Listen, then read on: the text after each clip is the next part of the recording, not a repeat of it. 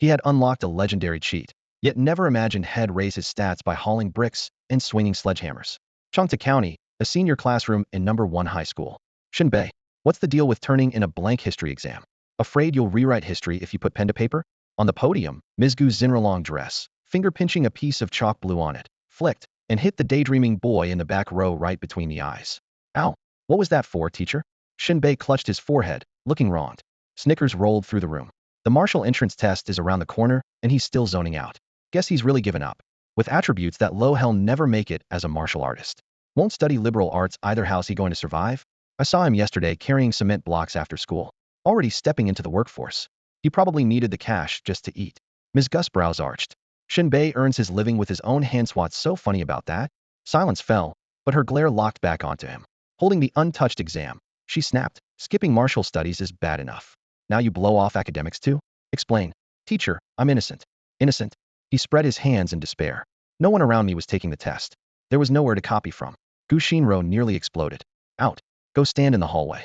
Shen Bei shrugged, left under a swarm of teasing gazes, but instead of standing punishment, he popped open a first-floor window, slipped out, and ditched class. Through the woods behind campus, he vaulted the wall and found a quiet corner.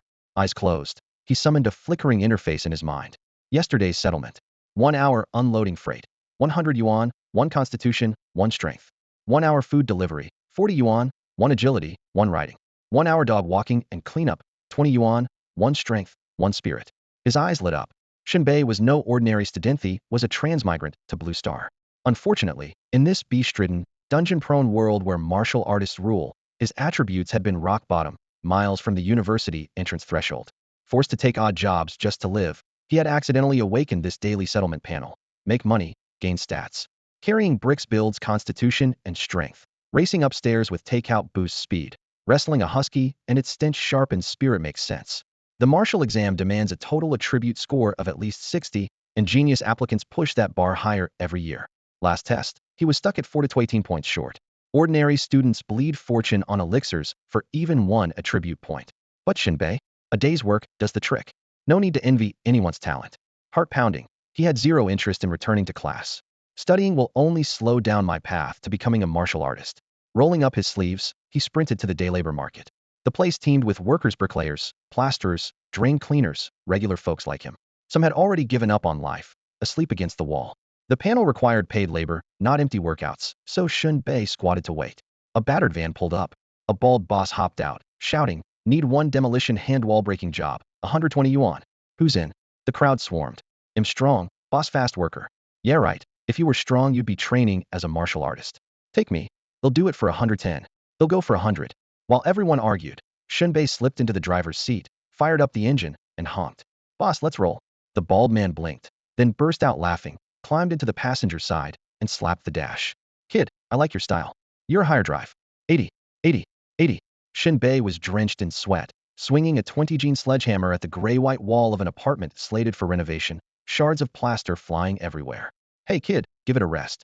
The bald contractor flinched and hurried over to block him. "We agreed on 120 for the whole wall. Every time you shout 80 my heart nearly stops."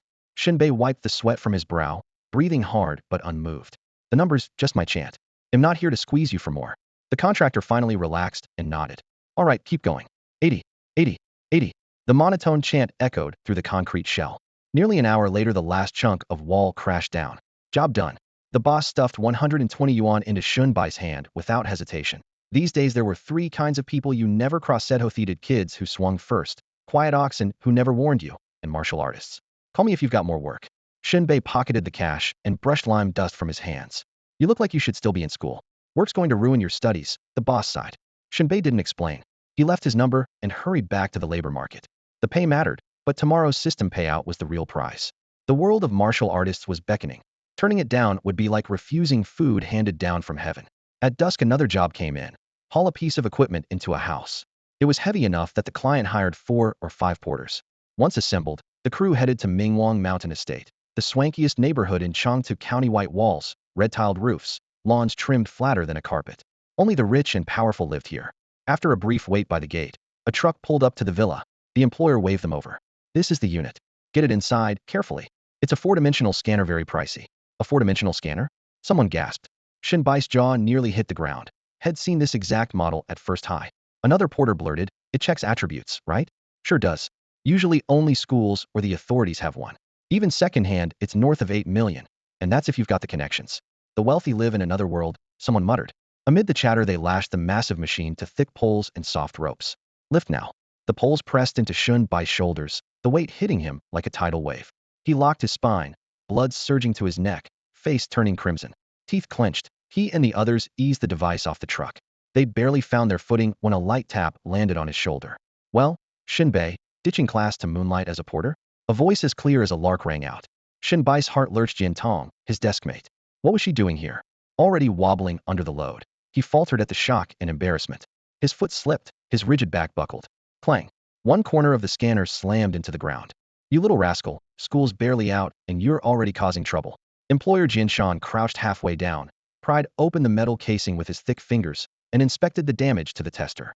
Behind him, Jin Tong stuck out her tongue, knowing she was at fault, and kept quiet. Today, Jin Tong wore a sky blue dress. Her sleek hair was clipped back with a crystal barrette, cascading like a waterfall. A couple of loose strands slipped over her scented shoulders, lending her an extra touch of grace. Rubbing the shoulder she had slammed into, Shen Bei muttered, "You he." Jin Tong arched an eyebrow. "My dad, Jin Shan. You live here? Is that a problem?" "No." Shen Bei had never known much about his deskmate.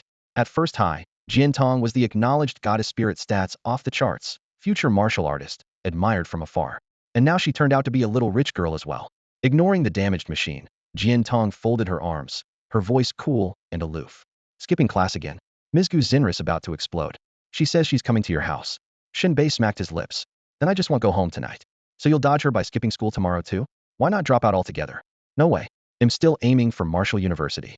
A flicker of surprise crossed Jin Tong's limpid eyes. "You? Marshall you? Why I can't." Shen Bei straightened his back in defiance. 30 years on the east bank of the river. "Stop." Jin Tong cut him off. "The west bank of Changta County is a graveyard." "Bad metaphor." Jin Shan closed the casing and brushed off the dust. "Only a cable's busted. Nothing major. Let's carry it inside." Shen Bei and a few laborers hoisted the heavy tester again and eased it into the villa. Jin Tong tried to help, but Jin Shan blocked her. "Girls don't need to haul heavy gear. Don't get in the way." Jin Tong stamped her foot. "Humph." Once the machine was in place, Jin Shan settled up on the spot. Shen Bei pocketed 200 yuan, a decent haul. The other workers left, but he stayed, eyes glued to the shiny new equipment. At school, the tester was rarely on. The line was endless, and readings could be skewed by a bad mood or a cold. Only repeated scans nailed down your final stats so you'd know whether it was time to pop supplements. With her own unit, Jin Tong could monitor her numbers anytime, an advantage that made Shen Bei swallow hard with envy. Jin Tong stood nearby, smiling faintly. Stretching, she showed off a graceful silhouette. "I'm grabbing dinner. In a bit you can test yourself and see if your 30 years on the East Bank boosted your stats." "Forget it. I still have deliveries to run." Shen Bei waved her off. Her eyes flew wide. "Trying to earn every cent in Changta County? You're a student, your main job is studying." "Studying only gets in the way of becoming a martial artist," Shen Bei quoted smugly. Jin Tong puffed out her cheeks. "If Ms. Gu heard that, she'd rip your mouth apart." Shen Bei chuckled. "Woman, you just don't understand. I'm off." As he passed the dining room, Jin Shan called out warmly, "Shen Bei, you're my daughter's classmate and deskmate. Sit down and eat." "ID like a word." Shen Bei could guess. Talk of matching families, a pig rooting around in cabbage. He snatched a drumstick from the table and bolted. "Thanks for the meal, future father-in-law. We'll chat next time." Jin Shan spluttered in disbelief. Ring, ring.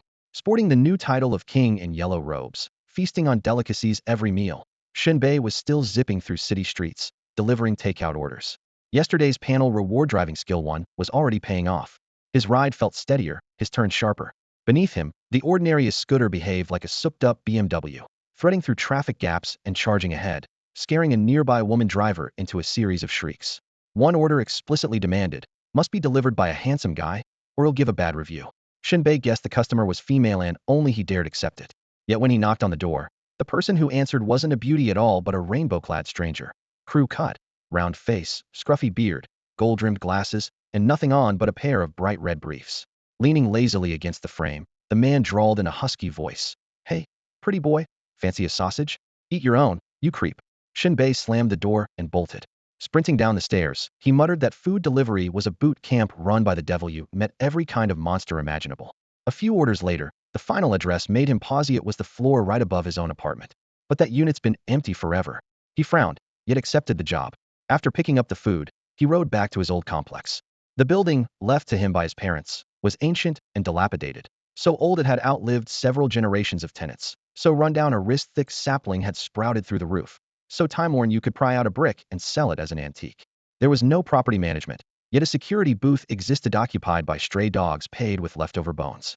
For all its decay, the residence brimmed with hope. A fresh, bright red character demolition was painted across the exterior wall. People said demolition was the quickest way to riches. Relocate the house, drive a Lamborghini, tear it down, get a Panamera, shift it an inch, ride off in a Range Rover Sport. Spray the word demolish, and you'll roll out in a Benz. Blue Star was like that, and so was this high martial world. But Shen Bai's complex felt stale. The character had been there for over a decade, and still no developer in sight. Whenever the paint began to fade, someone always came by to repaint it. He sighed. Counting on demolition for sudden wealth was less reliable than becoming a certified warrior. Carrying the food, he trudged upstairs, past his own door on the 3rd floor, and stopped at the 4th. He knocked. The door creaked open. A vicious-looking man with a shadowy aura stood there. Your food, Shen Bei said, handing over the bag. The man answered with a grunt. Curiosity got the better of him. Did you buy this place? Or are you renting? The man's eyes flicked upward, a cold light flashing. What's it to you? I live right below you. Shen Bei kept his tone friendly. The waterproofing in this building is pretty bad, so could you use a bucket when you shower? Otherwise the water seeps straight into my place. The corridor on the 4th floor was narrow and bathed in a dim yellow glow, its peeling walls puckered with age. The young man at the door glanced up, a lazy smile tugging at his lips.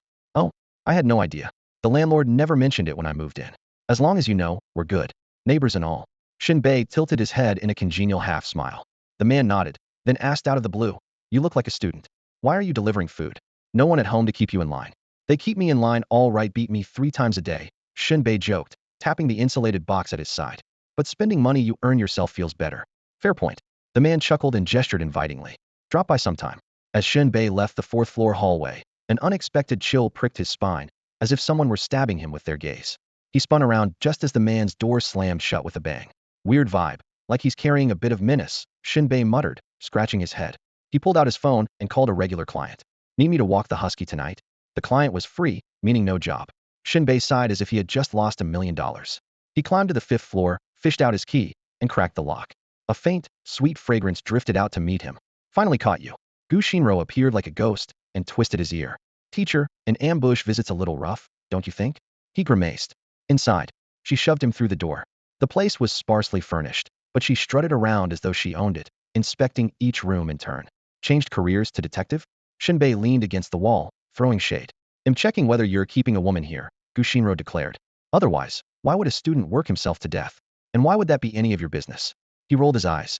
Her gaze landed on the wastebasket stuffed with crumpled tissues, and her brows shot up. Did you misunderstand something in health class?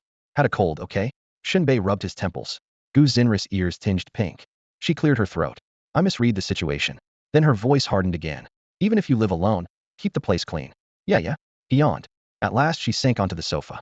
The hem of her dress traced the long lines of her legs, and the curve of her hips pushed the fabric into a tempting arc. Shen Bai's eyes slid over before he could stop them. Talk.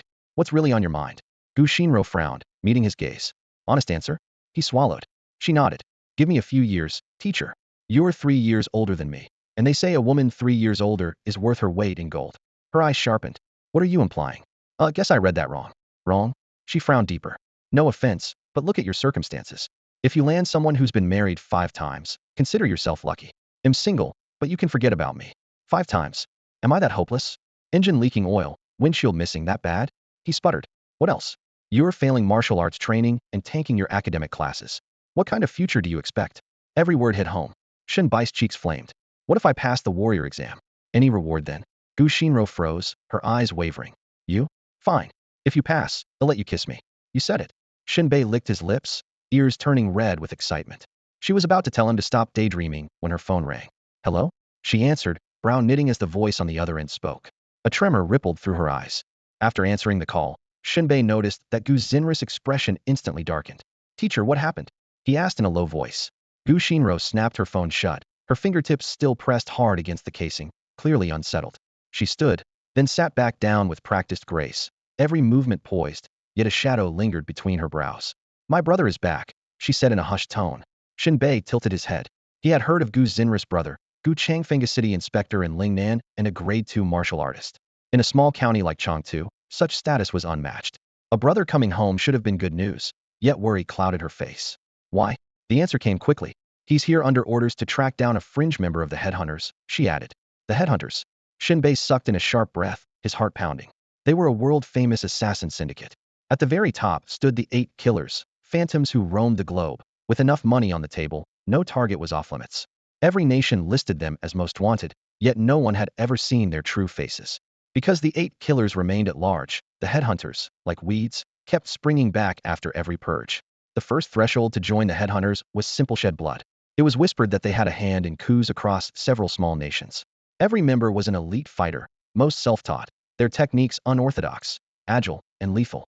Rumor also spoke of a monster among the 8 called 9 Lives Hanging Crow, who supposedly flayed handsome young men and displayed their faces as specimens in a hidden chamber. Whenever classmates mentioned the name, everyone shivered, and Shen Bei had even toyed with the absurd idea of disfiguring himself. Swallowing his shock, he ventured, "Don't tell me that fringe member has slipped into Changta County?" Gu Xinro nodded. "For once your brain is working," she replied coolly. "Now that's just insulting in the classic kid the neighbors call smart, but doesn't apply himself. You know," Shen Bei muttered. He knew better than to spar verbally with her. He switched back to the point. "Even if the criminal is hiding here, do you need to be this anxious? It's not that simple." Gu Xinro pressed her rosy lips together, her gaze grave. "My brother says the man has a taste for 18-year-old boys and girls. He cuts out their hearts to brew medicine that supposedly replenishes vitality and prolongs life." The air turned icy. Goosebumps prickled along Shen Bai's spine, and he finally understood her alarm. The martial exams at High were approaching, and every student was 18. Over half the grade, himself included, fit the killer's preferred profile. Until the man was caught, nowhere in Changtu would be safe, and the students would be in constant danger. As for whether a heart from an 18-year-old could really grant longevity, opinions varied wildly. It's like geoduck, people say it's a miracle tonic for a man's little brother, but who really knows if it works? Gu Xinro wrapped up the home visit in haste and rushed back to campus to ask the principal whether they should cancel classes. She didn't want any student getting hurt on the way home. Before leaving, she threw Shen Bei a parting warning. "Keep your mouth shut, or you'll pay for it." Shen Bei clicked his tongue with a low laugh. "Come on, this thing is scary. Even in my dreams I'd be dumb enough to blab about it." After watching her leave, he washed up, slipped under his quilt, and lazily scrolled through videos on his phone. The account was old, and the algorithm knew him inside out. On screen, a gorgeous influencer twisted her waist and shook her hips, flirting with the line of decency like a pro. Shen Bei sighed. That waist could kill a man.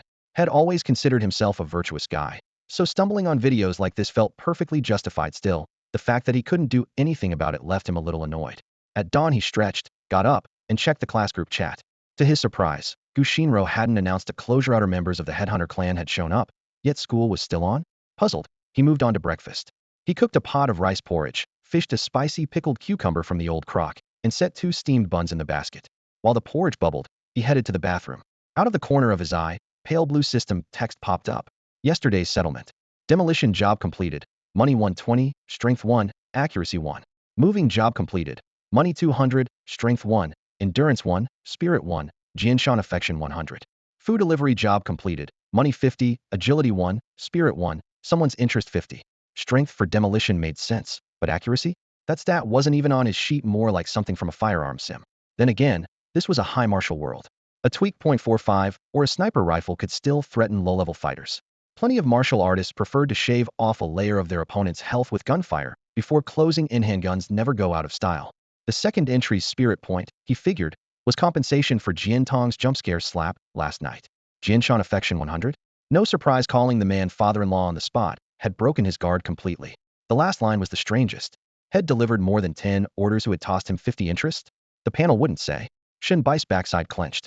Could it be that rainbow flag guy? He sighed. Being too handsome is such a pain. Flashing a bright grin at the mirror, he decided. If that rainbow guy orders again, the food goes straight to the dog. Breakfast finished, he sauntered off to check in at school. The martial arts exam mattered, but so did campus attendance. He had to prove he was a bona fide student, not some street punk. Anyone who wanted an official fighter's license needed a clean record. He arrived at number 1 high, just in time to spot Gu Xinro. Jogging over, he slipped, couldn't stop. Rear-end Haran went headfirst beneath her skirt. Today, Gu Xinro wore a simple, elegant white dress. With her glossy black hair and fair skin, she looked like a delicate white blossom. People often say the view of a skirt from above is very different from the view from below, and Shen Bei couldn't agree. Murray even gave the saying a thumbs up. Gu Xinris had nearly exploded with embarrassment. She had been walking peacefully across campus when Shen Bei slid in out of nowhere, and actually dove under her skirt. Her flawless face flushed crimson, bright as the sun set. Get out of there, she hissed. Teacher, just move a little, Shen Bei muttered. Move a little. The words dragged her thoughts somewhere she didn't want them to go. Heat rushed to her cheeks as a mix of shame and dark desire twisted in her chest. She bit her lip, stepped aside, and finally exposed him. Shen Bei tried to spring to his feet with a flourish, but after several awkward flops he had to give up. No need to show off, he sighed, brushing dust from his clothes. Then he grinned. Good morning, teacher. Good morning? Seriously? Gu Xinro glared up at him, eyes fierce, brows pinched. You call that a pleasant surprise? He nodded proudly. Yep, I'm back at school. That's not what I meant. She snapped. Let's just drop the misunderstanding, Shen Bei said. It doesn't help either of us. Gu Xinro knew he had a point. She closed her eyes, took a slow breath, and nodded. Still, her lips tightened. Do that again and see what happens. Let's not, Shen Bei answered, uneasily. He had every reason to be nervous. Gu Xinri's older brother, Gu Changfeng, was a second-rank martial artist, and she herself was first-rank. With one hand, she could leave Shen Bei begging for mercy. The thought made him shiver. They headed toward the classroom on foot. Shen Bei asked, with a serial killer on the loose in Changde County, why isn't the school protecting its students? Gu Xinro stopped and looked him over. You think you're one of the country's delicate flowers? You're more like a cactus. I'm hurt. You have feelings? Shen Bai's mouth twitched. This woman is a devil, he thought. Gu Xinro sighed. Ever hear you can't catch a wolf without sacrificing a sheep? Shen Bai's eyes widened. He understood perfectly. The killer targeted 18-year-old boys. By all logic, the school should cancel classes and keep students at home until Gu Changfeng caught the murderer. Instead, the administration was doing the opposite, using the students as bait. Playing games with their lives, he thought grimly. However, Shen Bei could understand. In this world, anyone who failed to become a martial artist was destined to stay in the background. The famous trolley problem hardly qualified as a dilemma. Here one track held a bound warrior, the other a creature that looked human but wasn't. Almost no one hesitated over which lever to pull. I don't think it should be that way. At the very least, it shouldn't. The boy sat tall and straight, his voice unusually grave. Gu Xinro turned her elegant, striking face slightly, red lips parting. Your vision is too small. Shen Bei raised a brow. Not every student is bait. What do you mean? She sighed softly. I only hope you're not. With that, she walked away. Hey, stop speaking in riddles. Shen Bei scratched his head and watched her slender figure fade into the distance. When he reached the classroom, he checked in on the facial recognition screen at the door. He had barely warmed his seat before his deskmate, Jin Tong, charged in like a whirlwind. Today she wore a light yellow turtleneck sweater and dark skinny jeans that hugged her long, straight legs. Her waterfall of hair was gathered into a princess halfupto with wispy bangs and crystal clips. The curve of her hips strained against the denim, and the meeting of her waist and the sweater's hemline formed a textbook golden ratio, cute and lethal at once. Shen Bai's eyes nearly popped out. What are you staring at? He'll gouge your eyeballs. Her fair hands clawed the air in front of him as she shot him a fierce glare. What do you eat for breakfast? Gunpowder and bullets. Shen Bei muttered. You really don't know what you did? Her voice jumped several decibels. What did I do? When I kindly invited you to dinner last night, what did you call my dad? Shen Bei remembered settling last night's rewards. The words future father-in-law made him cringe. Sorry, my bad. I spoke out of turn. He forced a smile. You bet you did. Wait. Jin Tong's round eyes widened, anger twisting her pretty face. Spoke out of turn? Are you crazy? Shen Bei spread his hands. So you're unwilling? Unwilling, my foot. She rattled off accusations like a machine gun burst. Besides your looks, what do you have? My dream guy has to be a martial artist. Second tier isn't enough, at least fifth tier. He doesn't need your face. A little less handsome is fine. But he has to cook, make all kinds of tasty food, never complain if I get fat, and most important, can't be a player. He must come home on time. Shen Bei folded onto the desk, laughing. If I could dream like that, I'd have stopped wasting time on you long ago. What's that supposed to mean? I don't deserve a fifth-tier martial artist? Jin Tong pounded his back. You deserve one, sure. But think about how old fifth-tier martial artists are. Minimum 50. He could swap stories with your dad. If you really married a 50-year-old, your dad would faint on the spot. Compared with that, I'd be thrilled if I called him dad. Jin Tong hesitated, then planted her hands on her hips and tossed her chin. He still has to be a martial artist. Deal. Shen Bei slapped the desk. Just watch me. What's it got to do with you? What did I say yesterday? You called my dad future father-in-law. Shen Bai's face darkened. Can you focus on the real issue? Before they could start another round, footsteps sounded at the door. Gu Xinro entered, followed by the principal and several unfamiliar faces. She clapped her hands, her voice cool. Class, quiet. The room fell silent. This, she gestured to the sharpied man at the front, is Gu Changfeng from the Lingnan City Patrol. With him are seniors from Lingnan Martial University. Everyone knows Principal Zhang, so no introduction needed. Her gaze swept the room. We're here to select a few students for an off-campus assignment within the county. Shen Bei froze. That must be the bigger picture she hinted at. At first, Shen Bei had no idea what Gushinro meant by looking at the big picture. The moment she announced from the lectern, "Our class will select a few students to go into the county for an off-campus activity," it all made sense. She wasn't planning to use the whole class as bait. She only needed a handful of unlucky kids to wander around the county seat and draw out the murderer hiding on the outskirts of the headhunter tribe. Shen Bei didn't have to think twice. The chosen ones would definitely be the hopeless in martial arts crowd, the students who'd failed the last four-dimensional assessment. The idea made him smack his lips, unease creeping over him. Great. Why was he starting to feel nervous? Just as he expected, Principal Zhang, his shiny bald head glistening, rubbed his scalp and let out a strained grunt. He clearly hated turning students into decoys, yet had no choice. Clearing his throat, he adopted an overly heartfelt tone and announced, "Classmates, today's off-campus activity will be carried out under the constant supervision of teacher Gu Changfeng and several cadets from Wu University. Those selected must follow every order. Once the task is complete, extra credit in the humanities." Humanities? The classroom erupted. You've got to be kidding. Shouldn't it be martial arts points? What good are humanities credits? Count me out.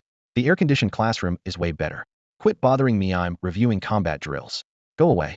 Amid the racket, Jin Tong blinked and nudged Shen Bei with her elbow. What's teacher Gu up to? She whispered. Nothing to do with you. That pampered body of yours is safe. Shen Bei drawled, slouching over his desk. Jin Tong rolled her eyes and scoffed. Sounds like sour grapes. I must have done some serious good deeds in my past life to earn this reincarnation perk, that's all. You really? She glared at him, pouting. You're no fun.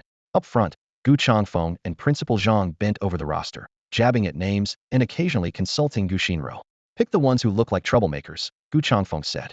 If they skip class, it'll seem natural. Right, but there's a bottom line.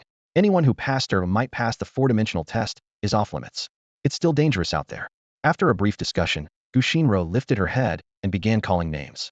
Wang Ming, Yu Gang. One by one, 5 students stood up. Every single one a martial arts washout. The boys even grinned, thinking humanities points were a sweet deal. When the 5th name was read, Gu Shinro suddenly stalled. Principal Zhang urged, we need one more. Pick quickly. Gu Shinro stole a glance at Shen Bei, cleared her throat, and said, that's all. Gu Changfeng's narrow eyes narrowed even further. How can that be all? The report clearly lists Shen Bei dead last and remarkably consistent. Isn't he perfect? Gu Xinris' delicate face tightened, a dangerous glint flashing in her eyes. I said that's all.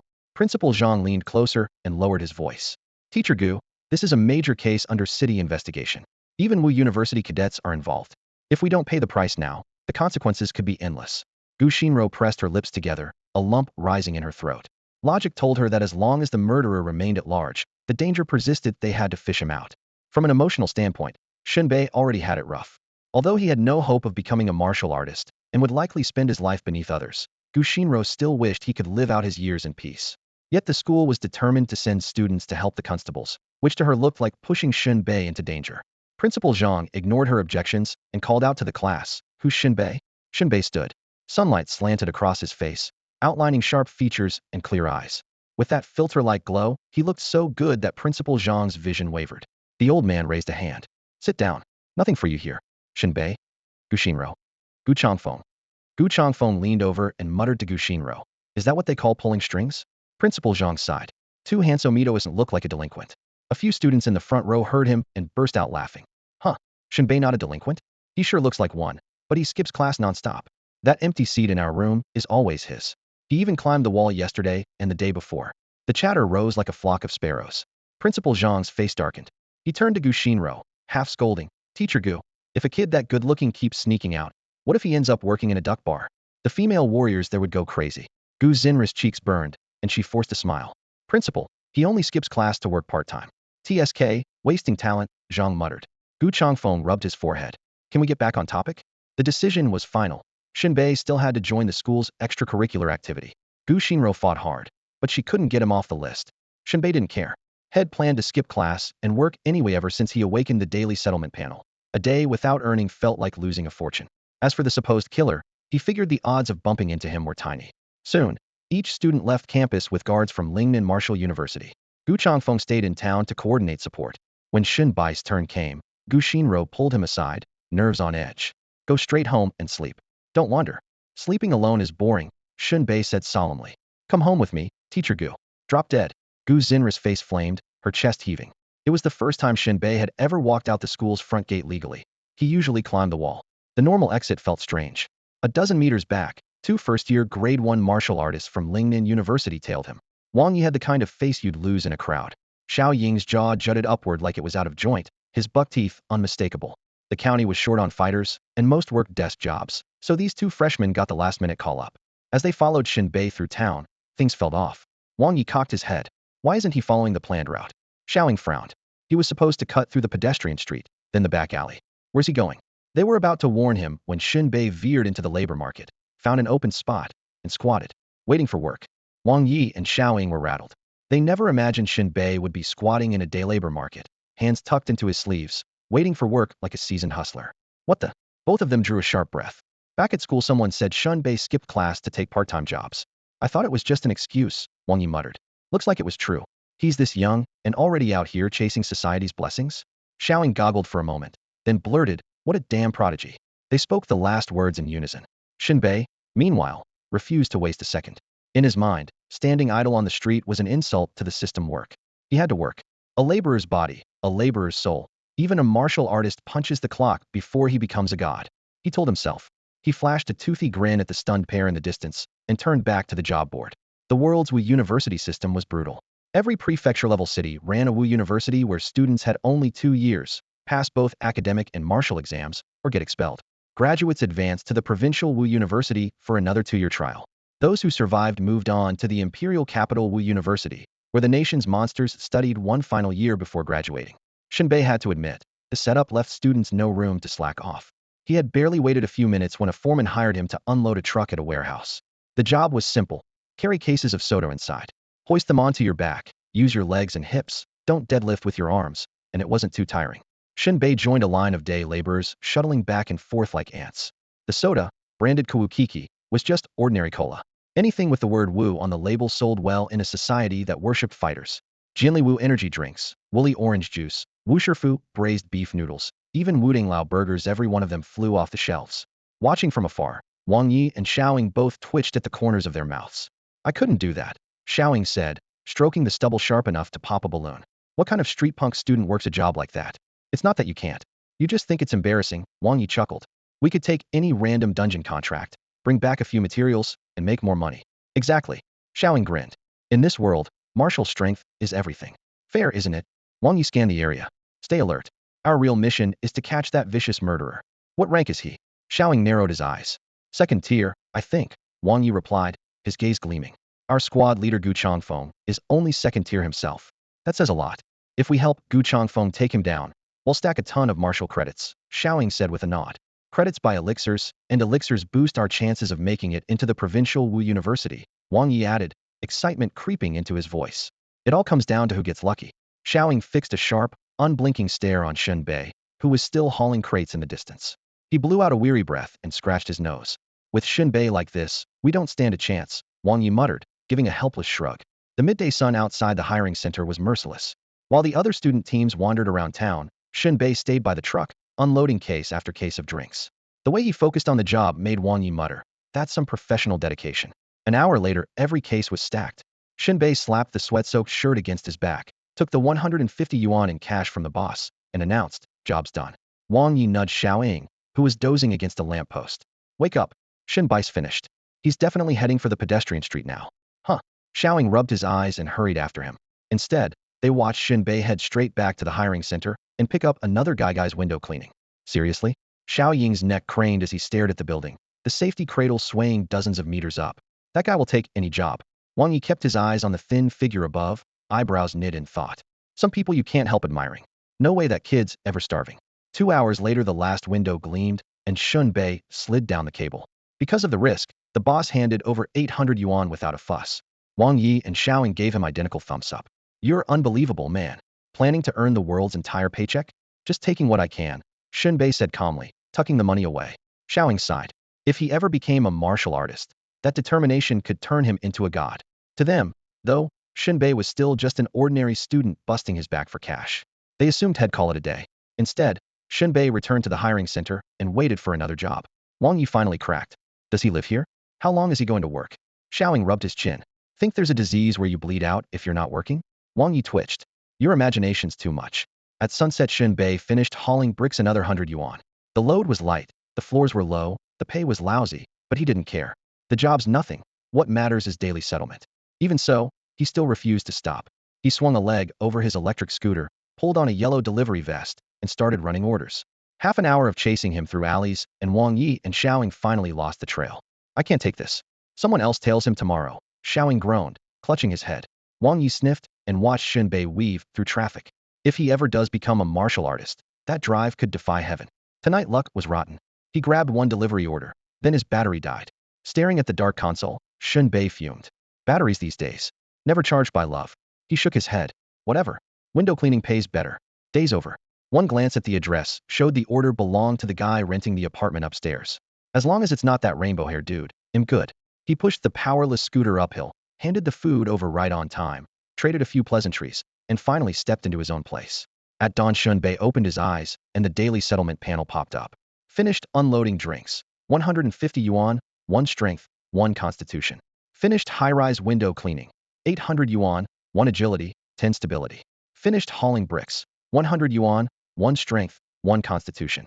Finished food delivery. 4 yuan, 1 riding skill, 50. Someone's attention maxed out. Scanning the list, he suddenly froze. Hold, only delivered 1 order. Why's the guy upstairs so interested in me? His pupils widened as a ridiculous thought surfaced. Could it be because I'm 18? At that moment, Shen Bei was starting to panic.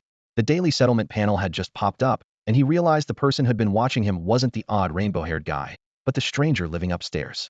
News about a murderer hiding in Confronting County suddenly overlapped with this man's appearance, and a chill shot from his feet to the back of his skull. If that guy really was the killer, there was only a thin wall between them. For a martial artist, that wall might as well have been paper. If he wanted to strike, it wouldn't stop him. Shen Bei shivered, cursing under his breath. Is he coming after me? 18 is such a dangerous age. Ever cautious, he prepared for the worst. Report him. If the upstairs tenant was the fugitive Gu Changfeng was pursuing, Shen Bei had to alert the police before the man acted. He shoved a few things into his backpack, gulped down a quick breakfast, and headed for the door. The moment it closed behind him, footsteps echoed in the stairwell. The man from upstairs was descending, a garbage bag in hand. What a coincidence, kid. Off to school, or to work. The man's lips curved in a strange smile, and under the hallway's dim light, his dark eyes looked a bit steep. Shen Bai's stomach dropped, yet he forced a grin. Worse, the trash bag had torn. Soup dripped steadily onto the floor. The puddle forming at his feet meant had been waiting there for a while. Hard to say. If I've got time, I skip class and pick up shifts. If not, I just sleep, Shen Bei managed. The man nodded, giving the bag a casual shake. Tell you what, there's a nice gig perfect for kids your age to make some spending money. Come to my room tonight. They'll show you the ropes for free. Sure, Shen Bei said with a thin laugh, then bolted down the stairs. Behind him, the man known as Xiaoying leaned against the wall, watching the boy's back disappear. In the shadows, his face looked blurred and cold. He licked his lips and murmured, 18, such a delicious age. Huff. Shen Bei burst into the classroom, wiping sweat off his forehead, chest heaving. From the apartment to school, Head felt someone right at his back, as if at any moment a hammer would crash into his skull. One horrifying vision even flashed through his mind. Head wake in an ice-filled bathtub, the upstairs man leaning over to ask if his kidneys hurt. It scared him half to death. What are you doing? A sudden slap landed on his shoulder. Lost in paranoid thoughts, Shen Bei screamed, leaped from his seat, and crashed to the floor. Are you insane? He cried, almost in tears. Don't sneak up like that. Behind him, Jin Tong stared at her own fair palm in disbelief. Last time I tapped you, you just wobbled, she muttered. This time you flew. Is my spirit stat fake? Is my strength off the charts? Shen Bai's mouth twitched at her words. Jin Tong was clearly headed down the wrong track. During the last fitness test, her mental stats were off the charts, already brushing the threshold of a martial artist. Sooner or later, she was supposed to train in psychic techniques. Yet here she was, doubting everything. Shen Bei leapt from his seat and raised a hand. All right, stop overthinking. Even a tiger would jump if you slapped its backside. Jin Tong lifted her pale, slender hand. Really? Shen Bei nodded and swallowed. Inwardly he thought, those hands what a waste if she never flies a plane. They sat back down. Jin Tong blinked at him. So what exactly happened yesterday? Don't ask. You'll be up all night. Shen Bei waved it off. TSK. Jin Tong rolled her eyes. The bell rang, but teacher Gu Xinro never appeared. Students traded looks. Then the room erupted. Where's the teacher? Ask your dad. Watch your mouth, brat. In seconds the classroom became a marketplace. With no one in charge they wrestled, swapped notes, munched snacks, and jumped into King of Glory matches. Jin Tong nudged Shen Bei with her elbow, soft voice sweet as syrup. Go find the teacher. Shen Bei lounged against the desk, palm propping his cheek. Why? Look how happy everyone is. Teachers are the biggest blight on childhood human steamrollers. Jin Tong raised her textbook, mock fierce. Nonsense. Are you going or not? Fine, fine. Shen Bei stretched. I'm only doing it for my future father-in-law, not for you. Jin Tong's jaw dropped, eyes round. Are you flirting with me? Shen Bei spread his hands. We're buddies. Feel free to flirt back. Flustered, Jin Tong grabbed her book and hurled it. Shen Bei dodged and slipped out the back door. He raced up several flights and reached Gu Xinris' office. Before pushing the door fully open, he heard voices. Yesterday's Tandhook plan was a total failure. Shen Bei ignored the route and spent the day doing odd jobs. Do we drop bait again today? Time's running out. The killer has been hiding in Confronting County for days. If we don't act, something's going to happen. On the surface it's calm, but pressure is building. If a student gets hurt, the constabulary will blame us. What if we issue a wanted notice? At least scare him out of Confronting County so it's not our problem. Principal Jean classic buck passing. I agree, Gu Xinro said crisply. If a wanted notice drives the scum away and keeps my students safe, I'm all in. Then post the bounty, 1 million. Mobilize the public. Leave him nowhere to hide. Outside the door, Shen Bai's heart leapt. A bounty? That's an employer. The system should match it 1 million in total. Thinking fast, he burst into the office. Gu Xinris' brows knitted, rosered lips pressed tight. Why aren't you in class? What are you doing here? I came to invite the teacher to Baidu. Mid-sentence, Shen Bei caught himself. Gu Changfeng's face darkened. What did you say? Say it again. Shen Bei backpedaled. To invite the teacher back to the classroom. The bell rang already. Gu Xinro gave a blando. Tell the students to keep waiting. Shen Bei snapped to attention, eyes shining. Then I'll take that bounty. Xiaoying had just printed the bounty notice and was staring at it in disbelief. What? Shen Bei wants in on this job? Man, you really will do anything. He shouted, the paper still curled in his hand. Next to him, Wang Yi shook his head, his simple face full of confusion. Did I imagine that? Same hallucination, Xiaoying snorted. In the cramped office, everyone paused and looked toward the doorway. Gu Changfeng's sword-shaped brows lifted as he said bluntly, Shen Bei, your performance yesterday was disappointing. The client seemed perfectly happy, Shen Bei replied with a grin. Gu Changfeng choked as if he had swallowed a mouthful of cold air. He coughed once. I'm telling you, you can't take this bounty. Shen Bei plucked the notice from Xiao Ying's hand and scanned it, still smiling. Whether I take it or not depends on whether it satisfies me. Gu Xinris' elegant brows knitted together. You're just looking for an excuse to skip class. I've never needed an excuse to ditch, Shen Bei said shamelessly, palms up. Gu Xinro nearly spat blood. Shen Bei lowered his head and read. The numbers made his scalp tingle. 1,000 for a tip, 50,000 for assistance. A full million to bring him in solo. That's insane. A cold glint flashed in Gu Changfeng's eyes. Passing information and risking your life aren't worth the same price. To Shen Bei, that million looked more like a death benefit. He had hoped a simple tip might net him 6 figures, but 50,000 felt underwhelming. Still, the lure of that 7-figure payout kept tugging at him. Maybe he should go for it himself. Gu Xinro saw the calculation on his face and cut in coldly. Enough. Back to class. Stop stirring up trouble. To her, the idea of Shen Bei capturing the target personally was pure nonsense. A few firm shoves sent him out of the office. Out in the hallway, Shen Bei pressed his lips together, mind racing. How does an ordinary guy take down a martial artist? He turned the idea over and over until only one answer remained: drugs. Sleeping powder, anesthetic, whatever worked once it was in the bloodstream. Martial artists had higher resistance. Top-tier ones could shrug it off entirely. But the stranger upstairs clearly wasn't top-tier, and Gu Changfeng himself was only second-grade. If the target were truly elite, the headhunters would have snatched him already. Better yet, the stranger had invited Shen Bei to his place that very night. Shen Bei narrowed his eyes. The man definitely had an agenda. Why not turn it around? With that thought, he skipped class altogether, vaulted the campus wall, and headed straight for the black market. The so-called black market resembled an old-world street fair. On predetermined days, traders spread their goods on the ground. The official name was Street for Free Enterprise and Stall Economy, but everyone knew the truth. Most items were of dubious origin, plundered by martial artists overseas, or stained with blood. Buyers and sellers spoke little, haggled with quick gestures, paid in a flash, and shared one unspoken rule: no questions, no witnesses. The authorities usually turned a blind eye, and sometimes even followed leads from the market to reel in a gang. Soon, Shen Bei slipped into a dimly lit alley. The entire bazaar stretched barely 200 meters. Vendors lined both sides, while shoppers drifted down the middle, speaking in hushed tones. The place was a grab bag. Drop your guard for a second, and you'd walk away with a fake. He took a leisurely lap and then crouched beside one of the stalls. The owner, a portly middle-aged man, sized him up with a grin. Kid, my stuff isn't for you. Shen Bei glanced at the rows of jars and vials. Why not? The man lifted a glass bottle. Pale blue liquid rippled under the lights. Knockout serum. One whiff and they'll black out and forget everything. After that, it's your call. Shen Bei thought, if that really worked, anesthesiologists would be out of a job. Still, he knew the black market sold extra-strength sedatives that left people nauseous and dizzy for days. As for why you don't need it, the vendor leered. Your pretty face is already the best potion. Shen Bei gave a thumbs up, then added coolly, my target is a man. The vendor's grin froze. He coughed and nodded. Hey, I respect that. Letting the misunderstanding slide, Shen Bei asked, how potent is it, really? One swallow, and they're limp as noodles can't lift a finger. Can't speak, the man chuckled. Guaranteed. Will it work on a martial artist? The vendor gaped. You're going after a fighter? That's tough prey. He's only second tier at best. You won't even ask his exact level now. That's true love.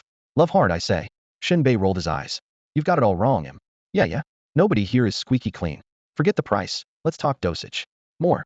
5 grand. How did you know I only brought 3? Quit fooling around. It's 5. 4? Fine, 4.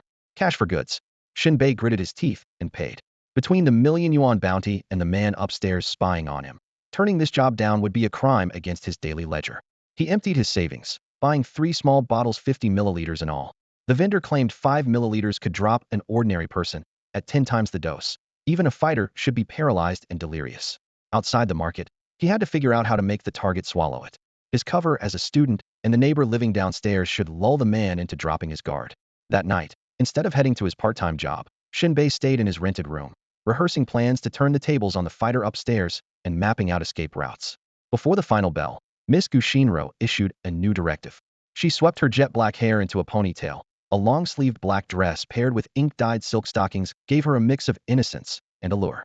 After school today, everyone must walk home with a partner. The students, clueless but thrilled, paired up and planned a detour to the arcade for a few rounds of King of Fighters 97. With a school order in hand, getting home late wouldn't earn them a scolding. You escort me home. Jin Tong puffed out her chest and pointed at Shen Bei. Shen Bei blinked.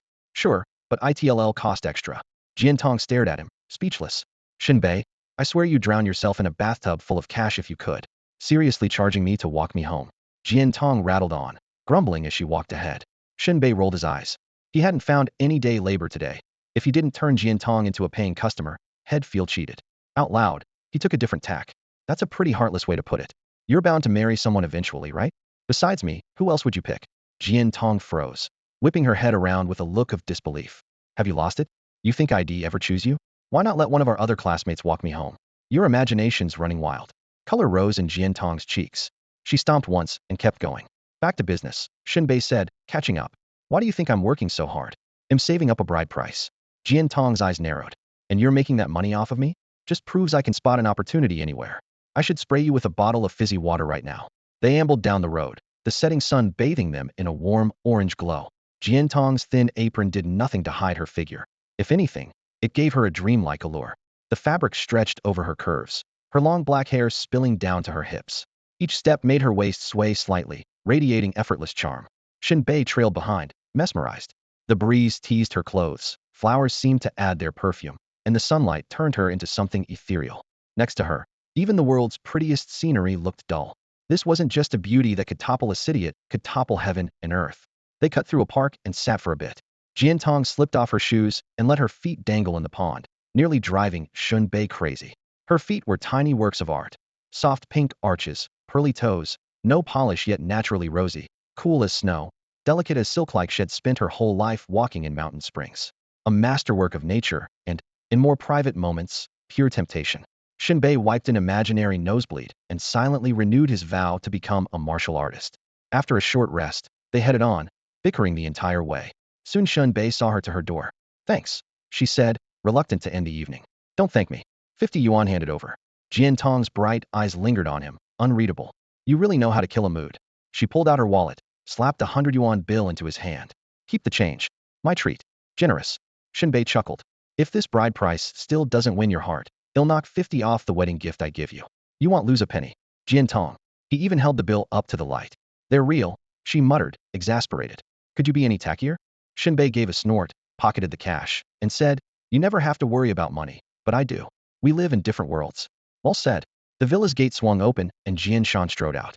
Half his face was grim, the other half alight with glee, grim because his daughter was once again hanging around Shen Bei, gleeful because the boy seemed to understand his own limits. Knowing yourself is the first step in life, Jian Shan remarked. Dad. Jin Tong's face darkened. How can you talk like that? Jian Shan shrugged. Am I wrong, Shen Bei? Shen Bei nodded reluctantly. There's an old saying, 30 years on the East Bank, 30 years on the... Oh, come on. Jin Tong clutched her forehead and cut him off. Jian Shan ignored her and switched topics. Martial arts won't wait 30 years. We've got testing gear inside. Want to try it? Let's see how many 30 years you'll need. Shen Bei forced a smile and waved him off. Ill-passive still got things to do at home. He thought to himself, I've got that million to earn. Jin Tong grabbed his arm. Come on, they'll buy you a sweet drink afterward. Shen Bei, curious about how much had improved lately, finally followed her inside. The equipment was already set up. Jian Shan hoped the numbers would put the boy in his place and keep him away from his daughter. Jin Tong, meanwhile, was assessing Shen Bai's boyfriend potential. Her standard was strict. No martial power, no chance. Strength test. Just punch the pad and the number appears. Shen Bei inhaled, drew back his fist, and shouted, Hiya? Bang. The digits flickered and froze 16. Jian Tong shrieked like a chestnut tossed in a hot ash. What are you shrieking for? Jian Shan frowned. That's average. Jian Tong's eyes were shining. Dad, last time he only scored 10. What? Jian Shan stiffened. From 10 to 16? A 6-point jump by training alone? Normally, gaining even a single point takes special pills or grueling work. He charges me for walking me home. How could he afford pills? Jian Tong added, leaving Jian Shan speechless. If the kid is broke, this is downright freakish. One phrase echoed in his mind. Power built up, now unleashed. Mental test. Electrodes on the temples, visor on, flashing images. Minutes later the number lit up 14. Up from 11 to 14. Jian Tong blurted. This time Jian Shan's voice held real shock. That went up too? Jian Tong nodded. Agility test. Targets flashed on screen and floor, hands tapped, feet dodged, full body coordination. Result 12. Not as dramatic. 10 to 12. Jian Tong kept a straight face, but inside she could hardly contain her excitement. The brat had been hiding a lot. Jian Shan's scalp tingled at the string of results. No pills, yet skyrocketing stats? The kid's a monster. Endurance test. This one hurt. Even Jian Tong usually skipped it until the big exam. Yet Shen Bei was already in position, ready to measure his endurance. At this very moment, Shen Bei had just completed the strength, agility, and mental tests. The holographic readout summed his scores 42 points. Jian Tong almost blurted out in surprise, so he really did have the confidence to flirt with her. In past years, a composite score of 60 was the minimum for admission to the Warrior Academy. Shen Bei was only 18 points short, and his constitution had yet to be measured. Even if that single category couldn't push him straight to 60, it would put him close enough that a few pills could cover the rest. Across the room, Jian Shan felt his scalp prickle. He had hoped the test would make Shen Bei recognize his own shortcomings, but reality had flipped the script. His opinion of the boy had been scraping bottom. Now it was shooting upward, his eyes alight. This kid just might make it as a warrior. Jian Tong watched Shen Bei head for the constitution pod, her tone suddenly gentle. Dad, what if he's still a few points short? He's not my son, Jian Shan replied stiffly. What? You want me to buy his pills? He's my classmate. Think of it as an investment. Jian Tong stuck out her tongue. Get out of here. Jian Shan snorted. They'll do him a favor with my endorsement, but money? No chance. He has to rely on himself. Besides, there are loans, aren't there? In this world, special loans existed for would-be warriors. No collateral was required. As long as your stats hovered near the threshold, you could borrow first, pop the pills, and repay principal plus interest after you advanced. The catch was the crushing interest rate. Most desperate candidates still signed the contract, because warriors and ordinary people lived in two completely different strata. It was like taking out a mortgage on Blue Star. Secure the hard asset first, then attract a partner. Jian Tong silently prayed that Shen Bai's constitution would break the 18-point barrier in one go. That would spare him the loan and keep him clear of those ruthless lenders. Right now, Shen Bei stood before the testing pod, drew a deep breath, and lay flat inside the metal chamber. The pain calibration phase of a constitution test was notorious. Several sterilized, hollow needles extended from the walls and slid into his skin. The first sting was no worse than a mosquito bite. The needles began to inject a hallucinogenic pain agent beneath the surface. As the dose increased, his body felt as if a swarm of ants were gnawing at him, still bearable. A heartbeat later, the agony surged, like ramming a toothpick under a toenail, and then kicking a wall with full force. Stop, stop. With that single cry, Shen Bei triggered the emergency cutoff, and the needles withdrew automatically. What a grind. Shen Bei let out a long breath. He looked up at the panel's constitution stat. 15. It had jumped from 11 to 15 in just one day. When Jian Tong saw the number, she practically leapt for joy. Shen Bei, all 4 of your stats went up. 3 more points, and you'll hit the passing mark for the martial exam. Under the light, Shen Bai's jade-smooth features looked even gentler. He straightened his back, eyes deep as a dark pool, and declared proudly, a mere 3 points is nothing to me. Jian Tong's almond eyes curved in a teasing grin. A few days ago you were moping, and now that you're on the rise you're already getting cocky? The word moping hit Shen Bai's sore spot, and he snapped. I told you. 30 years east of the river. Shut it. Jian Tong rolled her eyes. You're still 3 points short. Jian Shan had been listening from the side. He raised a hand and said, those 3 points only get you to the pass line. If a prodigy shows up this year, 60 points might not cut it. You'll need 70, maybe even 75 to be safe. Piece of cake. I've got plenty of room to spare. Shen Bei waved dismissively, full of confidence. Seeing his swagger, Jin Tong worried he'd lose points in front of her father and quickly said, "Come on, I'll take you out for some sweet soup." That bold. Shen Bai's face flushed and his heart raced. Sweet soup at her dad's place? That's pretty forward. But Jin Tong really did bring out a bowl of syrupy dessert. Only then did Shen Bei remember that puns didn't exist in this world. After sitting for a while, he remembered he had a mission that evening and stood to leave. As he headed out, Jian Shan warned him solemnly, "It's good your stats are rising, but beware of stalling out. If it comes to it, you'll have to take out a loan for boosters." He put extra weight on the word loan. Shen Bei understood how tough that was and nodded. Had seen plenty of students shoot up early only to plateau at the end, forced to buy enhancers with cash. He joked, "If it really comes to pills, father-in-law, you'll have to spot your son-in-law a little. Get out. Now." Jian Shan slammed the door, face thunderous. "Heartless in-laws are the worst," Shen Bei muttered. "Just wait till you're old, see if I keep your oxygen plugged in." The door cracked open again. Jin Tong stuck out her head, mouthed deserved, and closed it. Shen Bei clicked his tongue and headed home. On the way, he bought 2 bottles of mineral water and picked up a syringe at the pharmacy. Back home, he set the water, the mind-numbing drug, and the syringe on the table. The liquid was colorless and tasteless, but just to be safe, he mixed a drop with some water and tasted it. Nothing on his tongue, so he spat it out quickly and finally smiled with relief. Then he drew the drug and injected it, emptying the entire dose into the bottle cap without hesitation. He didn't care about the tiny puncture. He'd unscrew the cap as soon as he walked in and pocket it. The man would never notice. The key was to load the dose extra heavy. If he's not a killer, it's just a prank and I can apologize. If he is, then I've hit the jackpot. Taking a deep breath, he grabbed the 2 bottles and left. Upstairs, he knocked on the door. "Bro, you home? I'm here to learn your money-making tricks." The words had barely left his mouth when the door swung open. The man beamed and yanked him inside with such force that Shen Bei grimaced. "I've been waiting for you all day. Get in here." Shen Bei moved quickly. The moment he walked in, he shut the door behind him, strode to the coffee table, twisted open the cheapest bottle of spring water with a click, and offered it with both hands, smiling obediently. "Here, brother, have some water. Don't hold it against me. I'm just a student and money's tight. After you teach me how to earn, I'll definitely buy you Mao Dai." The man Yu Wuching let an unreadable smile play at the corner of his mouth. Taking the bottle, he praised casually, "Pretty worldly for someone your age. Not bad." Then, noticing Shen Bei slip the cap into his pocket, he added, "Just toss the cap in the trash. No need to keep it." Shen Bei had an answer ready. He shook his head and said earnestly, "Brother, you might not know this, but the cap is worth more than the bottle. And when you finish, they'll take the bottle too so I can sell it." Yu Wucheng blinked, the corner of his mouth twitching. This kid was knee-deep in the love of money. Acting like missing a single coin cost him a fortune. He waved a hand. "Sit down first." Shen Bei sat properly and cast a quick sidelong glance around the room. The coffee table was empty. A layer of dust coated the windowsill. A lone set of footprints led to the window. The curtains were half drawn, even though it was still bright, signs the owner never meant to stay long and liked to watch the street from behind the fabric. The killer Gu Changfeng had mentioned was very likely this man. Forcing his racing heartbeat back into his chest, Shen Bei asked casually, "Brother, what's your name?" "Just call me Brother Yu," Yu Wucheng said with a grin. Shen Bei put on a guileless expression. "I'm lucky to meet such a good person. Brother Yu is willing to help me make some pocket money. That's great. I love lending a hand." Yu Wucheng reclined on the sofa, spreading out comfortably. "Especially to kids your age."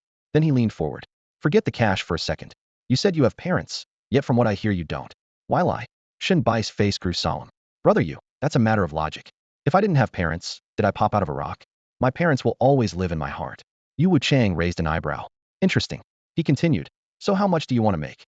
"As much as possible, of course. There's a limit to what anyone can earn," Yu Wucheng drawled, a flash of cruelty in his eyes. "Anything above that limit will cost you something else." Shen Bei feigned ignorance. "Brother Yu, that's too deep. Can you put it simply? Some money isn't meant for you. There's really money you're not supposed to take." "Yes, that's what we call ill-placed fortune." "Profound." Shen Bei gave a thumbs up. "Brother Yu, you've got serious life experience. I need to learn from you." "My brain's slow. Have a sip of water first, and we'll talk at ease." Inside, Yu Wucheng sneered. If the kid had any brains, he wouldn't barge into a stranger's place without a shred of caution. Greedy and fearless, that summed him up. He leaned forward and picked up the bottle of water in front of him. For one brief moment, Shen Bei felt his heart stop. In truth, he had been almost too careful. All of Yu Wucheng's wariness was aimed at the police, wandering fighters, and anyone who looked suspicious. It never crossed his mind to doubt a teenager. They had no deep-seated grudge, and the killing thought that had flickered in his head earlier had never been put into action.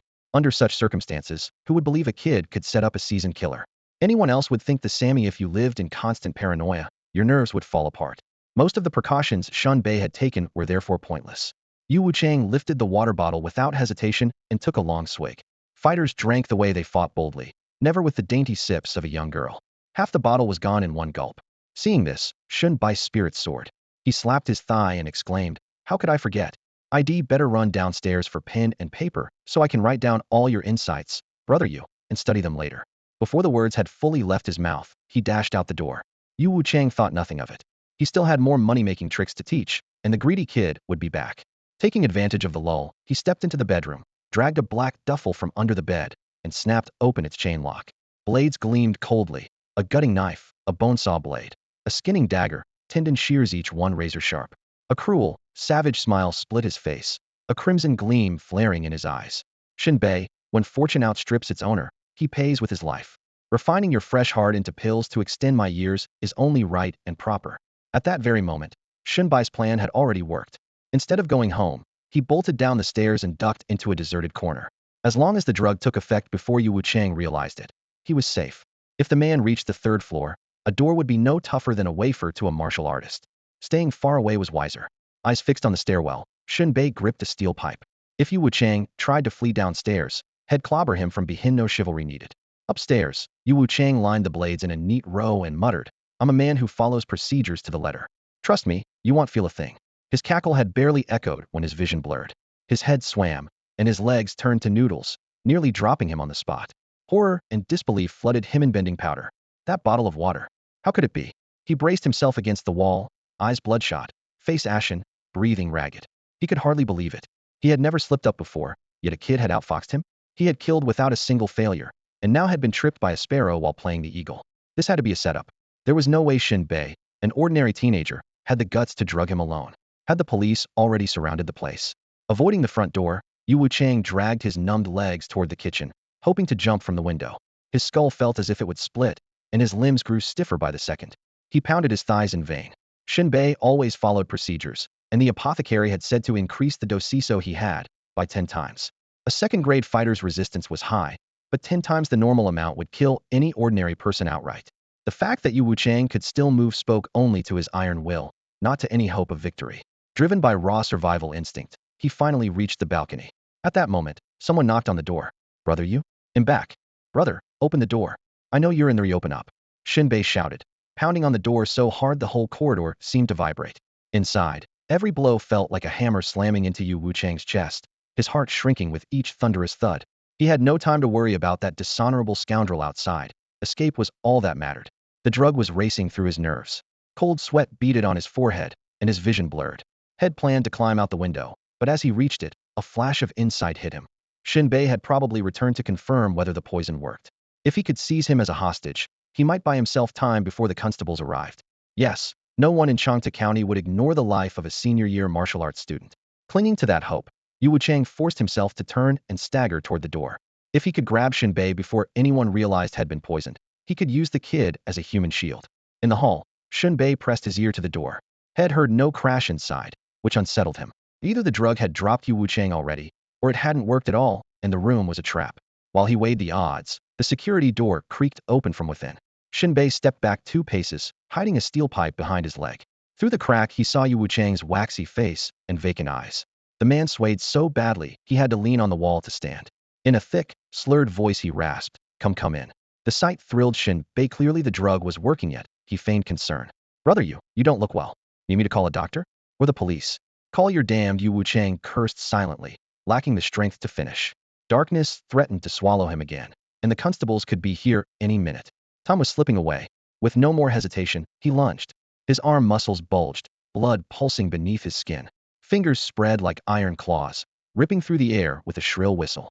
Even robbed of 90% of his strength, the strike was deadly. But Shen Bai's stats, boosted by the system's daily rewards, were close to those of a genuine martial artist. Had been primed the instant the door opened. As Yu Wuchang lashed out, Shen Bei pivoted on his toes, sliding half a step aside to evade the lethal swipe with ease. Thrown off balance and half numb, Yu Wuchang couldn't halt his momentum. He stumbled over the threshold, nearly crashing into the hallway. Shen Bei didn't hesitate any longer. No doubt about it. This guy just tried to grab me, definitely not a good person. Shen Bei stood in the corridor, mind racing through the standard good guy protocol. If you feel unwell, you ask someone to fetch a doctor. Yet all this man could say was grab you. If he was really a good guy, Shen Bei would gladly swallow the metal pipe in his hand like a noodle either end first. His suspicions solidified at once. The man was a murderer, a walking yuan cash dispenser. With that in mind, Shen Bei didn't hesitate. He whipped the pipe from behind his back and smashed it down on Yu Wuchang's skull. Bang! The blow echoed with a jolt that numbed Shen Bai's fingers, nearly knocking the pipe from his grasp. Yet the back of Yu Wuchang's head wasn't even scratched. Shen Bai's eyes almost popped. Was this the legendary martial artist? That skull was ridiculous. Yu Wuchang toppled to the floor, his face icy, as if the cold wind had frozen the air itself. You little punk.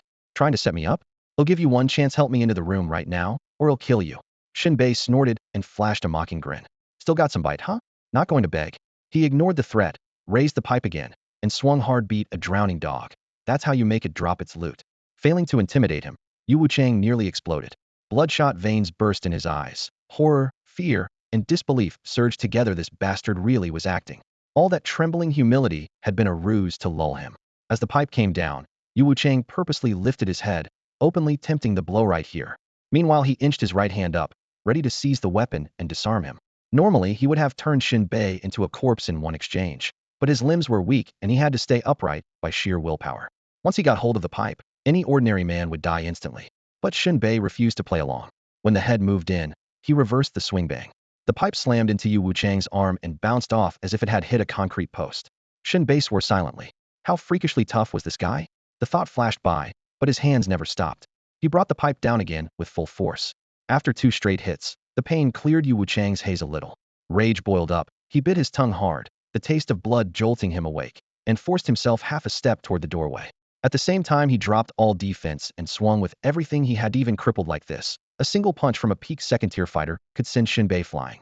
But to Shen Bei, those limp turtle punches were just fish flopping on the shore. No threat at all. He swung the pipe with even more abandon. Crack! Yu Wuchang's punch bent the pipe in two. The recoil jolted through Shen Bai's hand, sending a bolt of pain up his wrist and leaving his whole arm numb. Damn it! Shen Bei panicked. After all this, the damn martial artist still wouldn't drop. That street stall vendor is getting a bad review. Skimped on the additives. Without a second thought, he grabbed the broken half of the pipe, pounced like a wildcat, and clubbed down again. Several exchanges later, Yu Wuchang finally couldn't take it. He crashed face first to the floor, chest heaving, breath flickering like a candle in the wind. He rasped, "The Hunters Guild won't let you die easy." Before he could finish, his eyes rolled back, his tongue lolled out, and he collapsed like a dead dog. Shen Bei wiped the sweat from his forehead, a satisfied grin spreading across his face. He grabbed Yu Wuchang by the ankle and dragged him into the room. "You can stop worrying about how I'll die. First cough up those coins, damn it." Shen Bei hauled Yu Wuchang straight into the house and slammed the door behind them. Before the last ragged breaths had faded, he squatted down to study the body sprawled on the living room floor. The mind-numbing drug had seeped through every vein. Yu Wuchang's scalp looked as if it had been soaked in blood, bright red and gleaming, and his chest rose and fell in fitful spasms. Shen Bei wiped the sweat from his brow, once again marveling at a martial artist's tenacity. Any ordinary man would have died a dozen times from that beating. Yet this guy was still clinging to life. In the end, only a stronger fighter or this drug could bring a warrior down. He licked his dry, nervous lips and nudged Yu Wuchang's leg with his toe. When there was no response, a triumphant grin crept across his face. He rushed into the bedroom, planning to twist a bedsheet into a rope and tie the man up tight. No telling how long the drug would last. And if Yu Wuchang woke up early, the whole plan would fall apart, and 2 million yuan would vanish like a cooked duck taking flight. The moment the bedroom door swung open, a black duffel on the floor stopped Shen Bei in his tracks. The zipper was half open, exposing a row of surgical scalpels, blades gleaming coldly in every size. A chill ran through him. This guy had intended to carve him up on the spot. He drew a sharp breath, silently thankful he had struck first. Yanking the sheet off the bed, Shen Bei hurried back to the living room. His arms flew, and in seconds Yu Wuchang was trussed into a bundle. Halfway through, Shen Bei realized he had tied the man into a textbook shibari pattern and stared at his handiwork in surprised. Natural talent. Ugly to look at, but effective. Still uneasy, he darted to his own apartment, grabbed a coil of wire from the toolbox, and wrapped it around the sheet, twisting each knot tight with pliers. Only when Yu Wuchang was sealed inside a wire cocoon did Shen Bei relax. "If you can break out of that, he'll call you a legend," he muttered. "Time to collect." He turned the place upside down. Cabinets, drawers, mattress, seems nothing escaped him. At last, he pulled a backpack from under the bed. It was stuffed with cash, at least 200,000 yuan. Shen Bei nearly laughed aloud. Jackpot's all mine. He kept digging and uncovered 6 jars and vials. 3 carried proper pharmaceutical labels. 2 bottles of blood chi pills, and 1 of vitality elixir, complete with production dates and factory addresses. He unscrewed the caps 18 pills in all.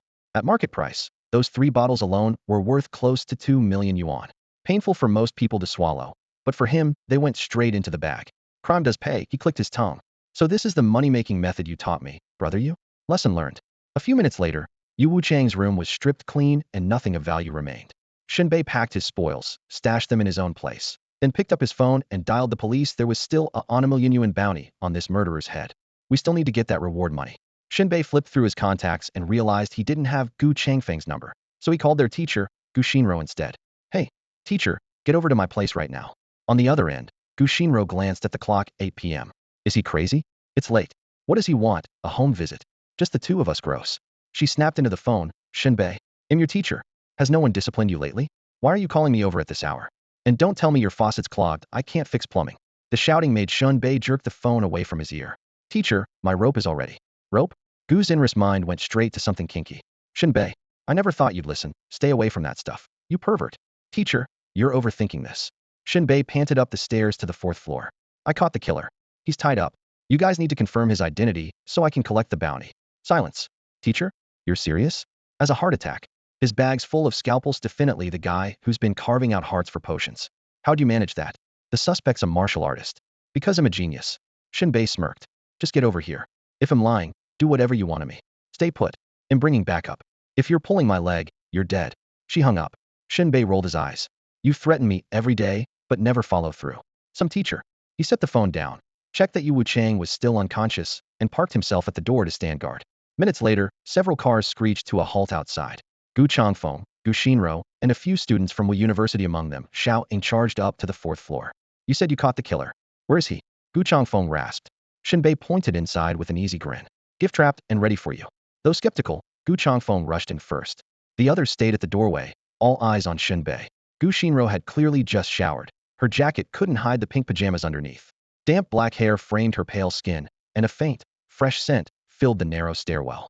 She flared her nostrils and stared straight at Shen Bei, gauging whether he was bluffing. Shen Bei swallowed. Those cherry-red lips looked like ripe lychees.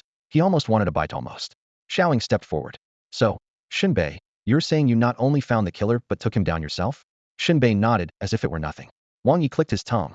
No way. I say you're crying wolf. Just because you can't doesn't mean I can't. Shen Bei flashed a bright grin. Taking down a 2nd-grade martial artist is child's play. A 2nd-grade child's play?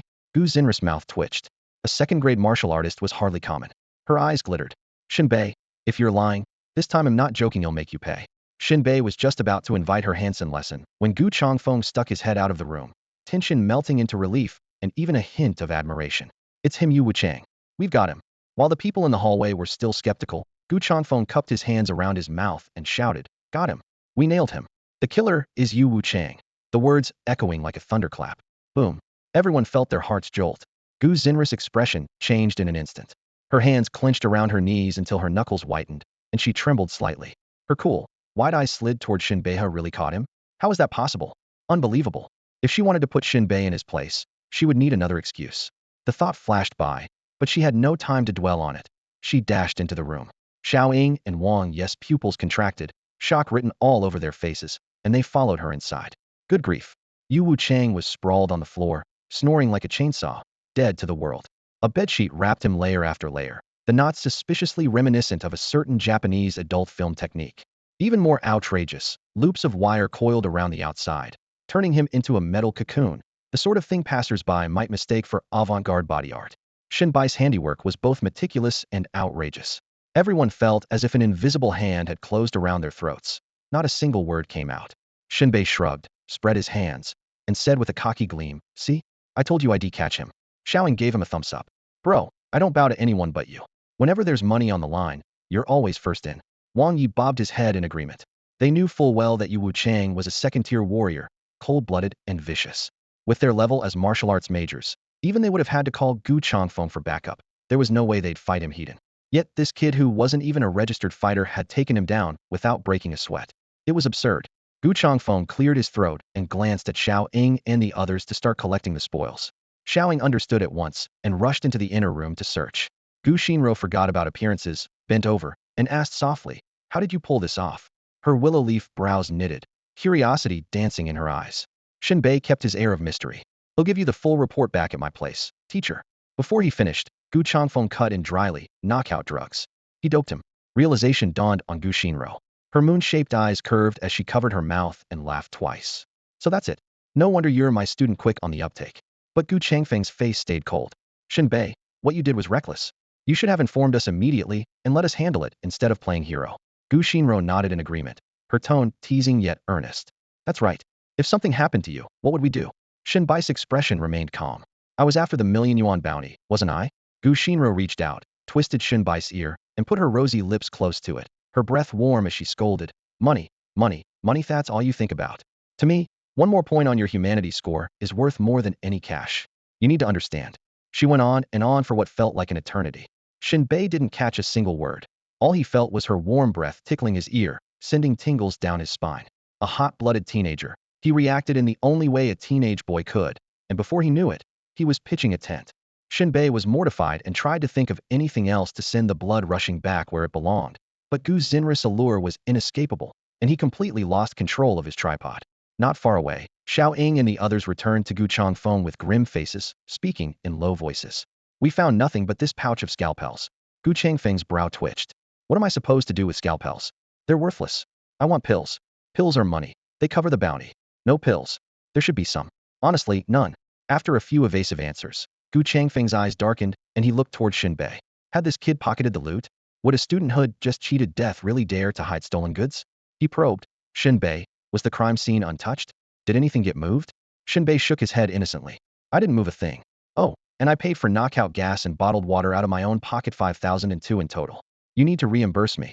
Gu Changfeng flared his nostrils. How could a second-tier martial killer be penniless and carry no pills?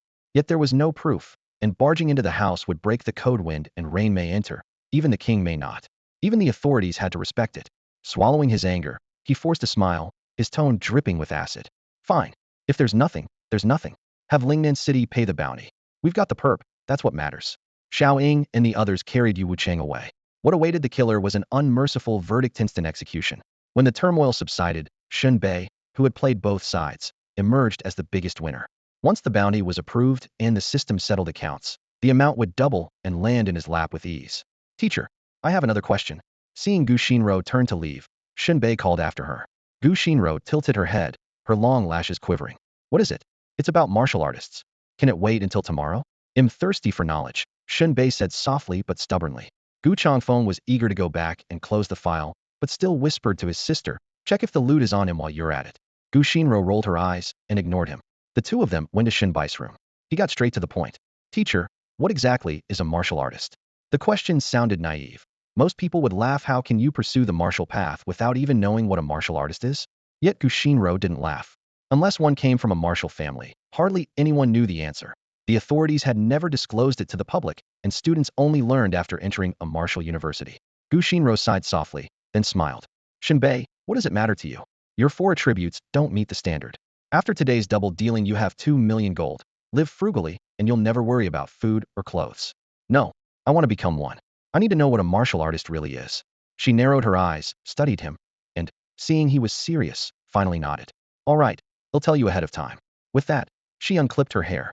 Jet black tresses cascaded like a waterfall, her swan-like neck glowing softly under the light, and a faint fragrance drifted through the air. And that is, faced with Shen Bai's curiosity, Gu Xinro had planned to say very little. After all, his last attribute test showed he was still far from the level that merited access to a warrior's core secrets. Yet, remembering how he had single-handedly captured the murderer Yu Wuchang, she made an exception and offered him a brief crash course as a reward for his daring. In the softly lit classroom, Gu Xinro folded her arms and spoke evenly. A warrior, she began, is essentially someone who shatters the limits of the human body. The basic courses you're taking now exist for one purpose: to prepare you for that step, the limit break. She walked to the whiteboard and wrote 6 bold words: bone tempering, tendon forging, skin refining, then added 4 keywords beside them: physique, strength, spirit, agility. Warrior training revolves around tempering the bones, with tendon forging and skin refining as support. To even stand at the threshold, all 4 attributes must meet the standard. Only then are you considered qualified. The explanation went on for a full half hour. Shen Bei listened intently, his brows alternating between relaxed and furrowed. By the time Gu Xinro finished, he finally had a clear outline of the warrior system. 1. An outstanding physique leads to a tank-like build, capable of absorbing punishment. 2. Monstrous strength turns you into a human tyrannosaurus, crushing 10 techniques with one blow. 3. High spirit lets you master secret arts, mysterious and unpredictable. 4. Exceptional agility makes every move elusive and hard to read. Yet those 4 attributes are only the beginning. The real hurdle is the breakthrough. During that phase, blood and chi boil like molten metal. Without someone to guard you, burst vessels and damaged organs are mild outcomes. Sudden death is not uncommon. Every year, countless amateurs gamble on a solo breakthrough and die on the spot. Because of this, the authorities require breakthroughs to take place at Wuda, where a 4th-rank warrior is always on duty. If your chi and blood spiral out of control, they intervene at once and keep you alive. Gu Shinro added that the older generation mostly endured the process alone, and true prodigies pushed through in one breath without any protection. Society is simply more pampered now. She lowered her voice. One more thing is just as crucial: the cultivation method. You must find a method that aligns with your own attributes. Only then can the transformation succeed. Wuda's archive is public and safe. Those backalley manuals outside, well, surviving them is another matter entirely. With that, Gu Shinro capped her marker, having shown Shen Bei the heart of the warrior world. Shen Bei stayed silent for a long time, making comparisons in his head. His attributes were fine. With a little more time, they would rise sharply. As for the breakthrough, he considered himself gifted after all. He had subdued Yu Wucheng, so talent shouldn't be an issue. And the system? Everything I've achieved comes from hard work, he told himself. The system was merely icing on the cake. Add more points tomorrow, he resolved. His only missing piece was a cultivation method that truly suited him. That might be hard to find, but he wasn't worried. When the cart reaches the mountain, a road will appear. Worst case, he could wait until he got into Wuda to attempt the breakthrough. Gu Shinro slowly straightened up, stretching languidly as she rose. Her full chest quivered slightly, and 2 flawless, alabaster legs slipped from beneath the hem of her pale green nightdress. She headed for the door, smooth calves gleaming under the warm light, dazzling Shen Bei to the point of vertigo. All right, if there's nothing else, I'm leaving. She tossed out the farewell. Shen Bei swallowed, heat flooding his chest. A teacher, I'm a little scared. Could you stay with me for a bit? Gu Shinro arched a brow and laughed softly. Don't pretend. You just took on a martial artist, now you're afraid? I'm worried one of Yu Wucheng's partners will come after me. There are no partners, she said, completely dismissing the idea, and turned to go. Hey! Shen Bei rose on instinct. With a flick of her hand, she swept back a strand of hair from her neck, exuding mature elegance. She glanced over her shoulder, smiling. Spit it out before I leave. Shen Bei's mouth twitched. Why so hostile? Ruins the view, you know. Clearing his throat, he asked, if I get into the martial academy, will you keep your promise? Gu Shinro snorted, one brow twitching. Dream Onjadin first. Then, I'm reserving your pretty face. TCH. She flipped her hair and vanished through the doorway. Motivation surged through Shen Bei, as if his teacher were already within reach. In the days that followed, his routine stayed the same. Ditch classes, work part-time, grind attribute points. If a cultivation manual came his way, all the better. He also tallied his gains. Head keep Yu Wucheng's pills for himself. Cash on hand totaled over 200,000, and with the bounty and the system's multiplier, his assets would hit 2.2 million. Finally rich. Shen Bei clenched a fist. Money solves everything, especially worry. He first thought of buying a place and moving out of his complex, but since he planned to attend Martial University, he shifted his target to a house near the campus in Lingnan City. A new problem appeared. Downtown prices started at 18,000 per square meter, enough to drain nearly all his savings. Need more income. He smacked his lips, realizing money always seemed both never enough and impossible to spend out. Early the next morning, just as Shen Bei woke, a system panel popped up. Yesterday's rewards. 1. Escort mission completed. Money 50. Jin Tong favorability 20. 2. Bounty mission completed. Money 1 million. Strength 1. Agility 1. Spirit 1. Constitution 1. Poison resistance 10. He froze for half a second. Jin Tong's favorability had risen again. A few more good deeds and she'll be head over heels. He chuckled to himself. If forced to choose between Jin Tong and Gu Shinro, his answer was simple: why not both? Jin Tong's sweetness and Gu's Zinris allure were equally tempting. The stat boosts made perfect sense after last night. Caution translated to spirit, striking out became strength, dodging was agility, sprinting up and down stairs equaled constitution, and that single lick during the test granted poison resistance. Missed opportunity. He slapped his thigh. If I'd drunk at all, I'd have at least 100 poison resistance. Then he reconsidered one full gulp and had have passed out, leaving Yu Wucheng free to finish him off. He opened his banking app and stared at the neat 2 million balance. After a few deep breaths, he washed up, grabbed his backpack, and headed to school. There, Jin Tong had an even bigger surprise waiting for him. Shen Bei had just taken his seat in the classroom. The back of the chair was still swaying when Jin Tong, who sat in front, dropped a pink canvas backpack onto his desk, and lowered her voice conspiratorially. Come on, I've got something good to show you. A torrent of outlandish thoughts flashed through Shen Bai's mind. Was this some sort of reward for walking her home last night? The moment the idea surfaced, he snapped into gentleman mode and raised a hand in protest. What do you take me for? I don't need any, unwashed souvenirs, or huh? Jin Tong's brows knitted. Apparently, she had caught the drift of his increasingly obscene imagination, and suspicion flickered in her eyes. What on earth are you thinking? Flustered, Shen Bei stole a glance at the bag and saw no trace of fabric inside. He quickly backpedaled. Nothing really. Nothing at all. Nothing, I swear. Jin Tong remained unconvinced, but let it slide. She yanked the zipper fully open. Look. Shen Bei leaned over to peer inside and drew a sharp breath. Good grief. Where did you get these? Nestled neatly in the backpack were several weighty, time-worn tomes. Basic cultivation techniques, the 8 standing postures, appreciation of cold weapons. Each one was essential reading for anyone hoping to break through the warrior level. He looked up at Jin Tong with a strange expression. She tucked a loose strand of hair behind her ear and blinked her sparkling eyes. They're all from my dad's collection. I smuggled them out. So what does my future father-in-law actually do? Shen Bei blurted out. Future what? Don't call him that. Jin Tong's frown deepened. All right, new title. Shen Bei paused, then asked, then what does I mean, your dad do for a living? Jin Tong rolled her eyes. He's a martial artist, obviously. If he hadn't been injured on a mission in the abyss, he'd still be teaching at Lingnan University of Martial Arts. Shen Bei froze for a second. No wonder he could get his hands on second-hand testing gear. He remembered the time Jin Tong had her attributes measured, and Jin Shan gave a string of professional comments. So the old cough, Uncle Jin really had been a university instructor. That certainly explained the origin of these manuals. Rubbing his hands together, he ventured cautiously, Jin Tong, you didn't bring these just to show off, did you? I absolutely did, she replied with disarming sincerity. I'm mainly reminding you to treat my dad with a bit more respect. Don't be fooled by his internal injuries. If you really tick him off, he could slap you into next week without breaking a sweat. The corner of Shen Bai's mouth twitched. An image popped into his head. A girl brings a boy home. He starts getting frisky. She flings open the closet, and inside is a row of immaculate police uniforms. The boy straightens up immediately.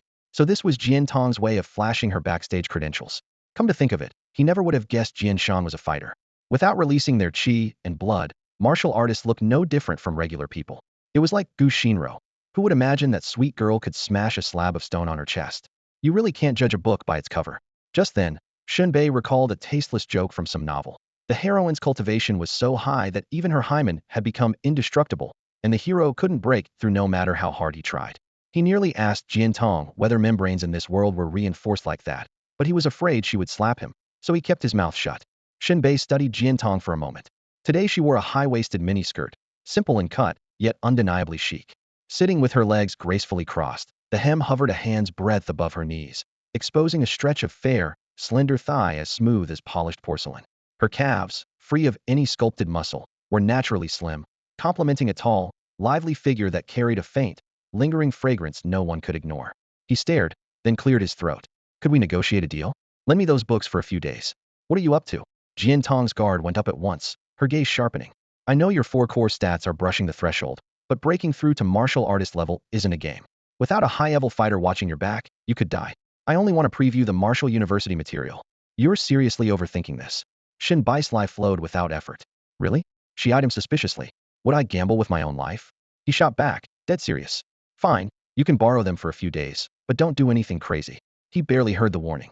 Scooping up the stack, he stuffed it into his backpack and swung it over his shoulder. Hey, Jin Tong's face stiffened in outrage. You're just leaving? You look like a scumbag who bolts right after pulling up his pants. Shen Bei winked over his shoulder. Why stick around? Class is a waste of time. Jin Tong almost spat blood, massaging her forehead with a sigh. Are you that short on cash? If you need a job, sit here, I'll pay you to study with me.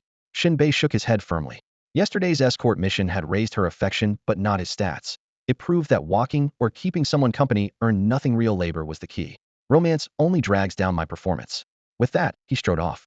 Jin Tong pointed at herself in disbelief. Romance? Shen Bei, who just called my dad father-in-law a minute ago. Heartless jerk. Her oval face brimmed with grievance and yearning. Leaving the classroom, Shen Bei soon spotted Gu Shinro approaching with her textbooks. A pair of white canvas shoes hugged her feet. Above the ankles stretched snow-white, slender calves that seemed to glow in the sunset. She walked with brisk determination, every step radiating resolve and resilience. Her eyes gleamed a clear, lake blue, now shimmering with unfallen tears. The droplets at the corners glittered like pearls. The white hem of her dress fluttered in the breeze, outlining her tall silhouette. Shen Bei looked once, twice, a third time and was completely spellbound. By the time he snapped out of it, Gu Xinro was standing right in front of him. Oh, no escape, he thought. Sure enough, Gu Xinro twisted his ear. Planning to skip class again, aren't you? No, I was heading to the restroom. Class is about to start. Go after. I really can't hold it. It's Kaminga. Shen Bei pulled a pained face. Gu Xinro's mouth twitched. Fine, but be quick. He bolted like a shot. Hey.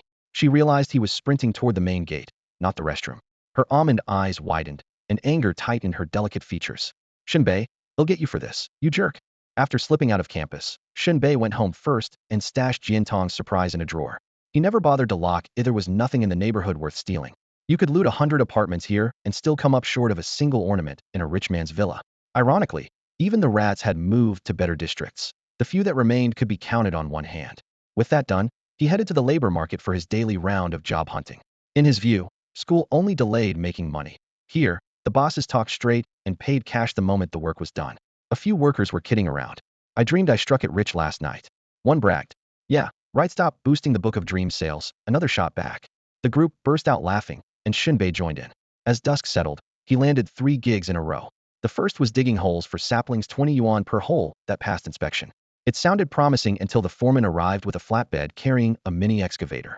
A few scoops later, the job was finished. Shen Bei only managed 2 holes before his shovel became useless. Furious workers spat toward the driver, but he walked away with just 40 yuan. The second job was far more satisfying, unclogging a chemical plant's drainage pipe. A recent downpour had jammed the outlet with branches and plastic bags. Most laborers backed off, worried about chemical residue, but Shen Bai's eyes lit up. Maybe this would activate his antitoxin trait. The plant had offered 300. He bargained it up to 5. Suited up in full protective gear, he lowered himself into the dim tunnel, careful to avoid anything sharp that might tear the suit. He cleared the blockage and climbed out unscathed, 500 yuan firmly in hand. The third gig was downright bizarre. A nearby psychiatric hospital planned a talent show featuring patients and needed an audience, so they hired a few people from the labor market 50 yuan just to sit and watch. Shen Bei figured the director had to be crazier than the patients, but it was late, and even a mosquito's leg is still meat. When the show began, he was floored. The first patient stepped on stage with solemn authority. In my opinion, spaghetti should be mixed with grade 45 concrete. The length of this screw directly affects an excavator's torque. When you hammer it in, it instantly produces vast amounts of high-energy protein commonly known as a UFO, which will severely hinder economic growth and even cause a degree of nuclear pollution across the entire Pacific Ocean and every phone charger. Besides, by the Pythagorean theorem, you can easily deduce that a farm-raised Dongtiao eagle chicken is perfectly capable of catching a wild trigonometric function.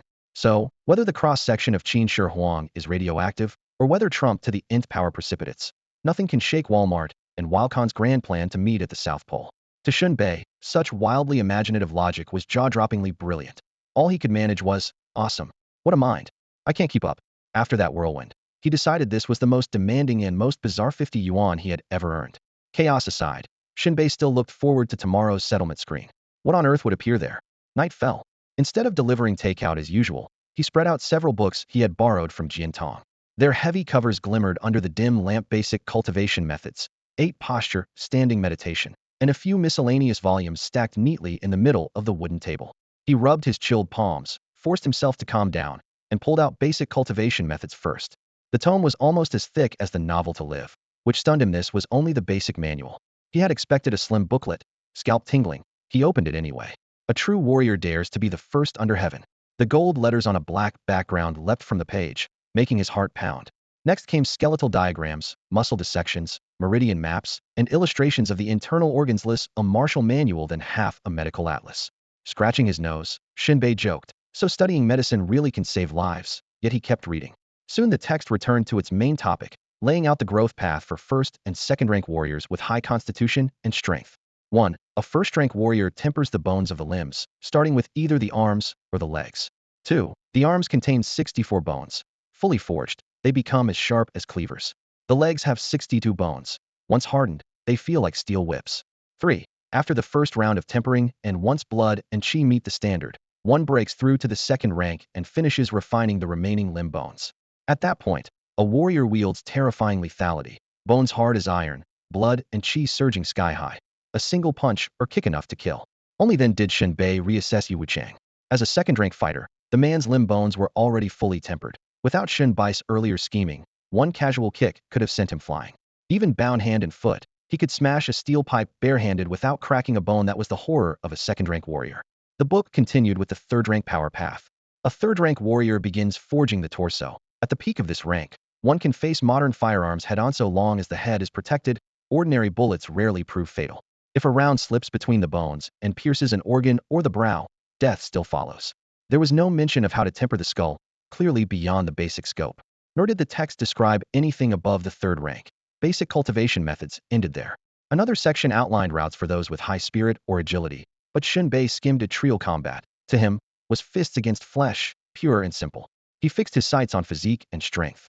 As for learning other techniques, if your stats were high enough, you learned them. If not, you popped pills. The book was blunt. Medicine could double your progress, but built up drug tolerance, with prices ranging from tens of thousands to over $1,000,000 yuan, depending on potency and resistance. Shen Bei chuckled. Poor folks survive on cold water. Pills were out of the question. If he wanted to strengthen his foundation without elixirs, his only hope lay in the second book 8 posture, standing meditation. Opening the title page, he was greeted by crimson characters that looked like dripping blood. Warning. Attention. Before the martial exam, do not practice the contents of this book, or your 4 core attributes will drop. Confronted with the warning in the book, Shen Bei froze, his face turning grave. He had never imagined that breaking through as a martial cultivator could actually drain his stats. If it was true, attempting the breakthrough before the entrance exams could cripple the attributes that would have guaranteed him a spot at Martial University, turning a sure thing into wishful thinking. Shen Bei frowned. For other students, this would be a death sentence, but for him it posed little threat. His stat points were practically free. All he had to do was take a part-time job, trigger the daily settlement panel, and they would come back. There was still plenty of time before the exams to make up any losses. With that realization, excitement flared inside him. He flipped through the 8 postures of standing meditation. The book explained in detail why no one should break through before the martial exams. 1. Refining qi and blood, then tempering the bones, consumed massive attribute points. 2. The law of conservation of energy still applied. The expended stats could not appear out of thin air. 3. Natural recovery was far too slow to offset the cost of a breakthrough. 4. The exam scanners only read the numbers. They didn't care what you had been doing. Therefore, one had to wait until after the exams, giving the lost attributes time to regenerate. Shen Bei waved it off. He patted the page and muttered, "Let's just do it." Stripping off his shirt, he decided to follow the basic cultivation method to refine his qi and blood first, saving the 8 postures for the bone-tempering phase. Not a single step could be skipped.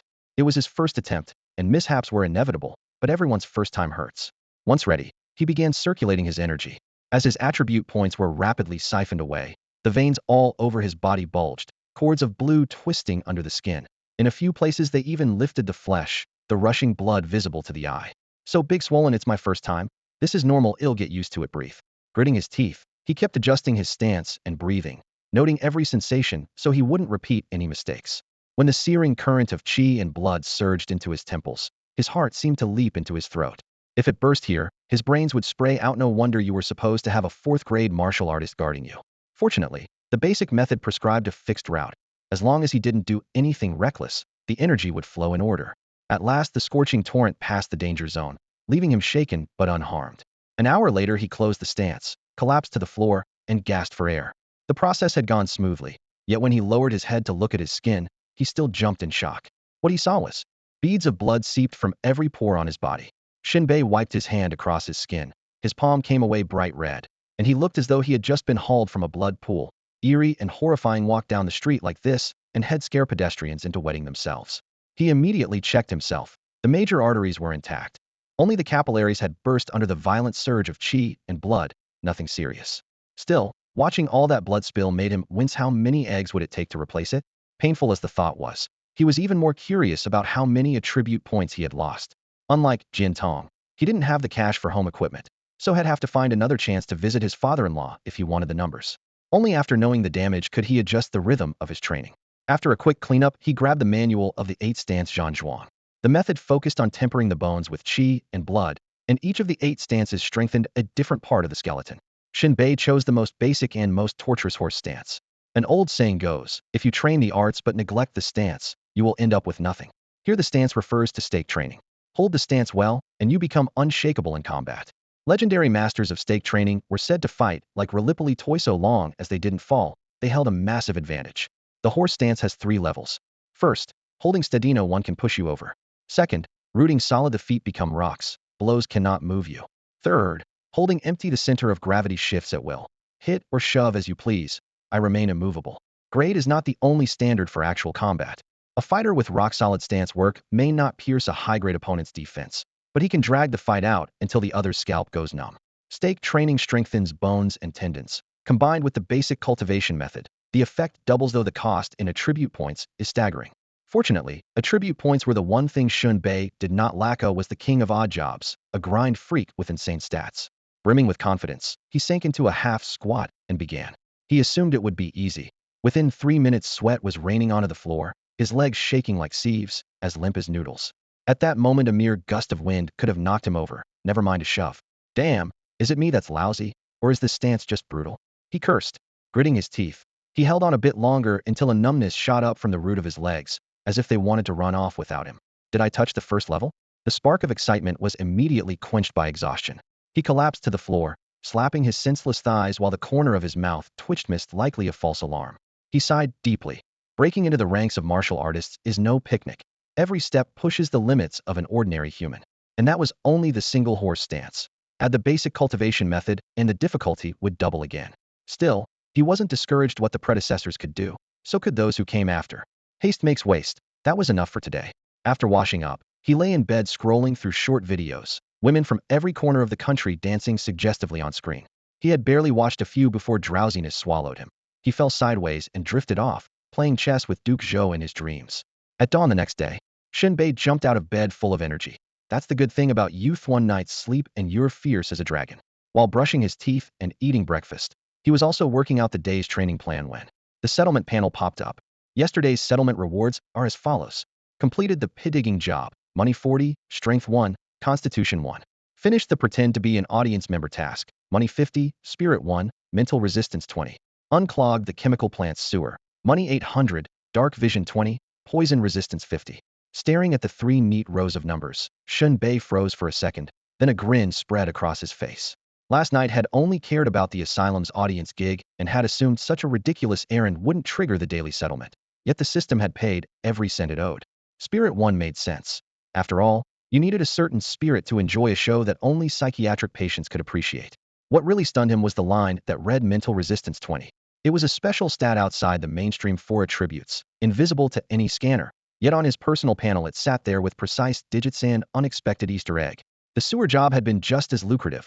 Poison resistance 50, naturally, and even dark vision 20. Remembering that pitch-black pipe reeking of corrosive fumes, he felt the bonus, though abrupt, was justified. He weighed his new stats and nodded with satisfaction. As long as he kept moving, even fringe work like digging holes, playing spectator, or clearing drains would pile up solid growth numbers. After a quick wash, he downed a steaming bowl of beef noodles, wiped his mouth, and bolted out the door. In front of E High School, the card reader beeped green, and Shen Bei veered onto a side path without hesitation, feet flying. Hey, give my book back. Jin Tong lifted her skirt hem and chased after him, her voice sharp and anxious. We're out of toilet paper at home, he called over his shoulder, waving a hand in reply.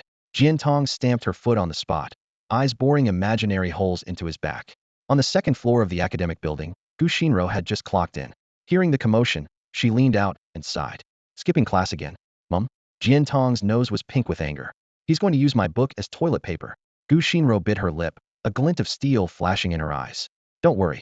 If he really tries it, I'll help you teach him a lesson together. The 2 women exchanged knowing smiles, sisters in arms, united front.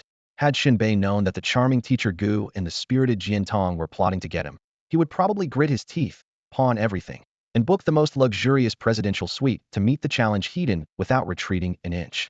The labor market baked under a blinding sun.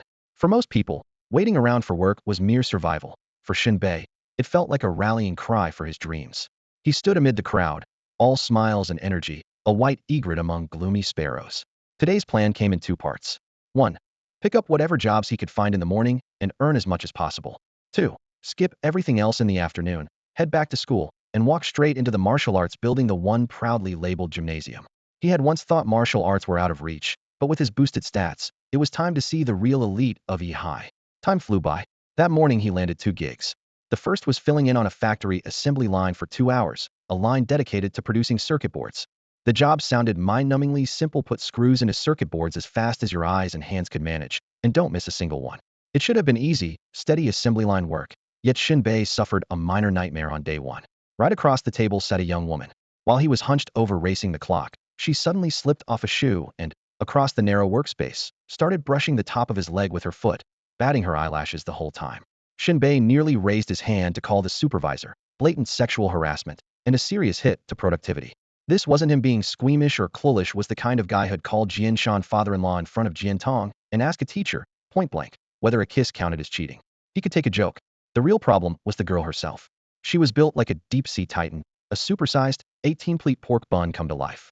While everyone else perched on plastic stools, she had a custom stainless steel chair. Sit her on 3 regular stools, and she'd crush them flat. If someone that heavyweight decided to get handsy, well, who could handle it? Worse still, her feet stank. The instant the shoe came off, a sour reek hit him full force, turning his face green, sending stars across his vision, and making him cough until his throat burned. He toughed it out for 2 hours, then bolted, blacklisted the electronics factory on the spot, and swore never to set foot there again. The next gig at least was straightforward, butchering live fish. Shen Bei hesitated, afraid the daily settlement panel wouldn't count it, and head work for nothing. But jobs were scarce that day, so he decided to take a swing at whatever he could get. The routine was simple. A customer chose a fish, he scooped it up, knocked it out with a stick, scaled it, slit the belly, pulled the guts, rinsed it clean, and handed it back. 60 yuan an hour, decent pay. Even so, the boss docked him 10 because Shen Bei cleaned 1 fish before weighing it. The boss stared at him, stunned. We weigh first, then gut. Rules were rules. He took the penalty without protest. Shameless in life if you like, but don't cut corners at work. The customer felt bad for him and quietly slipped him the same 10 yuan under the counter, fish in one hand and cash in the other, so his earnings bounced right back to square one. While drying his hands after the morning rush, Shen Bei wondered how the system would classify fish killer tomorrow. Odds were it wouldn't be easy, maybe even impossible, to activate the panel. At noon he headed back to school. From a distance, Jin Tong spotted him and looked as if the sun had risen in the west. You had a change of heart? Turned over a new leaf? You actually came to class? Shen Bei dug a finger in his ear and flashed a theatrical grin. If you weren't here, I wouldn't bother showing up at all. Jin Tong's face went scarlet. Even the tips of her ears burned. Her big almond eyes shimmered, as if a wave of sweetness had knocked her breathless. For a second her nose stung, and her heart thumped, then caution kicked back in. Hold it right there. She tilted her delicate face, round eyes glaring in fake ferocity. So without me, you wouldn't come to school? Exactly, Shen Bei answered, thick-skinned as a city wall. So what you really mean is Jin Tong narrowed her eyes dangerously. You'd rather come for me, huh? At first high, mornings are reserved for the liberal track, a label that only exists in contrast to the martial program. Students still study math, physics, and chemistry. This is a high martial world, but technology must keep advancing, and science remains non-negotiable. After the lunch break, the paths diverge. Liberal track students stay in the classrooms wrestling with formulas and theorems, while the martial track crowd heads to the fighters building the jimto, push their bodies to the limit. A martial student is anyone whose 4 basic attributes have reached, or are about to reach, 60 points and who therefore has a real shot at getting into Wuda. Once you near that threshold, there are only 2 ways to squeeze out more potential: swallow enhancement drugs or train at brutal intensity. You can't shave seconds off your sprint by lying around. You have to break your limits again and again to unlock additional attribute points. The bell rang, and every martial track student erupted, cramming books into their bags and flooding the hallway. Jin Tong rose with a few classmates and strode toward the gym. Just then, Shen Bei stood up as well, hands in his pockets, swaggering after them. Hey. Jin Tong pivoted, one palm braced against Shen Bei's chest, eyebrows arched. What are you doing? Are you sure about this, Shen Bei? I am going to the gym. He coughed, sounding perfectly righteous. Jin Tong dipped her head, a faint smile tugging at her lips. I know you're close to 62, but like my dad says, wait until you're over the line. Otherwise you're just throwing money away. Shen Bei knew the score. The gym was school-owned and built for martial students, but its equipment and instructors were far beyond those of an ordinary health club, and entry wasn't cheap. 300 yuan per visit, with the annual pass only slightly better. Nobody on the martial track complained. There were real fighters coaching inside. The saying poor scholars, rich warriors was no joke. He patted his pocket and put on a show of bravado. Money's not the issue. I'm going in to learn something. Jin Tong pursed her lips. Something about Shen Bei was off today. This was the guy who normally skipped both tracks whenever he could, yet he was volunteering for the gym? She narrowed her eyes. Then a light bulb went on and her expression turned prim, as if she had seen right through him. You're not going for the training. You just want to broaden your horizons, don't you? Broaden my horizons? Shen Bei played dumb. What? Do the martial kids put on some kind of show? Humph. Jin Tong snorted. Drop the act. The martial track isn't all guys, you know. There are girls too. That lit up Shen Bei's imagination. Right mix training, and nobody works out in bulky jackets. Tight-fitting gear everywhere. Better eye candy than any gym downtown. Images exploded through his mind like fireworks. Nice. Shen Bei took off like a bottle rocket, sprinting straight for the gym. TCH. Jin Tong watched him bolt and spat lightly. Knew it. She glanced down at her own uniform and muttered, guess I'd better wear something decent. Can't let the other girls outshine me. The moment Shen Bei stepped into the gym, a surge of testosterone hit him like a wave. The vast training floor was already teeming with students, each one grinding away on some piece of equipment. Their routine was nothing more than ordinary workouts, not true tempering. Shen Bei hadn't come for basic conditioning. He was looking for classmates who, like him, were willing to break their limits before the martial arts entrance exam even if he could only steal a few moves. But the moment he stepped into the gym, something else caught his eye. A group of girls in the distance were doing warm-up stretches. They had just turned 18, beads of sweat sliding from their necks across their collarbones, skin gleaming under the lights as faint breaths filled the training area with a charged atmosphere. Holy, Shen Bei muttered, thinking this was far better than any streamer on a short video app. The 300 yuan entry fee was worth every coin. He licked his lips and secretly vowed to pick up a few extra part-time jobs so he could broaden his horizons here every day. Of course, he told himself it wasn't just hormones. An old man had once claimed that admiring beauty prolongs life, so he was simply investing in his health. No wonder the other guys deliberately looked away. They probably feared embarrassing themselves. Hey, Shen Bei. A clear voice called from behind. He turned to see Jin Tong walking over, holding a pair of flats. She had changed into a fitted sports top that highlighted a slender waist and graceful curves. Sheer tights hugged her long legs, and her black hair swayed with each step. Shen Bei blurted, an angel just walked in. Cut it out. Jin Tong's cool face flushed pink, a mix of shyness and irritation making her glance away. I can't even speak the truth? Shen Bei feigned annoyance. Fine, whatever you say. Move, I need to change my shoes. He shifted aside but kept watching her every move from the corner of his eye. Jin Tong sat down, slipped off her shoes, and gently rubbed the tops of her feet. The pale arches caught the light with a cool sheen, slender toes tipped in faint blush. Shen Bei shivered, cursing inwardly that such perfection was rarer than any limited edition figurine. If those hands and feet worked in tandem, the possibilities would be endless. As soon as her sneakers were on, Jin Tong stood to begin her workout. Shen Bei leaned closer, putting on a serious face. Is there really nothing else worth watching here? Jin Tong's brows knitted. She thought, I've already paid a fortune for this outfit, and he still isn't satisfied? Calming herself, she answered, what do you want to see? Isn't this enough? He glanced at her feet and grinned. I'm satisfied, but happiness loves company. What are you getting at? I want to find someone practicing special techniques. Real tempering. Arms folded, Jin Tong gave an Inuit look. I told you yesterday, don't temper before the exam, you'll lose stat points. Yeah. Shen Bei waved her off. I just want to see who's daring enough. There are a few. She pointed to the second floor. Those student stats are already over the threshold, so they can afford to temper early. Or their families are loaded. If they lose points, they'll just swallow pills to make up for it. Then you do your thing. I'm going upstairs for a look. Shen Bei started toward the stairs. Stop messing around. Jin Tong raised her voice. If your stats drop and you can't get into Wu University, you owe me a big gift. Shen Bei snorted. Getting into Wu U is easier than winning you over. With that, he was gone. Shen Bei, get back here. I'm going to strangle you, you jerk. Jin Tong was about ready to explode. The gymnasium's second floor was far quieter than the first. The broad wooden floor lay almost empty, with only 2 students working out. One was a slender boy whose bangs half veiled his eyes and set off a handsome face. He stood with both arms curved as if embracing a tree, palms inward, fingers slightly splayed, an obvious variation of the circle-holding stance favored by the agility-oriented crowd. Shen Bei had no intention of following that path, so he didn't look into which meridian the pose was meant to temper.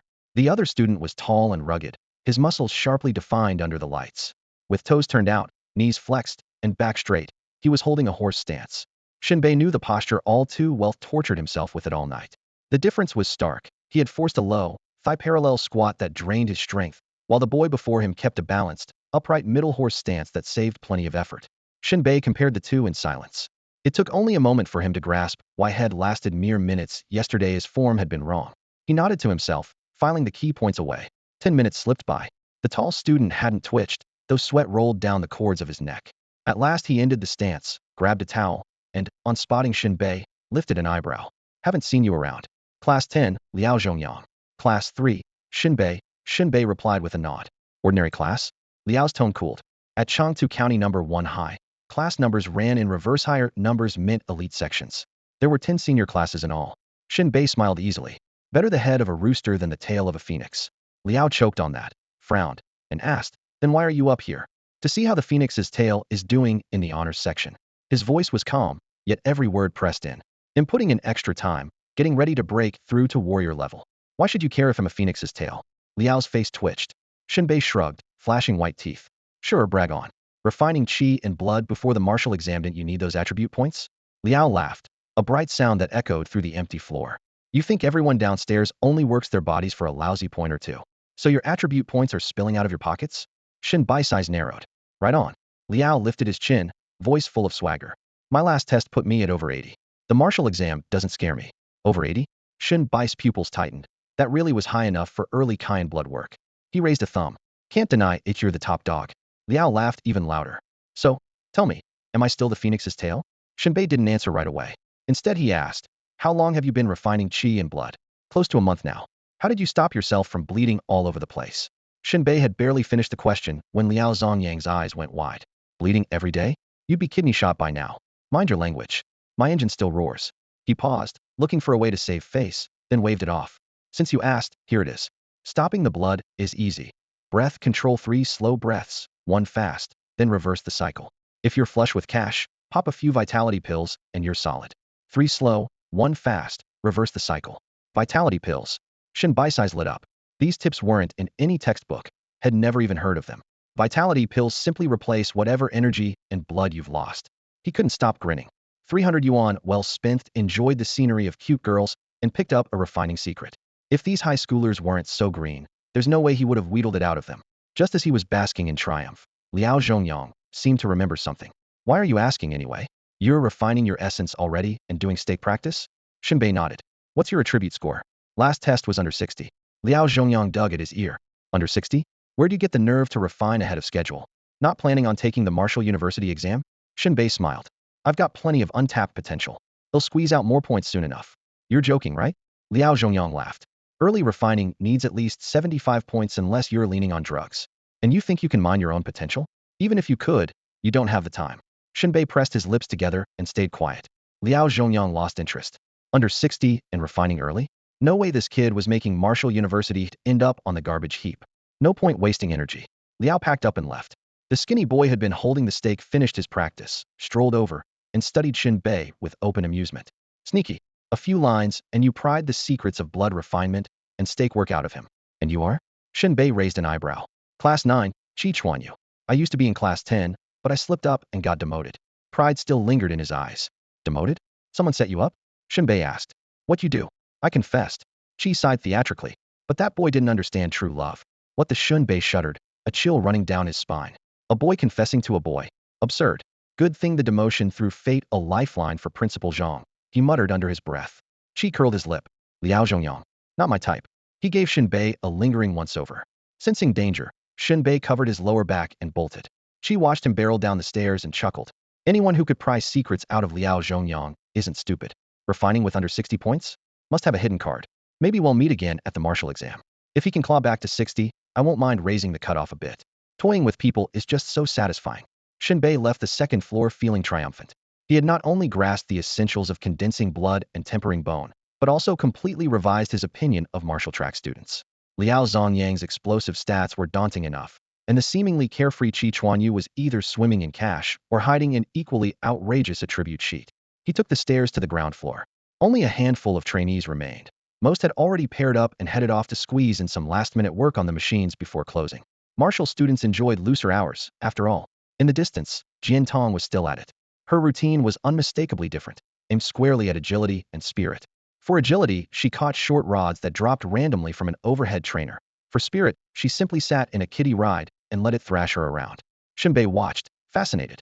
The little car bucked like a roller coaster, yet Jin Tong's expression never wavered, while he felt dizzy just looking on. The gym offered every kind of attribute device under the sun, and that combo was only one set.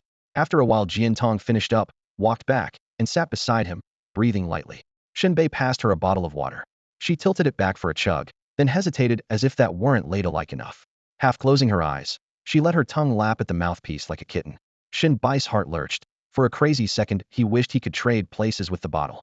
"Cut it out, and take a proper swig, will you?" he blurted. "I'm trying to look refined, okay?" Jin Tong rolled her eyes. "Come on, it's just the two of us. Drop the act."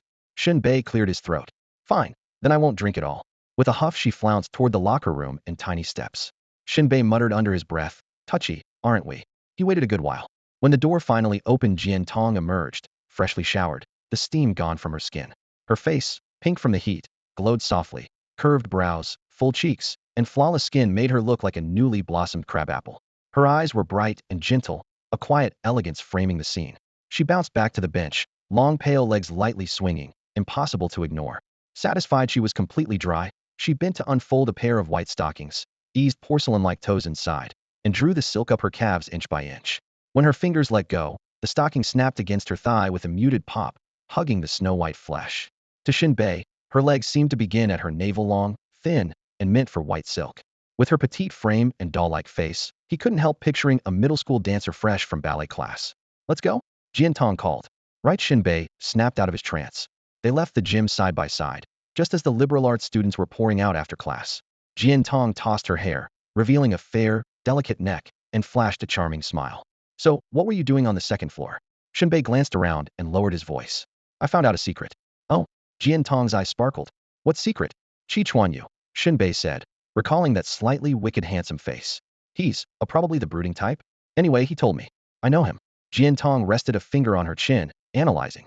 Typical martial arts rich kid. I heard his family has a rank 5 fighter at home. That was news to Shen Bei. She went on. He never joins the school's attribute tests, so no one knows his real level, but it's definitely high. Shen Bei nodded. If he were weak, he wouldn't have tempered his blood early like me. Back to the point. What's his secret? Jin Tong pushed. Shen Bei put on a mysterious air. I think he's gay. After he confessed, they kicked him out of class 10. Jin Tong burst out laughing and waved a hand. You're joking.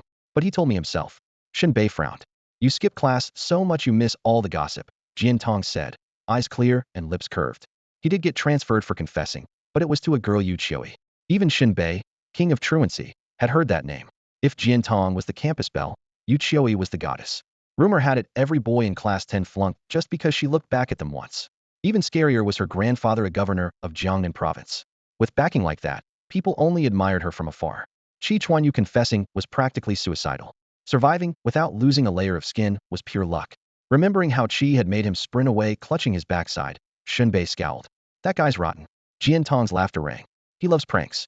When the freshmen checked in last year, he switched the boys' and girls' restroom signs. Shen Bei had heard the story. The sophomore restrooms were clogged. They rushed to the freshmen's floor. Everyone barged into the wrong stalls. Chaos nearly broke out. Turns out Chi Chuan Yu was the culprit. After chatting a bit, they waved goodbye at the crossroad. It was still early. Cloaked in his yellow delivery vest like imperial robes, Shen Bei hopped on his scooter to deliver food. A few orders later, he had over 50 yuan in his pocket. He planned to go home, cultivate his blood, and temper his bones, but a traffic officer flagged him down. Where's your helmet? The officer asked. It was blazing hot, so Shen Bei hadn't worn one. Don't need it. Reason? My head's iron hard. The officer stared, then started writing. Fine, 50 yuan. Come on, I was kidding. Let's talk. Pay up. Shen Bei bristled. Fine. When my grandpa arrives, you'll be giving me 50. The officer raised an eyebrow. Go ahead, call him. Let's see who he is. Shen Bei whipped out a 100 yuan bill. Grandpa Mao, now give me 50 change. The officer's mouth twitched. All right, there's your 50. What a ripoff. Shen Bei had just sweated out 50 yuan in delivery fees, only to hand it over to the state a moment later. Even so, he wasn't discouraged. The system paid him another 50. The traffic cops made their money, but he didn't come out behind. The night wind, thick with exhaust, whipped past as he buzzed home on his little bike. Once inside, he shut the door, crossed his legs, and opened basic cultivation without wasting a second. This method is all about slow, grinding progress, a matter of hours piled on hours. The breathing technique he had stolen from Liao Zhongyang, passed around only in tight circles, was something few even knew existed. Attribute slipping? No problem, could always hop back on the road and earn more stats. Delivery work was his unbeatable advantage. Following the 3 slow, 1 fast, then reverse rhythm, he breathed. 3 deep, measured cycles, 1 quick burst, then the entire sequence in reverse. Interesting. As his breathing steadied, he realized he could now control his blood flow at will. Yesterday his blood had torn through his veins like a runaway car. Today it obeyed the brakes. No wonder had bled through his pores last night. Now everything felt under control. 2 hours passed in a flash. He stumbled over the rhythm a few times, and a couple of beads of blood still leaked from his skin, but the difference from the night before was night and day. He grabbed a blood chi pill looted from Yu Wuchang and swallowed it whole. Warmth surged through every limb, replenishing his energy until his cheeks glowed red. Maybe a little too much, he muttered, licking his lips, but he didn't stop. Next came standing meditation. Copying Liao Zongyang's stance, he sank his shoulders, raised his elbows, and bent his knees. Last night had barely survived 10 minutes. Tonight he held the pose for a full 2 hours before closing it out. Books are nothing compared to real practice. The fatigue from standing so long was real, but the fresh, abundant chi kept him wide awake. By his old routine, he'd be scrolling through Cloud Harem right now, checking whether the streamers had posted new videos to entertain him, but he had no desire to pick up his phone. Keep training. If I don't become a warrior, I'm no better than a salted fish. His will was iron, his youth was capital, and he wasn't afraid to burn attributes. He would push straight through. Dawn broke, the sun easing over the horizon. Shen Bei had trained until 4 in the morning, collapsed into bed, and by 7 sprang up, bursting with energy. For someone his age, an all-night standing session or even an all-night drilling session was nothing. Such effort paid off in results even he could see. Him already at the first tier of standing practice, the stable stance, eyes wide. He studied the subtle changes in his body, hardly daring to believe it. His progress felt like someone had strapped a rocket to his backside. Before becoming warriors, most students needed 3 months at best and 3 to 5 years at worst to finish the 3 tiers of standing meditation. At Lingnan Martial Arts University, plenty of students get held back, yet Shen Bei needed only 2 nights to plant himself firmly on level 1. His progress was so fast it made people's scalps tingle. It was almost unreal. Am I a genius? He squinted at the thought, then shook his head. Nope, it's the attribute panel doing all the work. Ever since he got that panel, every workday ended with a settlement screen. Beyond the usual 4 core stats, it sprinkled in all sorts of quirky bonuses like the stability 10 he picked up while wiping windows, a perfect match for the first layer's steady stance. What everyone else saw as a finish line had become his starting block. The realization sent a jolt through him. This feels freaking amazing, he shouted, dancing around in delight. While he was still hopping, a new daily settlement popped up. 1. Assembly line screw fastening. Cash 100. Poison resistance 20. Charm resistance 20. Agility 1. Dynamic vision 10. 2. Fish stall shift. Cash 60. Accuracy 10. Weapon handling 10. Agility 1. After skimming the rewards, he paused for a moment of sheepish reflection. Who would have guessed that the 18-pleated deep-sea Titan bun would bring him such a haul? Without her, the assembly line would have yielded only Agility 1 and Dynamic Vision 10. The belt moved at a breakneck pace. You had to stare at it non-stop. Yet that deep-sea Titan still managed to flirt with him while dropping screws left and right, something he himself could never do. The extra poison and charm resistance were icing on the cake. Thanks a bunch, he grinned, over the moon. Selling fish hadn't been for nothing either. Straight gains in accuracy and weapon handling. These hidden stats lay beyond the core 4. Most people grind for them blindly, but for him, they were spelled out in plain sight. The old maxim drifted back into his mind. Never judge a fighter by numbers alone. Even if your base stats crush the opponents, victory is never certain. Experience, technique, and mastery can flip the outcome. Poison is the clearest example. He once took down the martial artist Yu Wuchang with a dose of mindfog powder, proving you can't tell which skill the other guy has refined to perfection. After breakfast, Shen Bei rushed to campus. The moment he stepped into the parking lot, he spotted Gu Shinro locking her bike. He jogged over, plastering on a grin. Morning, Ms. Gu. Today Gu Shinro wore silver high-heeled sandals that boosted her 166cm frame to nearly 175. A bright pink bodycon mini dress stopped just below her hips, topped by a black trench coat that radiated confidence with every step.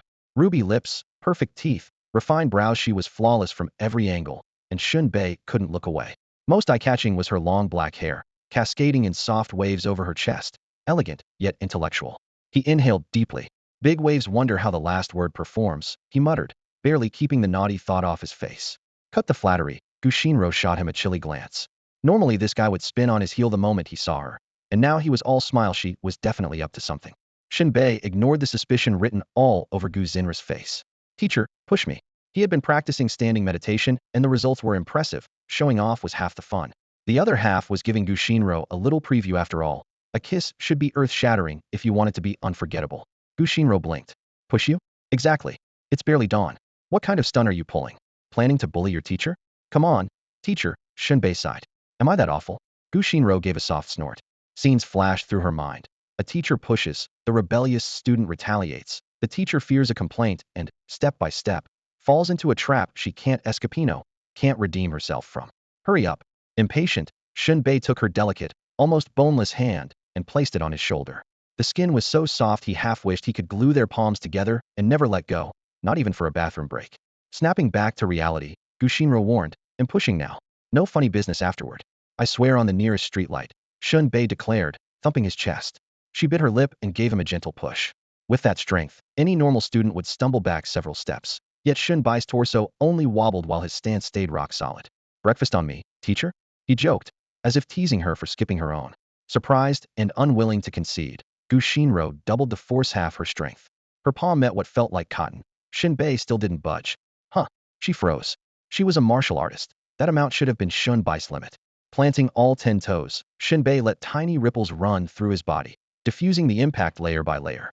Gu Xinro stared, stunned. Barely a third of her power had reached him. He had redirected the rest with uncanny ease. Gritting her teeth, she decided to raise the stakes. Another notch of strength.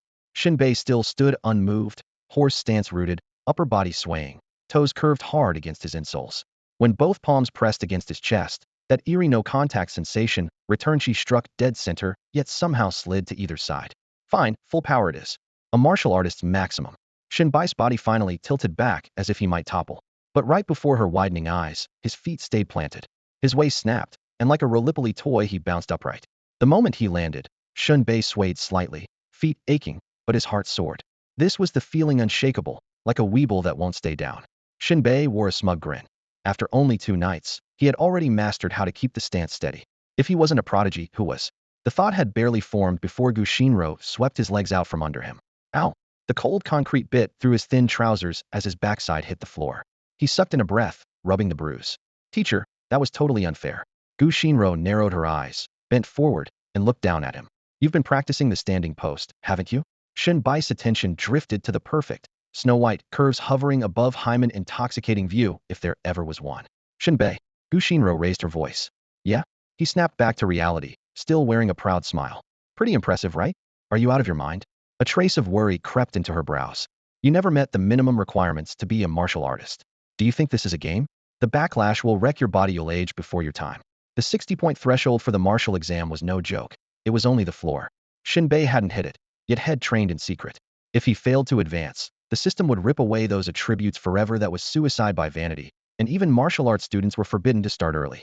The rule had been written in blood. Her words came sharp and fast. You're hopeless. Teacher, aren't you being dramatic? I'm definitely becoming a martial artist. Gu Xinro refused to argue. You're an adult. Live with the consequences. Don't come crying later. Exactly. We'll see who cries in the end. He nodded to himself. A throb pounded behind her temples.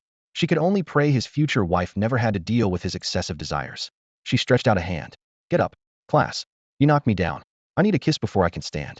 A kiss? Her pupils shrank. How about a slap? She grabbed his ankle and dragged him toward the hallway. Just then, Jin Tong bounced into view with her backpack. She froze, mouth forming a perfect O. What game are you two playing? Gu Xinro snorted. Fool. A student who can't even pass the martial track dared to practice the standing post. Jin Tong's face went ghost white. She stammered. She had warned him again and again, but he never listened. Shen Bei waved casually. A true martial artist blazes the trail. I'm just one step ahead. Watching his cocky grin, Jin Tong's liver practically cramped with rage. Words clogged her throat. Too late now. The damage was done. His attributes had already plummeted. The promise he once had was gone. In silence, she grabbed his other ankle, and the two women hauled him toward the classroom. Laughter erupted in the corridor. Yo, Shen Bai's got an express ticket to class. Did he lose the use of his legs? Should we crowdfund a wheelchair? Caught by the teacher again, huh? You never disappoint, man. Gu Xinro dumped him back into his seat, stepped onto the lectern, and spoke in a voice like ice. One more time, whether you're in the martial track or the academic track, you are forbidden to condense qi and blood or practice the standing post early. Whoever ignores this, her gaze landed on Shen Bei, will learn the hard way. The room fell silent. Every student's eyes slid toward Shen Bei, shock written all over their faces. You actually practiced the post? Dude, you just blew yourself up. The moment Gu Xinro finished her warning, everyone realized that Shen Bei had pushed things too far. Oh my god, has Shen Bei lost it? Voices rose from the crowd. What a shame, truly pathetic.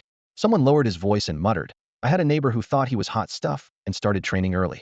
He blew it, got married 8 times, and the worst one ended 3 minutes into the wedding night. Talk about a bloody lesson. Classmates chimed in from every direction. He skips class every day, doesn't know a single safety rule for martial training, and now he's paying the price. I feel bad for him, but why do I want to laugh? Everyone understood the right order. Get into Wuda first, then break through to warrior level. Sure, some started early, but they either had insane talent or deep pockets. Shen Bei? He was so broke the neighbors complained, and his aptitude was trash. It was like he didn't care about his own future. Gu Xinro raised her hand for silence. The martial arts entrance exam is in 10 days. The school won't run any more tests before then. What? Don't want to add pressure and hurt your attribute growth. Starting today, All martial arts students are exempt from regular classes. The gym is open all day. Use it. With that, she shot Shen Bei a vicious glare, flicked her sleeve, and strode off. Jin Tong caught up, lips pressed tight in frustration. You, honestly. I can't believe you. Shen Bei chuckled. You don't believe in me? I used to. Her brows quivered. But now do you not know your own situation? Let me put it this way. Shen Bei flashed a white grin, defiance written all over his face. He'll be the one paying your bride price. Jin Tong hadn't expected that. She lowered her head with a small laugh, eyes turning misty, yet she still forced herself to sound tough. Keep dreaming. You'll be giving me a wedding gift, not the other way around. Enough talk. Shen Bei stood up, brimming with confidence. 10 days ago the river flowed east. 10 days from now it'll flow west. Just watch. I'm heading to the gym. He strode out of the classroom, his shadow stretched thin by the afternoon sun. Jin Tong watched him go, blue-green eyes shimmering. A breathtaking smile slowly surfaced, then she tilted her head, lips pouting in faint disappointment. In her mind, Shen Bei was beyond saving. His back grew smaller and smaller, as if they already lived in separate worlds. The gym was packed, the air a mix of sweat and shouted encouragement. Everyone was frantically grinding their stamina. Last-minute effort was better than none. Several martial arts instructors wove through the crowd, correcting angles of force and breathing rhythm on the spot. The martial exam was a nationwide event. Changta No. 1 High had just over 200 eligible students, but in past years only about 1/10 made the cut, and that figure wasn't Changta's own acceptance rate, but the average for all of Lingnan City. Lingnan oversaw 5 counties, and Changta ranked solidly in the middle. If students from the other counties performed better, they would inevitably claim some of Changta's slots. They say the worst year was nothing short of brutal. Students practically walked away bruised and bleeding. That year a wave of prodigies from Kaiyuan County burst onto the scene, driving the admission cutoff higher and higher until Changta County was left with only 3 slots. Some counties didn't produce a single candidate who could pass the martial exam. The truth was obvious. Most students were just there as extras. 60 attribute points was the doorstep, never the safety line. Every year the bar climbed above 60, and how much it climbed depended on luck. Most of the Alsorans drifted back into society, grabbed an ordinary job, and called it a day. A stubborn few went looking for off-road paths. Yu Wu Chang was the classic example. Rumor says the Headhunter clan was born in that very soil. People swear the 8 top assassins never even sat for the exam. They dove straight into the underground world where recklessness and wildness were a way of life. Right now, Shen Bei pushed open the side door on the first floor of the gym and went straight up to the second floor training area. Hey, buddy, you're still under 60 points and you're back for more? Liao Zhongyang had just reached the piling zone, a hefty wooden stake in his hands.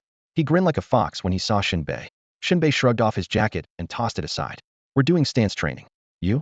Stance work? Got a rich dad? Liao Zhongyang dug a finger in his ear, convinced head misheard. All my family owns is one battered old apartment that hasn't even been slated for demolition, Shen Bei replied calmly. Madman, Liao Zhongyang snorted. No money, and you still dare to hold a stance. You know what can happen. Quit whining. Joining me, or not. Shen Bei raised an eyebrow. Fine, fine. Liao Zhongyang let out a cold laugh. Don't blame me for being blunt. Once you're married, your wife's going to have plenty of company. Shen Bei ignored him, steadied his breathing, bent his knees slightly, dug his toes into the floor, and settled shoulder to shoulder with Liao Zhongyang. The two were on the same body blow path, so their methods for tempering blood and strengthening bone were nearly identical. Watching him, Liao Zhongyang even pointed out a few details. Sink your shoulders, hug your elbows, tongue on the palate. Off to the side, Su Chuanyu let out a chilly chuckle. Liao Zhongyang, never thought a big brute like you could be such a schemer. Liao Zhongyang shot him a glare. Who am I screwing over? I'm giving Shen Bei pointers, aren't I? You tell me. Su Chuanyu spread his arms, tossing out the question like a dagger. Liao Zhongyang Choki had a point. Shen Bei, fully focused, didn't hear a word. 2 hours passed. Liao Zhongyang was slick with sweat, face chalk white, knees trembling. He had to break the stance and gasp for air. Shen Bei, on the other hand, hadn't moved a muscle. His breathing was steady, and there was a rock-steady calm between his brows, as if he were a mountain that wouldn't budge for 10,000 years. The sight hit Liao Zhongyang and Su Chuanyu like a thunderbolt. At first high, the two of them were considered top tier in both attributes and family resources, and 2 hours of stance work was already their ceiling. Push past that, and you'd faint at best, cough blood, or even die at worst. And that was after a solid month of hard practice. But Shen Bei, a guy who hadn't even touched 60 points, who was begging them for tips yesterday, was now standing firmer than either of them. Was he even human? Had he been hiding his true strength all along? Jealousy soured their mouths to pure lemon. Liao Zhongyang panted. Go over 2 hours, and something's bound to break. How's he totally fine? Su Chuanyu's scalp tingled. I thought we were the ceiling at first high. Turns out there's a monster above us. Whose class is he in? Class 3. His teacher's Gu Shinro, Liao Zhongyang answered with difficulty. The prettiest teacher in the school? Yeah, 3 hours. Shen Bei yawned as if waking from a nap, stretched lazily, and stepped out of the stance. He glanced at the two of them with an innocent smile. Time flies when we train together. I've got a part-time shift, so we'll leave you to it. A part-time shift? So if he didn't have to clock in, he could have kept going? Both of them twitched at the corners of their mouths. Unbelievable. Liao Zhongyang and Qi Chuanyu stared in disbelief as Shen Bei finished dressing and sauntered down from the second floor. Their minds buzzed as though they had been struck by lightning. The newbie from yesterday had turned into a commanding powerhouse overnight, a shift far beyond their expectations. Until last night, Liao Zhongyang had always seen himself as Yi Gao's star player. Yet after watching Shen Bei hold a standing stake posture for 3 straight hours, he could only smile wryly and admit the truth. Shen Bei was right. Liao was nothing more than the tail end.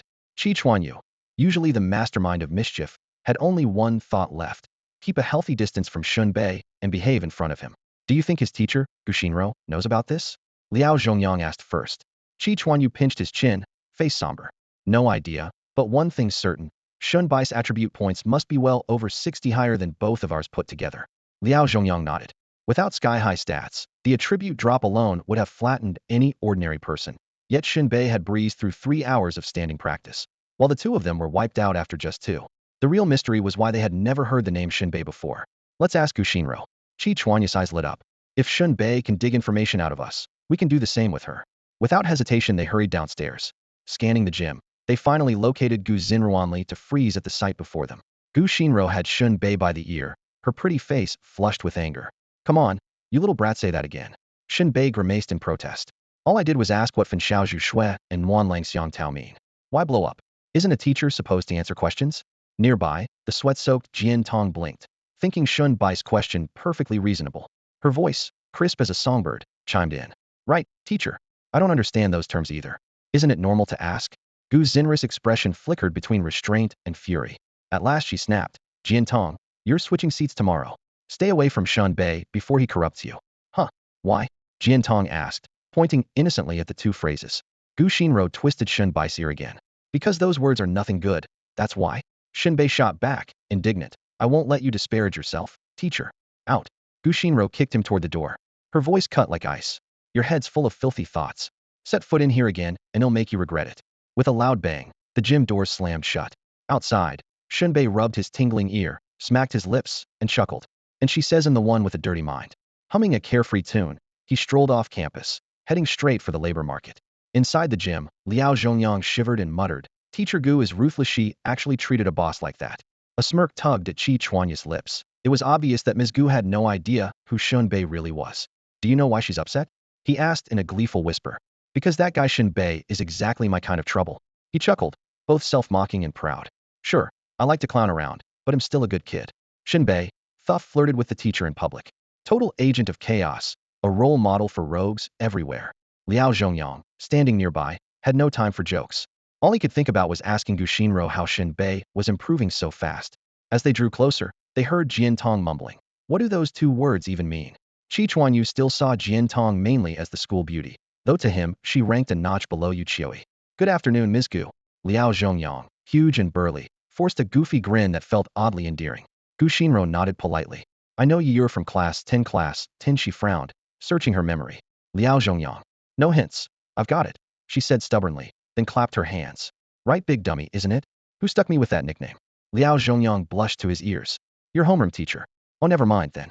Gu Xinru's smile faded. What can I do for you? Qi Chuanyu jumped in. Ms. Gu, Shen Bai's your student, right? Her expression tightened. Why were they bringing up Shen Bei? Did he cause trouble? She knew these two weren't easy to handle. One had a 5th-rank martial artist at home. The other came from an entire clan of fighters and only needed this year's exam to complete the family bucket. She might tug Shen Bai's ear in private, but let outsiders bully him and she'd defend him at once. Switching to her icy persona, she said loftily, whatever problem you have with Shen Bei, my student is honest and diligent. Clearly you too are at fault. Write a reflexiano fewer than 10,000 words. Miss a single character, and it'll haul you to your homeroom teachers. Qi Chuanyu felt a vein throb in his forehead. Liao Zhongyang almost spat blood. So snow in June isn't just a myth. Rubbing his temples, Qi Chuanyu explained patiently, Ms. Gu, we're not fighting with Shen Bei. In fact, he came to us for advice. What? Gu Xinro bristled. So that's why he's been sneaking off to train. You two coached him? Shame on you. You know his aptitude is low, yet you egged him on? Didn't lesson 1 teach you? Before becoming a martial artist, learn to be a decent person. A worm-eaten heart has no place under heaven? Chi Chuanyu was speechless. She sure knew how to shift blame. That's not it. He swore, hand raised. We never taught him. He practiced on his own. Liao Zhongyang nodded frantically. We've been framed. Gu Xinro snorted, her tone easing. Fine, he's an adult, his choice. I can't stop him. So what do you actually want? Liao Zongyang's deep voice buzzed with excitement. Ms. Gu, Shen Bai's progress is insane. Yesterday he couldn't hold a stance or control his breathing or blood flow. Today he stood for 3 hours straight. Have you been coaching him in secret? If you've got any special techniques, could you share them? Exactly, Chi Chuanyu chimed in. You're not our homeroom teacher, but we all go to E High, right? Surprise flickered in Gu Xinra's cool eyes, sending ripples through her mind. What on earth had that kid done? The whole situation was utterly absurd. What did I just hear? Liao Zhongyang said Shen Bei managed to hold the horse stance for 3 hours? The pointer in Gu Xinra's hand trembled. Shock, confusion, and disbelief churned in her once clear eyes. 3 hours. Only someone with sky-high stats could barely pull that off. Yet Shen Bai's last test showed a measly 42 points, a perfectly ordinary student who shouldn't last 3 minutes. Her thoughts spun back to this morning's class. She had shoved him several times in a fit of anger, and he hadn't budged. That was the first level sign of a solid horse stance. I overlooked it, Gu Xinro muttered, her heart sinking. No normal person could reach this milestone. Without Liao Zongyang's tip-off, she'd never have realized Shen Bei might have undergone such a drastic change. A shiver ran through her as she remembered the wager. If Shen Bei got into Wuda, she had to kiss him. Now, which shade of lipstick should she pick? Her cheeks flushed crimson. She whispered to herself, Teacher, is lipstick the secret to lightning-fast cultivation? Liao Zhongyang asked, baffled. Oh no, you misunderstood, she blurted, waving her hands. I was distracted. She cleared her throat, trying to regain her usual composure. Yes, I've coached Shen Bei, but only on the most basic techniques. He's simply gifted. Liao Zhongyang and Chi Chuanyu shared a look. Clearly, that was only half the story. Gu Xinro hadn't taught Shen Bei anything special. The 3-hour stance was all his own doing. After a few more words, the two boys left. Silence fell over the classroom. Gu Xinro stood there as if struck by lightning. The student she had least expected had shot ahead, and no one had bothered to tell her. You little brat, blindsiding me like this, she growled, yanking out her phone and furiously searching. How to kiss? Do you need to breathe during a kiss? Tongue or no tongue? What about saliva strings? Best kiss duration? Each keyword made her heart race and her face burn. Beside her, Jin Tong raised a hand. Ms. Gu, could you give me some guidance? No time, she snapped without looking up. Don't interrupt my studying. Jin Tong. In the days that followed, Gu Xinro tried to track Shen Bei down for a talk, but he was nowhere to be found and had even stopped scanning in for classes. She asked Jin Tong. He hadn't seen him either. Skipping the odd lecture was normal for Shen Bei, but vanishing completely with the martial exam so close. Furious, Gu Xinro threw up her hands. Fine, do whatever you want. Meanwhile, Shen Bei was anything but idle, working by day, tempering his chi and blood, and holding stances by night. No homework, no women bothering him. His cultivation progressed at lightning speed. Horse stance, stake stand as if riding a horse, spine like a dragon, body like a post, steps light as a cat, weightless as a swan. The formula echoed over and over in Shen Bai's mind. It sounded simple, yet few ever mastered the stance. After Liao Zongyang's pointers, though, Shen Bei maxed out his training hours for several days in a row, and now he moved through the stake with ease. Extending the session from 2 hours to 3 looked trivial, but the effect was explosive. 1 times 1, not 1 plus 1, and no one else could copy it. Liao Zhongyang was so jealous his teeth ached. In the martial world, what you race against is time. One person's single day can equal another's whole month. Who wouldn't be envious? 8 days before the entrance exam for martial universities, Shen Bei broke through the second level of the horse stance, stake solid standing. His feet felt rooted to the earth.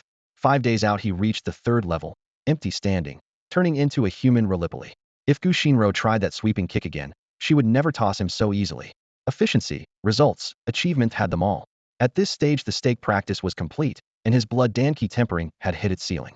To go further, he needed a genuine martial art, but those were issued only after admission to a martial university. Annoying.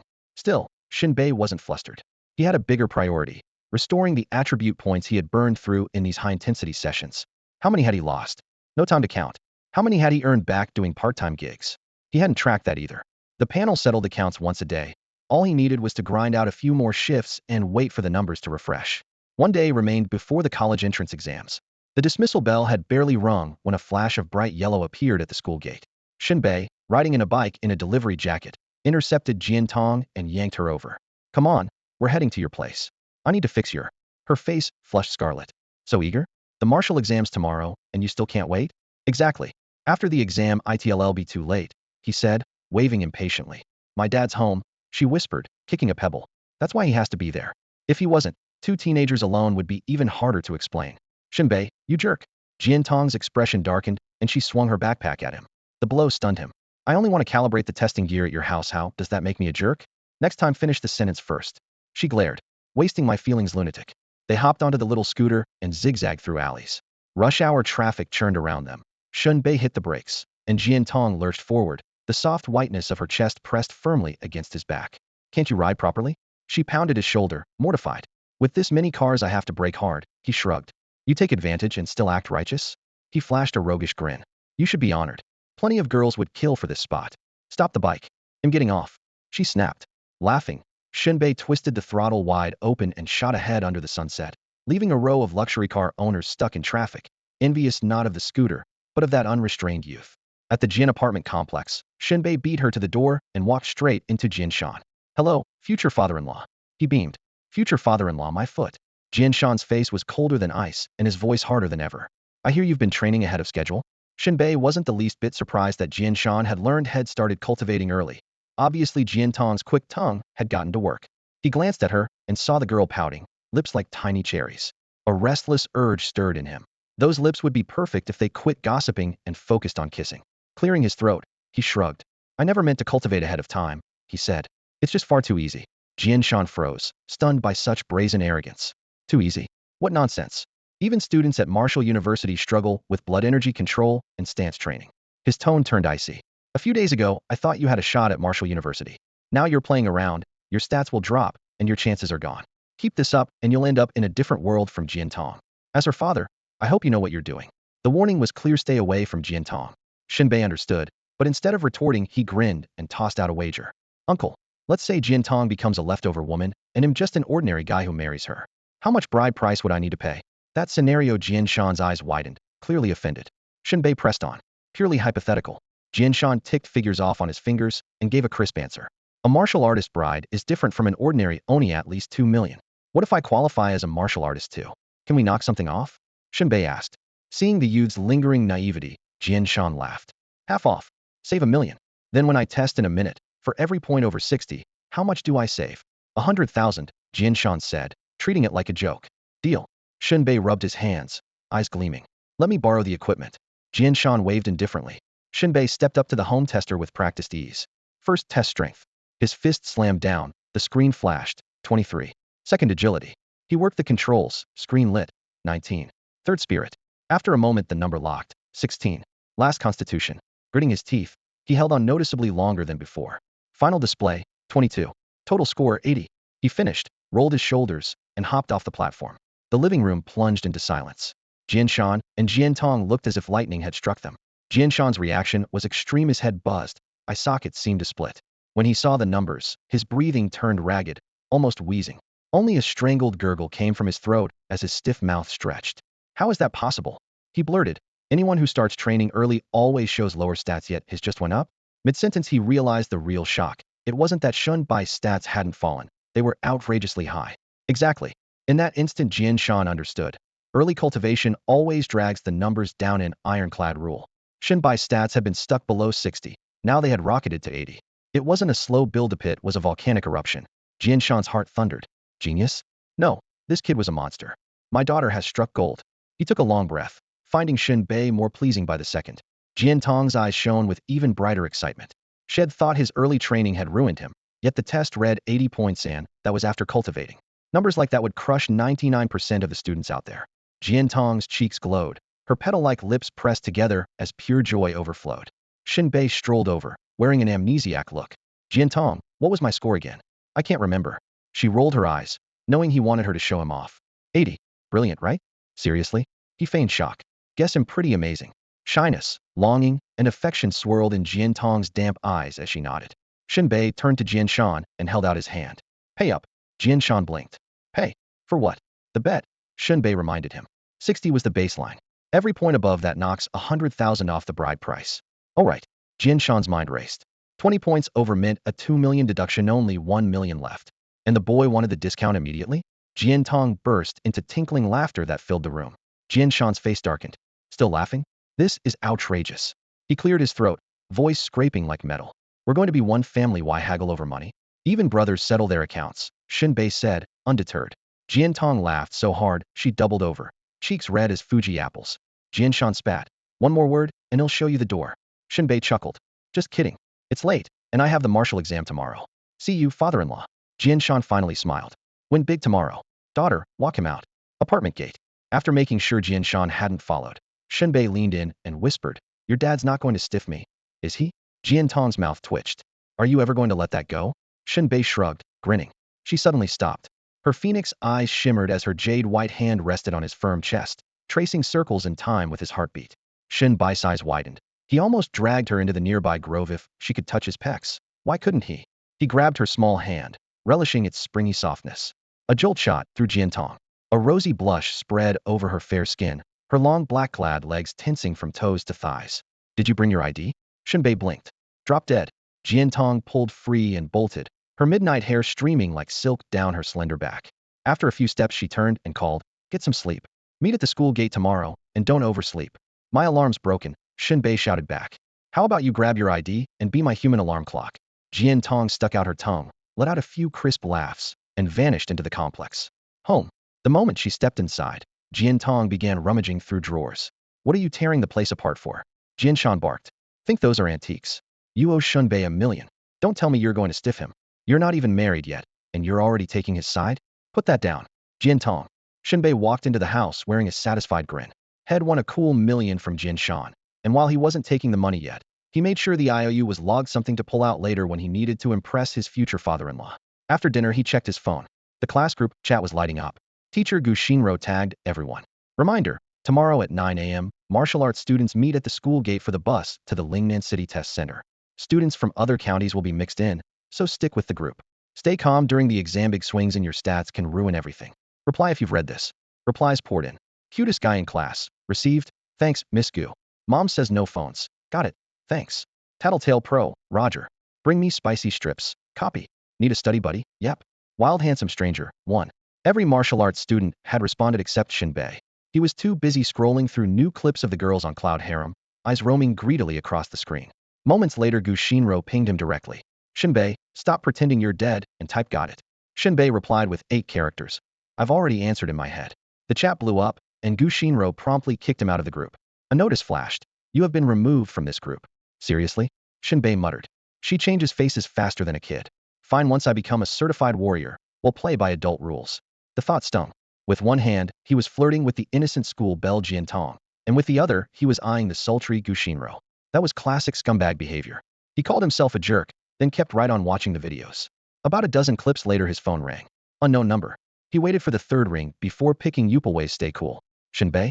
The voice was raspy and vaguely familiar. That's me. It's old Zhang. Remember? Shen Bei immediately pictured the labor boss with the dented van, cloth bag under his arm, and a gleaming bald head. The guy had hired him to smash walls a while back. He decided to play dumb. Can't place you. Any distinguishing features? The caller sounded annoyed. Labor market, my van. You jumped into the driver's seat? Sorry, every boss at the labor market looks the same. More details? After a pause the man ground out, in the one with the huge bald head.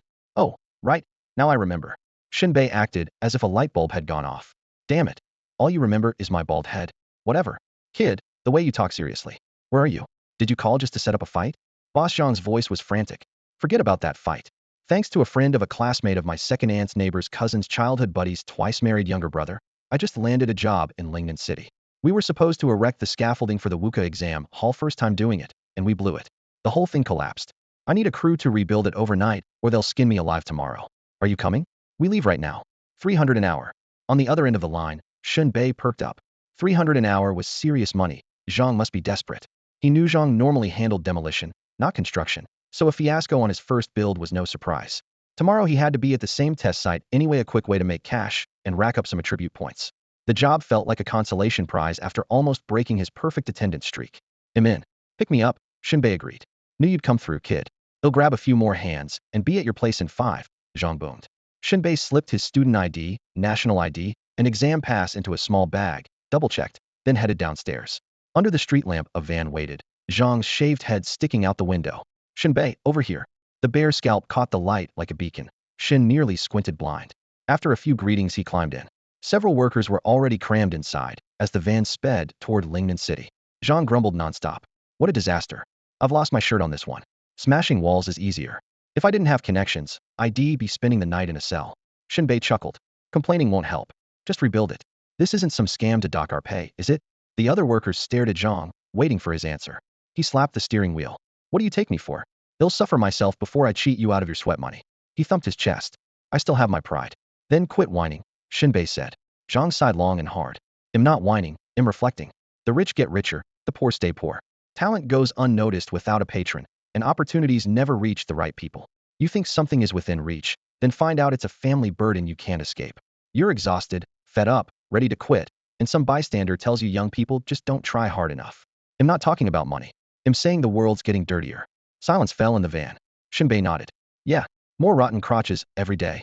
Zhang burst out laughing and clapped him on the shoulder. Judging by that mouth, you're a student who failed to make the martial cut, or you wouldn't be moonlighting here. But I can tell you're a standout among ordinary folks. Remember this. Marry a good wife, and you'll live 10 years longer. At the very least, you'll keep your hair. Look at me, old married guy, bored to death. Close my eyes and all I see is steamed buns. Zero interest. A natural talker, his mouth ran like a motor. Shen Bei wouldn't be outdone. The secret to marriage is simple, he offered. The workers leaned in. A student knows this stuff? Zhang teased. Shen Bei cleared his throat. Either hand over the grain tax or hand over the paycheck. Pick one. Zhang nearly drove the van straight into a ditch. When they reached the test site in Lingnan City, a whole row of scaffolding beside the stage had collapsed with a crash, sprawling across the night like a steel beast. Twisted pipes gleamed coldly under the streetlights. Several officials, their faces thunderous, stood over the wreckage, pointing and occasionally nudging loose parts with the tips of their polished shoes. The moment Boss Zhang jumped off the truck, he plastered on a grin and half-jogged over, bowing as he went. Before he could get close, a few of the officials spat straight at him. From a distance, Shen Bei and the other workers couldn't hear the words, but they could imagine the officials cursing every branch of Boss Zhang's family tree. The martial arts entrance exam is a national priority. Each year the country hopes to recruit genuine warriors who can help the nation stand firm in a chaotic world and keep its heritage alive. The harsher reality is that when there are too few warriors, or they are too weak, provoking a major foreign power often ends in annihilation, rivers of blood, cultures erased, memories rewritten, and a next generation that no longer knows its own ancestors.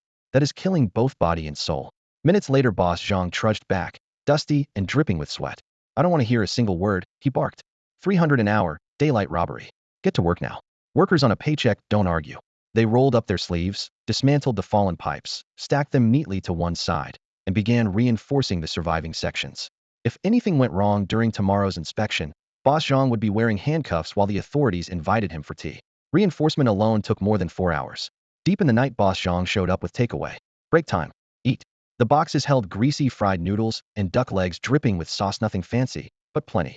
Squatting nearby, scrolling his phone, he suddenly burst out laughing. Check, this female warrior kept a young man. The kid found himself someone younger. She cut him clean in half. The guy tried to sue, and the chief judge declared her innocent on the spot. Huh.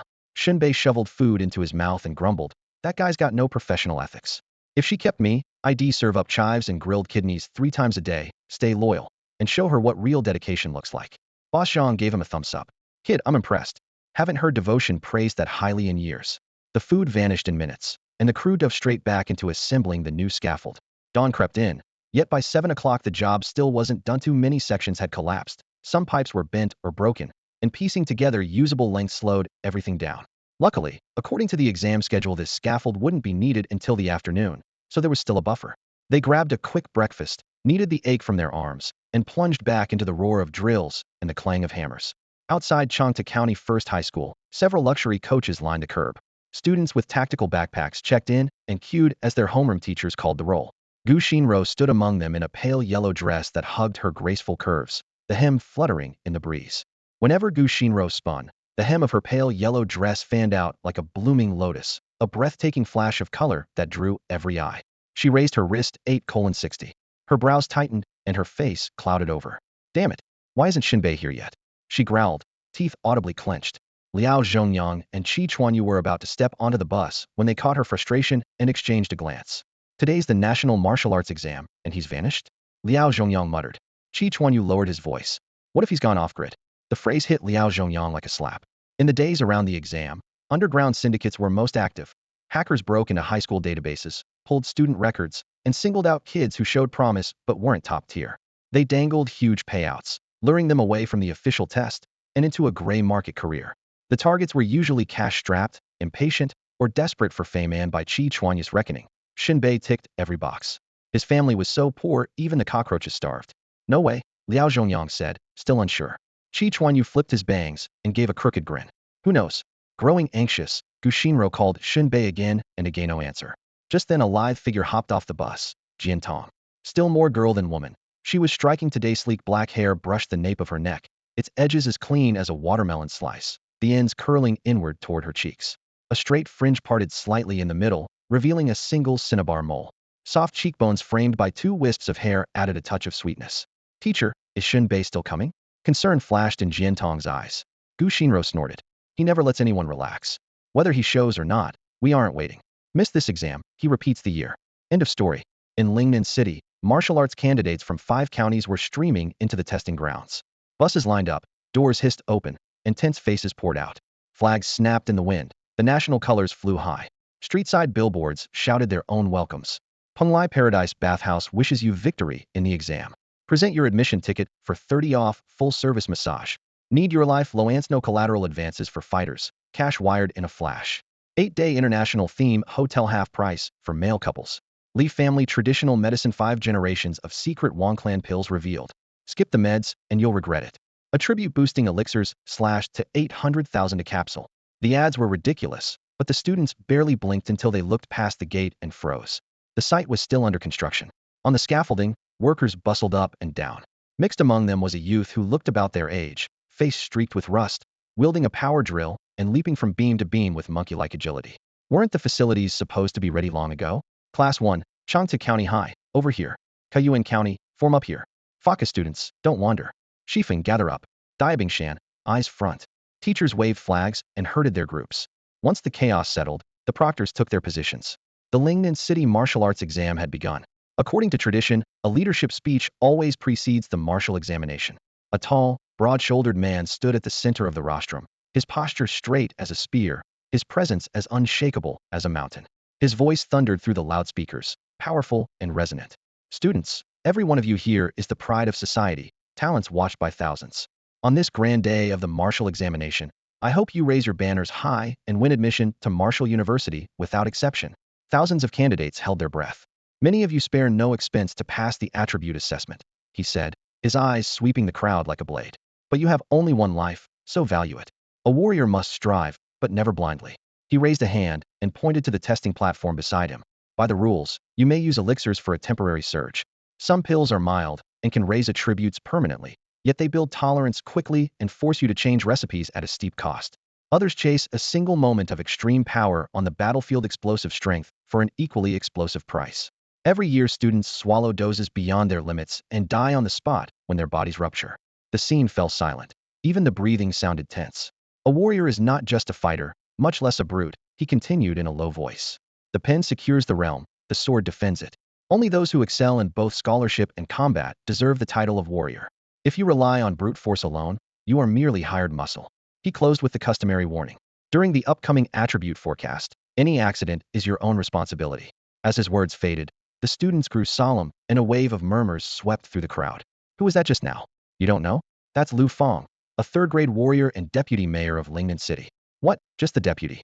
There's no mayor in Lingnan right now's the acting head. On the other side, within the Changta County contingent, Qi Chuanyu rolled a fingernail-sized golden pill in his palm, smiling faintly. Liao Zhongyang cast him a sideways glance and grunted, "You still need drugs?" "Of course not," Qi Chuanyu replied, pocketing the pill and lifting his chin in a long howl. "Better to be the head of a rooster than the tail of a phoenix. I'm taking the top score this year." "Keep dreaming," Liao Zhongyang growled, hating the phrase phoenix's tail. "I can beat you without any pills." "If Shen Bei said that, I might listen, but you?" Qi Chuanyu's eyes brimmed with disdain. "Just keep wagging that phoenix tail." Yu Liao Zhongyang's molars ached with rage, sparks of lightning flaring in his palm as if he were about to strike. At that moment, 2 students stepped out from the Kayuan County ranks. A kid with bleached blonde hair, ear studs, smoky eyeshadow, leather pants, and dangling chains, his intricate patterns radiating a decadent, underground vibe, swaggered into the throng. He barged straight toward a boy ahead, locking eyes. "Hey, remember me?" The boy, Qi Chuanyu, glanced up coolly. "Niu Lu, right?" The blonde tossed his head in annoyance. "Name's Niu Yanben, hey?" Qi Chuanyu rolled his eyes. "Hey yourself. Who stuck you with that tongue twister?" Niu Yanben's face clouded. "Watch it. Or do you want another round?" Last year in Taiyuan County, when she was a junior, one careless word had sparked a brawl. Both walked away bleeding, and the memory instantly thickened the air. Next to Nyo, a classmate with wildly crooked teeth cackled. Come on, bro Nyo, don't tell me you're backing down? Chi Chuanyu snorted. Had planned to ignore them, but the contempt in that tone made him fire back. Who are you? Those teeth stick out like they've moved into separate apartments worried about close contact? Close contact, the words slashed the boy's pride. Liao Zhongyang beside Chi let out a snort of laughter. Neo Yanbin's face went livid. Chi Chuanyu, your mouth is lethal. Listen up, this is Du's eating. Make him mad, and no one can hold him back. Chi glanced at Du's shark-like grin. Du's eating? Sounds like stomachache. Go see a doctor, couple of quick relief pills should do. Du Zitang's lips twisted. He exposed his fangs with morbid glee. I like you. Become a martial artist, or beating you won't be fun. You? Chi Chuanyu shook his head. Didn't Yo Lu tell you how I flattened him? Neo Yanbin snorted. I'll talk, hey? Chi Chuanyu shrugged. Save your breath. I'm busy taking first place in the martial exam. If bragging were taxed, you'd be broke, hey? Neo stepped in until their noses almost touched. Just then the loudspeakers began the countdown for the exam. Roll call was about to start. Swearing, Neo Yanbin and Du Ziding flipped him off and headed back to their line. Chi Chuanyu turned to Liao Zhongyang, half closing his eyes. Couldn't back me up with a few insults? Liao cracked his knuckles. I do my talking with fists. Besides, you're my competition for the top score, why help you? Chi rolled his eyes. Congratulations, third person today to leave me speechless. Why not the first? You don't qualify. Across the hall, Ms. Gushinro launched into a pep talk. All right, if you've got boosters, take them now. They'll peak during the background check. Remember, tell the truth. The examiners already know everything, lie, and you're finished. She emphasized, political screening is critical. Martial artists are individual powerhouses and can lose control. Firearms need teamwork. Skip a step and you can't build a gun. The finer the division of labor, the less likely mass revolt. Martial artists break that rule, so the screening is strict. She clapped. Okay, wait for your name and step up one by one. Class 3 felt a warm rush. Their teacher's voice was soothing. Students from other classes quietly regretted not transferring sooner. Outside the test center, the place was packed.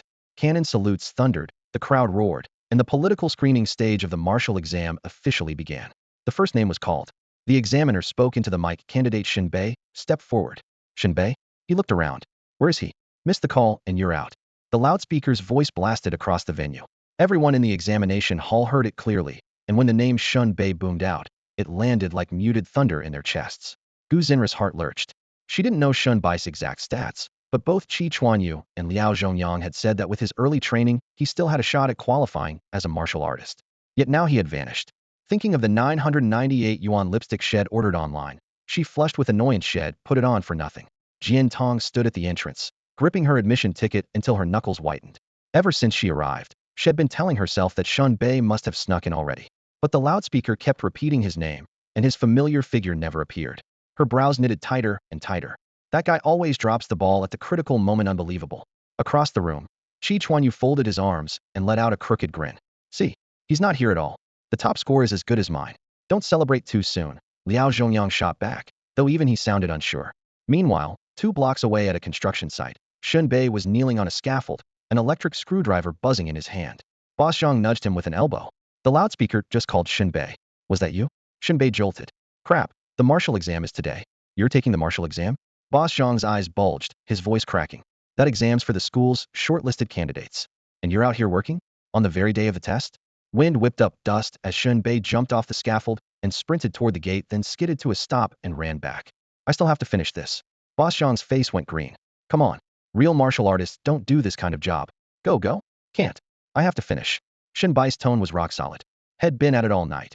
If he quit halfway, he wouldn't trigger the daily settlement panel, and losing those attribute points would cost him more than life itself. Boss Zhang nearly dropped to his knees. Please. I can't afford to hire a martial artist, and if word gets out, it'll ruin your reputation. Let us nobodies handle the grunt work. Save it. He'll be back. Shen Bei flung the words over his shoulder and bolted off the site. Boss Zhang stood there in the swirling dust, totally baffled. A guy who can pass the martial exam could make a fortune with 1 commission, so why on earth was he stuck on hourly wages? Shen Bei, present. At the very last second before the chief examiner declared him absent, Shen Bei stumbled to the front of the line, panting hard. The examiner gave him a once-over, frowning. Watch the time. And wash your face before you come covered in rust like the sentence cut off. Had just noticed the power drill dangling from Shen Bai's hand. The chief examiner glanced toward the unfinished scaffold near the gate, then back at Shen Bei, his voice catching. You were working over there just now? Shen Bei nodded. Several assistant examiners exchanged looks, their expressions shifting. So the martial exam was today, yet the kid had still been on a construction site earning day wages. Was he money obsessed? Or just dirt poor? Is this kid for real? The chief examiner drew a long breath, skimmed Shen Bai's resume, rubbed the corner of his eye, and waved. Passed. Huh. Shen Bei froze, feeling the process was off. Aren't you going to ask me anything? Ask what? Third-generation peasant stock. Nothing to vet. Straight to the strength test. The chief dismissed him with a flick of the wrist. Shen Bei scratched his head and walked over to the strength stat Iona, single metal pillar build only to register raw power. With so many candidates, fancy add-ons were a waste. No hesitation. He lowered his stance, waist and arms aligned, fist cracking out like a whip boom. Before the numbers even popped up, he bolted. The examiners stared as the kid scrambled up the nearby scaffolding and started tightening bolts like a pro. The chief examiner's mouth twitched. What is he doing? Not even waiting for the score?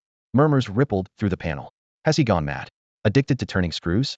That's the photo zone for Marshall University's admissions deadline pressure, I guess. But today's the Marshall entrance exam. Biggest day of his life, and he's moonlighting? Kids these days he can't read them at all. Nationwide, no one had ever seen a stunt like this. Spectator stands. Gu Shinro was relieved the moment she spotted Shen Bei, then exploded the next second. One punch, and he's off to tighten screws. Her narrow eyes brimmed with fatigue. She pressed a hand to her forehead and slumped back. That idiot.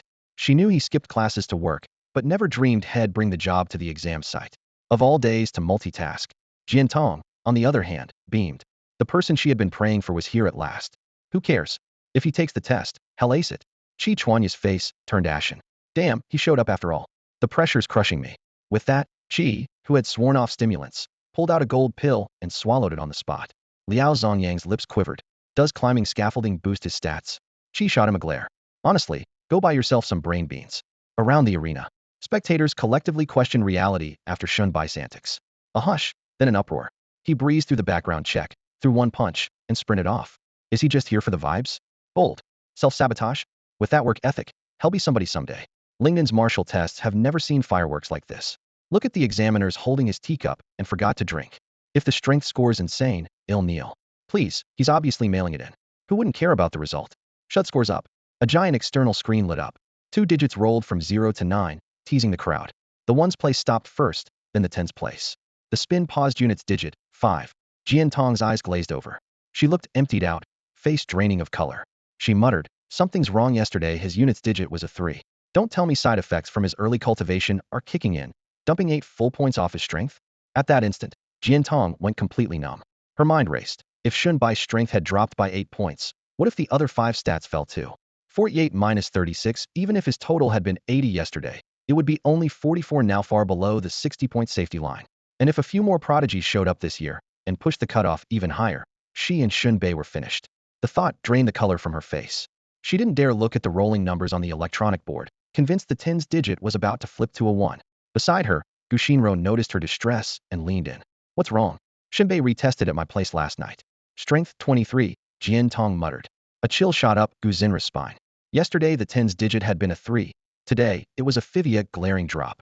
She clenched her teeth and swore under her breath. That brat. We warned him, but he wouldn't listen. Now Luke's blown it. The backlash has hit. What good were 3 hours of standing practice? He's still tanking. Her temples throbbed as she spoke. A few steps away, Chi Chuanyu pressed his palms together, chanting like it was a life-or-death mantra. All deities and Buddhas, Tathagata, Guanyin, Holy Mary, Jesus, please let the tens digit be a 1. Liao Zhongyang scoffed. How could it be a 1? Shen Bei trains in the Mabu stances clearly on a close combat path. His strength and endurance have to be high. Shut up, Chi Chuanyu snapped. The testing hall hummed with voices, yet every eye stayed glued to the blue screen display. The tens digit finally changed to boom. It was as if someone had hit a mute button. The chatter died instantly. No one had expected Shen Bei, the kid they all thought would end up tightening screws on an assembly Lanito, post a strength score of 25. The chief examiner shot to his feet, eyes locked on the number, shock crashing through him like surf against rocks. Normally, 15 to 17 points was considered acceptable, and a 40-point monster appeared once in a blue moon. Yet Shen Bei, poor kid scraping by on odd jobs, had just put up 25. The examiners traded incredulous looks. Is the equipment faulty? Someone muttered. I'd like to think so, but did you see his attitude? He treated the whole test like a game. The machine's fine. The kid probably has one standout stat. The rest might be trash. Let's keep watching. Quit gawking. Next candidate. The chief examiner barked. Kaiyuan County Nyo Lu. At that moment, Jin Tong and Gu Shinro had resigned themselves to Shen Bei missing the cut for Wuda, But when the final results appeared, they froze in unison.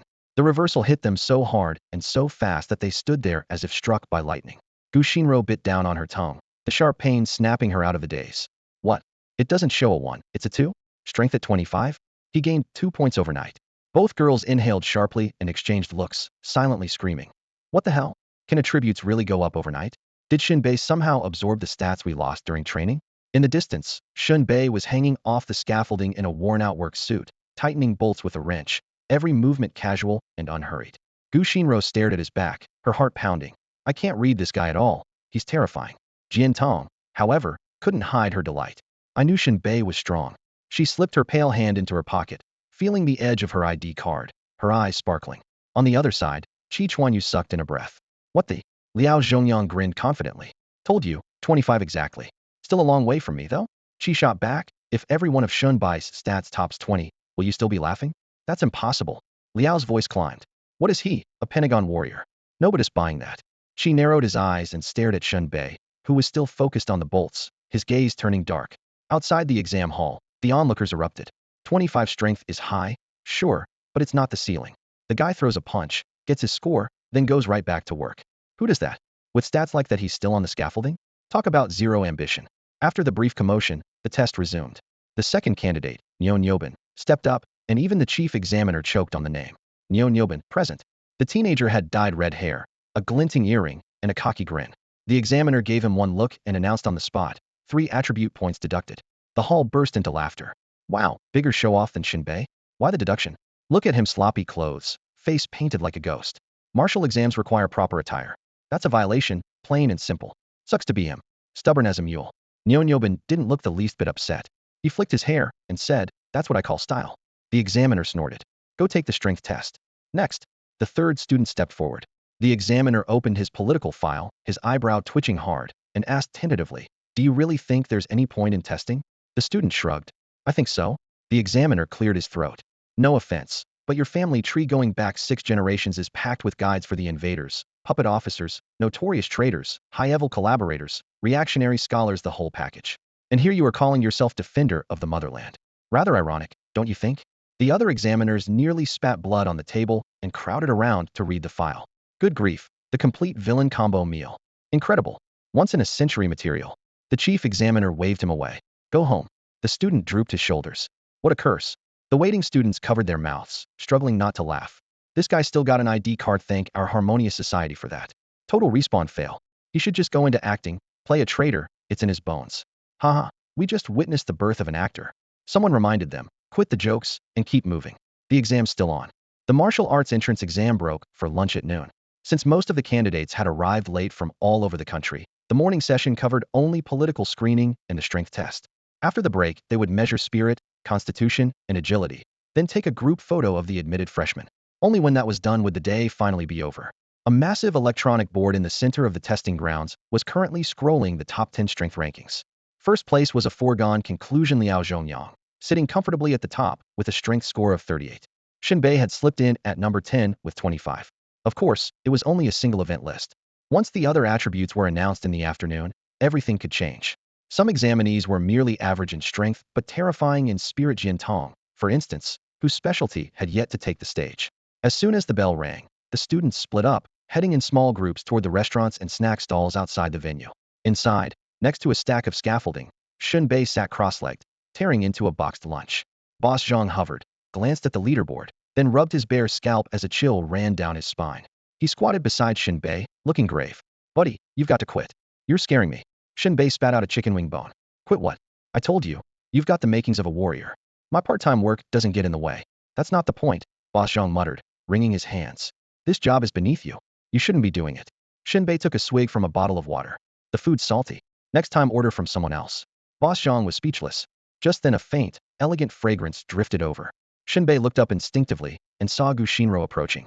Tall and striking, she was a picture of poise against the scaffolding, regal, sophisticated, and cool enough to make people instinctively lower their heads. Yet her eyes were oddly conflicted, a mix of suppressed anger and something harder to name. Shen Bei. Her voice was clipped, the words edged with heat. Hi, teacher. Shen Bei grinned. Care to join me? Tastes okay, just a bit salty. Cut the nonsense.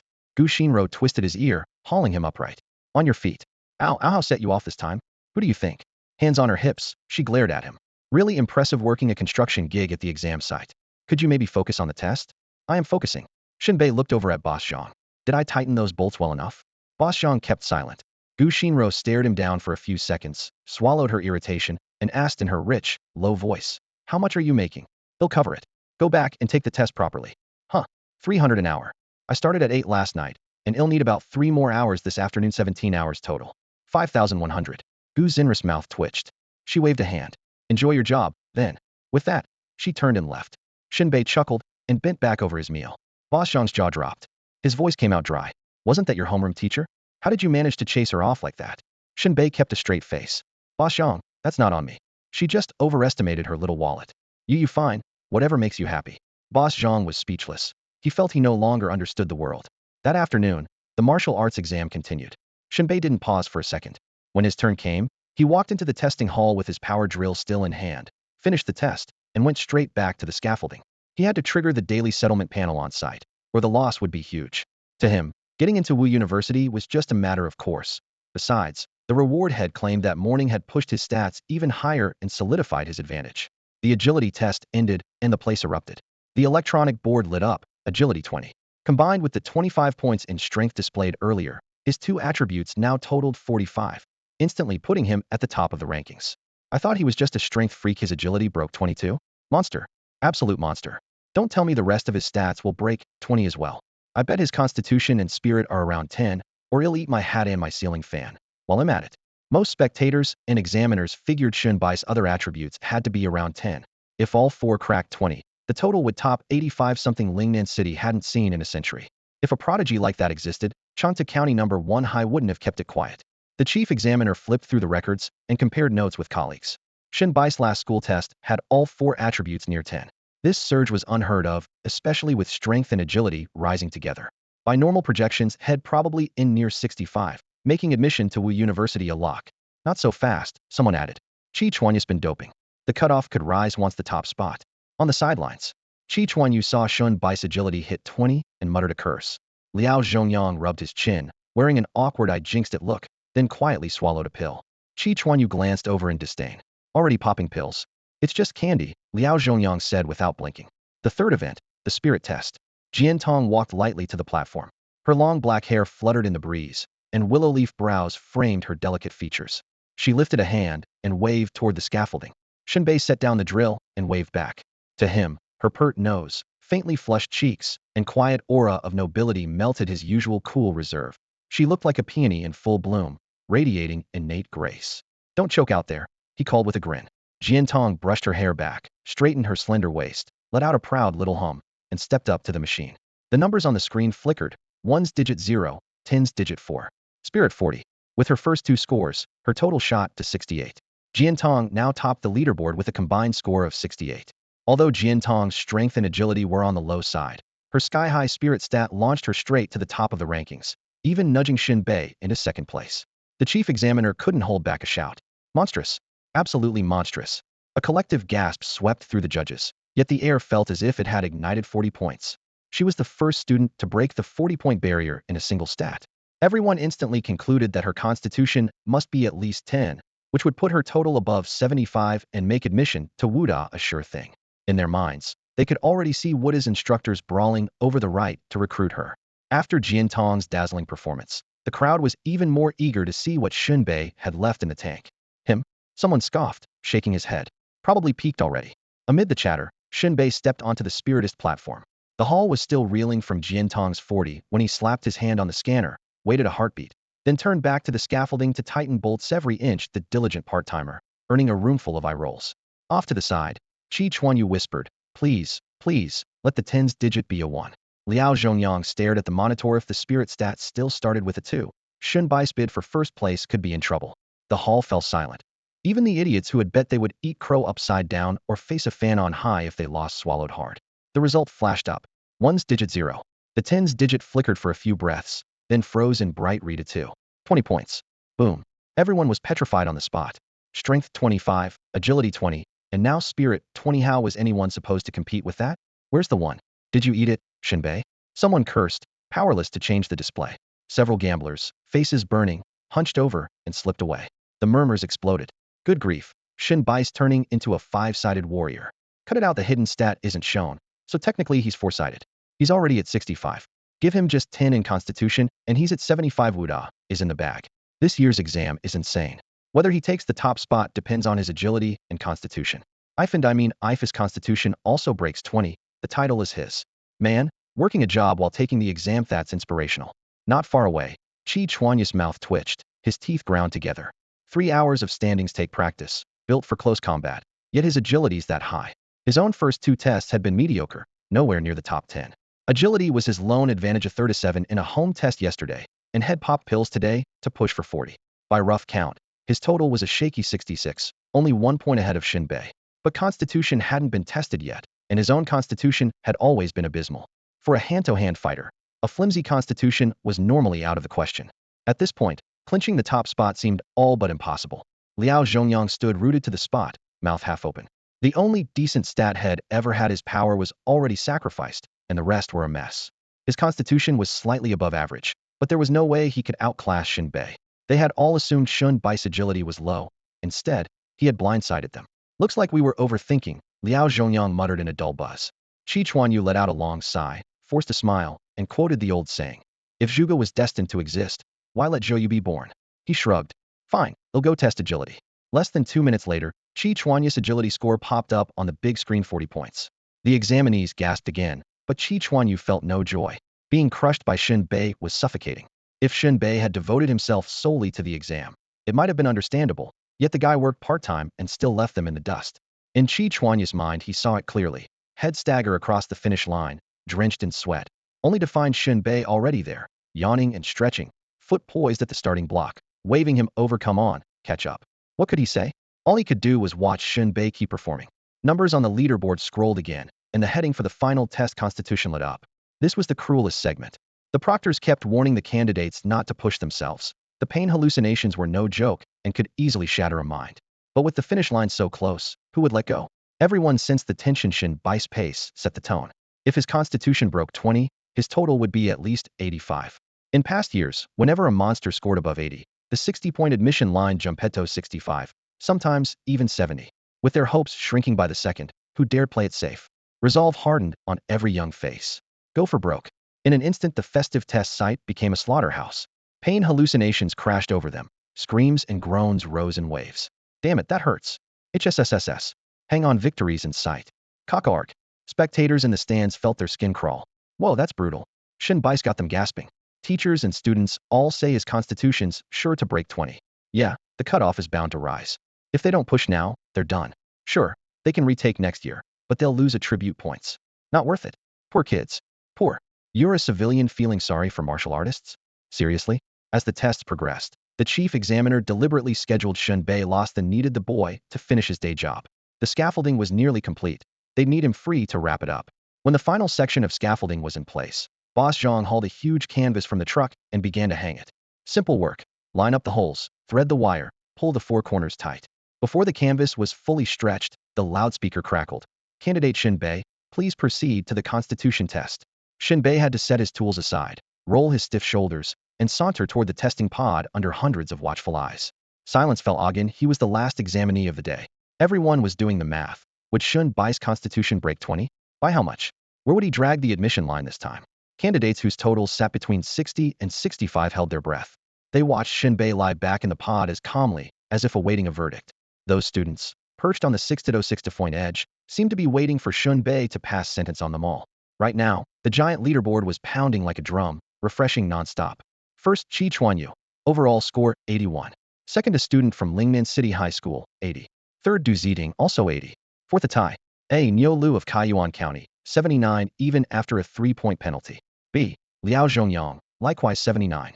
Fifth, Jin Tong, 78. Sixth through 10th all claimed by students from Lingnan City. To everyone's surprise, Shen Bai's name had vanished, but his Constitution test was still running. He already had 65 points in the first 3 attributes. If his Constitution came in under 15, the top spot would belong to Chi Chuanyu. If it was even 2 points higher, Chi would drop to second. Chi Chuanyu's palms were slick with sweat as he silently begged Shen Bei to show some mercy. Yet every onlooker could tell Shen Bai's Constitution wouldn't be low, The only mystery was whether he would blow past 85 and raise Wood's cutoff yet again. A muffled groan sounded from the testing pod. Shen Bei frowned, then abruptly ended the scan. Unlike before, he stayed in front of the screen, waiting for the final number. Examiners leaned in. Students stood on tiptoe. Spectators held their breath, afraid to blink and miss history. The number froze 25 points. The place erupted. 25. The chief examiner's voice cracked as he trembled with shock. All 4 attributes over 20 monstrous. The other examiners wore the same twisted look, stunned speechless. 25. Added to 65, Shen Bei didn't just break 80, he shot to 90, smashing the record for Lingnan City. Under the sun, faces showed everything from awe to alarm, even a hint of fear. After a heartbeat of silence, a tidal wave of cheers swept the field. Unbelievable. There's nothing Shen Bei can't do. Rumors spread like wildfire. Qi Chuanyu, Liao Zhongyang, and Shen Bei all trained ahead of time. What? Early training docks your score. He lost points and still got 90? Is he even human? In the crowd, Gu Xinro felt as if she'd just given a public demo of facial transformations, first a twitch, then widening eyes, finally a total color change into sheer disbelief. She had thought Shen Bai's early training might barely get him into Wuda, if luck was on his side. Reality slapped her hard. Shen Bei had breezed through the exam and walked away with a jaw-dropping 90. Not only did he win the top spot, he even pushed Wu University's cutoff score higher than ever before. Gu Xinra's heart pounded so hard her breathing went offbeat. She looked up at Shen Bei on the stage, delight and shock tangled together. When had this child transformed so completely? How had she never noticed? Joy quickly gave way to self-reproach. Had she cared too little about him? The thought dimmed her spirits at once. Shen Bei would soon step through Wu University's gates, while she would still be teaching at Changta County No. 1 High School. He would rise into the skies. She would stay at the lectern. Looking after him would become nearly impossible. A fretful shadow crept across Gu Xinra's once radiant, almost angelic face. She could already picture Shen Bei shooting toward a broader world like an arrow from the bowstring, while she remained lost in a corner. Across the hall, Jin Tong's eyes were as soft as water. She was genuinely thrilled for him. In the past, she felt Shen Bei should be the one chasing her. Now the situation had flipped. If she didn't work harder, she might no longer deserve him. Remembering the $1 debt her father owed Shen Bei, she silently vowed to repay it as soon as possible. Otherwise, once they started spending time together, the gossip would sting. The electronic screen suddenly refreshed. With a staggering composite score of 90, Shen Bei once again secured first place in Lingnan City's martial aptitude exam. Grabbing the microphone, the chief examiner spoke in a tremulous voice that tried to sound solemn. Students and honored guests, the testing is complete. I now declare this year's top scorer Shen Bei. The hall exploded. Applause thundered in wave after wave. Shen Bei, man of the people. Under the spotlights, Shen Bei dripped with sweat, his cheeks still streaked with iron-gray grime. Yet his smile flashed bright white, eyebrows dancing. He gave a deep bow, then casually turned and swung the power drill back into action. The chief examiner choked for a second. Seriously? You're the champiano thanks to the country and the teachers? Forcing a smile, he let it go and moved straight to announcing Wu University's cutoff. In past years, a composite score of 60 could get you in, but this year our champion's score is so high that, according to regulations, the threshold will be he stretched the final word. The borderline candidates clenched their fists, breath snagged in their throats. 68 points. The number crashed down, and the hall erupted with wails. Mom, I'm sorry. I didn't make it, Buho. 67 isn't enough? You're killing me. If I repeat the year my stats drop, please. Never let me meet another freak, like Shen Bei. Last year's 65 was a sure thing, now 68? I might as well go rogue. Some cursed heaven, some cursed Shen Bei, but the rules never bend, strength prevails, and luck counts as strength. Next came the group photo for the admitted students. The scaffolding for the stage had just been finished. Shen Bei tied off the last bit of wire, then perched comfortably on the very top. Teachers herded students into rows. Gu Xinro looked up, motioning frantically. Get down here. Stand in the middle. Shen Bei shrugged. I'm fine up here. Take the picture. Gu Xinro pressed a hand to her forehead, exasperated. Are you trying to drive me mad? Qi Chuanyu shouted from below. Don't move. Shen Bei'll take your spot. He wedged himself into the center, consoling his failure to claim first place. Click. The flash froze the moment. In the photo, every freshman was brimming with joy, but the most dazzling figure was the one high above the fierce-browed Shen Bei, presence overwhelming, looking down on the crowd. None of those new students had any idea what sort of fear that lofty Shen Bei was about to unleash. Congratulations, champ. Boss Zhang counted out the bills with a flattering grin. Here you go, Shen Bei 5,100. Shen Bei weighed the thick wad of cash and felt a wave of satisfaction. Every note was earned with sweat, its inky scent grounding him. Once you're gone, the labor market won't be half as lively, Boss Zhang joked. If there's more work in Lingnan City, just let me know, Shen Bei said, sliding the money into his pocket. Boss Zhang waved his hands in polite retreat. Come on, you're a martial artist we ordinary folks aren't in your league. In this world, fighters and civilians lived on different tiers. Reverence and distance were woven into everyone's bones. A few co-workers had already edged away when they heard the word martial artist. For Boss Zhang, even this much boldness was rare. Gu Xinro called out from up ahead. The team was forming up. Shen Bei patted Boss Zhang's shoulder. See you around. He turned and left. He would keep taking jobs. Without them he couldn't boost his attribute points, and Lingnan's labor market was still waiting for him to shine. Back with the Changte County student group, Wuda's staff had arranged a celebration dinner and booked a hotel, so there was no need to race back tonight. The banquet was split into 2 rooms. Students admitted to Wuda sat on one side with overflowing platters, while those who hadn't made the cut sat on the other. Their fare clearly sparse. Some merely showed up and then slipped out for street food. Shen Bei took his seat. One teacher after another delivered speeches so forceful his head throbbed. Only when they finally wound down did the servers pass out chopsticks. Clearly the staff knew their audience, and worried people might start eating mid-speech. Gu Xinro and Jin Tong had been seated beside him. After a few bites, Gu Xinro got a call, her face hinting she couldn't talk about it, and she stepped outside. Jin Tong sipped her cola. Shen Bei, how did your stats go up again? Shen Bei only grinned. Your dad must be thrilled, otherwise he'd be out another million. Jin Tong pouted, but had no comeback. Just then Liao Zhongyang leaned in, his voice booming like a drum. Shen Bei, let me introduce a classmate. Shen Bei turned to see Liao Zhongyang leading a girl over.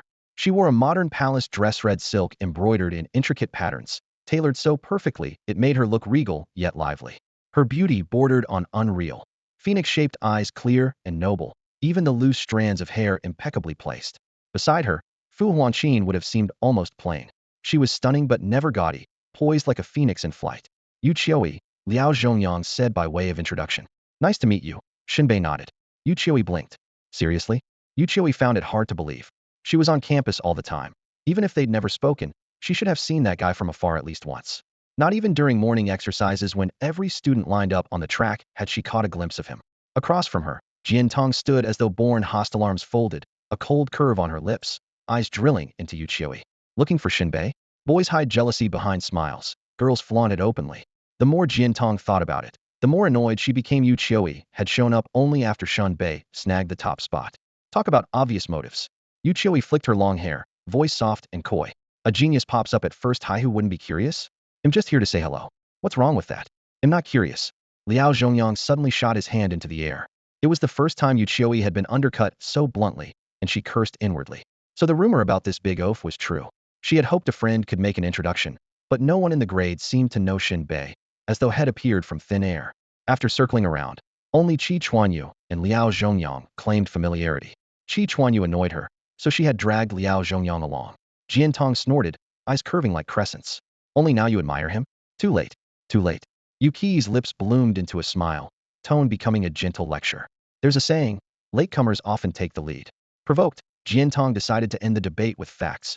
Wearing a sweet yet explosive smile, she called, Shen Bei. Shen Bei. She shouted several times, no one replied. When she turned, Shen Bei was leaning on Liao Zhongyang, whispering in a corner. Jin Tong raised an eyebrow and called again. Shen Bei. He looked up and waved casually. Busy. Don't bother me. Yu Qiui laughed softly, palm on her cheek. See, I'm not late at all. Swallowing her irritation, Jin Tong threw down a threat. Don't think I can't see through you. Shen Bei and I share a desk, we've even met each other's parents. Who are you fooling? Yu Qi's face chilled instantly. Their gazes clashed, sparks flying, and with twin snorts they broke away. Meanwhile, Shen Bei was in full braggart mode, slapping Liao Zhongyang's shoulder. Bro, you're amazing, top 5. If Qi Chuanyu hadn't taken boosters, you'd have beaten him. Liao Zhongyang lifted his chin proudly. Exactly. He popped a premium elixir 1 pills nearly $1 million. If it's all about money, I wouldn't lose. Shen Bei shook his head, acting modest. Numbers aren't everything. With no technique, even high stats can get you flattened. No technique. Liao Zhongyang jabbed a thumb at himself and laughed. Forget Qi Chuanyu and you, with your 90-point stats, don't scare me in real combat. A spark lit Shen Bei size. That good. Want to find a place and test it? Liao Zhongyang's mouth curled arrogantly. He looked down at him. So you admit you're an empty commander stats and nothing else? Shen Bei caught the hint. All numbers, no skill. He chuckled inside it, picked the perfect target yet frowned outwardly. Talk's cheap. Show me your basic fist form or I won't buy it. Real martial arts are taught at Martial University. I haven't learned those, Liao Zhongyang boasted. But I've mastered the basics. I've got a routine that'll pound you, while you've only got raw strength. You're no match for me. Shen Bai's eyes rolled, still pretending stubborn. I don't believe it. Prove it. You mule. Liao Zhongyang seized his arm. Upstairs now. He'll let this country bumpkin see some real moves. Although Shen Bei is this year's top scorer, Liao Zhongyang is clearly unimpressed. Every word he utters drips with disdain.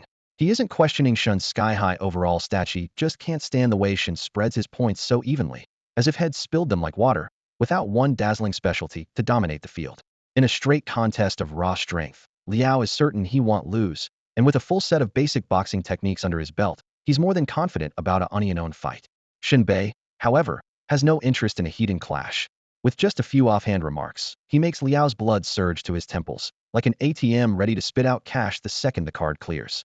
Liao blows up on the spot, drags Shen upstairs, slams the door, yanks a slightly worn book from his backpack, and waves it in Shen's face. Open your eyes. The genuine basic boxing techniques. Who knows if there's a comic inside? Shen says with a scoff. Comic. Liao flips the pages and raps his knuckles on the densely packed text. You call this a comic? Let me see. Shen snatches the book and rifles through it as fast as an automatic bill counter. Right now his brain is running like a photocopier, imprinting every line of text, every illustration, even the punctuation marks thanks to a special trait he picked up recently. 10 days earlier, with a lull before the martial arts exams, Shen found a quirky job at the labor market, tutoring third graders. The cram school was booming but short on teachers, and the owner, spotting a high school student with decent grades, hired him on the spot. For third grade, the curriculum on this planet barely touches martial arts. Most of the time it's standard academics. Third grade. Shen thought it would be a breeze and even bragged. Give me fourth grade if you dare. On day one, the people's educator met hard reality. These books weren't exercises, they were brain teasers. Water flows in here, and out there how long till the tank is full? All he could think was, what a waste of water. Another question, chickens and rabbits in the same cage. He muttered, won't they be cramped? Dozens of puzzles like that nearly fried his CPU. Each 1-hour session crawled by, especially as those kids stared at him with cool, skeptical eyes, waiting for answers. More than once he wanted to admit, I'm a total dunce, forget this. But after gutting it out, the daily bonus was irresistible. His obscure attributes, memory and self-correction, soared. Within days, memory hit the cap at 100, and Shen gained perfect recall. So now, in mere seconds, he scans the entire basic boxing techniques. Snapping the back cover shut, he tosses the book back and brushes off his hands. Done. In his mind, every word and symbol can be recited backward. When he thinks of so-called prodigies who boast about memorizing digits of pi, he can only laugh. Turns out they're still a joke. Shen Bei tossed out the words and turned away. Hey, that's it. Liao Zhongyang stared after him. At least give me a spar. I'm afraid one punch would drop you, and then you try to fleece me. Shen Bei kept a straight face. I just earned over 5 grand today, I'm not looking to lose it. Liao Zhongyang choked on his retort. He half suspected Shen Bei had come to steal his basic fist forms, but dismissed the idea who could memorize that mess of diagrams and text in 5 or 6 minutes. Still, he clicked his tongue in regret. If he couldn't floor the champion now, it would be even harder once they got into Wuda. Dropping the top scorer was bragging rights for a year, but Shen Bei wouldn't give him the chance. Back in his room, Shen Bei hung the do not disturb sign, shut the door, locked it, and slid on the safety chain. He replayed the basic fist forms in his mind. For brawlers who had just broken through, this was the foundation, like laying rebar before raising a skyscraper. The routine looked simple, yet it was everything. When his thoughts settled, he moved to an open spot and eased into the stance. The motion resembled slow-flowing Tai Chi. One arm drifted forward at a crawl, fingers splayed as if sighting a target, then snapped back in an instant slow reach, lightning retrieval, like dunking a still hand into a pond and scooping the fish that brushed it. His footwork was just as odd. Toes scraped circles across the floor, each step testing the ground as though wading through mud. From an overhead view, he might look awkward, yet between extension and retraction, every muscle in his body tensed and released in concert. No one knew how long he trained. He closed the form, raised both fists to his brow, pressed them down to his abdomen, tapped the floor with his left foot, and let out a long breath. Whoosh! A white plume shot straight ahead like an arrow of vapor. Shen Bei blinked in surprise. His breath had gained substance. No wonder Liao Zhongyang claimed they weren't in the same league. These basic fist forms could yank a fighter up a whole tier. When the shock faded, he sank back into practice. Each time he finished a set, he repeated raise, press, step, exhale over and over. That was when the minor talent had awakened, while tutoring grade schoolers self-correction kicked in. The moment an angle strayed, a flutter of unease spread through his chest like an alarm. Guided by that feeling, he adjusted, a machine patching its own bugs. With a coach present, the talent hardly mattered, but alone it kept him from honing mistakes. Correction, though, was up to him. The trait flagged errors, not solutions. 2 hours slipped by. Shen Bei drove a fist at the wall. Inner force exploded. Crack! Air snapped like firecrackers around his knuckles. When he pulled back, a shallow dent marred the plaster. Hiss! He sucked in a breath, eyes wide with disbelief. At that moment, urgent knocking rattled the door. Jin Tong's anxious voice followed. Shen Bei, open up now. One piece of good news and a stack of bad news. Which do you want first? The moment the living room door swung open, a torrent of chatter drifted in. Jin Tong stood on the threshold, words tumbling out. Shen Bei looked up, stunned. She hadn't been wearing this outfit when they'd been eating in the dining hall a few minutes ago. Now she had changed. A loose black sheer blouse trimmed with pale lace that ran down the placket and ended in a neat black bow, a cropped denim jacket over it, a khaki, form-fitting maxi skirt hugging her hips and falling to her slender ankles, where her feet in sandals gleamed under the light. Shen Bei drew a deep breath and asked as calmly as he could, "What happened?" "The good news," Jin Tong said, counting on her fingers, "is that teacher Gu Xinro just told me Gu Changfeng pulled some strings so she can transfer to Wuda University in Lingnan City." Shen Bai's heart skipped a beat. Gu Xinro, at Wuda, fantastic. He had planned to visit Changta County after enrolling at Wuda, just to keep his presence known and prevent anyone else from snatching that stunning beauty. Now that she would be teaching on campus, his chances with her had double, maybe more. Would Jin Tong see through him? Shen Bei snorted inwardly. A competent martial artist never fears a messy situation. Kids pick one thing, adults take them all. Suppressing his excitement, he pressed on. And the bad news? There's plenty. Jin Tong's tone held a trace of grievance. While you were away, Wuda's professors pre-recruited students, and you missed a golden opportunity. Shen Bei waved it off. Having teacher Gu Xinro is enough for me. Jin Tong rolled her eyes. Suit yourself. I'm not signing up with her. I'm choosing a mentor who specializes in arcane arts. It suits my mental attribute strengths better. Shen Bei nodded. That did make sense. And another thing, Jin Tong added, the professors at Wuda only rate you as average. Average? Shen Bei froze. I'm the top scorer. Your stats are too balanced, she said. Nothing stands out. To them you're just a jack of all trades. Jack of all trades, Shen Bei muttered. That was hardly flattering. Wuda prized specialization. Without a unique edge, a fighter could end up cannon fodder. Still, he didn't care. There would be plenty of chances to prove them wrong. Jin Tong shrugged. One more thing. There's been seismic activity in western Sichuan. Could be a catacomb breach. The authorities are mobilizing fighters to help. Earthquake. Catacomb. Those words were never trivial among martial artists. Besides safeguarding the nation, they had another duty, eradicating catacombs. A catacomb was an invasion tunnel from another world, rumored to be called the Sea of Despair, a realm even larger than Earth. Each quake could open a link between the two worlds, and humanoid beings would swarm through to plunder resources. If left unchecked, Earth would be doomed. So whenever tremors struck, the state took the threat deadly seriously and moved to wipe the breach out. Of course, martial artists want to raid the caverns for resources. Rare herbs and odd relics can boost their power overnight. Whether it's the Sea of No Hope or Earth, the two worlds are locked in a fight to the death. Shen Bei rubbed his chin. It's been a turbulent few years. Quakes are definitely happening more often. Jin Tong shrugged. Same story abroad. The early warning system helps, so casualties are low, but the economic hit is unavoidable. I heard, Governor, you pulled every fighter in the province to reinforce western Sichuan. Oh, Shen Bei replied coolly. Ningbei province was a long way from Sichuan, so he wasn't afraid of cave dwellers marching in.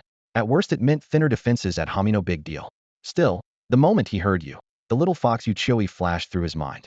Jin Tong's clear eyes held a trace of amusement. What do you think of Yuqioi? Shen Bei sniffed. Who kicked over the old pickle jar full of vinegar? Color rushed into Jin Tong's cheeks like sunset light. You shut up, I'm not jealous. Shen Bei tugged on his jacket, grinning. Right. He marveled at how Chinese could turn two affirmatives into a denial. Then he waved. Come on, nighttime snack. Great. Jin Tong hopped off the sofa. I was too polite to eat in the lobby earlier. Playing the lady? Obviously. Appearances matter. Ignoring them when you shouldn't, that's the real act. I like your honesty. They left the hotel and strolled down the street. Neon lights splashed color over the sidewalk, and the crowd was packed shoulder to shoulder, as lively as a festival. Suddenly, a seedy-looking man shoved a business card into Shen Bai's hand and darted away, handing one to every man he passed. What'd he give you? Jin Tong craned her neck. Shen Bei glanced at the card. The front showed a sultry photo and the line citywide door-to-door service with a phone number. The back listed an array of house-cleaning jobs. He grimaced. Domestic services. Dangerous work, sweat for every cent. Yeah. Jin Tong nodded earnestly. It's tough for ordinary people to make money. Shen Bei rolled his eyes. A zero-capital racket way easier than risking your life on patrol. Then again, those housekeeping girls still needed plenty of stamina. He was about to pocket the card when a harsh, amplified voice cut through the crowd. A man with a bullhorn stood screaming, eyes wild. Blind fools. Quakes and demons are God's wrath. Join us, become God's true children, and be saved. Only the true God can rescue mankind. Pedestrians scattered, leaving a sudden gap. Shen Bei and Jin Tong exchanged eye-roll. Sanither Street evangelist. No different from the ones on Blue Star. Rule 1. Never answer. One word, and they'd follow you home. Sure enough, he didn't last long.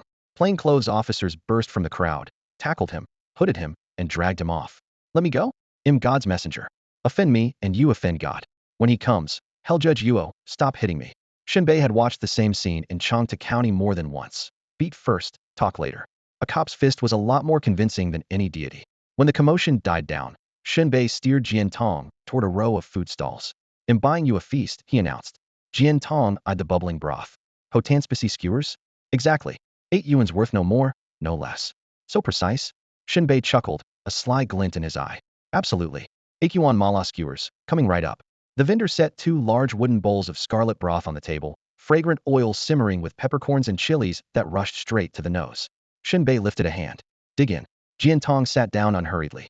She was never picky as long as Shen Bei was there. Anything tasted good. Brushing a lock of hair behind her ear, she stirred the soup with her chopsticks, fished up a strip of tripe, and took a bite. The searing spice burst across her tongue. She sucked in air between laughs, a sheen of sweat blooming on her forehead. Tasty? Shen Bei asked with a grin. Her movements were gentle but unaffected. Sweat dotted her fair brow, yet she beamed as if savoring candy. Delicious. Eat more. We've got a long night ahead. His tone was suggestive. He lowered his voice. Sleeping alone here, aren't you scared? Color warmed Jin Tong's cheeks, soft as snow melting in spring sunshine. She only murmured, Shen Bai's gaze lingered on her damp hair. Peach blossom eyes tinged pink, moist lips slightly parted. Her breath carried the heat of chilies. One look at that flawless face, and all he could picture was a bed and tangled sheets. Clearing his throat, he announced shamelessly, I'll make the arrangements. Suit yourself. The reply was barely audible, but her consent was clear. Inside, she gloated. Get ahead of that little fox, you Kiwiami man is off limits to everyone else. With that go-ahead, Shen Bei was elated. Just as had predicted, years of sharing a desk had paved the way.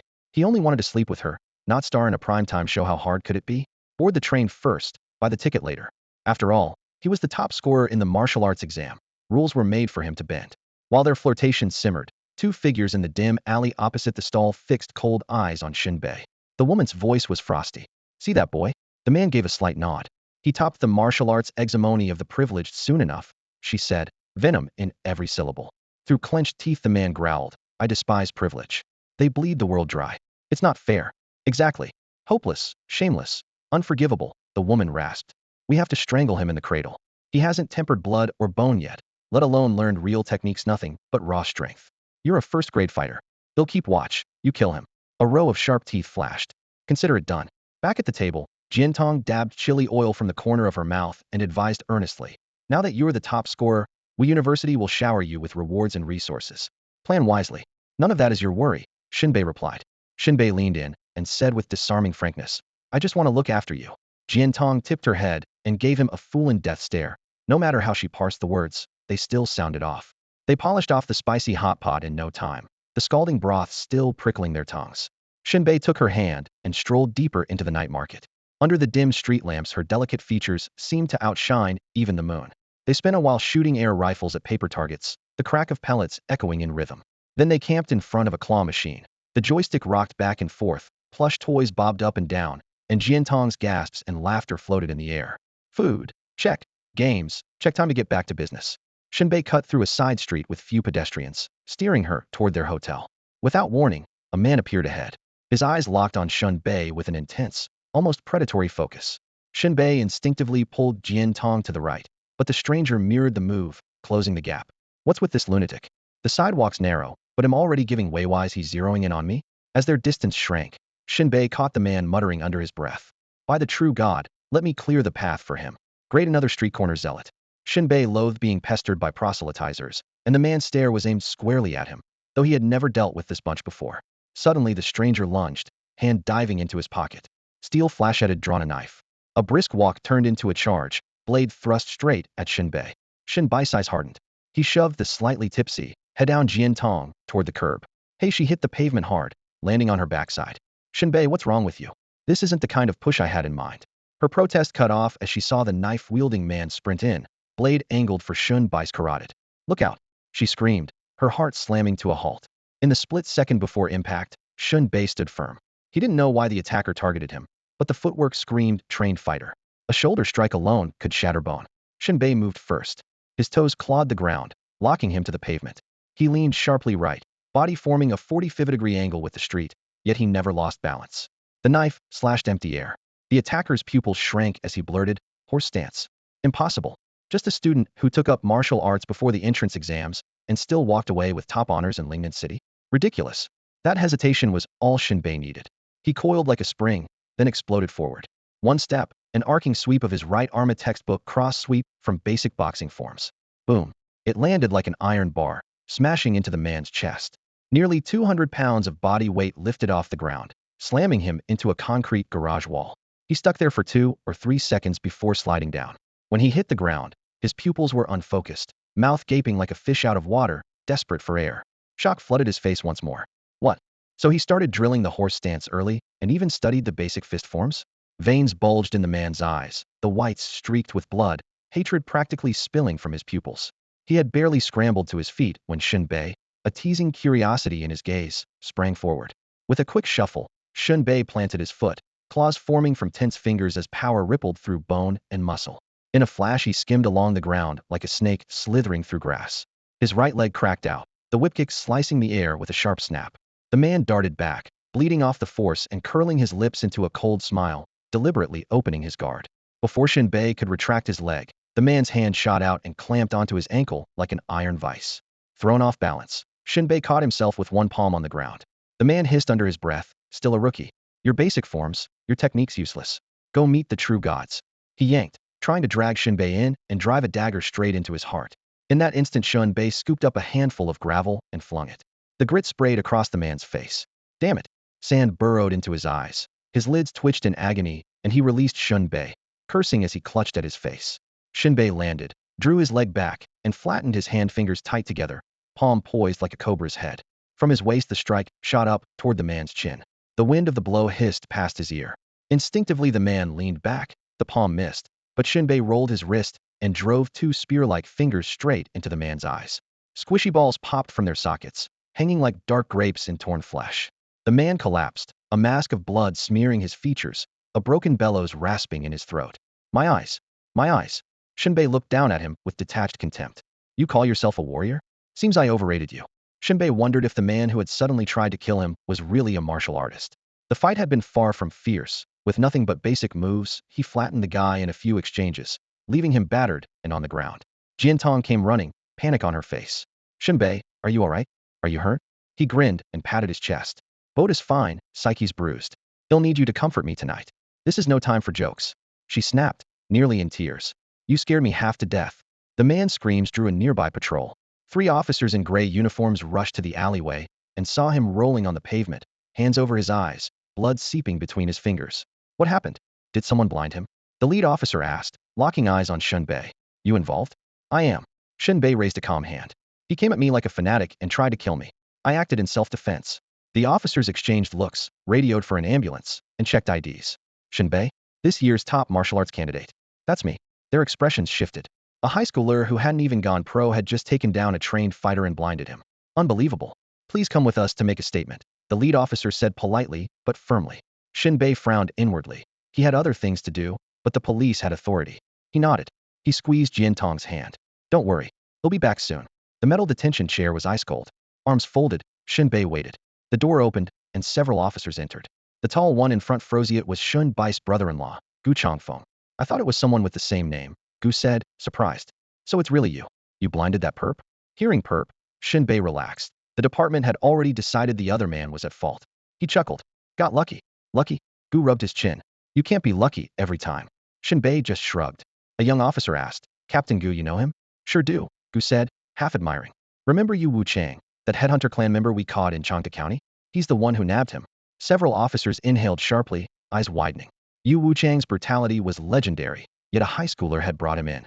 They only had 4 words for Shen Bei: fearless and brilliant. Who else would dare use knockout powder on a martial artist? None of them would, even in 100 lifetimes. Shen Bei had dared and succeeded. And now he had barehandedly crippled another violent believer, blinding him on the spot, a suspect who would usually require at least 2 officers to subdue. The difference in ability was obvious. Once his identity was confirmed, every gaze turned respectful. Thumbs rose all around. "Awesome. Completely awesome." Gu Changfeng waved them off. "Head out, everyone. They'll have a word with him, and then escort him back to the hotel." The patrol officers obeyed, briskly stacking the files before leaving the room. In moments, the interrogation room held only Gu Changfeng and Shen Bei. The light was a little dim. The badge of the Ningbai Provincial Police Department hung on the wall, and a faint aroma of coffee lingered in the air.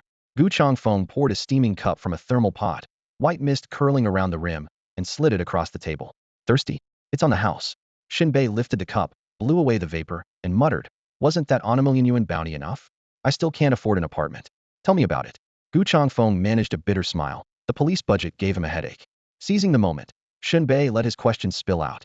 "Who exactly attacked me? Why single me out?" Gu Changfeng's smile faded. "We just finished questioning them. They're followers of the Apocalypse sect." The Apocalypse sect? Shen Bei raised an eyebrow. "Yeah, a doomsday cult preaching that the world is about to end, and only their true god can reboot it," Gu Changfeng said, his voice low. Shen Bei knew little about religion, but end times talk was a classic brainwashing trick, popular overseas. Toss in the earth is flat and membership would skyrocket. In China, though, that pitch never landed. People cared more about getting rich and staying alive. If he ever ran a cult, he'd hand out free eggs far more effective. "So why attack me?" Shen Bei pressed. Gu Changfeng hesitated, weighing his words. "They rarely operate in Ningbai. I'm not sure about their exact motive. But this isn't the first time they've targeted martial exam candidates. According to intel, they see you as future martial artists with potential social privileges. Candidates move around alone, so you're easier target's higher success rate. So I was low-hanging fruit." Shen Bei smacked the table and swore. "Seriously? What privilege? I work part-time every day. If they've got guts, go hit the students already enrolled at Marshall University. Bunch of lunatics picking the softest targets serves them right if they get themselves blinded." After venting, he actually felt calmer now that he had an explanation. Gu Changfeng's smile returned. "Shen Bei, you're a miracle worker, truly a gifted young man. Your future is limitless. One day you'll be a dazzling supreme martial artist. Anyway, it's late. Let me drive you back." The flattery bounced right off. Shen Bei stayed put, eyes gleaming. "I heard there are rewards for helping the government catch criminals, especially martial criminals." "True." Gu Changfeng shook his head on instinct. "No such thing. You're overthinking it." Shen Bai's look said, "Don't play me for a fool." Gu Changfeng exhaled. "Fine. There is." "Knew it." Shen Bei rolled his eyes. Gu Changfeng's mouth twitched. All that praise had been wasted. "But there's a procedure. Those assistance tasks exist, yes, but only for Marshall University students. When we're short-staffed, we partner with the university and issue missions to the campus, never to individuals. Otherwise, chaos." Shen Bei nodded. Made sense. Plenty of martial artists roamed society. If everyone could wield police authority, the courts would be pointless. Missions went exclusively to Marshall University, same for the military. Everyone accepted that the university was an arm of the state, its students part of the system. That's how Xiao Ying and Wang Yi could take on missions only for him to upstage them. He rose and brushed off his clothes. "Processes are fine. Just remember the reward and don't drag your feet. I need the money." Gu Changfeng forced a smile. "Then get comfortable. It could take a while." He groaned inwardly. Last time the chief's hand shook approving that million yuan bounty, nearly coughing blood. No one had expected someone to catch Wu Chang alive. The budget blew up, and even the cafeteria took a hit. They walked side by side into the brightly lit hallway. Shen Bei suddenly stopped and added, "I'll ask instructor Gu Xinro to check on that reward regularly." Gu Changfeng's face hardened. "I'll have my sister remind you what a proper worldview looks like." Shen Bei fell silent. When Shen Bei heard that, it dawned on him that Gu Changfeng had no intention of treating the reward as a real priority. He knew exactly how these things went. The bonus would eventually be approved, but it could be postponed indefinitely. He couldn't wait that long. Taking down the Apocalypse cult hadn't been an official assignment, but the police bounty was real, and his system had already logged it as work. The daily settlement screen was blinking, attribute points suspended until the payment came through. If the money didn't arrive, the system would mark the task incomplete and push settlement back forever, something Shen Bei absolutely couldn't accept. He decided to confront Gu Changfeng in person. Just then, the station doors swung open and two striking figures strode in, instantly brightening the lobby. At the front was Gu Xinro, her face taut with anger, the force of her presence effortlessly suppressing her older brother. "Brother, why did you arrest my student? Explain yourself." Shen Bei smiled to himself. "See? To Gu Xinro, I'm clearly more important than Gu Changfeng." Today, teacher Gu wore a high-waisted miniskirt, simple yet stylish. The hem rested a hand's breadth above her knees, revealing long, fair legs. Her calves were as smooth and delicate as polished porcelain, glowing with quiet elegance. Shen Bei could only mutter, "This is ridiculous." The words were barely out when Gu's Zinris eyes went wide. She lunged forward and grabbed Gu Changfeng by the throat. "What did you do to my student? Talk, you jerk." Gu Changfeng's mouth twitched. Speechless, he stood like a post while his sister had at him. The other girl was Jin Tong. She had changed into fresh clothes and white canvas shoes, a snowy stretch of slender legs showing above her ankles, looking even smoother under the lights. Her steps were light yet determined, each one full of resolve. Night air swept in through the door, lifting her white skirt and outlining her tall figure. The look she gave Gu Changfeng was edged with thorns, but when her eyes turned to Shen Bei they softened into a deep, watery concern, as if she feared had been tortured. Gu Changfeng finally raised his hands in surrender, wearing an innocent expression. Sis, could you stop making a scene? This is the police station. Gu Xinra's face held equal parts righteousness and fury. So what? My student would never break the law. I know him better than anyone. You've got the wrong man. Ask him yourself. Was I keeping him here? He's the one who wouldn't leave, right? She paused mid-rant and turned to Shen Bei. What's going on? When you said this is ridiculous, were you talking about some injustice? Shen Bei gave an awkward laugh. I never said I was tortured.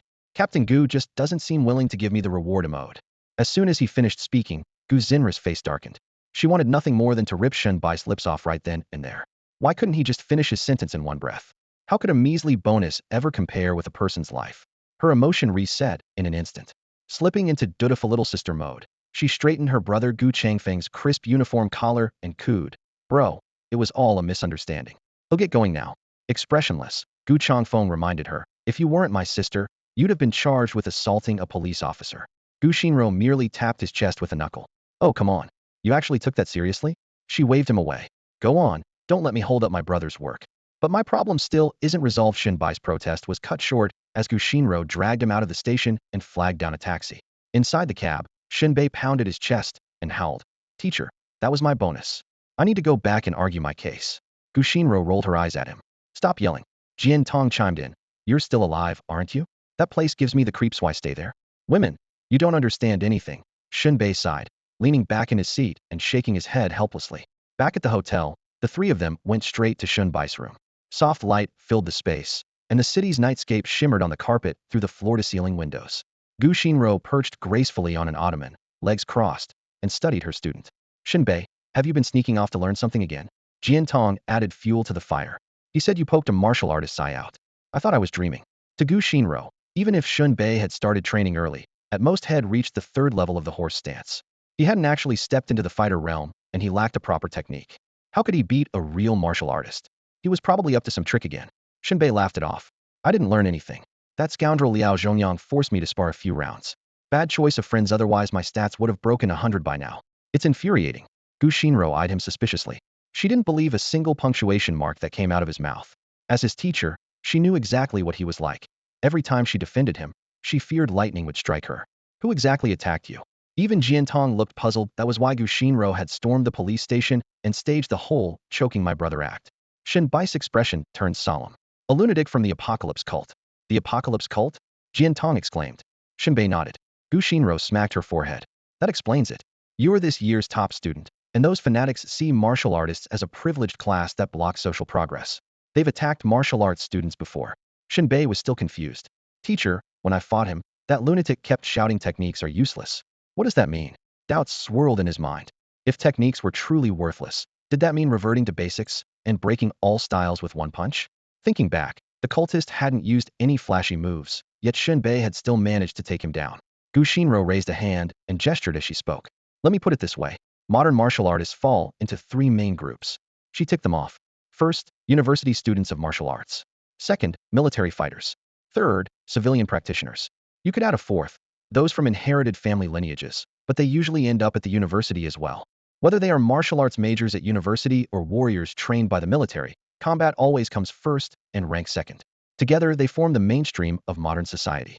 In contrast, freelance fighters have never been fully accepted in orthodox circles. Many judge them short on brains and even shorter on muscle. If a so-called warrior lacks both intelligence and experience, he is not even worthy of being called a brute. College fighters strive for a balance of learning and skill. Military warriors may have less cultural polish, yet they never falter on the battlefield.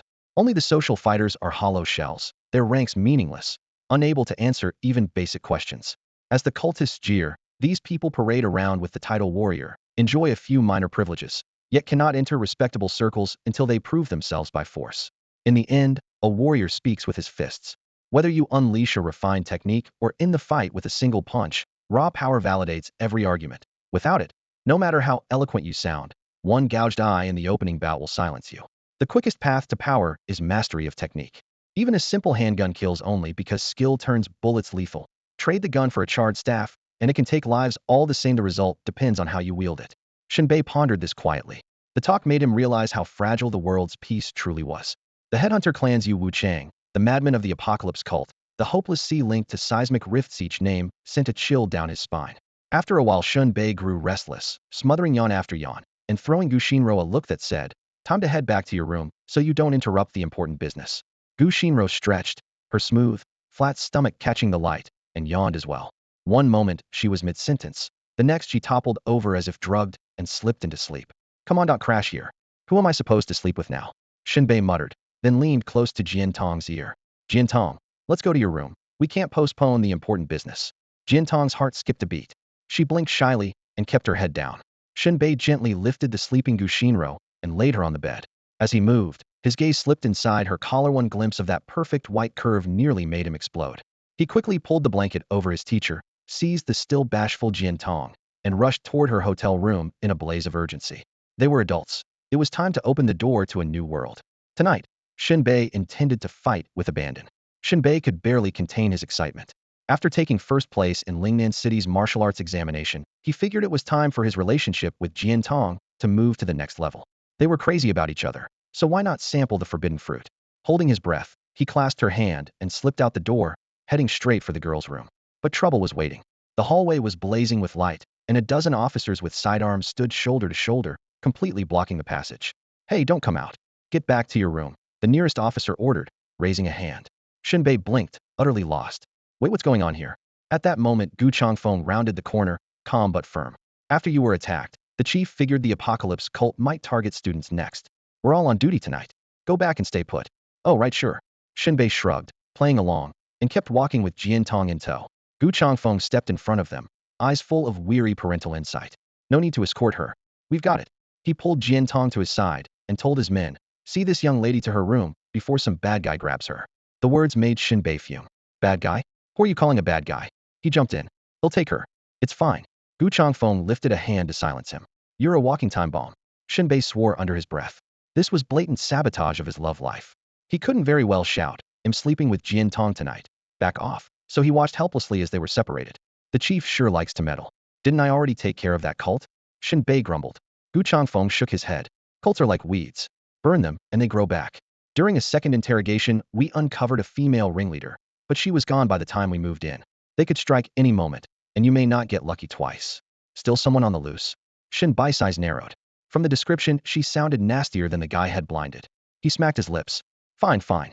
Have fun on night watch." His mood ruined, he headed for his own room. He might have missed out on Jin Tong, but at least Miss Gu Shinro was crashing in his room courtesy of his soon-to brother-in-law. "Thanks for that." Gu Changfeng suddenly remembered something. "By the way, the chief fast-tracked your reward." "Seriously?" Shen Bai's eyes lit up. Gu Changfeng nodded. "Without the intel on that female member, it never would have happened this fast." Shen Bei chuckled. "I knew I could count on the police." Back in the room, he tiptoed to the bed. The university had booked single rooms with double beds. Apart from the sofa, there was nowhere else to sleep. Gu Shinro was sprawled out fast asleep in every direction, totally unladylike, and the sight made Shen Bei grin. Who would have thought that the usually cool, composed beauty of a teacher would sleep in such a dramatic pose? Shen Bei crouched at the bedside like a sneaky voyeur, letting his gaze travel from the tips of Gu Xinra's hair all the way to her toes. Her slightly upturned, full lips glistened beneath the lamp, seemingly inviting a gentle kiss. He swallowed hard and let his eyes drift lower. Beneath the neckline, snow-white breasts rose proudly, a twin heart pendant disappearing into the deep valley between them. Delicate collarbones could have held a pool of water, their curves forming graceful whirls. The back hem of her dress arched over a perfectly rounded bottom, while the line from her narrow waist to the skirt's flare traced a seductive sweep. Under the quilt, the outline of her long legs appeared and vanished with every flicker of light, and the smooth skin of her calves glowed with a pearly sheen. Her complexion, already porcelain fair, seemed coated in a faint layer of glass, adding a cold, enchanting allure. What stirred Shen Bai's blood most were Gu Xinra's feet. He had thought Jin Tong's feet were flawless, yet Gu Xinra's were even more exquisite. An ivory instep flowed into an elegant arch, the sole was petal-soft, and a row of rosy toes lined up like pearls. Neatly trimmed nails reflected the lamp's glow like ceramic glaze, making him ache to taste their fragrance on his tongue. After drinking his fill of the sight, he reminded himself that this teacher was absolutely off-limits. If he crossed the line, Gu Changfeng outside would beat him straight into jail, pinning every charge imaginable on him. Never underestimate a brother with a sister to protect. That kind of ferocity could bring down the sky. He rose, pulled a spare quilt from the cabinet, and curled up on the sofa. After scrolling through a few chapters of Cloud Harem on his phone, he drifted into a groggy sleep. At dawn, golden sunlight spilled into the room. Gu Shinro stretched, her dark hair tumbling across her shoulders and back, the white shirt clinging to every curve. She looked like a jade statue come to life, mysterious and beguiling. Opening her eyes, she spotted Shen Bei snoring on the sofa and instantly bristled. Why is he in my room? A buzzing filled her mind. Could something have happened? She flung back the quilt and inspected the sheets, finally exhaling in relief. The linens were pristine. She started to raise her voice, then remembered the previous night. Toasting with Wuhan University officials at the banquet, getting tipsy, and dozing off while chatting with Shen Bei and Jin Tong. This was Shen Bai's room. Realizing that, she blinked, noting the conspicuous tint in his blanket, and her cheeks flamed. Seriously? That exaggerated? She shook her head, lips parted in surprise, then quietly slipped on a jacket and tiptoed toward the door. Unfortunately, Shen Bei woke up just then, yawning as he greeted her. Morning, teacher. Morning. Gu Shinro nodded. They'll get out of your way. Propping his chin on an armrest, Shen Bei smiled slyly. Teacher, aren't you being a bit irresponsible? Her heart skipped. What's that supposed to mean? Did something really happen last night? But the bed was spotless. With a tent that high, there should have been evidence. She eyed him warily. Shen Bei, I don't follow. He grinned. I'm talking about the promise you made if I got into the warrior program. You'd let me kiss you. Gu Shinro was speechless. Shen Bai's reminder suddenly brought everything back to Gu Shinro. She had promised him a kiss if he got into Wuda University. Now his name wasn't just on the list, that was the top scorer. The thought hit her like boiling water on snow-white skin, and her cheeks flushed scarlet. Too, she stammered, unable to finish a word. Shen Bei chuckled, taking in her bashful, radiant, slightly frightened look. She really was a peerless beauty. He sprang from the sofa, pressed his palms together, and announced solemnly, I'm brushing my teeth first. This calls for ceremony. Gu Shinro stood frozen, as if someone had struck her pressure point. Only after the door closed did she sniff, fish out some gum and a breath freshener, and pop them into her mouth. The water stopped. Shen Bei returned. They stood face to face, breath mingling. Gu Shinro hung her head, fingers twisting her hem like a lamb to the slaughter. Shen Bei lifted her chin with a fingertip. Her refined features were tinged pink, silky hair trailing over her shoulders, clear eyes full of affection and nerves. Stunning, absolutely breathtaking. The air seemed to solidify as he slowly leaned in.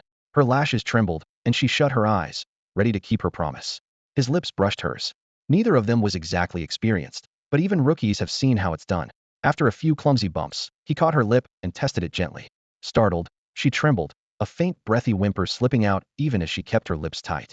Gradually her eyes half closed, her cherry lips parted, and her tender tongue ventured out to tangle with his. Sweetness passed between them, breaths mingled. She looped her arms around his neck, her white blouse crumpling in his arms. Holding this almost ethereal girl, he felt his own blood boil. The hot, lingering kiss dragged on for several minutes until both were gasping. They pulled apart reluctantly. She shoved him away and hissed in embarrassed fury, getting greedy, aren't you? He scratched his head and grinned. I couldn't help it. The brief passion ended. She regained her cool. Eat breakfast, then catch the coach back to Chongta County, she said evenly. Don't keep the others waiting. Yes, ma'am. Shen Bei straightened at once, deadly serious. The martial arts entrance exam was over, and school wouldn't start right away. Everyone had a short break at home first. Gu Shinro threw him a glance and hurried out. Shen Bei pressed his lips together, savoring the memory. What a perfect start to the day. Trouble, however, never waits. She had barely stepped out when she ran straight into Gu Chongfeng, just back from a night patrol. Huh, what are you? Gu Chongfeng stared at his sister's flustered face. Worse, he knew exactly whose room this was. Shen Bai's. His sister had spent the night in Shen Bai's room? His mind erupted like a volcano, his face twisting with rage. Out. Now.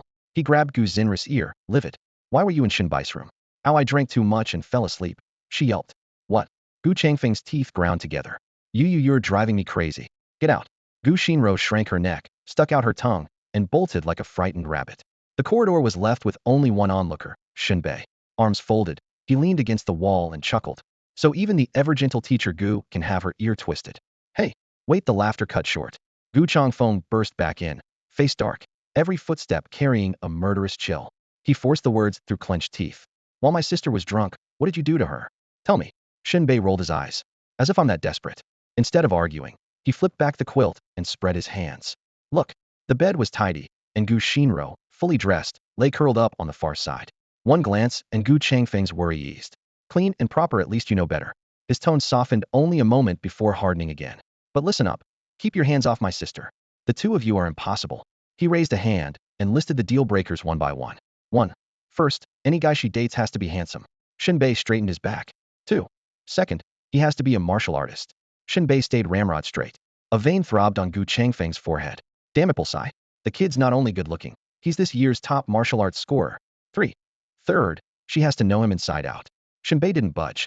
Gu Changfeng rubbed his temples. A student and a teacher at the same school, how much more inside out can you get? 4. Fourth, she's terrified of mother-in-law drama. So, before he finished, Shen Bei had straightened up again. Gu Changfeng's mouth twitched. He flung his sleeve and turned away. I'm done. Do whatever you want. Take care, brother-in-law. Shen Bei called after him with a grin. Uffed. It felt like a nuke detonated in Gu Changfeng's head. His knees nearly gave way. And so the morning farce ended. Shen Bei closed his eyes, sank into his consciousness, and the familiar blue screen appeared. Daily settlement panel. Scaffold assembly completed. Money 5,100. Strength 1. Agility 1. Constitution 1. Fall damage 50. Climbing 20. Aerial combat stability 20. Captured an apocalypse cult member bounty. Money 50,000. Strength 1. Agility 1. Constitution 1. Spirit 1. Combat intuition 20. He skimmed it. The scaffold rewards were all practical climbing. Reduced fall damage, aerial stability. Nice haul. As for the measly 50 grand on the bounty, he curled his lip. Gu Changfeng was stingy. Had probably skimmed off the top. No proof. Though the bounty board only said reward, the amount was quantum mechanics. Still, an extra point in every attribute plus combat intuition which, as he understood it, worked like a basic external sense that picked up anyone with murderous intent was nothing to sneeze at. A reward's a reward. If they give it, he'll take it. The martial arts entrance exam was over. Next stop, Martial University. Yet the world's calm surface hid turbulent currents. He had to grow stronger. The holiday was prime time to temper himself. Goal set, Shen Bei headed downstairs for food. Breakfast was plentiful, ordinary in taste, but friso he stuffed himself until his belly bulged. At 9 o'clock, the examinees boarded a coach for the ride back to school. When the bus rolled up to Changte County First High's gate and the doors swung open, the scene outside left Shen Bei stunned.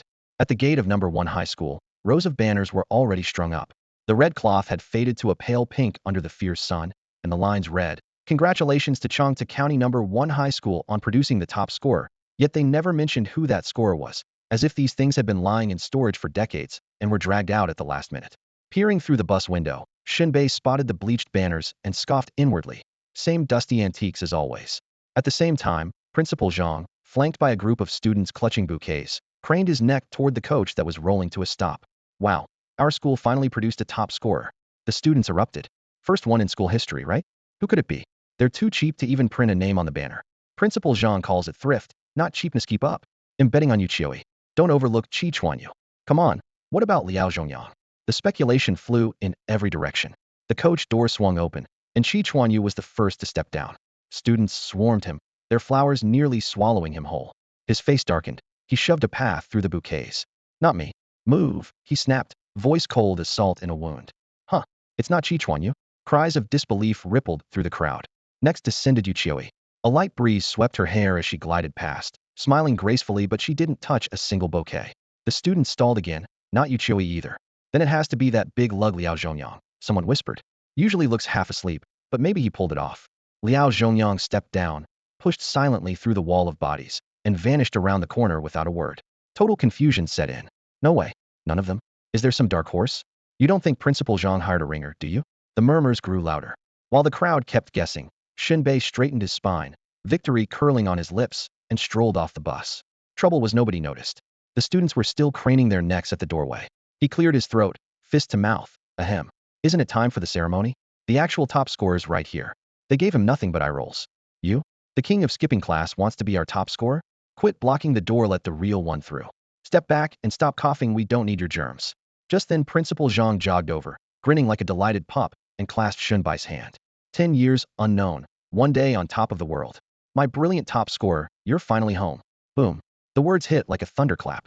Every student froze as if struck, eyes bulging, jaws dropped, stunned to a crisp inside and out. They stared at Shen Bei with sheer disbelief in their eyes. The welcoming students felt their brains about to explode. First High School's very first top scorer was the completely unknown Shen Bei. What? Shen Bei is the top scorer? How is that possible? Somebody slap me. Am I dreaming? How could the unremarkable Shen Bei come out on top? That's insane. Never judge a book by its cover. Clearly my horizon was too narrow. Damn, did the top scorer title get devalued this year? Maybe we're not weak, the opposition was just terrible. The shocked chatter rose and fell. When the last two remarks reached him, Principal Zhang sprayed a mist of saliva. You sophomores know nothing, he barked. Shen Bei just broke Lingnan City's martial arts exam record, posting a combined score of 90. Silence slammed down on the playground. Students' pupils dilated, teeth chattered, and muscles twitched. Ninety an almost unattainable figure. A wave of hissing breaths swept through the crowd. Seizing the moment, Principal Zhang bellowed, "Welcome our new top scorer." Instantly the students surged forward. Bouquets were thrust into Shen Bai's arms, confetti cannons boomed, and ribbons filled the air. The scene turned into a carnival. Surrounded at the center, Shen Bei lifted his chin like a young aristocrat. He sighed with theatrical regret. I slipped up a bit. Am ashamed for letting first high down. Io. Principal Zhang slapped his thigh. This is far beyond what we'd hoped for. Fantastic. No. I was aiming for 100. 90 was my baseline. I failed the school's trust. Am mortified. My dear top scorer, don't say that. And the two launched into a full-blown praise fest. They drifted from the exam results to Zhou Shuren, then to Mao Renfeng, Xiao Li Fei Dao, Jamozi's great unrestricted skill, even the China-US trade war. One minute they were joking about Trump, the next they were dissecting the return of the Condor heroes. Spittle flew, nearly splattering Jin Tong and Gu Xinro standing nearby. The students listened, dazed and yawning. Gu Xinro finally clenched her fist and growled, "Enough. Keep talking and you'll orbit the Milky Way." Heh, Principal Zhang and I are kindred spirits. We could talk forever, Shen Bei said, scratching his head. Cut the nonsense, Gu Xinro replied, arms crossed and eyes rolling. Smacking his lips, Shen Bei waved grandly. Cue the music, keep the party going. Gu Xinro reached out to stop him. Principal Zhang, let's move on. Everyone's dying of awkwardness here. Oh right, the principal cried, hurrying over with a tray. He whisked off a red cloth. The school's reward, premium gift boxes with chi blood pills and grand achievement pills, plus a cash bonus of 100,000. Shen Bei accepted everything as if it were his due, grinning from ear to ear. Gu Xinro cleared her throat and whispered, even a top scorer should mind his manners. At least say thank you. I earned this title, Shen Bei answered confidently. First High was lucky to have me. Principal Zhang should be the one saying thanks. Gu Xinro's mouth twitched. Talking back now? Stroking his chin, Shen Bei put on an earnest face. With all these people watching? That might not be appropriate. Gu Xinro. The welcoming ceremony wrapped up quickly. Shen Bei and the rest of the graduating class filed back into the classroom, sorting through textbooks, notebooks, and assorted personal items. Once everything was packed, they could walk straight off campus. Those who hadn't been admitted to Wuda faced a crossroads: either stay with the liberal arts cohort and become, as some joked, well-educated fringe workers, or jump into the job market early.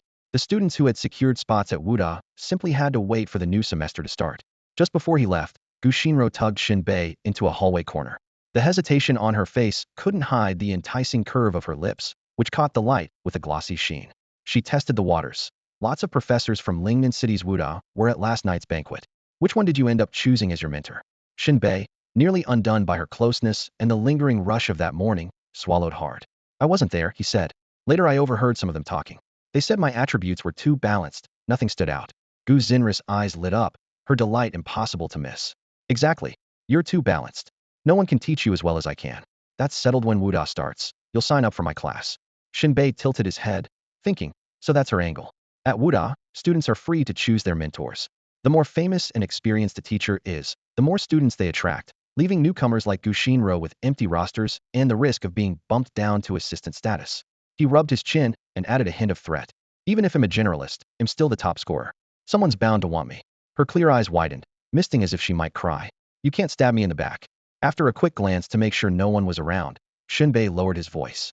Honestly, I'm willing to go with you. Really? Hope flashed in her eyes. As long as you let me kiss you again. Gu Xinro froze, her cheeks flaring crimson. She stamped on his foot and hissed, get lost. I'd rather be an assistant. Watching her pout only made her more adorable. Shen Bei laughed. So are you in or not? I'm in, she muttered, half angry, half shy. Deal then. Only then did Gu Xinro relax, stretching languidly, so her slim waist and graceful curves showed through her clothes. The heavy weight on her chest finally lifted. Securing Shen Bei meant she would be an official mentor.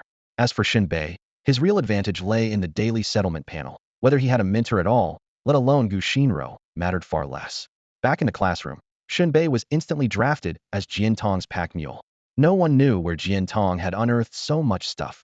Bottles, jars, clothes, and odds and ends were piled into a miniature mountain. Here, carry this, Jin Tong said, her gaze soft enough to drip water as she swung the bulging backpack onto his shoulder. 50 yuan, Shen Bei stated flatly. Jin Tong's expression froze. A hazy confusion flickered in her widened eyes. You're charging for this too? That's my professional code. No haggling, let's keep it amicable. Shen Bei quoted a price, as earnest as if he were closing a major deal. Her silky black hair was slightly tousled, her small nose twitching as it set off the flush of her cheeks. You've already done enough damage. Shen Bei shrugged. Then carry it yourself. You stars of anger danced before her eyes, veins pulsed at her temples, and at last she drew a deep breath. Fine, let's go. Outside the campus they both turned back. Ehai still towered behind them, silently watching yet another class depart. Teacher Gus looking for you, she wants you on her team, right? Jin Tong asked on the way. Shen Bei nodded. She pouted. Well, gold will gleam sooner or later. She worried whether Gu Xinro could handle him, yet trusted he would stand on his own. Shen Bei simply smiled. They chattered about the future. Passing a snack stand, Shen Bei bought 2 flatbread pancakes. Here, taste something new. In Changtu County, pancakes are a novelty. They're affordable, but locals prefer lighter fare, much as East Guang people shun salty tofu pudding. Jin Tong bit in, curious and delighted. Shen Bei sampled it, and found it mediocre, nothing like the plump, springy steamed buns of modern times. Next they bought 2 cups of Wuxia Bingqing milk tea, 10 yuan each, enough to make Jin Tong laugh until her cheeks hurt. By the way, she said between sips, I'm heading out with Dad during the break, so don't come hunting for me. Shen Bei blew out a breath. Seriously? You're vacationing without me? Some family we are. Don't play the victim. Her willow slim brows arched. We're not even married. Besides, Dad's visiting an old comrade. His mental stats are off the charts. He's giving me an early start on the warrior path. Got it. Good luck, Shen Bei said. New Wuda students spend their holiday drilling basic cultivation, condensing blood, and tempering bones. Already members of the academy, they don't fear attribute loss. Shen Bei had finished all that early, and even mastered the basic fist set, half a step ahead of the rest. After escorting Jin Tong home, he chatted with Jian Shan for a few minutes, then set off alone. Night had fallen. An alley blinked red lights in the darkness. Jin Tong was leaving, Gu Xinro was busy, and Shen Bai's teenage vigor had no outlet. Women in tattered clothes waited at the entrance door, pitiable, offering a brief, dangerous romance for a handful of bills. Tempting, cheap, see you next time. Love wasn't unaffordable, he mused. This simply had a better price-performance ratio. In the end, he shook his head and walked on. With time to kill, he headed for the labor market. A warrior can't stop hustling. Head only carried Jin Tong's bag today. Even a blind man could see no real reward was coming, and that irritation felt worse than death. So, top martial arts scorer or not, he was back to day labor. The moment he arrived, a van screeched up. A familiar voice was hollering for workers. Boss Zhang. Boss Zhang. Shen Bei called with a grin. Boss Zhang jolted. Holy Shen Bei, you're still hanging around here? Looking for a job? With your status you could hire other people to lift things, and you're chasing odd jobs yourself?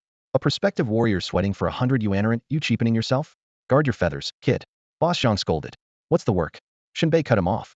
Skilled tasks were beyond him, but heavy lifting was just fine. Clearing debris off the water at Taiyangshan Reservoir. I'm in. Boss Zhang gaped at him. Taiyang Mountain Reservoir. Zhang Laoban could no longer remember how he had rattled a truck full of workers, Shen Bei included, all the way to this place. Sitting in the back was an aspiring martial artist, and his invisible pressure felt like a wad of thick cotton stuffed into everyone's chest. The air had almost solidified. Zhang Laoban had dealt with Shen Bei a few times and knew the man never put on the lofty airs of a fighter who looked every bit like a day-rate laborer. Even so, the odd atmosphere kept anyone from breathing too loudly. From his companion's eyes, Zhang Laoban saw fear and caution. No one wanted to risk angering Shen Bei and having his skull slapped to pieces. When they reached the shore, he threw open the trunk and dumped out the tools in one go. A triple-claw grappling hook, long-handled nets, stainless steel tongs, and more. A wooden skiff provided by their employer bobbed on the water. The workers picked up their gear and began scavenging the stretch of reservoir Zhang Laoban had assigned them. What about me? Shen Bei tapped the tip of his own nose. Where am I supposed to work? A Zhang Laoban scratched his head, embarrassed. I hereby appoint you foreman, supervisor, crew chief, call it whatever you like. Just keep an eye on them while they work. Shen Bei almost spat blood in anger. He needed to get his hands dirty to trigger his settlement panel. This guy was blocking his path to fortune. His face darkened as he enunciated each word. If you leave me idle today, they'll toss you into the water for the fish. Zhang Laoban's teeth tingled. What was wrong with this guy addicted to manual labor? Why wasn't he off practicing martial arts? Clicking his tongue, he finally gave in. Then head over to that little inlet. Only then did Shen Bei grin, giving Zhang Laoban a heavy slap on the shoulder. See, that wasn't so hard. He grabbed the grappling hook and followed the narrow path that skirted the mountainside toward the side bay. The trail was rugged, and it took him a full half-hour to reach the spot. The inlet was ringed by dense forest, so remote even die-hard anglers couldn't be bothered with it. No sun, no fish, no view. The water, however, was thick with debris. Colorful plastic bags, rotting branches, and empty water bottles drifted everywhere. A born laborer, Shen Bei took pride in his work and started without a word. Near the bank, he used the tongs to pick up trash piece by piece. Farther out, he swung the grappling hook over the water, hauling in roots and torn bags. His movements were smooth and efficient, and after half an hour, amount of garbage was already piled at his feet. Suddenly, hurried footsteps sounded in the woods behind him, accompanied by a low, furious shout, "Stop running." The words were punctuated by the sharp snap of breaking branches. Shen Bei turned, his brows knitting. Taiyang Mountain Reservoir saw its share of visitors, but it wasn't exactly a tourist hotspot. Most people who came were anglers escaping nagging families, and they would never bother with this shady inlet. So who was it? He dropped his tools, vaulted onto a nearby tree, and used the thick trunk to spring up to a high branch, peering through the layers of leaves. Beneath the dense canopy, two figures darted past, one chasing the other. In the lead was a burly middle-aged man in dull golden clothing, his stride astonishing. His running and leaping were a shade faster than a cheetah. Rip! Rip! He sprinted so fast that his body ripped a long wake through the air, crackling like a river in flood. The slipstream dragged him forward in a blur no thoroughbred could hope to match. Yet the black-robed man behind him was even faster. With every step, the pursuer's legs hammered the ground, hurling him forward like an arrow from a bowstring. The rocky slope exploded beneath his feet. Fist-sized stones shot skyward and fanned out with a shrill whistle, proof of the terrifying force he released. Landing ahead of his quarry, the black-robed figure cut off the escape route in one stride. Before the dust could settle, the rock under his shoes had already split into a web of cracks that spread from his heels, his soles driven half an inch into solid stone. Hidden in the heavy foliage of an ancient pagoda tree, Shen Bei narrowed his eyes. Martial artists, and clearly one was hunting the other. "Fang Ming, you can't get away." The black-robed man clasped his hands behind his back, his voice cold. "Hand over the seven-star fist and the map of the Sea of Despair. Join our Tianqi cult, and not only will your life be spared, you'll enjoy wealth and privilege. A third-rank fighter like you would be received as an honored guest at the Ningbei chapter." His robe billowed, revealing dark gold patterns across his chest. Though his temples were flecked with gray, his eyes were hard as gems, glittering with a frigid light. Luo Qingyuan. Fang Ming, dressed in a dark gold long coat, clenched his teeth, murderous intent leaking through each word. "You think you can hijack me? You really take my headhunter clan for trash?" Perched in the treetop, Shen Bai's eyes widened again. One was a notorious member of the headhunter clan, the other a key figure in the subversive Tianqi cult. Perfect fighting over a fist art and a map. Let the dogs bite each other.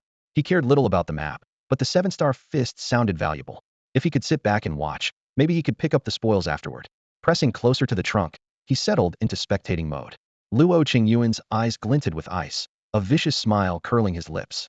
"Spent force. If you're not trash, who is? Hand them over." "You know what happened to Shower Huayu?" A strange crimson light welled up in the depths of Fang Ming's dark pupils, growing brighter by the second. "Luo Qingyuan, you're only fourth rank. Yes, your stats are higher, but how much of them can you actually use? If I burn my life, the outcome is far from certain." Shen Bei nodded to himself. Martial artists had an old saying, numbers don't make a hero.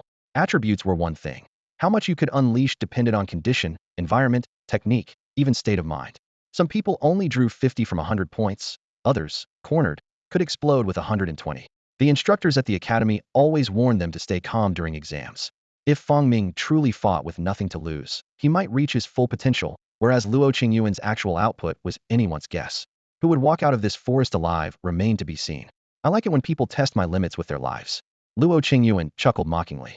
Fang Ming's gaze snapped into focus, a blade-like glint flashing between his lids. Boom. His robe burst open as he shot forward in a streak of white air, thunder cracking in his wake. He crossed the dozen or so steps between them in a blink, appearing right in front of Luo Qingyuan. A roaring white vortex rose around him like a gale. The air was violently compressed and expelled, detonating with a sonic boom that made the forest tremble. "Fourth rank, you say?" Fang Ming slammed his fist forward, his shout echoing through the woods. "That's exactly what I'm here to kill. Die." Facing Fang Ming's desperate counterattack, Luo Qingyuan's lips curved into a mocking smile as he strode forward amid a deafening boom. The ground, already caved in, sank even deeper beneath his step, spiderweb cracks racing outward. Shards of stone, hurled skyward by the violent recoil, churned the dust into a thick, rolling cloud. "Your insanity is a joke to me," he scoffed. Before the words faded, the arm he raised swelled abruptly, muscle coiling like dragons beneath skin that glimmered with a bloody sheen. He lifted it almost lazily, yet caught Fang Ming's deathblow heated. Boom. The collision ignited a visible shockwave, as if a typhoon had erupted on the spot. Leaves and branches spiraled into the air, the atmosphere shrieked under brutal friction, and the acrid scent of scorched ozone filled the wind. Stone fragments hung suspended along the shockwave's path, while the roaring draft swept out in every direction. Damn it! Fong Ming roared. Outmatched in every attribute, he was blasted away, his body flung back like a rag doll before smashing into the grass. Blood gushed from his mouth and nose. When he staggered upright, crimson streaks crawled across his face, and his bloodshot eyes burned with a beast's dying fury. Again, Luo Qingyuan advanced unhurriedly, each step kicking up dust. Hand over what I want and live.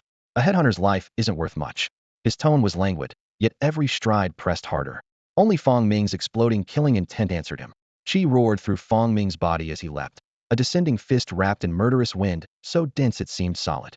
The aura blazed like fire in the frozen air, the final bite of a dying beast, wild, cold, yet stubbornly alive. Even Shen Bei, watching from afar, could feel that suicidal resolve.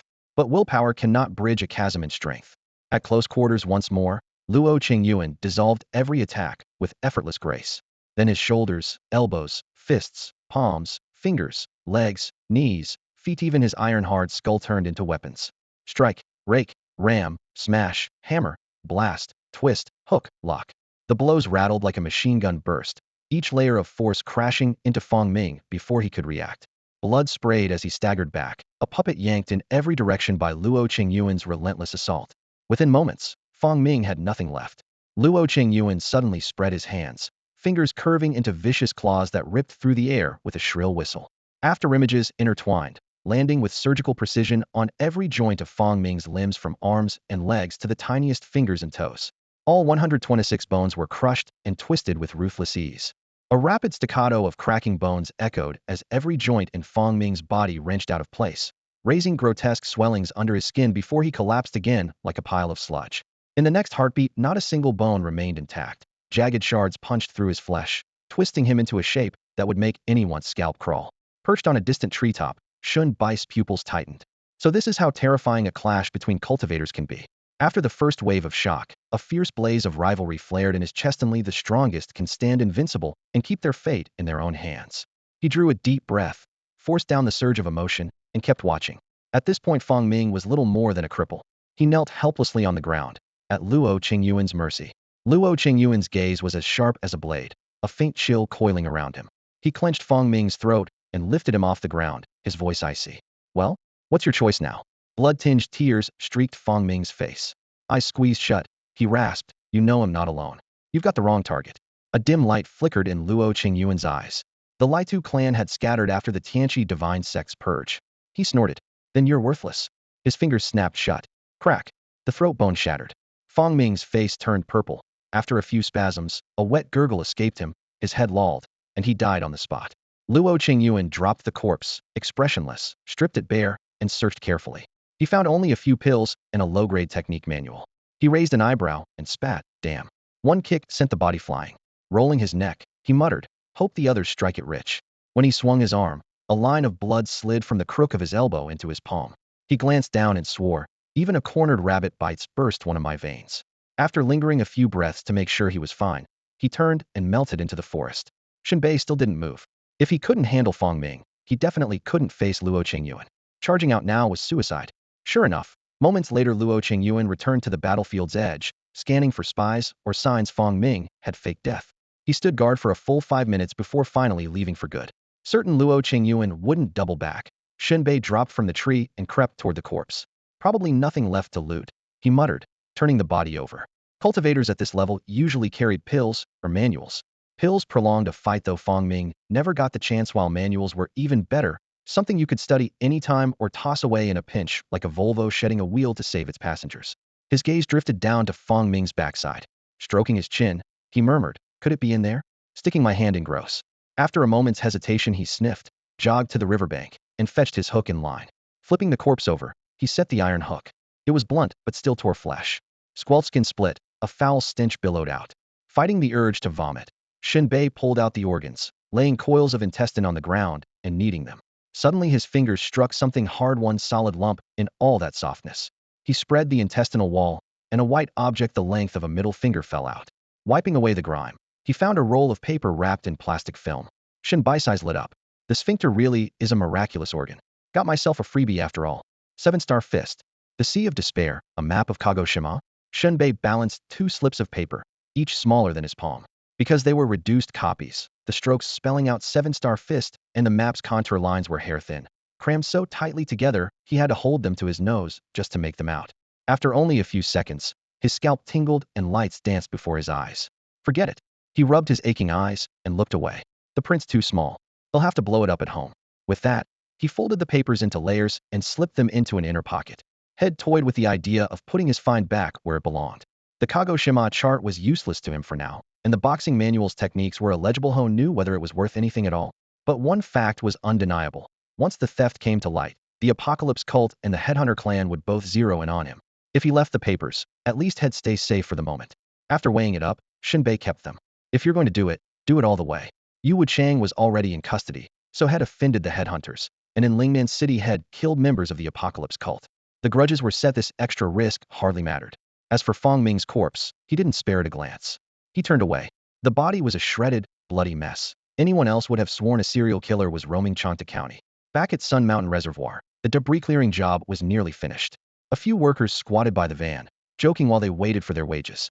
Shen Bei, 200 yuan, here. Boss Zhang counted the bills as he handed them over. He might fear Shen Bai's status as a martial artist, but when it came to pay, he was exact no more, no less. Work done, Shen Bei rode back to town with the crew. Toward dusk, darkness pressed into the hills. Deep in the Sun Mountain forest, 3 men in golden yellow garb slipped from the underbrush. The uniforms alone marked them as Headhunter clan, the same style Fong Ming had worn. Hoods hung low, shadows masking their faces, and they advanced on full alert. Are we sure Fong Ming ran this way? Positive. The marks he left are still on the branches. In Hong, widen the search. The man addressed pushed back his hood, revealing hands as pale as bone, the joints cracking as they flexed. His half-open collar showed a mat of chest hair and bulging muscle. A hooked nose and slate-gray eyes gave him a savage, oppressive look. In Hong sniffed the air, then froze, pupils shrinking. Blood. Fong Ming. He was chasing someone from the Apocalypse cult. Who struck? What rank? Before we split up, I saw Luo Qingyuan 4th rank. Damn. The words had barely left their mouths when the 3 lunged forward, inner force blasting beneath their feet. They shot through the forest, 3 gusts howling behind them, trees swaying and leaves whipping through the air. Moments later, In Hong and his 2 companions reached the battlefield where Fong Ming had fought Luo Qingyuan. Thunderheads churned overhead, and a night wind swept the scorched earth. At once they spotted a blurred figure sprawled on the ground. When the clouds split and moonlight poured down, the harsh silver glow revealed the truth. It was Fong Ming's corpse. His abdomen had been torn open, his organs scattered as though a pack of wolves had hollowed him out. The reek of blood hit them like a hammer, too savage to ignore. One man stepped forward, crouched, and shoved his fingers roughly into Fong Ming's rigid sphincter. His fingertips met empty space. Faced like stone, he looked up and muttered, "It's gone." A shard of ice flashed in the second man's narrow eyes.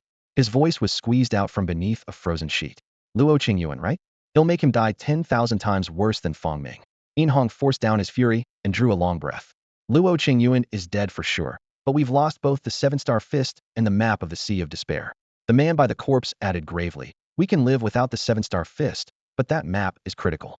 Every new island found in the catacombs is marked on it." The other man brushed blood from his hands. "In Hong, leave this to us. We'll hunt Luo Qingyuan down and take back the map and the technique. You stay undercover at Lingnan City Wuda." In Hong nodded, still uneasy. That map is what Jiuming Zuanyuan of the Headhunter clan's 8 killers wants. When he reaches the country and we come up empty-handed, none of us will survive. The 2 men exchanged a glance, knowing how ruthless the killer was, and answered softly. Time was short. They dumped Fong Ming's mangled body into Taiyangshan Reservoir. The black water swallowed the splash of red at once, and they slipped into the night. "Hey, is that my little Tong Tong?" Back in the county seat, Shen Bei dialed Jin Tong's number. The girl's voice came through, low and annoyed. "No kidding. You call my phone and don't know who I am. Where are you?" "In the provincial capital, sitting in a private room," Shen Bei answered casually. He asked no more. Boss Zhang had already said, in this world, real bros never check a man's hotel records when he's getting married, let alone his karaoke bookings. Jin Tong's voice strained past the noise of a banquet. "Spit it out. I'm busy." A fart of inhuman length exploded through the receiver. Jin Tong went green. "Shen Bei, you think you're funny? Do it again and I'm hanging up." "Don't. I'm serious." Shen Bei laughed. "You've got a scanner and printer at your place, right?" "Yeah, but no one's home. Everyone's on business trips, so you can't get in. And don't break a window. Where's the key?" "Under the second flower pot to the right of the door. Make it quick." "Got it. Talk later." Shen Bei hung up. At the doorway he rummaged around, lifted the flower pot, found the key, and slipped inside. Since leaving Taiyangshan Reservoir had planned to photocopy the seven-star fist fragments and the map of the Sea of Despair, but the print shops were crowded with prying eyes. These weren't school handouts, they were prizes the Apocalypse cult and the Headhunter clan would kill for. One leak, and he'd be neck-deep in trouble. Weighing the risk, he chose Jin Tong's House Nobody Home, perfect for the job. He powered up the computer, scanner, and printer, then spread the seven-star fist fragments flat on the scanner glass. A bar of green light swept across, the image appeared on screen, and he tweaked the brightness, enlarged the characters, and ensured every stroke was sharp before hitting print. The machine hummed, spitting out one A4 sheet after another. He stacked them by page number, just over 30 sheets. Leafing through them, he murmured, "Not many moves, but each one forges the fist along the paths of the stars, channeling their force into the body and matching the secrets of sinew and bone." Yet before practicing, the body had to be tempered. Forcing it would rupture meridians, rot muscle, and lead to death. With that in mind, Shen Bei glanced toward the backyard. Night wind slipped through the fence. The lawn lay empty. "Let's get to it." He shrugged off his jacket and strode outside. Time to train. At this moment, if Shen Bei wants to become a bona fide martial artist through the seven-star fist, he still has to temper and hone his body. Every combat art in this world is fueled by attributes, and the entry threshold for seven-star fist is a minimum of 20 points in constitution, strength, and agility all at once. For an ordinary Wuda freshman, that is a despair-inducing wall. Their stats are usually lopsided. Strong students lack stamina. Sturdy ones move slowly, so they gulp down pills and can still spend months or even years shoring up their weaknesses. Shen Bei, however, is unfazed. In his teacher's eyes, his three attributes are evenly but unimpressively balanced. He topped the entrance exams, yet seems ordinary. Seven-star fist, though, feels custom-built for such an all-round physique. Shen Bei flows through the routine with stunning ease, as if soaking in a hot spring, utterly comfortable. Still, martial artists live by one creed: never judge a hero by numbers alone. Stats may show 25 points of constitution, but real-world damage tolerance might only be 15 to 18. Only by constantly refining blood and bone until paper data equals reality can one be truly secure. It is late, and the Jian family's backyard is so quiet only the wind can be heard. The grounds are spacious, the pool shimmers faintly, and crags of ornamental rock lie scattered about, clearly the handiwork of Jin Shan, a man of that age who, like many, either fishes or tinkers with new toys. Up, a 30-gene greenish boulder shoots above Shen Bai's head. He sinks into a deep squat, then springs upward like an engorged bullfrog, golden toad diving. The strength-building method Liao Zhongyang once used, and Shen Bei secretly copied in the #1 high school gym. The technique forges full-body power rapidly but devours stamina. An unready body risks sprains or crippling injuries. 1, 2, 3. He jumps more than 400 times in silence, stopping only when his arms and legs feel filled with lead. He flips a bottle open and swallows a blood-chi pill scored from Yu Wuchang. The medicine courses through limbs and bones. Warm waves wash his muscles, restoring their spring. While the heat lasts, he grits his teeth and jumps again. When the next few hundred jumps end, he whips his fists toward the jagged rock beside the artificial mountain. Bang, bang, bang. Knuckles crash into stone, blood splatters. Bones creak, pain threatens to tear him apart. Yet he draws a deep breath and cages it in his chest. Once his fists are a ruin of flesh, he switches to his legs. Thud, thud, thud. Left and right kicks hammer the rock. Skin swells and splits instantly. He steps back and slams back, shoulders, waist, abdomen, chest, even neck against it again and again, beating himself bloody from head to toe. Splash. Before the gravel can settle, Shen Bei flips into the black pool. Icy water clamps around him. The stabbing chill explodes in his skull. Forcing his breathing steady, he cuts through the dark water. The artificial vortex at the center spins faster and faster, dragging him like a giant beast's throat. Yet he keeps stroking, tumbling, sprinting, battling the surging heart of the maelstrom. He turned to every method he could find, subjecting himself to punishing, high-intensity workouts that pushed his body to the brink. The routine was brutal one. Even full-fledged cadets at Wuda Martial Academy struggled to survive. By day, every muscle felt as though steel needles were piercing it. By night, the pain threatened to tear him apart, and a single lapse of will would mean instant collapse. Yet Shen Bei grit his teeth and endured. Costly vitality pills were tossed back like candy, flooding his body with raging energy. Everything Jin Tong's family had: hordegencing, bird's nest, deer antler swallowed for extra fuel. Whenever training shredded his fascia or cracked a bone, a night's sleep restored him completely. Day 1, Day 2, Day 3. Each dawn he still went to the labor market for day jobs, keeping his daily settlement panel active. Most nights were devoted to hell-level practice, determined to make his flesh catch up to his stats. Gradually, his once scrawny frame thickened. Muscle swelled across his body, and his limbs grew both supple and explosively strong. Outsiders merely noticed he looked sturdier, but he felt the density of his muscles and bones multiply, adding a solid 20 to 30 pounds. After 10 days of golden-toed leaps, he could hop around the yard with a 50-pound, even an 80-pound stone strapped to his back. Strength is the foundation of every discipline. The purer the power, the higher the ceiling kept that rule etched in his mind.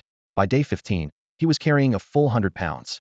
With the stone on his back, he bounced like a frog, covering 4 or 5 meters per hop.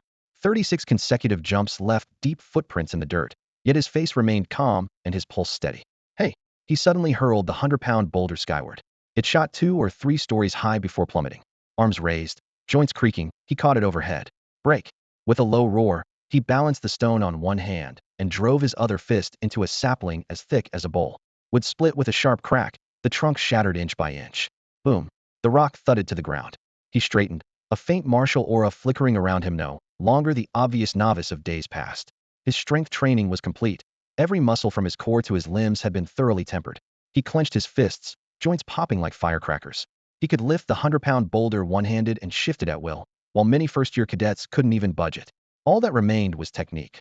Once he linked the raw power scattered throughout his body, his destructive force would be unimaginable. For now, every muscle felt like a lone tiger or wolf. Once the forms were mastered, those beasts would line up head to tail and surge forward in a single, unstoppable pack. That night, beneath a sky of bright stars, Shen Bei drew a long breath and sat cross-legged. Eyes following the slow dance of the constellations, he studied each stance described in the manual of the 7 Stars Fist. He was certain he had met every prerequisite to begin cultivating that technique. Stepping on the 7 stars. Another night had fallen, cold starlight spilling through the deep blue sky. In the Jin family's backyard, Shen Bei looked up at the swirling Milky Way, letting every streak of light burn into his eyes and carve itself into his bones.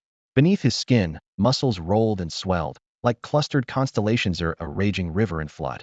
Suddenly, he moved, stepping on the 7 stars. 7 rapid steps left, 7 afterimages slashing through the dark. Without losing momentum, he whirled Kuei kicks the dipper. A charge, a kick, an explosion. The air split with a shrill crack. Bang! A hardwood tree as thick as a bowl snapped under a single kick, its break clean, sawdust flying. Crack! Crack! Riding the leftover force, Shen Bei launched 13 more kicks, leg shadows crisscrossing like axes and felling the surrounding trees in neat rows. 14 trunks toppled, yet he neither panted nor flushed. Drawing back his fists, he planted his feet. A sweep of his boot sent dirt spraying. His left wrist traced a smooth circle, his right elbow cut sharp angles.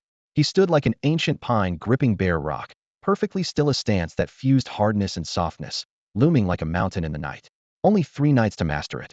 With foundations this solid, breaking through to martial artist isn't far off. He exulted inwardly.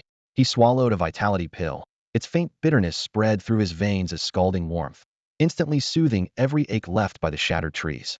10 days of brutal conditioning had forged his body, and in the next 3 had perfected the 7-star fists, 2 killing moves, stepping on the 7 stars, and Kuei kicks the dipper. The set is short, yet it hides the cosmic logic of stellar motion and human anatomy. Stepping on the 7 stars demands mysterious footwork, while Kuei kicks the dipper explodes at an opponent's vital points. Others need 3 to 5 years to go from clumsy to proficient. Shen Bei, relying only on his own inborn corrections and no tutoring at all, achieved mastery in mere days, a feat that could only be called terrifying. Another night, under a wan moon, he flashed among tree shadows, now leaping 10 feet forward, now pulling back as though folding the ground beneath him. His movement was fierce and cutting, like a tiger springing or a snow leopard doubling back. The ferocity of 7-star fist was on full display. Suddenly his fingers hooked like a crane's claw and raked a nearby trunk crack. Bark and wood tore free. Had that claw caught flesh, it would have ripped away a bloody slab. His power was still climbing. He halted. Shen Bei meant to rest, but sensed a shift within. His heartbeat had slowed to half its former pace. Yet each thump landed like a hammer on a drum, dense and powerful. His pupils tightened. He held his breath. Had he stepped into the first rank of martial artists? According to Teacher Gu, when a Quasi-fighter breaks through and becomes a true martial artist, it's really a personal leap forward. The most obvious sign is a heartbeat that's been forcibly slowed while your vitality surges stronger than ever. Shen Bei let out a long breath, his chest burning with excitement. So this is the fighter's realm I actually made first grade. That thought had barely formed before he sprinted back into the villa and powered up the silver assessment unit in the corner of the living room. A thick metal probe shot upright. As Teacher Gu Shinro had hammered home in class, a promotion grants an extra bonus to every basic stat, and he needed to see the size of this red packet. The machine hummed and a pale blue screen listed 4 primary attributes: strength, constitution, agility, and spirit. Hidden fields like poison resistance, perception, and dark force collectively called the mystic side still couldn't be measured. You discovered those in real combat. Yet that tiny mystic edge often spelled the difference between life and death. High poison resistance, for instance, meant dropping after 3 seconds instead of 1. The scan finished and the numbers locked in place. Strength, 45. Constitution, 45. Spirit, 40. Agility, 40. Shen Bei rubbed his chin as he studied the readout. Right after the academy entrance exam, every stat had sat in the low 20s. Working odd jobs by day and pocketing panel rewards had only nudged them to around 30. Now each one had vaulted into the 40s, at least 10 free points from the breakthrough. He couldn't help throwing back his head and laughing. Everything I've achieved, I earned myself. The words faded at the end, but the thrill remained. He was a first-grade fighter before even setting foot on campus. If Jin Tong found out, she'd squeal like a banshee. As for Gu Xinro, she could coast along as the ornamental teacher. With his power spike, his grasp of 7-star fist also soared, and Shen Bai's pride swelled. Tomorrow was registration day at Lingnan Martial University, so he decided to head home and pack. One step toward the door, and he was struck dumb. The floor looked like a pack of 100 huskies had run riot. Sofa cushions airborne, snack wrappers everywhere, the fridge stripped down to bare shelves. If I leave it like this, Jian Shan will skin me alive. Rolling up his sleeves, he launched into a marathon cleanup. Bag after bag of trash went out the door, and by dawn the place finally looked normal again. I really am a diligent young man. Shen Bei stretched, slid the key under the flower pot by the door, dusted off his hands, and headed out. Moments after he left, Jin Tong and Jian Shan pulled up to the villa. As the car door opened, Jin Tong called eagerly, "Shen Bei? Still here?" Jian Shan chuckled and shook his head. "Silly girl, he only borrowed the printer. Why would he camp in our house for half a month?" They stepped inside, and Jian Shan made a beeline for the kitchen. "I've missed my stash of abalone. The back garden probably needs some trimming too." He yanked open the fridge. It was cleaner than a dog's bowl after licking. Thunderstruck, Jian Shan croaked, "Where's my golden thread abalone? The Boston lobsters? The 1,000-year ginseng soaking in liquor? My imperial bird's nest?" He rattled off a dozen delicacies without repeating once, voice rising like a kid who'd lost his favorite toy. It got worse. Jian Tong screamed from the backyard. "Dad, the garden's been bulldozed." Jian Shan staggered outside. The carefully arranged rock piles and sculpted trees looked as though a steamroller had flattened them. Shattered stones everywhere. Trunks toppled at crazy angles. Who the hell did this? The roar tore from his throat, rage blasting straight to his head. Stars swam before his eyes, and a mouthful of decades-old blood spurted out. With a dull thud, he collapsed. "Shen Bei, you're unbelievable." My dad was so furious he almost passed out. Inside the long-distance bus to Lingnan City, anger darkened Jian Tong's normally angelic face. Shen Bei folded the small knife he'd been using on an apple, bit into a crisp slice, and replied, as if it were the most natural thing in the world, "I cleaned the whole villa." "Does your dad have a cleaning obsession or something?" "This has nothing to do with cleaning." Jian Tong's voice shot up an octave, her shoulders quivering.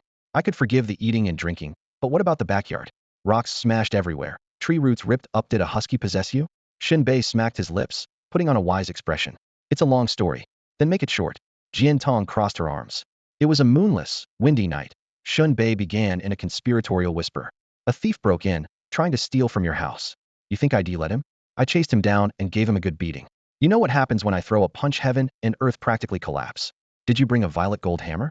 Jian Tong mimmed swinging one. Shen Bei was instantly silenced. The bickering continued for a few more lines, but the tension soon evaporated.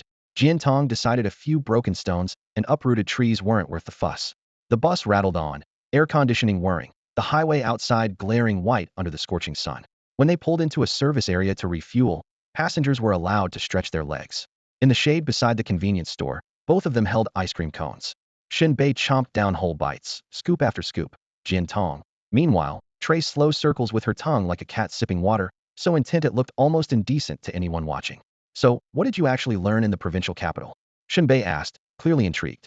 A dab of cream clung to Jian Tong's lip as she smiled, equal parts sweet and proud. "Body tempering and mental consolidation." Body tempering is a basic requirement, so forget that. Mental consolidation is like refining your bones, except you compress your spirit through meditation, turning the formless into substance, gathering it into qi.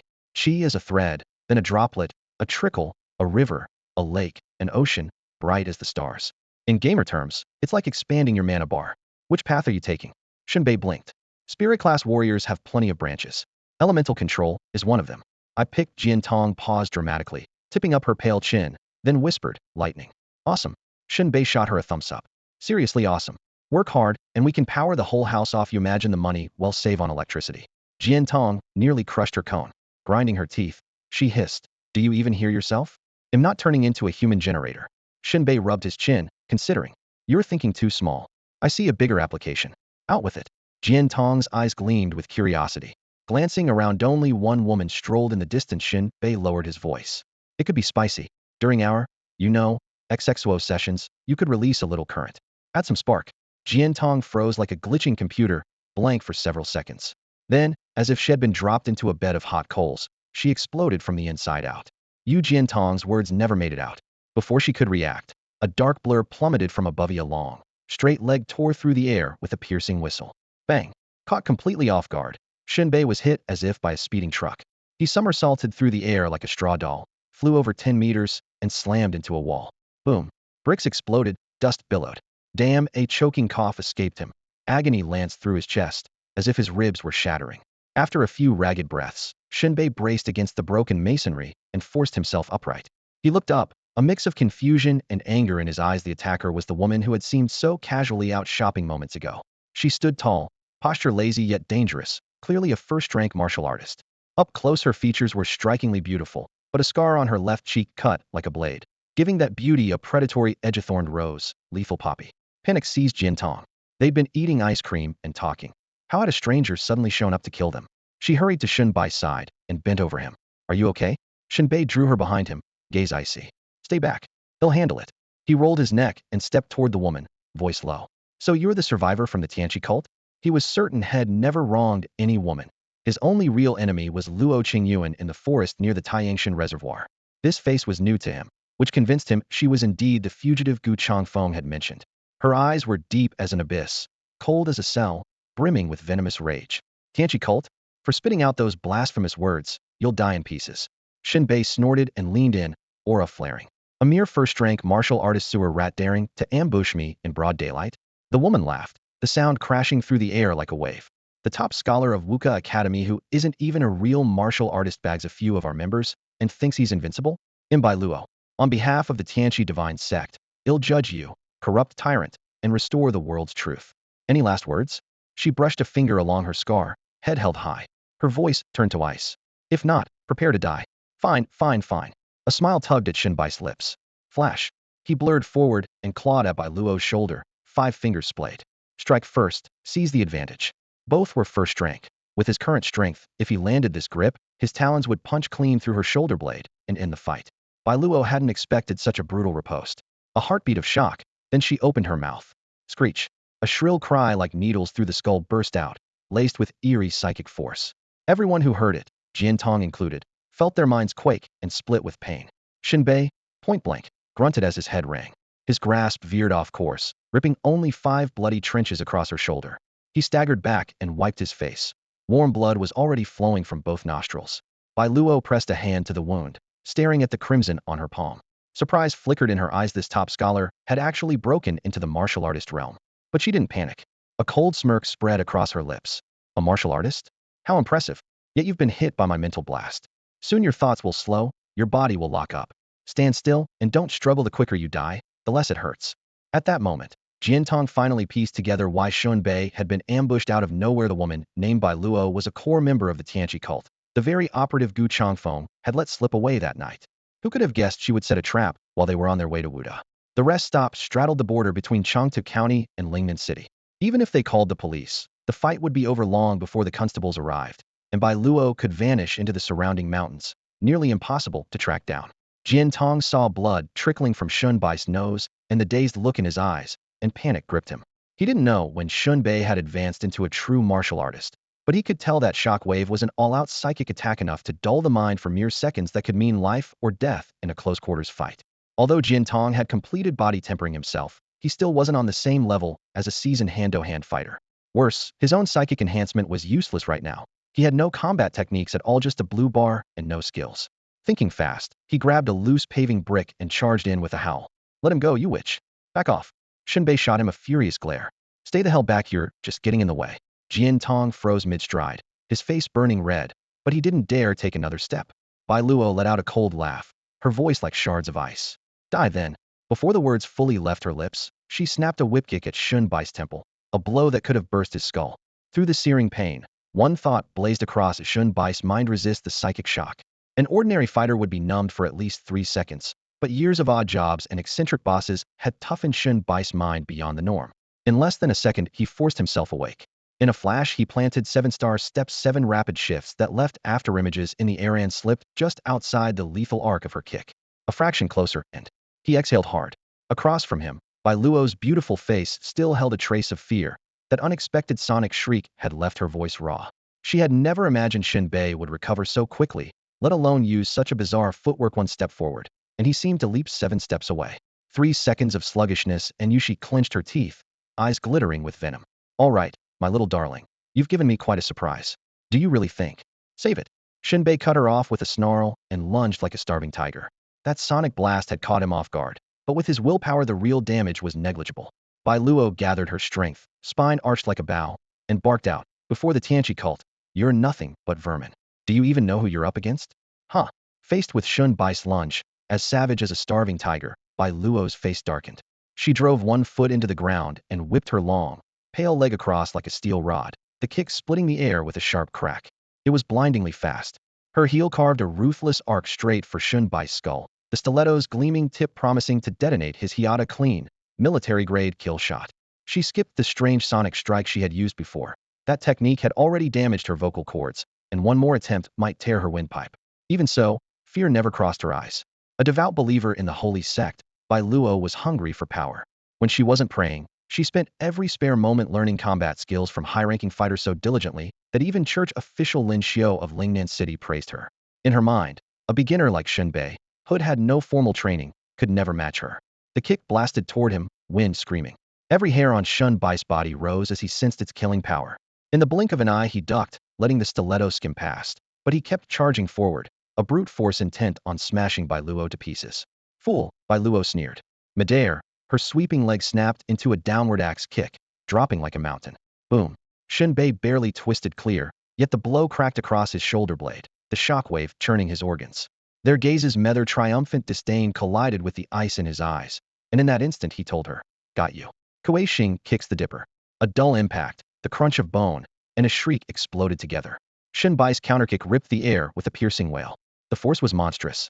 Bai Luo felt herself hurled up like a fledgling caught in a gale. Mid-flight, her right leg was shredded to pulp.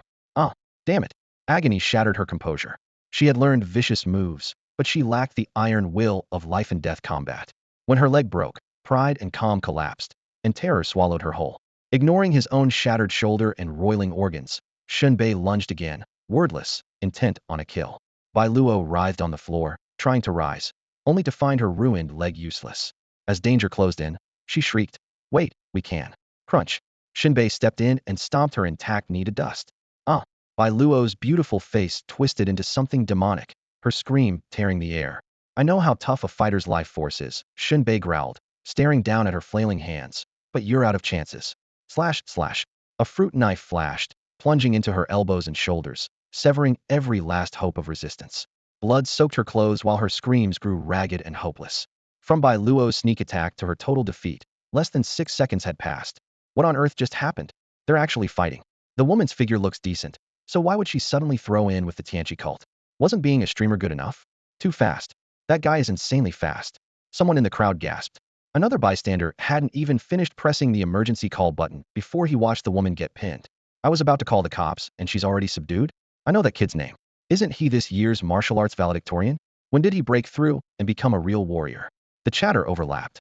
Bai Luo's sneak attack, Shen Bai's steamroller counter, and her final collapse all happened within a few heartbeats.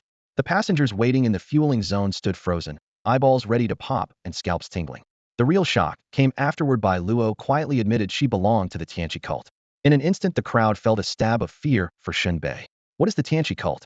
It's a madhouse, a roaming branch of the world's largest asylum. They preach fairness and justice, yet kill without blinking. Once they target you, they stick harder than superglue. Cross one of them and forget about a quiet life. There are only 2 ways out. Either join them or do what Shen Bei just did, beat down every cultist who shows up. A warrior can fight back. An ordinary person is forced to join, or else those lunatics will dig up the grave and ask, ready to convert yet? Shen Bei. Jin Tong finally snapped out of her daze. When Bai Luo launched her flying sneak attack, Jin Tong had realized she was a warrior, but she never expected this. In just half a month of vacation, Shen Bei had trained himself into a first-rank warrior with no instructor guarding his breakthrough. It was a real-life miracle. Lately, Shen Bai's feats had multiplied and his power had skyrocketed, turning him into a self-made powerhouse. She loved it. She hurried over and looked him up and down. Are you okay? Shen Bei flashed a row of white teeth and grinned. That was nothing. I was just warming up and she was already out. Seriously, what's Gu Changfeng getting paid for? He's a waste of state rations. Jin Tong rubbed her forehead. If teacher Gu Shinro hears that, you're getting your ear twisted for sure.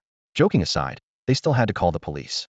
The officers needed to secure the scene, and the two of them had a bus to catch to Wuda for enrollment paperwork. Dragging a cultist through the streets would ruin both the city's image and their own date. Jin Tong pulled out her phone to dial the police, while Shen Bei took a more handsome approach, frisked the captive. Bai Luo writhed, her face streaked with blood, eyes burning with murder. Shen Bei didn't indulge her. He slapped her. Behave, loser. Can we negotiate? Bai Luo whispered through bleeding lips. Let me go and I'll pay you with martial techniques. Wishful thinking. Shen Bei gave her only 4 words. Keep dreaming. Several vials of elixir rolled out of Bai Luo's coat pocket, the glass clicking across the concrete. Shen Bai's eyes lit up. He licked his lips. Spoils, he murmured. Before the word had faded, he scooped the bottles into his jacket and kept searching her. After patting her down, he found only a single sheet of A4 paper folded into a square. Huh, he frowned. Where's the martial arts manual? Just this sheet? Flat on the ground and aching all over, Bai Luo forced herself to speak. I don't carry the manual. I can tell you where it's buried, but only if you give that paper back and let me go. Still trying to run a trick? Shen Bei tilted his head and laughed coldly. If I really showed up where you say, I'd probably walk straight into an ambush. I'm not that stupid. Bai Luo bit her lip and fell silent. Shen Bei unfolded the sheet and skimmed its rows of numbers, a few code names, obvious ciphertext. He knew he couldn't crack it. It would have to go to the constables. Jin Tong soon called the police and described the scene in detail. The Lingnan City Constabulary prided itself on a blistering response time. Within minutes, several squad cars screeched into the highway service area. Leading the team was Gu Changfeng. Hearing that someone had captured a member of the Tianqi divine cult, the very one had slipped away last time, had been practically bouncing with excitement. Helpful citizens were common, but most martial artists took down cultists as an afterthought, asking neither credit nor reward. Not Shen Bei. That guy would chase a dime into the gutter. Even better, the caller this time was a woman, clearly unconnected to Shen Bei, so the credit should land squarely on Gu Changfeng's shoulders. He jumped out of the car, riding high, took one look at the scene, and froze. That back was all too familiar. Shen Bei? You've got to be kidding me, him again? He groaned inwardly. And sure enough, Shen Bei was the one who'd caught the cultist. He muttered. Intel said she was a first-grade martial artist. Did Shen Bei drug her again? Then the simpler answer hit him. Shen Bei had broken through to full martial artist status. 2 weeks ago, the guy was still a trainee forging his blood and chi, who had needed 5 months to clear that hurdle himself. Infuriating. He swore under his breath, rolled his eyes, and started to slip away. Hey, Captain Gu. Shen Bei hauled him back, all smiles. What a coincidence you're on duty. Gu Changfeng's face darkened. He growled. Why are you everywhere? What's wrong with that? Shen Bei blinked. You keep stealing the jobs that should be ours. The chief will think we're useless. And that's a problem, how? Shen Bei asked, wearing the same innocent look. Gu Changfeng inhaled, forced himself calm, then barked to his team, cuff the Tianqi cultist, bag all her belongings. Several constables shrugged. She's got nothing on her. Gu Changfeng's eyes narrowed at Shen Bei. He held out his hand. Anything the suspect had is evidence, understood? Understood. Shen Bei cheerfully handed over the A4 sheet. And the rest? Gu Changfeng pressed. The rest? Shen Bei looked blank. Pills, manuals, whatever. Nothing. Impossible. She's that broke. Ask Jin Tong. Just one sheet. Jin Tong nodded. Really, just the sheet. If I hadn't stopped him, Shen Bei would have used it for toilet paper. Gu Changfeng's stomach knotted with frustration, but he could only wave it off. Fine. He unfolded the paper for a closer look. Shen Bei craned his neck. What's it say? Gu Changfeng's face abruptly turned grave. The endless string of numbers turned out to be the Apocalypse cult's internal cipher. Gu Changfeng confirmed Shen Bai's hunch. Only specialized codebreakers could read it, and if the cult hadn't switched its codebook, cracking it was only a matter of time. He snapped a quick photo and forwarded it to headquarters at once. How did the department get hold of the codebook? Shen Bei pressed. Gu Changfeng gave a secretive smile. We have someone on the inside. Did you think the state sits around doing nothing? Shen Bei let out a quiet "oh," respect welling up inside him. Somewhere deep within the cult, an unknown operative was risking life and limb to funnel out intelligence, masking their identity while dealing with emergencies on the fly. He knew he could never do the same. Moments later, the decryption arrived. Gu Changfeng glanced at the screen, and his expression changed. His brows tightened in shock. What does it say? Shen Bei whispered. Gu Changfeng took a steadying breath. Besides routine traffic, it mentions that the Headhunter clan's 9 Lives Raven may have slipped into the country. 9 lives Raven. Shen Bei blurted. Head never cared for the martial world. His own aptitude was hopeless, but since the daily settlement panel had awakened, Head started paying attention. Even so, the Raven's legend was notorious. Real name unknown. Rumored to be born immortal, to die and rise again. Sadistic to the core, fond of flaying opponents' faces, especially the handsome ones. A chill ran down Shen Bai's spine. You had no advance warning? He asked. Gu Changfeng shook his head. Infiltrating the headhunter clan costs too much. Shen Bei nodded. Yu Wuchang had merely been a fringe member, yet even he had to offer a life as an initiation gift. A police mole would have to kill as well, and the target would be chosen by the clan's leaders, innocent or not, an unacceptable line for both the state and the force. Gu Changfeng sighed. We tried before. An officer even framed himself for murder to get in, but it still failed. Failed. Shen Bai's interest spiked. Why? Turned, Gu Changfeng said with a bitter smile. Shen Bai's jaw dropped. After all that bloodshed just to infiltrate the clan, the officer defected? Why? Gu Changfeng waved him off. Don't ask. State secret. A past would rather forget. Shen Bei smacked his lips and let the matter drop. There's another name on the list. Gu Changfeng knitted his brows. The man hasn't shown his face in 5 years. Who is he? No real name. Only a code the shepherd. Shen Bei blinked. A code name, that's what the headhunters use, like the 9 lives Raven. Gu Changfeng clenched his teeth, grief flickering in his eyes. 10 years ago, when I was still at Wuda, he slaughtered more than 50 students. He vanished after the case, and now he's back. Shen Bei didn't know the details, but he could feel Gu Changfeng's hatred for the shepherd boiling like a tidal wave. Another piece of intel had surfaced. The 7-star fist manual and the map of the Sea of Despair were missing. Luo Qingyuan planned to mobilize the church to recover them, with full support from Officer Lin Xiao. Gu Changfeng scratched his head in confusion. One martial art and one map enough to spark a war between the headhunters and the apocalyptic cult? I don't get it. He stood up. That's it. I'm taking my men back. Gu Changfeng was clearly in a hurry. The news about the shepherd was dynamite in his chest. Shen Bei reminded him, don't forget my matter. What matter? Gu feigned ignorance. Shen Bei bared his teeth. Gu rolled his eyes. The bounty, right? You've turned the precinct into your personal ATM. Isn't it what I earned? For heaven's sake. Gu clasped his hands together. Would like to arrest criminals too, but you keep beating us to them. We'll have to retire early. Shen Bei just shrugged. The officers came and went in a flash. Bai Luo's joints were broken and her meridians shredded. She wouldn't stop screaming. Gu Changfeng shoved a filthy rag into her mouth. Treatment? Go treat your grandma's leg. The coach rumbled back to life. Shen Bei leaned against the window, watching the scenery blur past. This seemingly accidental, yet carefully planned event had lifted a corner of the martial world's veil. The renegade infiltrator, the long-dormant shepherd, the 9 lives Raven rumored to have entered the country, and Luo Qingyuan's covetous eye on the 7-star fist in that map. A bloody purge might already be brewing. Low clouds pressed against the horizon, and he drew a deep breath. Shen Bei, look at this novel. It's so touching. Across the aisle, Jin Tong clutched her phone, dabbing away tears. What's it about? A blind girl. The boy who loves her gives her both of his eyes and ends up blind himself. Boo-hoo, her black hair was a mess, her eyes shimmering with tears. Shen Bei smacked his lips. The author must have been kicked in the head by a donkey. Huh. Jin Tong pouted. You're not moved? If I went blind, you'd run for the hills. Don't test the author's IQ with my character. Tell me, why transplant both eyes? Give her one, keep one, then they can both see. Jin Tong froze, her eyes wide. That actually makes sense. She immediately left a 1-star review. Insults my intelligence, burns my eyes, ugh. After sulking for a moment, she sighed. Shen Bei, if there's no love, what's the point of living? He gave her a strange look, another girl poisoned by melodramas. He thought for a second. Life's meaning is to leave behind something that will be remembered.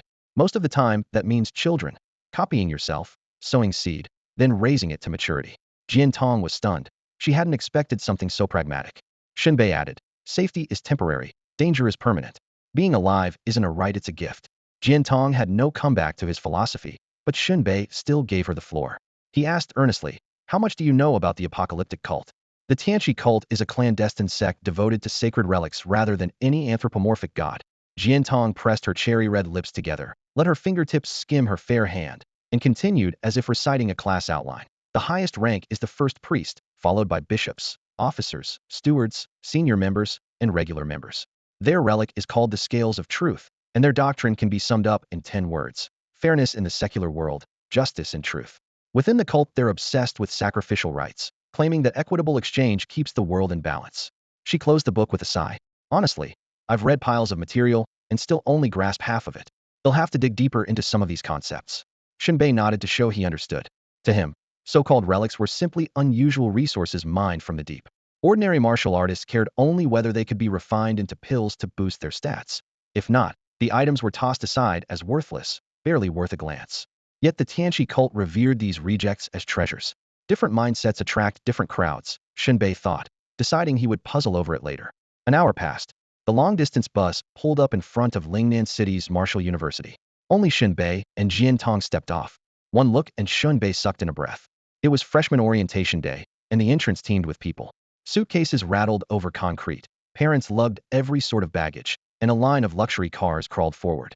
Most eye-catching of all, a private helicopter was thumping down on the school's helipad. Their humble bus suddenly felt embarrassingly shabby. What truly stunned him, though, was the gate itself. The archway spanned nearly 100 meters wide, enough for 50 sedans to drive through side by side, as if it were built for an aircraft carrier. Shen Bei muttered, "Do Marshall U students commute in warships?" With that width, the height had to rise in proportion at least 10 meters, he reckoned. At the very top, 7 bold characters: Lingnan City Marshall University stood proud against the wind, each glyph enormous, like a doorplate for giants that turned the students below into tiny sprites. The sheer scale made him instinctively hold his breath. While he was still staring, a familiar voice chuckled behind him. "Impressive, isn't it?" Shen Bei turned to find Qi Chuanyu. Today Qi Chuanyu was dressed to shock. Woolly curls, a hint of smoky eyeshadow, glossy leather pants, and several dangling metal chains that swayed with every move. Foolin' Japanese little smoker chic. Shen Bei blinked. What kind of blow had the guy taken? Shen Bei wagged his finger at Qi Chuanyu's outfit. "Maybe you should get an MRI and check if anything's still working up there." Qi Chuanyu's face darkened. He lifted his chin. "Forget it, I've got a will of iron. He'll even buy you a bottle of meds," Shen Bei added. "You hate my clothes because you're stuck in the Stone Age," Qi Chuanyu snorted. Shen Bei cleared his throat. "Clothes mark human evolution. You're heading for a whole new species. This is fashion. You know nothing." Qi Chuanyu shot back, hands on hips. Shen Bei and Jin Tong exchanged a look and stepped away so no one would think they were with him. Qi Chuanyu didn't care. "See that gate? Feel tiny yet?" They looked up. The campus gate loomed overhead. Shen Bei nodded. "A bit. Exactly. They built it huge to remind students how small they are," Qi Chuanyu said, waving like a tour guide. "And if the gate's this big, imagine what's inside: bigger, riskier, and a lot more fun." Shen Bei shook his head. "They just padded the construction budget. Touch a slab of pork and the price doubles. Touch it. You don't even eat it. How's that a gain?" Qi Chuanyu was lost. Shen Bei laughed. Jin Tong giggled behind her hand. "There's always grease to skim." Qi Chuanyu's mouth twitched. "Stop judging gentlemen with a petty mind. Who's a gentleman? Who's the petty one? Who says you only get one roll?" Shen Bei spread his hands. Qi Chuanyu was left sputtering. They headed to freshman registration. The drill was simple. Swap your admission letter for a student file and a cardboard envelope. Fill out the file, then get your Lingnan City University of Martial Arts student card.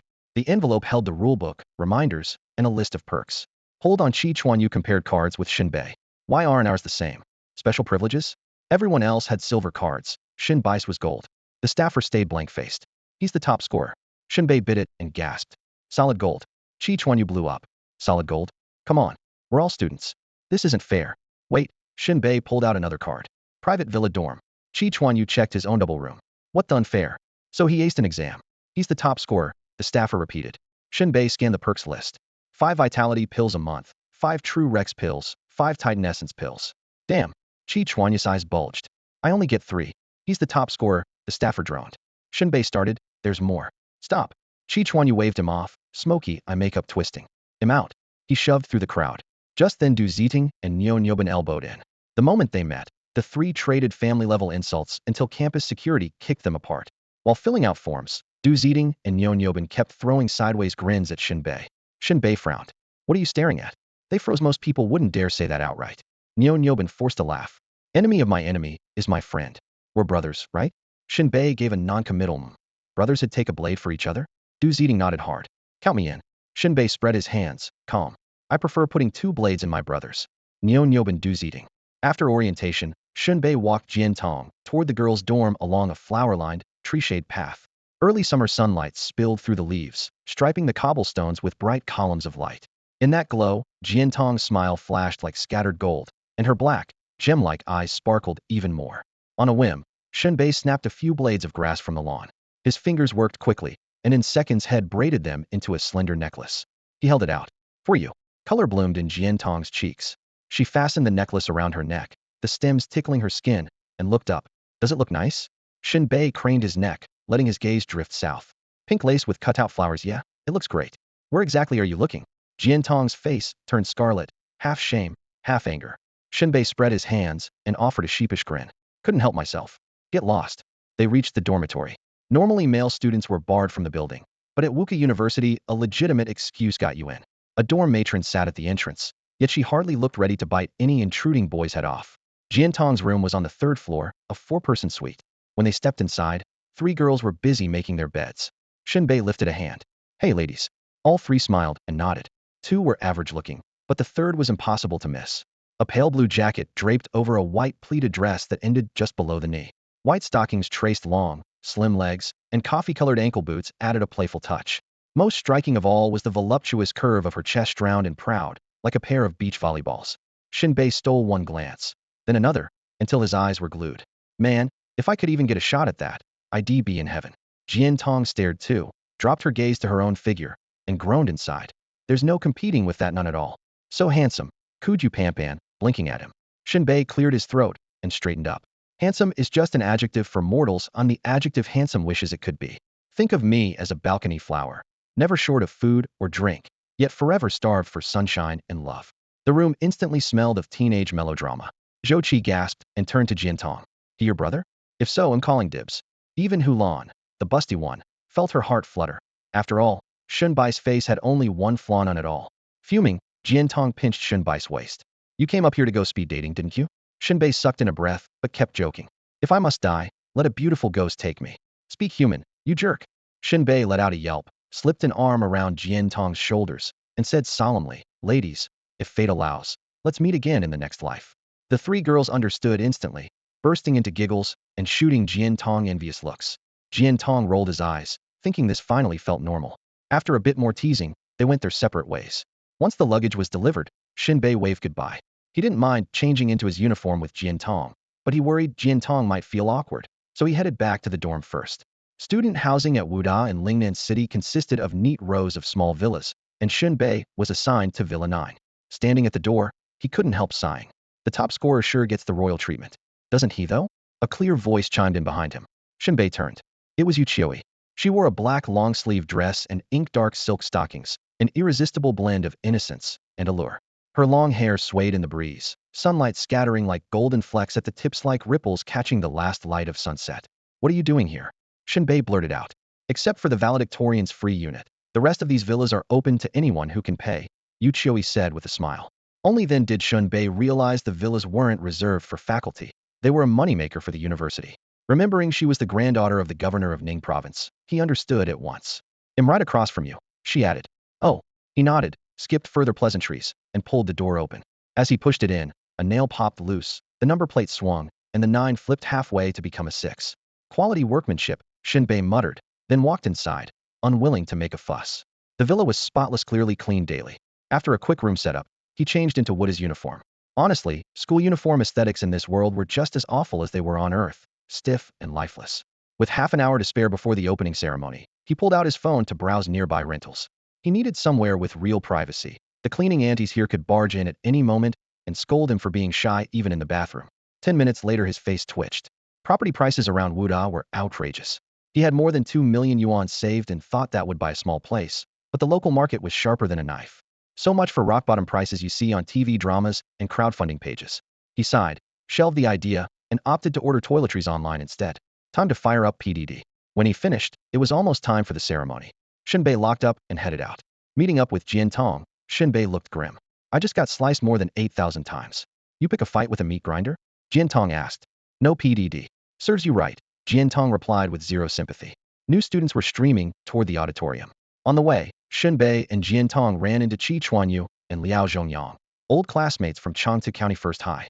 Under normal circumstances they'd exchange greetings, but Shen Bei spoke first. Can't hang out with you two, I've got trypophobia, and your minds are full of holes. Qi Chuanyu. Liao Zhongyang. Holy crap. Qi Chuanyu's jaw almost dislocated from sheer indignation. After turning down Qi Chuanyu and Liao Zhongyang's offer to walk with them, Shen Bei pulled out his phone, scrolling through short videos in boredom as he and Jin Tong headed for the main auditorium. Jin Tong's face darkened. She shot him a glare. Could you stop watching videos of pretty girls? It's not like you can actually taste them. She fumed in Wordlethier. He was ignoring a real-life beauty beside him while staring at those little vixens on his screen. The words little vixen instantly brought Yu Qiui to mind, and her anger flared again. Shen Bei only shrugged. The girls in these videos work hard to find the perfect angle just to please me. They don't want my money or my feelings just alike. What's so wrong with that? Jin Tong opened her mouth, but had no retort.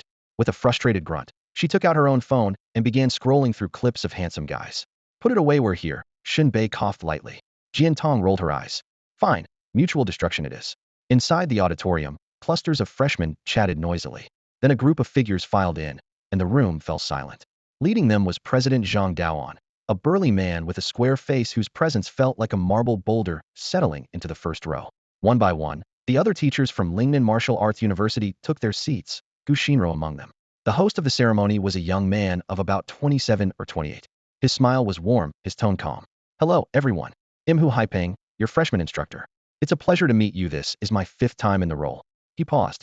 Sadly, I won't be with you long. My application was just approved. After this semester, I'll head to the catacombs front line for the first time. Hu Haipeng offered a sincere smile, then turned and switched on a simple projector. The screen lit up not with a movie, but with footage no ordinary civilian would ever see, real historical images. He spoke with the measured cadence of a documentary narrator. A moment later, the hall erupted in gasps. On screen, beasts and aberrants from the catacombs launched a frenzied assault on a human position. Dirt and sand exploded, the scene oppressive, as if the end of days had come. In the trenches, human martial artists squeezed their eyes shut, cursed, or screamed in despair. A dozen fighters manned heavy machine guns, bullets pouring out like a storm. Tongues of flame and clouds of smoke choked the lens. When the dust settled, the enemy's casualties were few. Most beasts and aberrants stood unharmed, merely forced back a few dozen meters. Leisurely, they turned, contempt in every movement, then lunged forward, jaws wide as they charged the trenches. Too fast, far too fast. In an instant, the beasts and aberrants were already at the trench line. In the blink of an eye, the machine gun exploded along with its operator, and severed limbs rained down like sheaves of wheat at harvest, thudding into the mud. Moments later, even more fighters hurled themselves forward, bellowing, kill, defend our homeland, fight to the death, drive them back into the abyss, draw your blades, charge. If I die, the mountains and rivers will endure. Blinding webs of martial arts techniques and secret arts crisscrossed the sky, yet it was all in vain. The beasts' bodies were monstrously tough. They lowered their heads, charged, wheeled, and charged again. Each pass carved a fresh path of mangled flesh through the ranks. The alien warriors flickered unpredictably, appearing first on the left, then on the right. Every time they showed themselves, another headless corpse hit the ground. In a heartbeat, the plain was littered with remains, rivers of blood pooling in the dirt, and a suffocating silence settled. Those who died outright were the lucky ones. The maimed survivors writhed, shrieking for mercy. Even the word hell felt feeble beside such carnage. I'm sorry you had to see that, Hu Haipeng said, standing before the projection with a low voice. The hall fell dead silent. A stifled sob sounded from one corner, and then row after row of students broke down.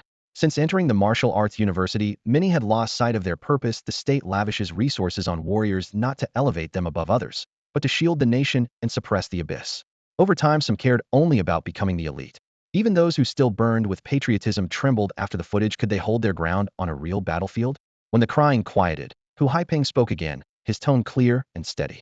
I'm sorry, but that is our enemy, an alien civilization from the abyss, still not fully understood, constantly probing, trying to break through the sea of no return. No one knows when their full-scale invasion will begin. Shen Bei sat below, his face grave.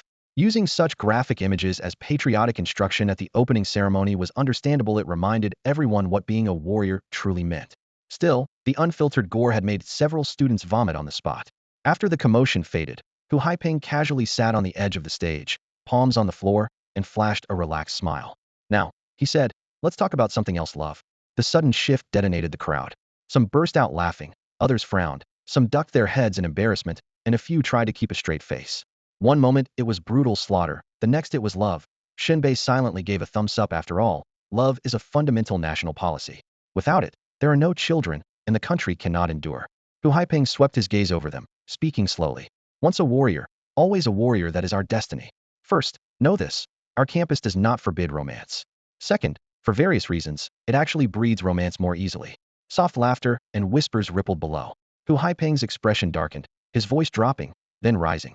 Third, I must warn you, love here is also easy to lose, sometimes even faster than it begins. It can vanish in a single, sudden moment. He paused, then asked in a conversational tone, did any of you have an older girl next door growing up? Faces in the crowd shifted. Hu Haipeng continued, the kind who was 3 or 4 years older. You'd crouch nearby, while she skipped rope.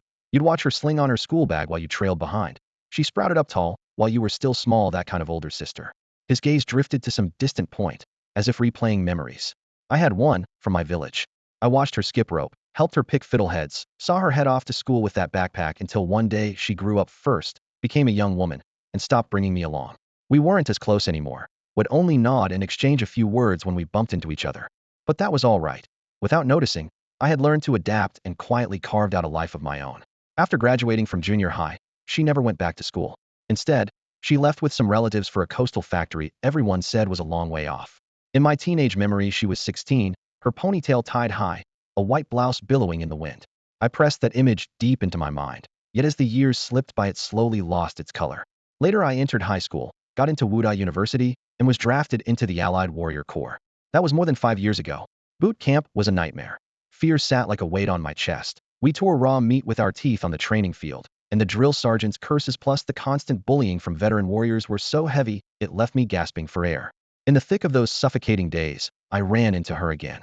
One afternoon behind the barracks, I was crouched by a ditch, scrubbing a veteran's sweat-soaked uniform.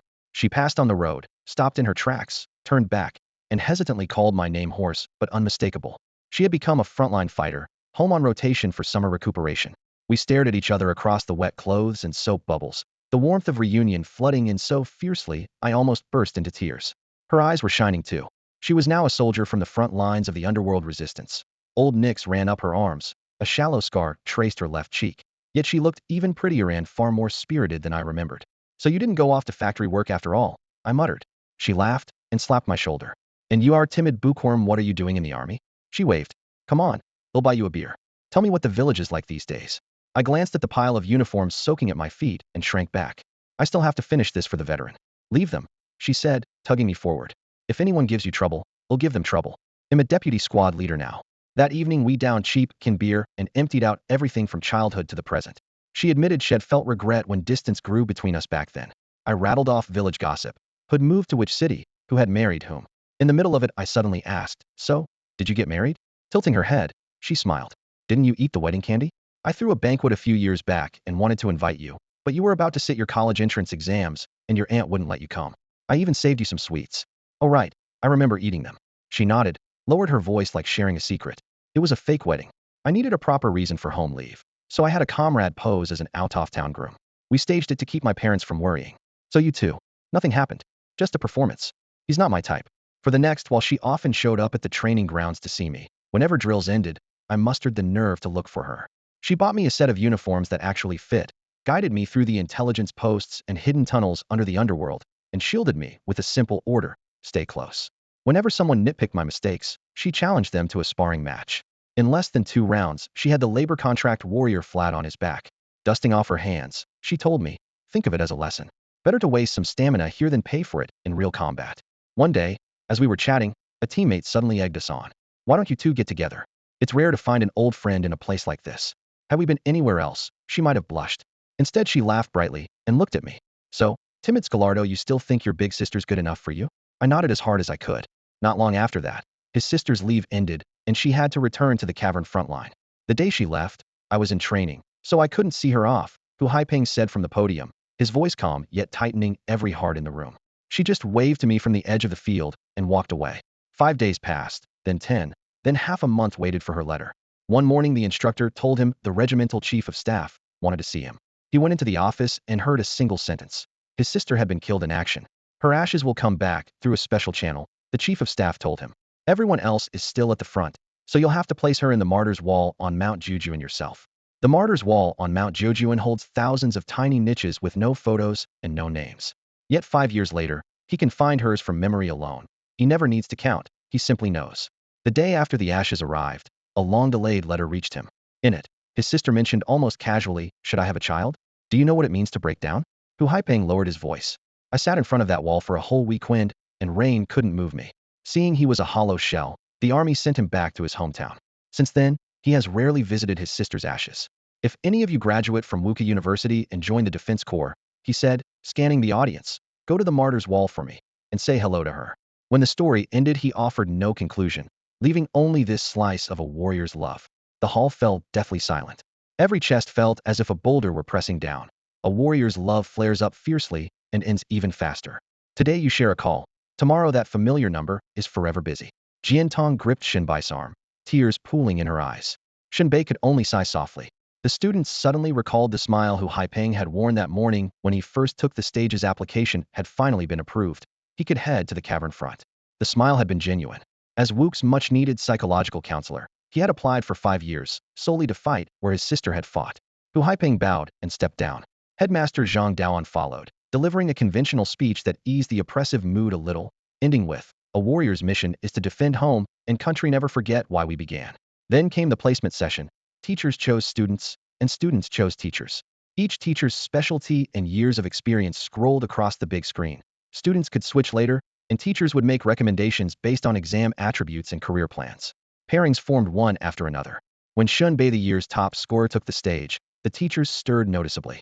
"Anyone want the valedictorian? His attributes are too average. He'll pass. I focus on mind arts. I've already taken Jin Tong, forget Shen Bei. Jack of all trades students are the hardest. Growth potential's probably mediocre. Gu Xinro. You're new and still without a student, take Shen Bei, or you'll end up as a teaching assistant." The chatter rose and fell. The halo of top scorer impressed no one. In the warrior world, balanced skills matter less than extreme strength. In a single field, master one thing and you're set. Gu Xinro nodded steadily. She and Shen Bei had long agreed he would join her class. Teaching assistant? Not in this lifetime. Just then, another voice cut in. At the edge of the platform, a male teacher with hands like withered bones stood up. "Shen Bei, isn't it? I mean Hong. I've been teaching for more than 10 years. I believe in you. Come to my class, and I'll carve out a warrior's path just for you." At this very moment, Shen Bei, who had planned to sign with Gu Xinru, found himself stunned by just a few slick words from Professor Yin Hong.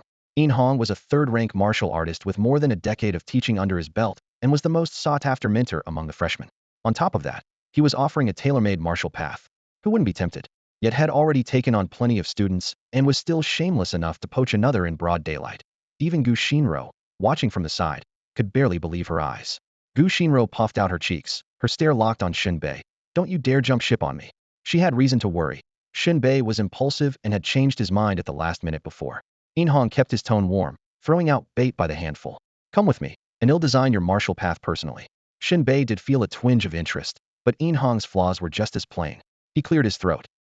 Sorry, Professor Yin, but I already have someone in mind." Gu Xinru's cloudy face instantly cleared, her smile blooming like a spring flower. A beat later, she covertly covered her cheeks, scolding, "He be a bit subtler?" "Someone in mind" was far too direct. Yin Hong probed. "Someone in mind as in another teacher, right?" "All right, I won't press. But can you tell me why you didn't pick me?" Shen Bei answered without the slightest hesitation. "Because you're not a woman." Yin Hong's expression froze. "Sexist? Pervert." He cursed inwardly, but with so many students watching, he swallowed his anger and forced a smile. "Very well. I wish you success on your martial path." The bystanders couldn't make sense of Shen Bai's choice and murmured among themselves. Is the top scorer nuts? Passing on Yin Hong for the newcomer Gu Xinro? Their teaching experience isn't even close. Guess he can't resist a pretty face. Hell never amount to much. And with that, the episode ended. Shen Bei stuck with Gu Xinro as promised. His word was iron. Besides, they were close. If he skipped class, she'd probably turn a blind eye instead of docking points. After the opening ceremony, the teachers led their students off in all directions.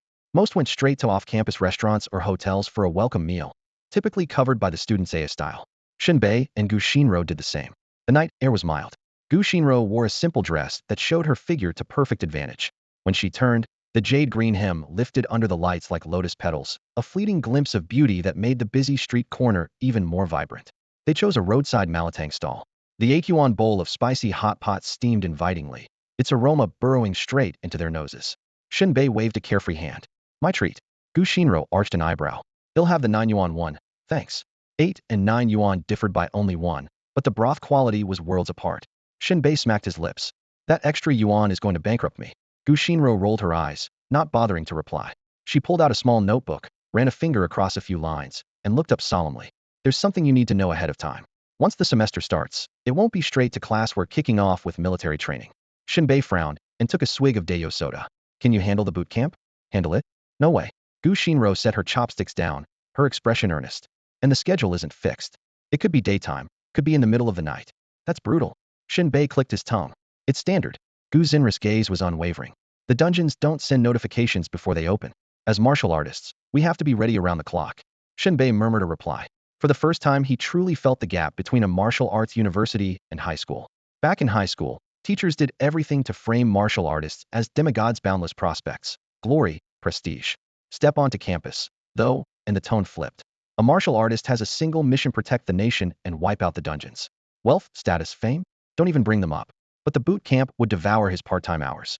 Shen Bei knew perfectly well that his rapid progress came from the daily settlement panel. What was training for others would be wasted time for him.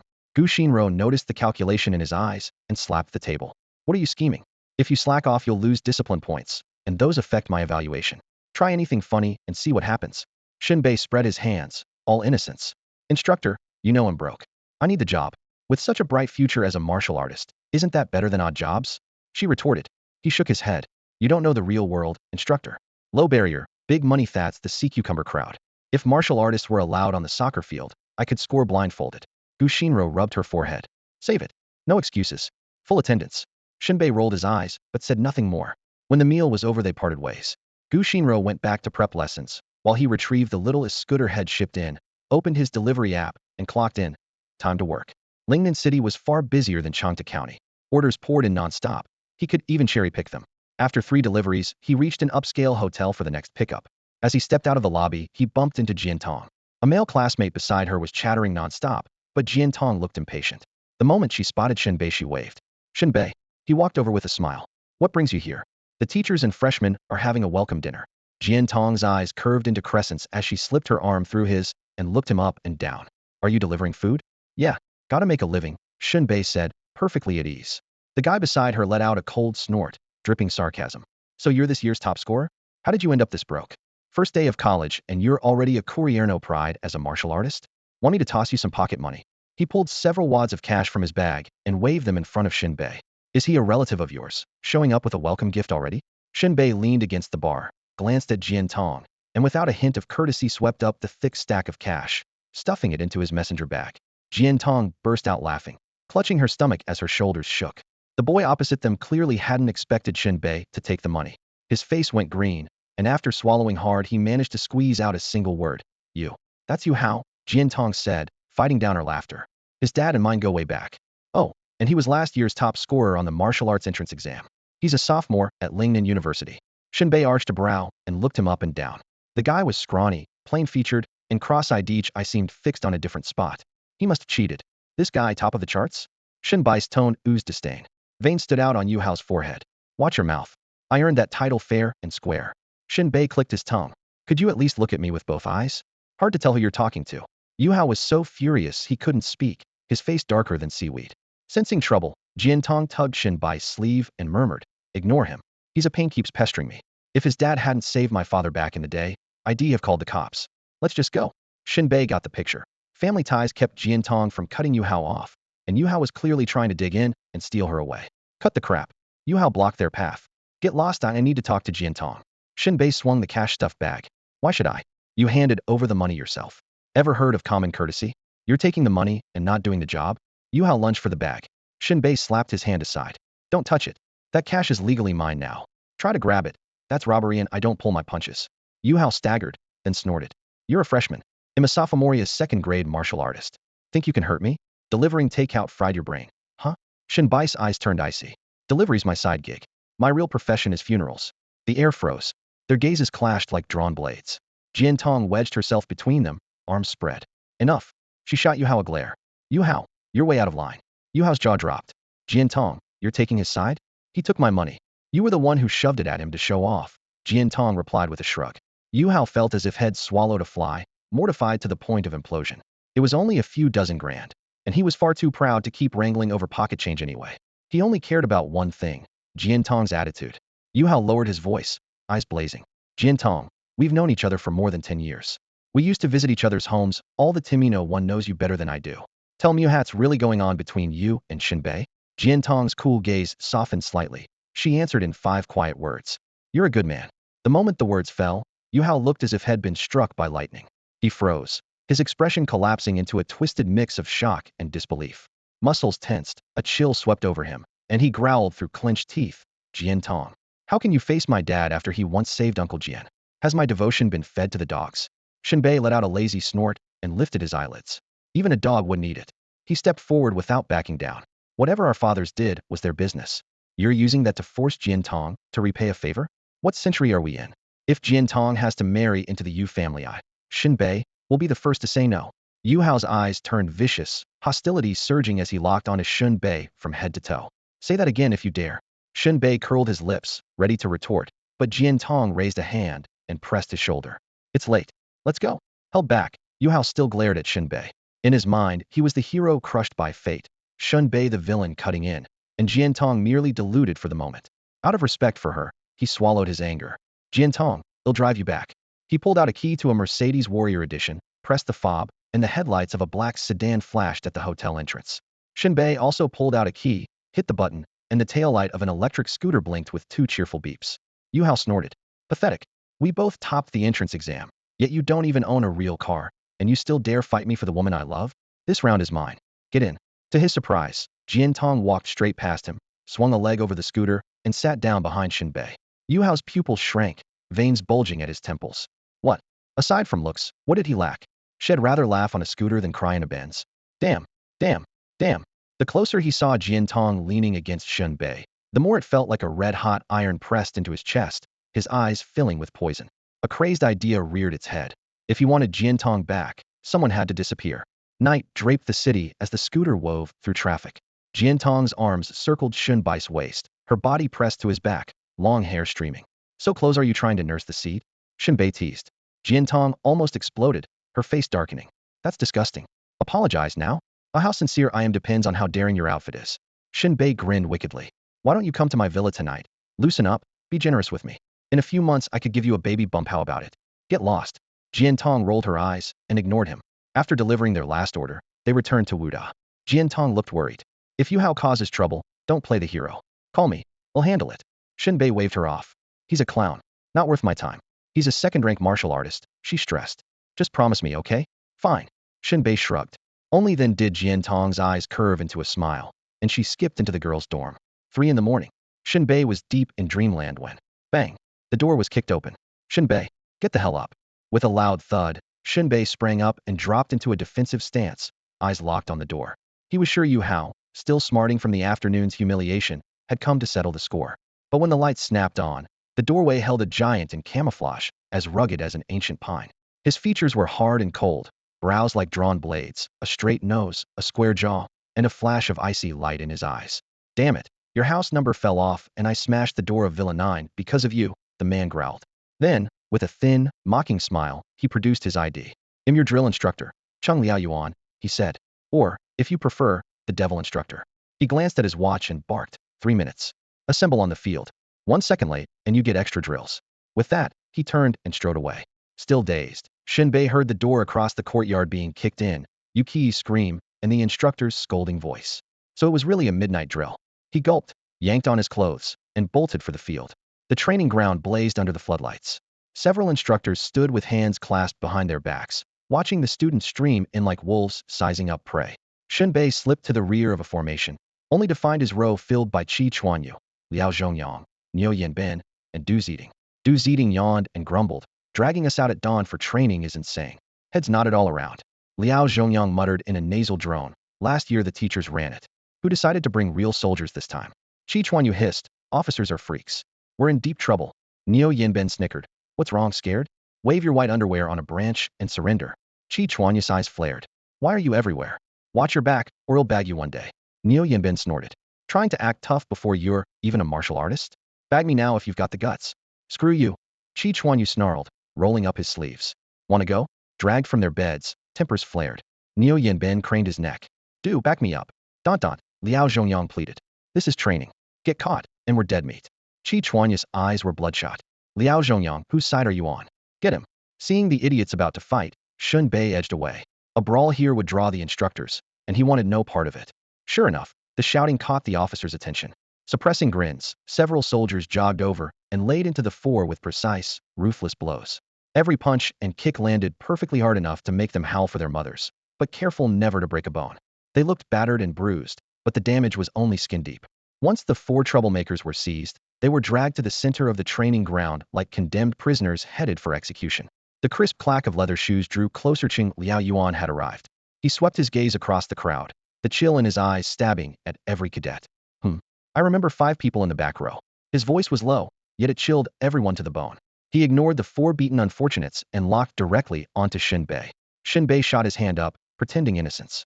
What's it got to do with me? I don't even know them. Do you believe that yourself? Cheng Liaoyuan snorted, the warning in his eyes almost palpable. Pretty boy, step out.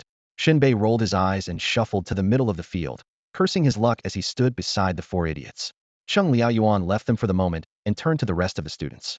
His deep voice boomed across the vast field. You might resent this surprise boot camp, but if you're unhappy, swallow it.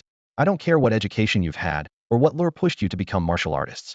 To me, a warrior has only one mission: protect the homeland and wipe out the catacombs. Any other benefit is worthless. My job today is to smash your fantasies of glory and riches. Don't think getting into Wudao puts you above anyone else. If I don't grind you into the dirt today, you'll never realize how useless you are. 10 laps. Run.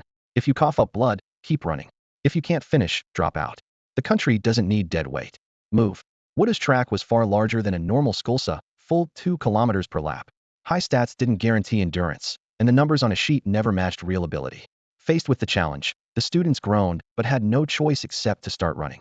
Once the main group was on the track, Cheng Liaoyuan walked back to the 5 and spoke flatly, the top scorers of the martial arts entrance exam. Altogether, what a treat.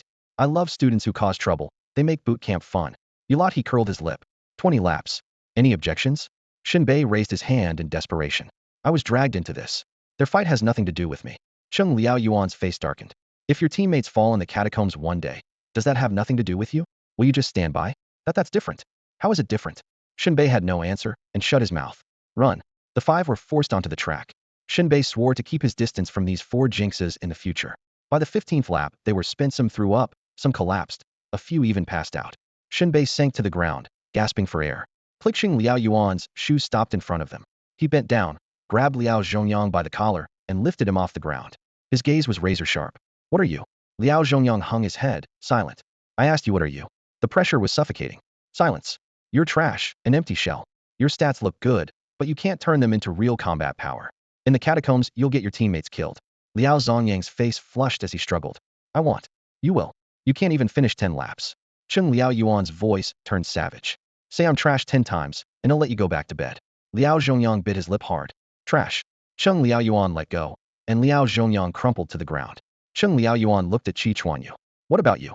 I don't care. Qi Chuanyu answered weakly. Huh. Cheng Liaoyuan turned to Du Zitong. And you? Him not.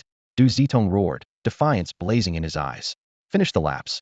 Cheng Liaoyuan pointed back to the track. Du Zitong staggered to his feet. Cheng Liaoyuan leaned in, staring into his eyes. No matter how tough you talk, you're still trash. If someone like you ends up on my team, you'll get me killed. You'll get a lot of people killed, including yourself. It was a surprise night drill. The floodlights on the training field cast a harsh, ghostly white, and after the earlier din had faded, only ragged breathing remained. More than 100 freshmen lay sprawled on the ground, sweat forming dark patches on their fatigues, yet every pair of eyes was fixed on the center of the field, where the real spectacle was unfolding. None of them had imagined that, after passing the aptitude test and earning the title of prospective martial artist enough to throw their weight around off campus, they would be stripped to the bone by an officer who dismissed them with one word: trash. Qi Chuanyu and several other prodigies, each with stellar combat scores, looked especially grim. Among their peers they were used to being revered, but in this officer's eyes they were nothing but trash. Under everyone's gaze, Cheng Liaoyuan rose slowly, the heel of his boot grinding against the dirt as he stared straight at Shen Bei. Feeling indignant? He asked. No one answered. Fine.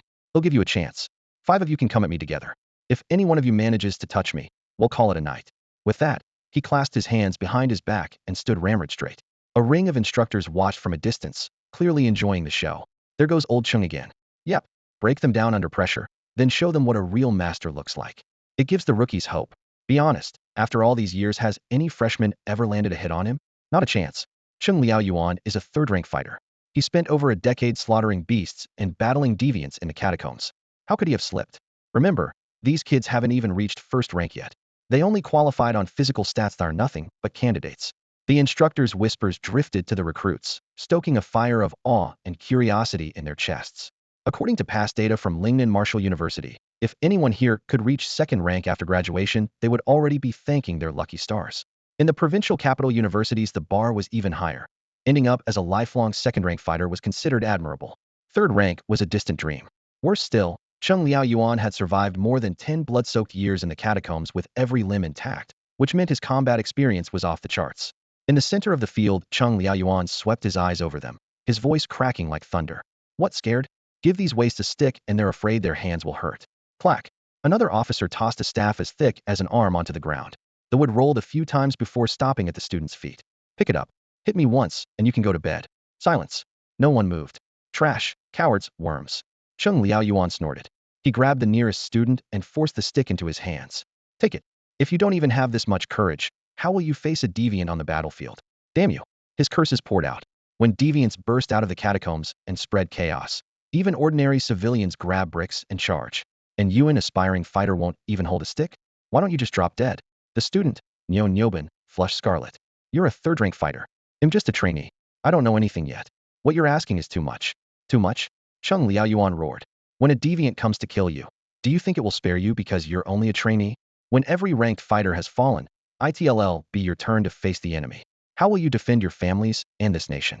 In the middle of the drill field, the instructor's roar cracked like thunder. Amplified through the loudspeaker, his voice made the freshmen's eardrums throb, yet no one dared answer. Pathetic. You're a complete disappointment. He strode toward the formation, boots kicking up dust. If the fate of this country rests in the hands of trash like you, we're finished. He flung the training staff onto the sand, dirt billowing. Neo Yinbin folded his arms stiffly across his chest, sweat beading on his brow, but he still didn't bend to pick it up. The instructor halted right in front of him, his voice dropping to an icy growl. If you can't even pick it up, admit it. Say you're worthless. I am worthless, Neo Yinbin mumbled, head hanging in shame. For a brief moment, everyone stared at Neo Yinbin, and no one noticed the flicker of hurt in Chung Liaoyuan's eyes. He'll take it. Liao Zhongyang stepped forward, bent down, and scooped up the wooden staff. His palm traced the rough grain as he faced Chung Liaoyuan. One word fight. Chung Liaoyuan planted his feet, as though rooted to the earth. Liao Zhongyang let out a fierce roar, and the staff whistled downward. Years of basic training gave shape to his assault. Every strike came vicious and precise. Damn your worthless talk. I'm no piece of trash. He feinted left, then right, again and again. Chung Liaoyuan seemed nailed to the spot, evading with the barest shifts of weight. Each time the onlookers thought the staff would land, it grazed nothing but his hem. Gasps rippled through the freshman. Chung Liaoyuan's control over his body bordered on the supernatural. After a dozen exchanges, sweat soaked Liao Zongyang's fatigues, and he bent double, panting. Chung Liaoyuan cast him a cool glance, gave the slightest nod, then swept the crowd. Who's next? He'll give it a try. Du Zitong stepped out. He clearly had some training, though nothing specialized. His thrust-heavy style never found its mark. Like Liao Zhongyang, he failed to land a single blow and finally caught a kick square in the chest, sprawling in the dirt. See, because you idiots keep brawling during drills, look what's happened. Chung Liaoyuan hefted the staff and walked up to Qi Chuanyu. Don't you feel guilty? Aren't you going to do something? Qi Chuanyu's head drooped, shoulders shaking like a sobbing child. I was wrong, I really was wrong, please, don't. Chung Liaoyuan clicked his tongue in disgust and turned away. A bunch of. Before he could finish, a sudden rush of wind cut through the air. Think I'm still acting? Believe I can't hit you? Qi Chuanyu's earlier cowardice vanished. A cold smirk curled his lips as he swung the staff in a blindside strike. Even the watching officers cursed aloud. Holy hell, that's dirty. All's fair in war, though? Looks like Captain Cheng's in trouble. The gust hammered at their ears. Chung Liaoyuan's ear twitched, yet he didn't even bother to turn. Hands clasped behind his back, he arched his spine as if he had eyes there. The staff skimmed past with a whisper. He dodged it. Shouts burst from the freshmen. Again, Chung Liaoyuan said casually, turning with a faint smile. He crooked one finger at Qi Chuanyu. Qi Chuanyu licked his cracked lips and taunted back. Big shot instructor, my ass. Let's see how long you can dodge. The staff came crashing down. Miss. Worthless, Chung Liaoyuan murmured. Miss. Tired yet, worthless one? Miss. Go beg an aberrant to spare you. See if that works. Miss. You'll get your teammates killed someday. You will. Trash like you dooms us all. Miss. Strike after strike fell short. Qi Chuanyu's stamina bled dry. He couldn't lift his arms past shoulder height. The staff slipped from numb fingers and hit the ground with a dull thud as he collapsed beside it, unable to move a single digit. So this is what a real fighter is, he whispered. Born into a martial family, he had never tasted true combat until now. A third-grade fighter against a trainee felt like a warrior against a civilian. In the distance, whistles and laughter rose from the instructors. Next, Chung Liaoyuan bent down, pried the staff from Qi Chuanyu's slack grip, and tossed it to Shen Bei. Your turn. Thud. The staff hit the earth like a war drum. Across the entire field near and far, freshmen, the battered four, even the instructor's silence fell like a shroud. Moments ago the training ground was already thick with tension. In an effort to force Qi Chuanyu to strike, instructor Chung Liaoyuan hurled one cutting remark after another, each more venomous than the last, until the air itself felt solid with humiliation.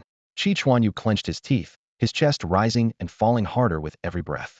Suddenly Chung bent down, seized the wooden staff still in Chi Chuanyu's hand, its rough, dirt-streaked surface still cold from the field, and flicked it in a high arc towards Shen Bei, standing off to the side. Come, he said as he turned. Bang! The staff smacked straight into his forehead. Chung froze, pupils contracting, shock and disbelief battling on his face. He replayed the moment in his mind. Had seen the blur, yet never had time to dodge. Slowly he touched his forehead. A hard welt was already swelling. TCH, that's going to puff up, he muttered. A decade of combat had given him plenty of scars, but he had never expected to be clocked by a freshman during basic training. That fast. Was I too complacent? He looked at Shen Bei, eyes icy yet puzzled. He was a genuine third-rank martial artist. While Shen Bei was only a candidate, how could the kid have landed that hit? For now he had no answer. Even the unlucky foursome had secretly tempered their bodies before the martial exam, but none had broken into first rank. Shen Bei, however, had quietly stepped into first rank thanks to daily bonuses from his settlement panel and had even mastered a martial technique. In a real fight to the death, Shen Bei would struggle to touch him.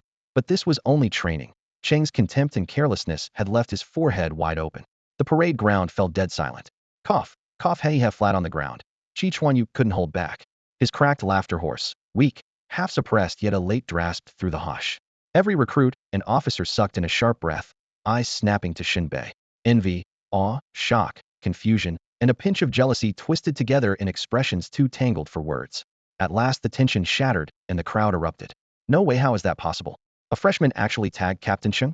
Holy crap, I must be dreaming. Flag raised, flag broke in so fast. Is Shen Bei really that strong? A candidate landing a hit on a third ranker? My worldview just collapsed. The chatter rolled across the field like a tidal wave. To them, it was as absurd as a commoner braining a veteran warrior with a brick. The shock kept rippling. In the center of the field, Chung Liaoyuan slowly lifted his head, a bitter smile tugging at his lips. He sighed. Again? Shen Bei frowned, just as puzzled. Had had so little time for odd jobs lately that he hadn't even tallied how many attribute points the panel had banked. Had need to check soon. Yet faced with Cheng's relentless challenge, his fighting spirit blazed. With no threat of death, this was the perfect chance to measure the true gap between himself and a third-rank martial artist. To everyone else, Shen Bei seemed to be fighting just to skip boot camp. In truth, he only wanted to measure his own skill. The moment the thought surfaced, he swung his staff without hesitation. Whoosh, a sweeping strike. Chung Liaoyuan had been ready. He swayed aside and thought, nice speed. Again, Shen Bei kept advancing. Whoosh, the second strike missed. Whoosh, the third missed as well. The watching freshmen, even Chi Chuanyu's unlucky quartet, silently urged them on, and a few officers secretly hoped the scene would spiral further, making the night even more outrageous and fun. A heartbeat later, their hopes were crushed. Crack! Chung Liaoyuan's hand shot out and clamped onto the staff's tip. A surge of force ripped through the shaft. Shen Bei instinctively released it, but a half-beat late. Chung Liaoyuan's left hand darted for his collar. Shen Bei twisted away, yet the speed gap was massive. His vision blurred as that hand changed course midair, leaving him no room to dodge. Fingers caught his shirt, yanked, then let go. Off balance, he listed forward, bang. A restrained left hook cracked into his shoulder, still hard enough to rattle him. Before he regained footing, whoosh, the 6'3" drill instructor swept a leg across. Shen Bei barely crossed his arms in time. Thud! The heavy kick hurled him off his feet. He rolled several times before skidding to a halt at the field's edge. Silence fell. Shen Bei pushed up, dusted himself off, and stared at the devil instructor, bewildered. The freshmen were just as stunned. Was this the extent of the man's grace? Public payback? What are you looking at? Chung Liaoyuan barked. I said if you could land a hit, tonight's matter would end. I never said I wouldn't hit back. He swept the crowd with a frigid gaze. Get to bed. He turned and strode off, two officers hurrying after him. On the field, freshmen scattered, desperate to salvage a few hours of sleep. Shen Bei shook the numbness from his arms and replayed the clash. If Chung Liaoyuan were an enemy, would he have survived? No. The gulf in rank was unbridgeable. He exhaled slowly, resolve hardening. If he wanted to stand firm, he had to climb at least third-grade warrior. At that level, bullets mostly tore skin or lodged in bone, but rarely proved fatal. First and second grade were still far too weak. There were only two ways to get stronger: find work, make money, and bankroll his own training. Jin Tong was first to rush over, eyeing him up and down. You okay? That instructor has 0 class. Shen Bei grinned. Right? Next to him, impractically a saint. Save the bragging and sleep. Who knows when that pervert will start tormenting us again. Jin Tong tossed the warning over her shoulder and left with her roommates. The unlucky quartet closed in. Nyo Nyobin crowed. You hogged all the spotlight. So annoying, eh. Chi Chuanyu snapped, spineless moron. Talking about yourself? Nyo Nyobin growled and stalked into the darkness. Du Zitong jabbed a finger at Chi Chuanyu. That's called reading the room. Pride's nice, live's nicer. You know nothing. Chi Chuanyu snorted. Liao Zhongyang scratched his head, shot Shen Bei a wary glance, and left with Du Zitong. Only Qi Chuanyu remained, voice tangled with envy, jealousy, and defiance. Shen Bei, you're badass. Broke through to warrior on the sly, huh? If I take your head start, I'll catch up and pass you. Shen Bei watched him go, wondering when the guy had turned this melodramatic. Outside the Wuda athletic field, Cheng Liao Yuan was already halfway down a shadowy path when he suddenly halted. That Shen Bei kid is interesting, he said. By the way, what's the name of the rookie who acted with me and tried to jump me just now? Qi Chuanyu, an officer answered, flipping through a roster with ID photos. There's also Niu Yuban, Liao Zhongyang, and Du Ziding. Chen glanced at the pair. Do you think I went a little too far back there? He paused, his tone cooling. If it seemed excessive, good. Go get some rest. You don't need to follow me. With that, he flicked a lighter. The flame lit his face while smoke drifted into the street lamp's shadow. He headed off alone, leaves crunching under his boots, his figure soon swallowed by the night. The two officers stayed where they were and exchanged a look. One pulled a cigarette from his pocket, passed it to his partner, then lit one for himself. They moved to a corner by the wall and smoked in silence. First operation with Captain Zhang, right? Does he strike you as odd? I've been with him for years. I'm a Ninth Corps brat, the other murmured, lowering his voice. He became an instructor 3 years ago, after the squad kicked him out. What? The rookie breathed. The corpsman took another drag and exhaled. The wild part is, the squad he used to serve with didn't even have a number. You've heard the named eraser. The rookie's eyes went wide. The cigarette at his lips trembled, scattering ash onto the ground. In nearly 50 years of Ninth Corps history, only 4 units had ever been granted a color and eraser code name, and every one of them was elite. Then why was Instructor Cheng kicked out? The corpsman hesitated. My dad told me. Have you noticed? Instructor Cheng's favorite insults are useless, and you'll get your teammates killed. The rookie nodded. They say that during the cavern operation, he got his teammates and the captain killed. Nobody knows the details. Only the Resolve was sent back to base, reassigned as a freshman instructor at Wuka University, and he changed.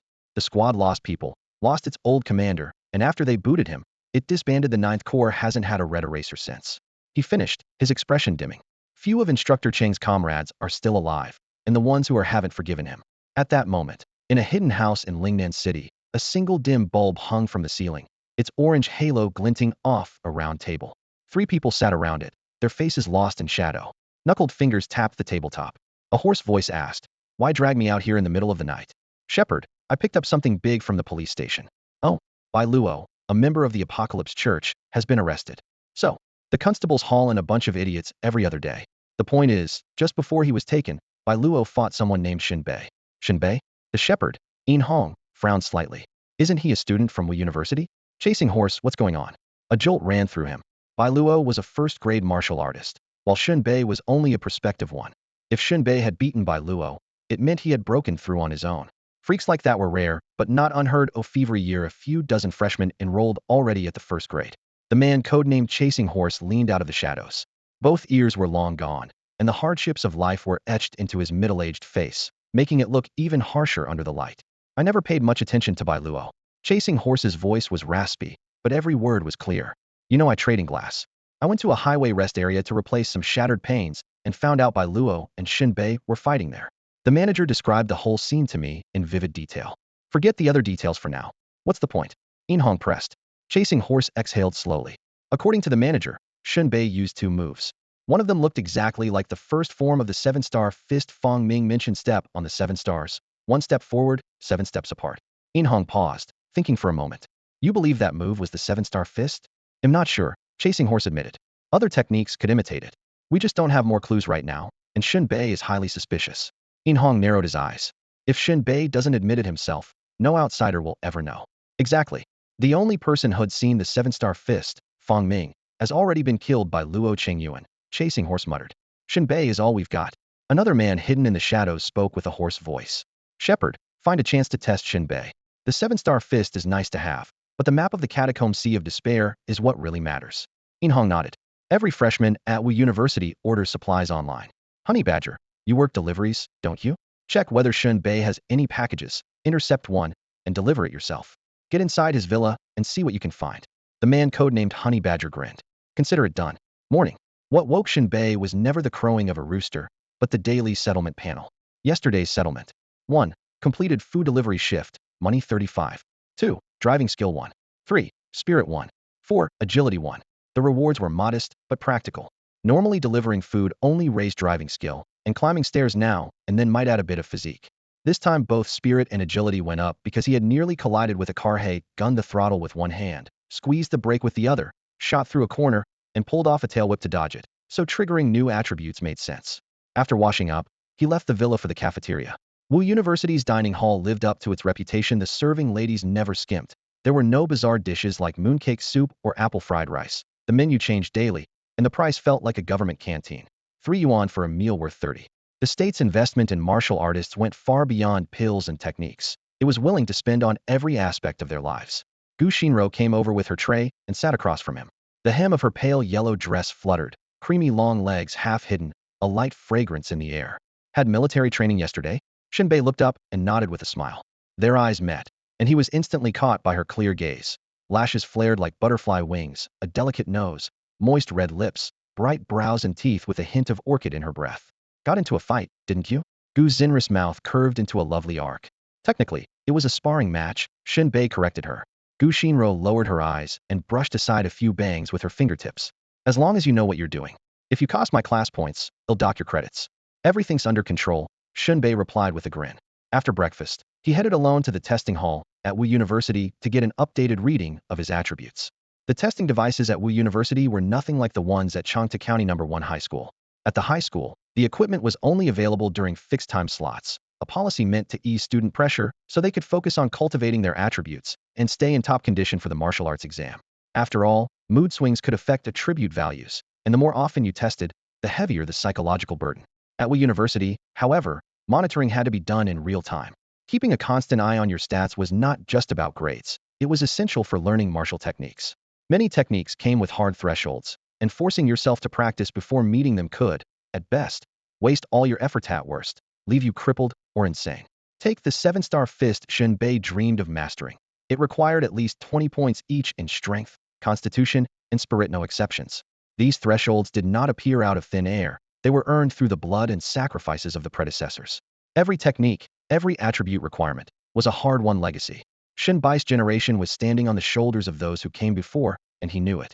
The testing hall was packed with sophomores, but there were enough machines that Shen Bei did not wait long. He swiped his student card at the window to file an application.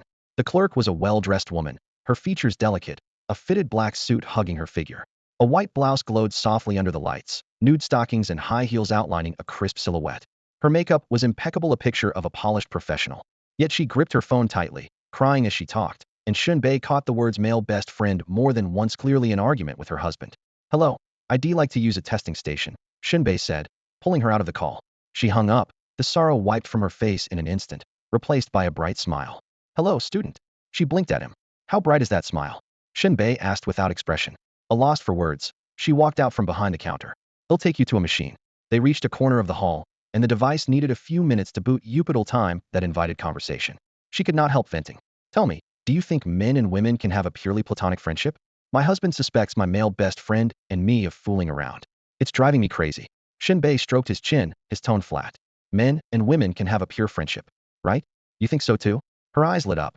The longer the marriage, the purer the friendship, he added. She fell silent, staring at the countdown on the screen. Half an hour later, the test was done. Shen Bei left the hall with his report. Name, Shen Bei, freshman, Lingnan City Wu University. Strength, 47. Constitution, 45. Spirit, 41. Agility, 41. Rating, grade 1 warrior. Compared with the last test at Jin Tong's home, the 4 attributes had barely changed. With all the business surrounding the start of the term, training time had been squeezed badly. Still, after showing off during the military drill last night, he finally had a few days free to pick up odd jobs and make up for lost practice. As for the rating, important yet not, because that little star after warrior could always be increased. The number of stars a fighter holds rises not only with time, but also with completed missions. The more stars, the richer the battlefield experience, adaptability, and control that fighter has within the same grade, much like ranks in the military. Take a simple case. 2 grade 1 fighters accept the same assignment. One wears a single star, the other flashes 3. Any employer will pick the latter without a second thought for one reason only: experience. As for the 1-star crowd, most are greenhorns like Shen Bei. After jotting down every stat, Shen Bei crumpled the assessment report, fed it into the shredder, and walked out only to bump straight into Yu Hao. He tried to lock eyes, but Yu Hao was naturally cross-eyed. No matter how tough the opponent, they could forget about getting a proper look. They brushed past, and Yu Hao muttered in a chilly tone, Shen Bei, watch yourself these days. What, planning to slip me more cash? I won't say no, Shen Bei joked. Just afraid you won't live long enough to spend it. Shen Bei merely curled his lip and kept walking. Leaving the academic building, he cut across the drill field and headed straight for the gate goal clear. Fine work, earn attribute points. At that moment, freshmen were already standing at attention under the blistering sun in the middle of the field. A single wobble of a heel brought the instructor's whip down with a crack and a chorus of yelps. Several teachers paced nearby, pleading, easy, easy, don't really hurt the kids. Chung Liaoyuan didn't budge, his voice booming. You want to train fighters, but the country needs warriors with iron wills. Can't even hold a stance. What's a little sweat? You should be ready to bleed. The teachers rolled their eyes as one. Different philosophies, plain as day. Their mandate was to produce students whose stats met the standard. Willpower and battlefield performance didn't show up on their scorecards. Suddenly, a teacher spotted Shen Bei strolling past and yelled, "Hey, what's with that student? Late for formation and skipping drill? Arrogant. Instructor Chung, aren't you docking his class points?" Chung Liaoyuan's face twitched. Maintaining a lofty air, he finally squeezed out, "Can't dock the points, because he. He what? Spit it out. Has a stomachache. I'm out."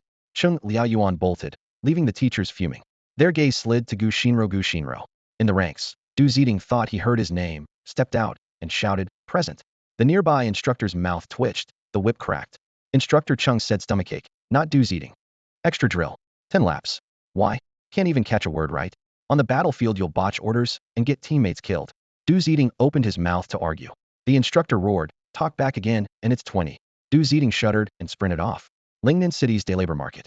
Dressed in casual clothes, Shen Bei blended in quickly. Anywhere in the country, stay grounded, and you can slip into a labor crowd in minutes. A few jokes later, shoulders were getting slapped all around. Before long, a pot-bellied boss with slick-back hair swaggered over to hire help. Shen Bei moved first, but a middle-aged worker grabbed his sleeve, squinting and whispering, "Brother, that guy's called Lei the Tiger." "Don't." Shen Bei had no time to listen. "Don't fight for the job?" "Oh, I most certainly will." At that moment Lei Laohu was shouting at the top of his lungs, "Hiring. Boil corn, then move it into the cold storage. Easy work, about 3 hours, 500 yuan. 500 yuan. In the day labor market, that was an eye-popping rate, practically the ceiling for odd jobs. Compared with washing windows on a high-rise, boiling corn couldn't be safer. Yet even though Lei Laohu yelled himself hoarse, the 100 or so workers on the lot didn't budge. Nobody wanted to work for him. Everyone knew that under his thumb you ended up frustrated and humiliated. Shen Bei looked around, surprised that nobody was scrambling for such a sweet deal. He thought, if this were Changta County, even the dogs would be trampled in the rush. An older worker beside him was about to whisper a warning, but before he could, Shen Bei stood up with a grin. "Boss, I'll take it." The migrant worker's pupils contracted, disbelief flashed across every face. Someone opened his mouth to warn him again, but remembering Lei Laohu's nasty reputation, he shut it. "Good, Goody, you're the one. Get in the truck." Lei Laohu forced a smile and waved him on. The truck pulled out of the labor market and headed toward a corn processing plant. Behind them the gossip erupted. "Damn, didn't you tell that kid what's up?" "I was about to, but he stood up before I could. He won't listen to the old demers, so he's going to suffer. Forget about getting paid. If he talks back, he'll get beaten and have to cover his own medical bills." Remember, Lei Laohu is a first-class martial artist with several stars. Let's hope the kid does the job and leaves, and whatever he does, had better not mouth off. The workers sighed and fumed. After all those hints he still walked into the trap. Did he really think the world was that kind? To them, Jianghu fighters had nothing in common with decent folk. Reason with them, and they played dirty. Play dirty, and they just use their fists. In less than half an hour the truck stopped outside a corn processing plant in Lingnan City. Lei Laohu pushed open the heavy black iron gate. "Your task. Cook the corn until it's about 70% done, fish it out, drop it in cold water, then wheel it into the cold room." People joke that Lingnan City is the end of the universe. It's packed with celebrities, yet it's also a major grain hub, and corn from the northern granary is famous everywhere. Corn used to be worth next to nothing, but now that logistics reach every corner of the country, even whole ears fetch a good price. Shen Bei followed Lei Laohu into the workshop and was hit by a blast of scorching steam that stung his eyes. A dozen huge cauldrons were boiling away. The workers were shirtless, wearing only shorts. Their muscles gleamed in the vapor as they bent over the vats, stirring the raw corn. "Stay with this pot. Watch how the others do it. Anyone with half a brain can learn." Lei Laohu tossed the words over his shoulder, muttered about how damn hot it was, and hurried out of the workshop with a look of disgust. The other workers glanced at the newcomer, Shen Bei, and flashed toothy grins that mixed mockery with sympathy. Shen Bei answered with a dry chuckle, hung his jacket on a wall hook, and stepped shirtless into the steam-filled workshop. The routine was assembly line simple. Dump baskets of corn into a massive steamer, wait for the roar of vapor, then haul the softened ears into the freezer. The only hardship was the swing in temperature. In front of the steamer, the heat felt ready to cook a man alive. Inside the freezer, the cold knifed straight through bone. Shen Bei and the others threw on thick padded coats, dragged the scalding corn into air that sat well below zero, and watched his breath frost over his eyebrows. Hey, kid, an older worker laughed beside him. Luck's not on your side. What's that supposed to mean? Shen Bei turned his head. Hasn't anyone told you? It's not the labor that's tough, it's getting paid. I think the work's fine, Shen Bei muttered, puzzled. The old man winked. I'm telling you, the boss skips out on wages. Shen Bei frowned, recalling the awkward looks he'd seen at the hiring yard. So that was the catch. Still, he kept his voice calm. No one skips out on paying me. Talk is cheap, the old man sighed. 3 hours later the job was done. Shen Bei shed the coat, pulled on his own clothes, and squatted with the crew outside, catching his breath in the sunshine. As noon neared, and the others headed for the cafeteria, he climbed straight to the third-floor office. Boss, the work's finished, he said from the doorway. Lei Lao, who didn't look up. He just grunted. Shen Bei rubbed his palms. Time to settle my pay. Skipping lunch already? Lei Lao, who sneered. I only want the 500 yuan. Why are you still here? Lei Lao, who finally lifted his eyes, unfriendly and cold. I don't leave without my money. Then allow me to show you out. Lei Lao, his grin turned feral, his aura flipped like a switch. He clamped a hand on Shen Bai's shoulder and leapt with him straight out the third-floor window. Boom dust billowed as they hit the ground. Lei Lao, who pitched Shen Bei through the factory gate like a sack of grain. Beat it. 500 for 3 hours, dream on. Take this as a lesson. The world eats the clueless. Shen Bei brushed off the dirt. You still owe me. Got rocks in your head. We just jumped from the third floor and walked away. Know what that means? Lei Lao, who thumped his chest. I'm a first-grade, 3-star martial artist. Who dares ask me for money? Get lost. The black iron gate slammed shut with a clang, sealing off 2 worlds. Inside, Lei Lao, who swaggered, pleased with himself. Cheat another fool, flaunt the rank, hit whoever complains easy. Outside, Shen Bei lifted his eyes and smiled faintly. So, that's what passes for a martial artist? Huh. The next instant, everyone in the plant heard a blast like an airplane slamming into the ground. Boom. Lei Lao, his face drained of color. He whirled around to see the iron gate shredded into fragments, screaming through the air toward him. Shit. He dove aside like a fired shell, barely dodging as the gate crashed into the workshop and sent steel beams flying. Workers burst from the cafeteria, bowls in hand, staring at the wreckage in shock. Through the swirling dust, Shen Bei strode forward, gray haze curling around him like snarling beasts. A calm, chilling smile sat on his face. Now, I want 2 things, he said. He lifted his gaze, dark as an abyss lit by candlelight. One is your life. The other is my wages. Pick one. What? That kid's a martial artist too? Since when do fighters take day labor gigs? He must be seriously broke. Outside the corn processing plant, workers squatted beneath the eaves, shoveling rice into their mouths while waiting for a good show.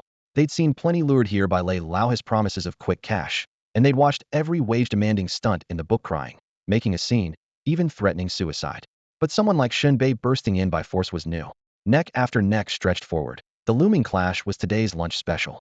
For the first time, Lei Lao found himself challenged face-to-face. Kid looks barely grown up, first-grade fighter at most. Lei Lao has got 3 stars. He's begging for a beating. Youngsters never learn that swallowing a loss is a blessing, one worker muttered. Staring at the either Shen Bei had tossed him, Lei Lao narrowed his eyes to slits and wore a half-smile, the way a lion enjoys a lamb's defiance. A martial artist? You? Lei Lao clapped his hands, cruelty etched across his broad face. Broke enough to tempt while still calling yourself a fighter? That's a first. Shen Bei stood unmoved, eyes fierce, stance reckless and imposing. Quit stalling. Made up your mind? To Lei Lao, the aura Shen Bei had just flared was only first tier, probably a cash-strapped college kid who couldn't afford enhancement pills. Against a seasoned first-grade veteran like himself, the boy was nothing, and he wanted to collect wages by force? Decision made, Lei Lao powered up. Knuckles cracked as his fists clenched. He sneered, I choose your grandma's drumstick. Mouth off to me, Lei Lao, and you'll learn what hitting iron and instant regret really mean. A frosty curve tugged at Shen Bai's lips. I respect your choice. He exploded forward like a tyrannosaur freed from its cage. The floor plates dented under the blast of his step, dust and wind swirling as his fist rocketed toward Lei Lao. The light seemed to darken, death laughing in the storm. Alarm bells shrieked in Lei Lao's head. That aura, that killing Egino greenhouse rookie could muster it. Only someone blooded in life-or-death fights could unleash such pressure in a heartbeat. Terror tangled with fury, no time to dodge. He crossed his arms and roared, iron serpent springs. In an instant, his forearms gleamed metallic, muscles and tendons writhing into coiled springs. Clang. Shen Bai's fist crashed against the spring-like guard, metal singing. The coils compressed to the limit, soaking up most of the force, yet Lei Lao still felt a howitzer's impact. Face contorted, he staggered backward, boots skidding hard across the floor. At the very first clash, Lei Lao felt as if a truck had slammed into him. Pain tore through his arm, every bone rattling like wind chimes in a storm. His ears rang as though a dozen gongs had struck at once, and for an instant he felt disassembled and welded back together. Damn it! Bloodshot eyes and a twisted face showed his shock. One hit out was all it took. His technique should have absorbed the force, yet he still couldn't hold out. Who was this punk? How could he be this strong? What kind of power was this? Rage and hatred surged inside him. Realizing his opponent's strength clearly eclipsed his own, Lei Laohu swallowed his pride and leapt backward to gain distance. Shen Bei saw the retreat and didn't hesitate. He clenched his fingers, stamped the floor, and rocketed forward like an arrow. Air shrieked as his punch chased the retreat, aimed squarely at Lei Laohu's face. Even the police precinct never dared dock my peso. Who do you think you are? In that moment, Shen Bei looked like a savage demon. No wages, no daily panel, unforgivable. Wind roared as Lei Laohu's heart hammered. He gritted his teeth, drove off the concrete, and exploded upward with both fists, splitting the air in a brutal counter. Boom. Two metal-hard fists crashed into Shen Bai's flesh and blood knuckles, detonating like a bomb in midair. The shockwave howled through the abandoned factory, whipping up a gale. Concrete shattered beneath them, debris flew everywhere. Shen Bei skidded back 5 or 6 steps, while Lei Laohu staggered more than 10. Halting his slide, Shen Bei felt his chest quake. He spat out a breath laced with iron and lifted his eyes, excitement blazing.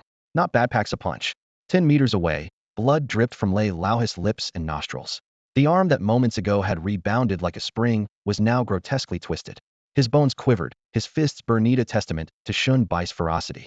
His confidence cracked. Swallowing hard, he forced a grin. Heh, the young do push out the old. You're stronger, sure. But you think the fight's over already? Dropping all concern about Shen Bai's background, Lei Laohu rumbled. I, Lei Laohu, never settle wages with hired hands. Shen Bei rolled his neck, eyes hard. Then treat that 500 as money for your coffin. Lei Laohu laughed, the sound rolling like thunder. Kid, you're talking too soon, the warm-up's done. In a flash, he whipped a thumb-thick vial of deep blue liquid from his belt, popped it into his mouth, and crunched it. The moment it hit his tongue, a sinister, predatory aura erupted as if the cage door had been kicked open. Blue veins spread crazily across his face. His pupils shrank until only ghostly white remained. In the blink of an eye, the wounded Lei Laohu became a creature wrapped in glowing blue markings, his presence violent and uncanny like a demon wearing human skin. Shen Bai's pupils tightened, his heart lurching. What the hell did he just take? How did he turn into that? Whoa, Shen Bai's power looks even scarier than Lei Laohu's. Unbelievable. Lei Laohu has so much combat experience, how can a newcomer be dragging him around like this? What on earth did Lei Laohu just pop? No idea, but he once bragged it was worth over 3 million. Seriously?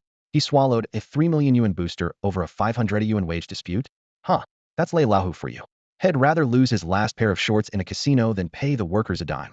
From a safe distance, the laborers watched the battlefield erupt, their chatter overlapping in disbelief.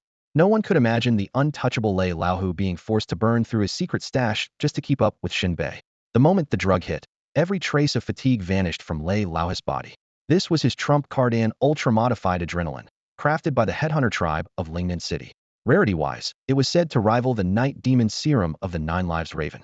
Unlike ordinary adrenaline, this version pushed vitality, neural response, and cellular metabolism to their absolute limits for a handful of minutes. Strength, speed, and perception skyrocketed, wounds closed before the eye could blink, and combat prowess soared. The catch? Once the effect ended, the user would be completely drained, defenseless. Lei Laohu never cared about that. Stubborn to the core, he'd rather risk everything than let anyone challenge his rule of withholding wages. Fueled by raw hatred, he unleashed his ace without hesitation, convinced he could finish Shen Bei in the blink of an eye. The two men stopped talking and clashed again.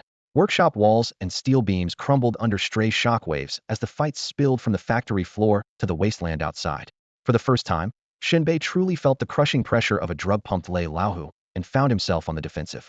Tell Mato you still want your money? Lei Laohu roared with manic laughter. He stomped forward. A blast of force erupted beneath his feet, propelling him like a landslide. His fist ripped through the air. Damn it! Shen Bei staggered back, expression shifting by the second. Moments ago, he had pegged Lei Laohu as no stronger than Bai Luo from the Tianqi cult. Now he realized how terrifying a doped-up opponent could be. With a thunderous crack beside his waist, Shen Bei lunged 7-star steps. He inhaled, crouched, and struck. The space around him shuddered as he launched a kick faster than the eye could track. Kuei Xing kicks the dipper. The explosive kick met Lei Laohu's spring-loaded iron fist heated. Boom. A fist and a foot collided midair, as if a hand grenade had gone off between them. Lei Laohu's spring-loaded arm shattered completely, and within several meters, every pebble and scrap of debris leapt from the barren ground before a violent gust blasted them in all directions. Thud, thud, thud. Shen Bei felt as if a sledgehammer had slammed into his chest. His bones cracked, his organs throbbed, and a metallic taste rose in his throat. He stumbled back several steps before steadying himself. Lei Laohu only grunted, retreating 3 paces before digging in again. In that single exchange, the balance of power flipped blow for blow. Shen Bei had come off worse. Both men had been shaken, yet Lei Laohu's blood and chi settled almost instantly. After 2 breaths, his posture was upright once more. 1 step forward, 7 steps beyond. Lei Laohu cocked his head as if head recognized something. He flung away the broken springs, steel wire markings recoiling along his arm, and his gaze grew needle-sharp. What technique was that? How does it relate to the 7-star fist? Shen Bai's heart lurched. No one else had been at the Shuyang Reservoir fight, so how did Lei Laohu know about the 7-star fist? He smothered his alarm and answered in an icy whisper. I don't know what you're talking about. Heh. Lei Laohu tilted his head back and laughed, eyes like barbs. My big brother misplaced something, and I overheard a clue 1 step forward, 7 steps beyond. Tell me, did you steal the 7-star fist? Hand it over, and I might even pay you what I owe. And who's your brother? The shepherd of the headhunters. At the name, Shen Bai's expression shifted. The shepherd again had only heard of the man from Guchang Feng. Lei Laohu pressed on. My brother said Feng Ming saw only the first move of the 7-star fist before Luo Chengyuan hunted him down and killed him. That opening move is exactly what you just did, 1 step forward, 7 steps beyond. Even the Church of Revelation never got the manual. Shen Bei snorted. You're overthinking it. Plenty of styles can manage that. Sure, but you're particularly suspicious. Lei Laohu's eyes blazed even hotter. He hadn't finished speaking when the strange markings on his face twisted into a feral grin. Spreading his fingers, he lunged. Faint blue light streaked from each fingertip like 5 razor-thin needles, hissing towards Shen Bai's throat. The timing was perfect. Shen Bai's last surge of power had faded, and the next hadn't yet risen. That eerie glow looked savage enough to pierce a steel plate. They'll take you alive and beat the truth out of you. Dodging was no longer an option. In that razor-thin instant, Shen Bai's eyes flashed with murderous resolve, and instead of retreating, he stepped forward. 7-star step. Whoosh, his figure vanished, reappearing behind Lei Laohu a heartbeat later. With a flick of the wrist, he pulled out a vial of blood chi pills, poured a handful straight into his mouth, and swallowed. Vitality erupted like a dormant volcano. Every lingering ache vanished, and his strength soared back to its peak. You bastard, if I can't smash you to pieces this time, I deserve to lose. Lei Laohu must die. The thought roared through him.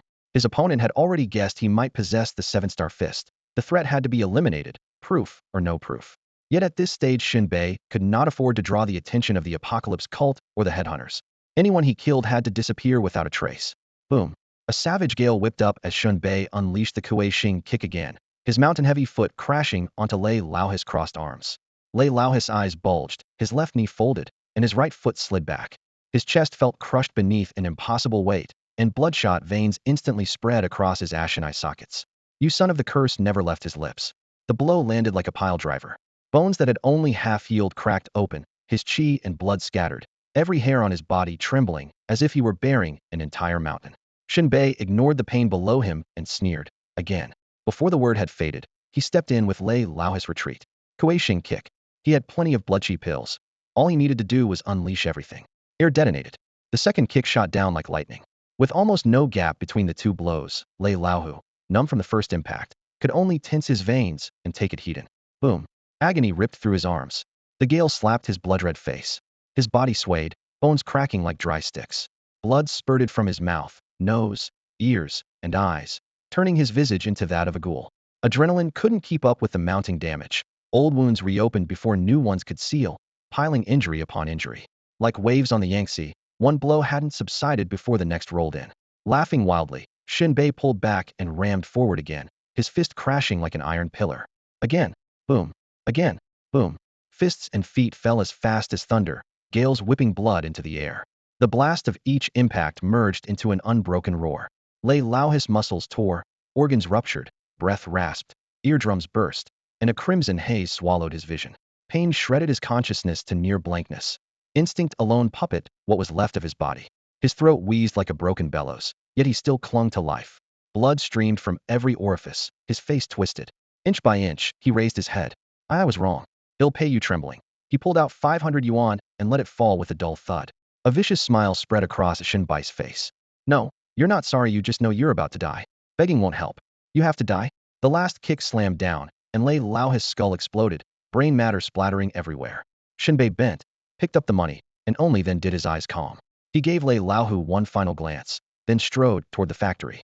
The real trouble wasn't Lei Laohu but the fight at the highway rest stop. That clash with Bai Luo would surely put him on the Apocalypse cults and the Headhunters suspect lists. Whoosh. He spat out the metallic taste in his mouth and muttered, I need other techniques to rely on. Unless I have no choice, the 7-star fist must never be used again. It was just afternoon. Scattered around the workshop, a handful of laborers held their boxed lunches and stared at the shattered wall. From the pile of broken bricks, Shen Bei emerged, drenched in blood, advancing one deliberate step at a time. The murderous chill he radiated felt like needles of ice piercing straight into everyone's skull. With a single glance, they all understood the cash-burning martial artist Lei Laohu had lost.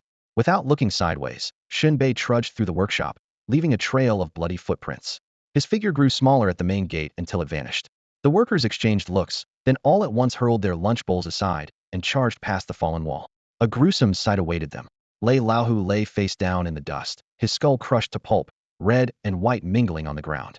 Several faint-hearted workers gagged on the spot. Damn, Lei Laohu didn't just lose his dead. When martial artists fight, it really is to the death. Shen Bei is ruthless. Call the police. The air stank of iron, and scattered flesh and bone made their stomachs churn. Someone muttered, all this over 500 yuan? Was it worth a life? Minutes later, the shrill wail of sirens shattered the stillness. Captain Gu Changfeng arrived with his team. Officers strung up a cordon, gathered evidence, questioned witnesses, and searched Lei Laohu's belongings. Amid the bustle, one officer organized his notes and jogged to the wall. Captain Gu, we've pieced together the basics. Talk, Gu said, leaning against the wall with a cigarette between his fingers. Had seen stranger martial artist homicides. Just follow procedure. The officer flipped his clipboard. All the workers agree Lei Laohu hired a laborer for 500 yuan, refused to pay when the job was done. An argument followed, and then, wait a second. Gus' relaxed expression tightened. 500 yuan in wages? That wasn't the issue. The real question was, what kind of martial artist takes day labor gigs and ends up in a murder scene? A name flashed through his mind. Changte County Registry, ridiculously good-looking, a troublesome student. But the university should be in the middle of military training right now. Why would that kid be out doing odd jobs? He asked anyway. Who is it? The officer scratched his head, voice shaky. Believe it or not, it was Shen Bei. Gus' cigarette slipped from his fingers. For a full minute, he couldn't find his voice. Shen Bei? The officer nodded hard. Hands trembling, Gu lit another cigarette and took a deep drag, though the smoke couldn't mask his shock. Damn figures. Who else but Shen Bei would take a day job? Even shaking people down for protection money would look classier.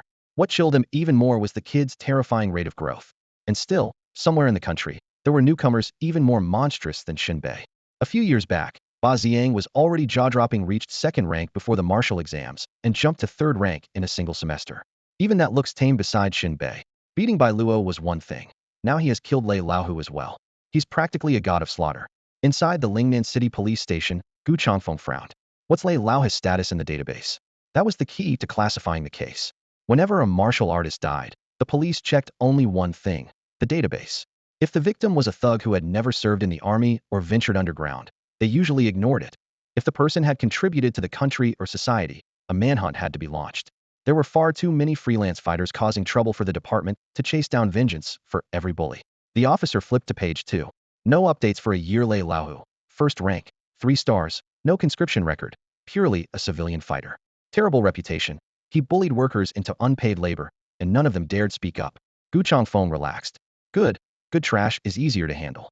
The 3 stars were just for time served, not merit, which simplified things. He waved a hand. What else is there to check? We're done. Let's go get hot pot. Yes, sir. The officers snapped to attention. Oh, and send Shen Bei a banner. Huh. The officer blinked. A banner? For ridding the people of a scourge, Gu said evenly. But the citizens always give us banners. We've never sent one to a fighter. Gu patted his shoulder meaningfully. Then well, break tradition.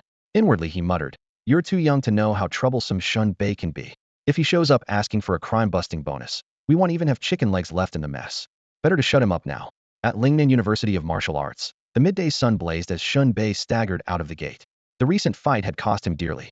Lei Laohu's drug-fueled punches had rattled Shen's organs as if they were knocking on each other's doors.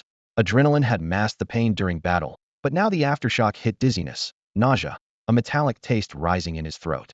He noticed a gash on his arm, the flesh turned outward, blood dripping from his fingertips. At last he couldn't stay upright. Swaying across the training ground, he collapsed with a thud and blacked out. Shen Bei, wake up. Your surgery was a success. The voice was calm, yet clear beside his ear. His eyelids fluttered as sensation seeped back into his body. He opened his eyes slowly. The infirmary's fluorescent lights stabbed at his pupils. A doctor stood at the left side of the bed, while teacher Gu Xinro watched from the right with a stormy expression. Still alive? Shen shook his head and asked blankly. Doctor, what did you say? The operation went well. A gong seemed to crash inside his skull. He shot a hand under the blanket, confirmed his treasure was still there, and let out a long breath. Nearly scared me to death. Gu Xinro frowned, unable to decipher the gesture. What are you feeling for? Shen cleared his throat and tried to sound casual. Just checking that my girlfriend's happiness bird is still on duty. Gus' face went crimson, as red as a boiled crab. She bit her lip and hissed, you take it out. What? Right here? With the doctor still present? Isn't that a bit rushed for a tour? Seeing him veer off track again, Gu hurriedly corrected herself. I mean, take your hand out. Stop rubbing under the blanket. Shen sheepishly withdrew his hand, but secretly found it hilarious. He loved how quick-witted Gu Xinro was. She got his joke in a second. If it had been the innocent Jin Tong, he would have needed 10 minutes of explanation. Arms folded, Gu Xinro narrowed her eyes at him. Her voice was low and threatening. You killed someone, didn't you? At that moment, Gu Xinro produced a silk banner.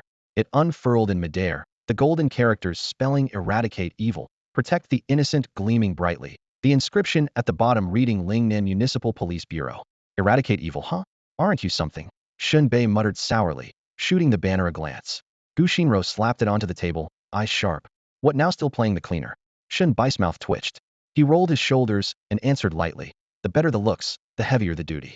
Then he added with self-mocking ease. Still, I rather like the nickname cleaner. He had it all figured out. The banner had to be Gu Changfeng's parting gift after closing the case, the corn plant workers reported. A thinly veiled gag order. Everyone at the labor market knew Lei Laohu bullied workers nonstop. If Shen Bei really marched those victims to the station to claim the reward, the whole mess would go public. Smart move. Caught me flat-foot. He grumbled inwardly, spitting once to vent his anger. Quit the noble act, big head. I'm asking you something, Gu Xinro snapped, brows knitting. Shen Bei spread his hands, innocence on his face. Not my fault. The guy stiffed me on wages, so I meant to rough him up a little. He went Allen, and well, killed himself in the process. Gu Xinra's pretty face froze. Then she barked, call the police next time. If it happens again, report it. Doesn't meet the filing threshold, Shen Bei replied matter-of-factly.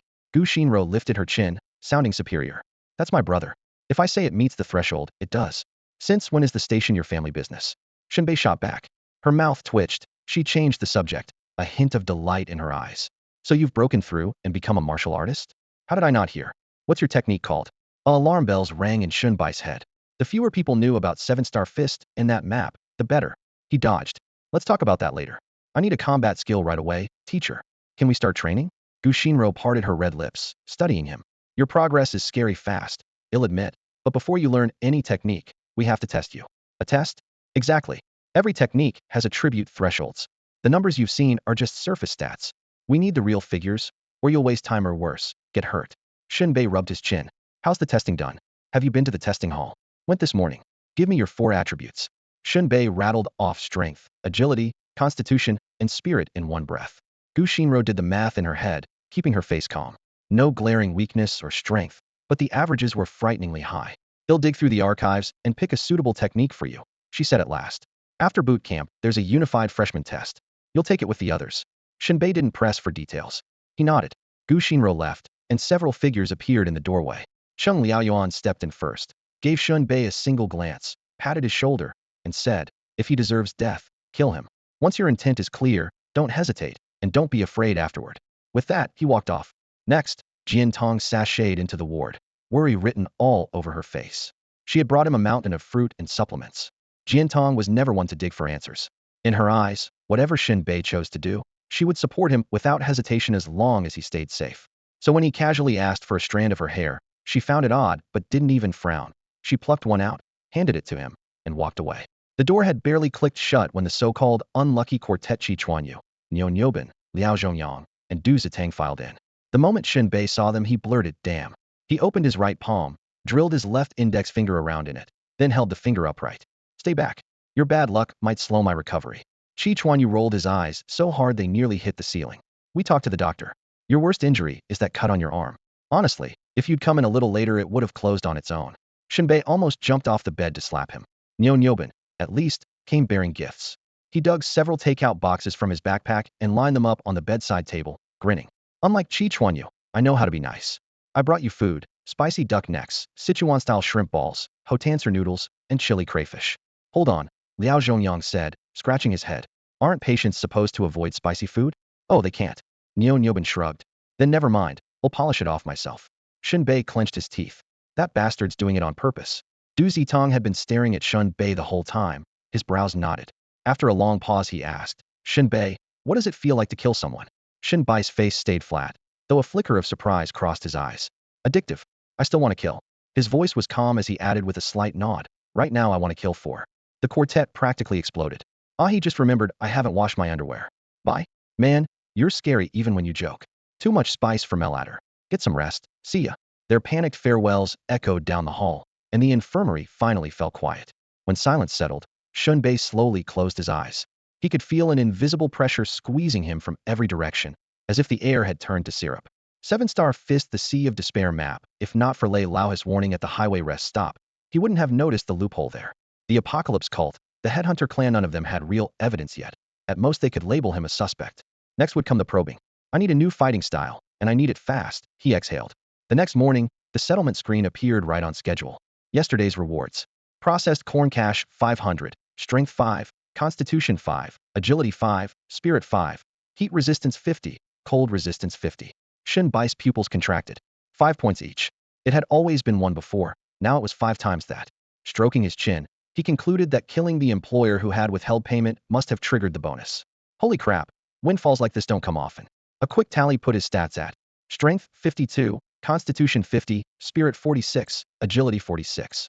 With an extra 50 resistance to both heat and cold, he was practically tailor-made to fight opponents who used fire or ice attacks. Excitement surged through him, had leveled up again. A few days later his wounds had healed nicely. Shaking off the slump, Shen Bei brushed his teeth, headed to the cafeteria, and after breakfast made for the testing hall, as Gu Shinro had instructed. Inside, the freshmen were lined up in a long queue. Gu Shinro had said the other hall only measured surface stats. This place was where they gauged your real power. He pushed the door open, and even someone as jaded as Shen Bei couldn't help but whistle silently. The equipment in this arena was downright insane. The moment the freshmen stepped into the testing hall, it felt as if the enormous arena big enough to hold 2 football fields had swallowed them whole. A web of steel beams and floodlights loomed overhead like the ribs of some industrial leviathan.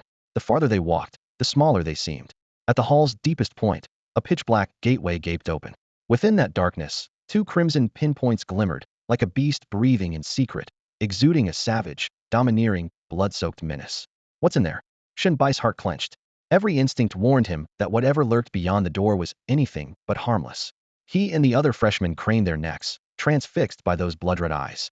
Clomp, clomp, clomp. Drill instructor Chung Liaoyuan marched in first, followed by Yin Hong, Gu Shinro, and the rest of the faculty. Chung lifted a hand. His reputation as a devil instructor spoke for itself. The students fell silent on instinct. Boot camp here meant one thing: standing stock still under crushing strain. Feet nailed to the floor, no movement allowed. Some cadets swore the long immobility sprouted extra limbs, yet Chung granted no break. Only when veins bulged or someone fainted outright would he allow a moment's rest. A hellish regimen complaints piled up silently, but no one dared voice them. His voice was steady, yet it boomed like kettle drums. According to schedule, you're about to take the true tribute test. Your teachers have explained how surface stats relate to true stats. Today's trial is simple combat against an altered puppet. Instant hush. The puppet began as an underground altered savage, brutal, immune to blades and bullets. The military captured it, erased its mind, and forged it into a puppet, preserving its boundless strength and berserk nature. It is pure killing instinct. I place no limits on your tactics.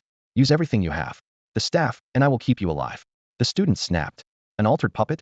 From one of those subterranean monsters? Are you serious? Last year's seniors only sparred with teachers, not a psycho machine. It doesn't pull punches, we're screwed. Even Chang's aura couldn't fully smother the rising panic. Exclamations rippled through the hall. Shen Bai's brows pinched. This is insane, straight into a boss fight. Even with teachers guarding us, it feels excessive. His gut insisted the puppet was more terrifying than any tiger or beast. Chang's voice rose again, eyes razor sharp, a primeval pressure flooding the hall. Martial arts demand a fearless heart slay 10,000 demons. This path is thorn-strewn, a battle for life against heaven itself, never mild. Now fight with all you have. Your performance will determine the highest tier of martial skills you may access in your first cultivation cycle. Treat this with absolute seriousness. Shen Bai's spirit trembled, a flicker of insight dawning.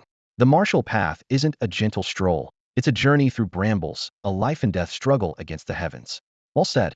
A martial artist doesn't reach the 9th rank or the title of martial god by coasting through life in comfort. Only relentless hardship and countless trials forged true power. With just a few sentences, Chung Liao Yuan set every freshman's blood on fire. Shen Bei felt his chest burn with excitement. At the peak of this fervor, Chung pointed across the yard. "You Chi Chuanyu. You're up first." Chi Chuanyu's heart tightened. Being called out felt like a needle jab. Liao Zhongyang, Niu Yanbin, and Du Ziting winced in silence as well. They all knew Chi was only the appetizer, and the instructor would soon take care of each of them.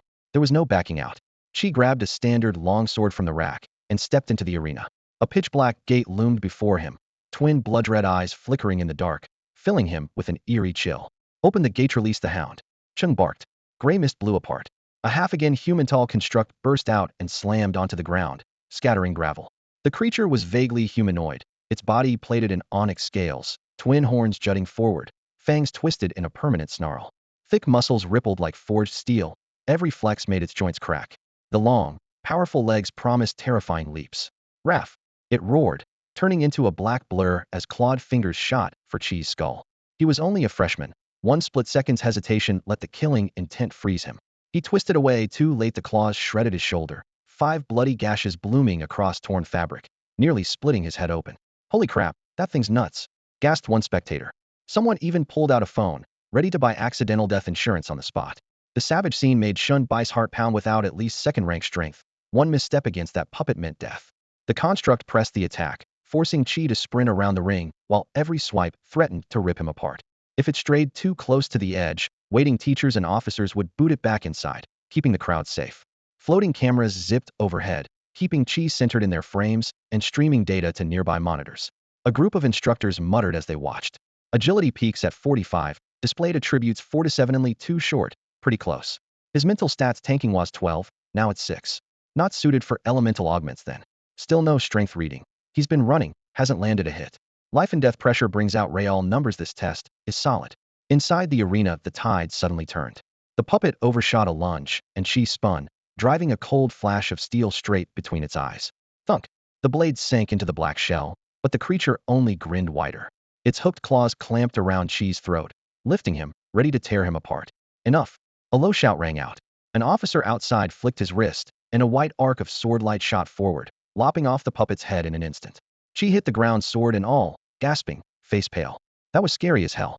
After scanning the final stats, the teachers reached a quick conclusion. Best fit, assassination, and surprise assault. In other words, prime backstabber material. The test went on. One freshman after another stepped into the arena to shrieks and howls. Data sheets rolled off printers and were handed to homeroom instructors.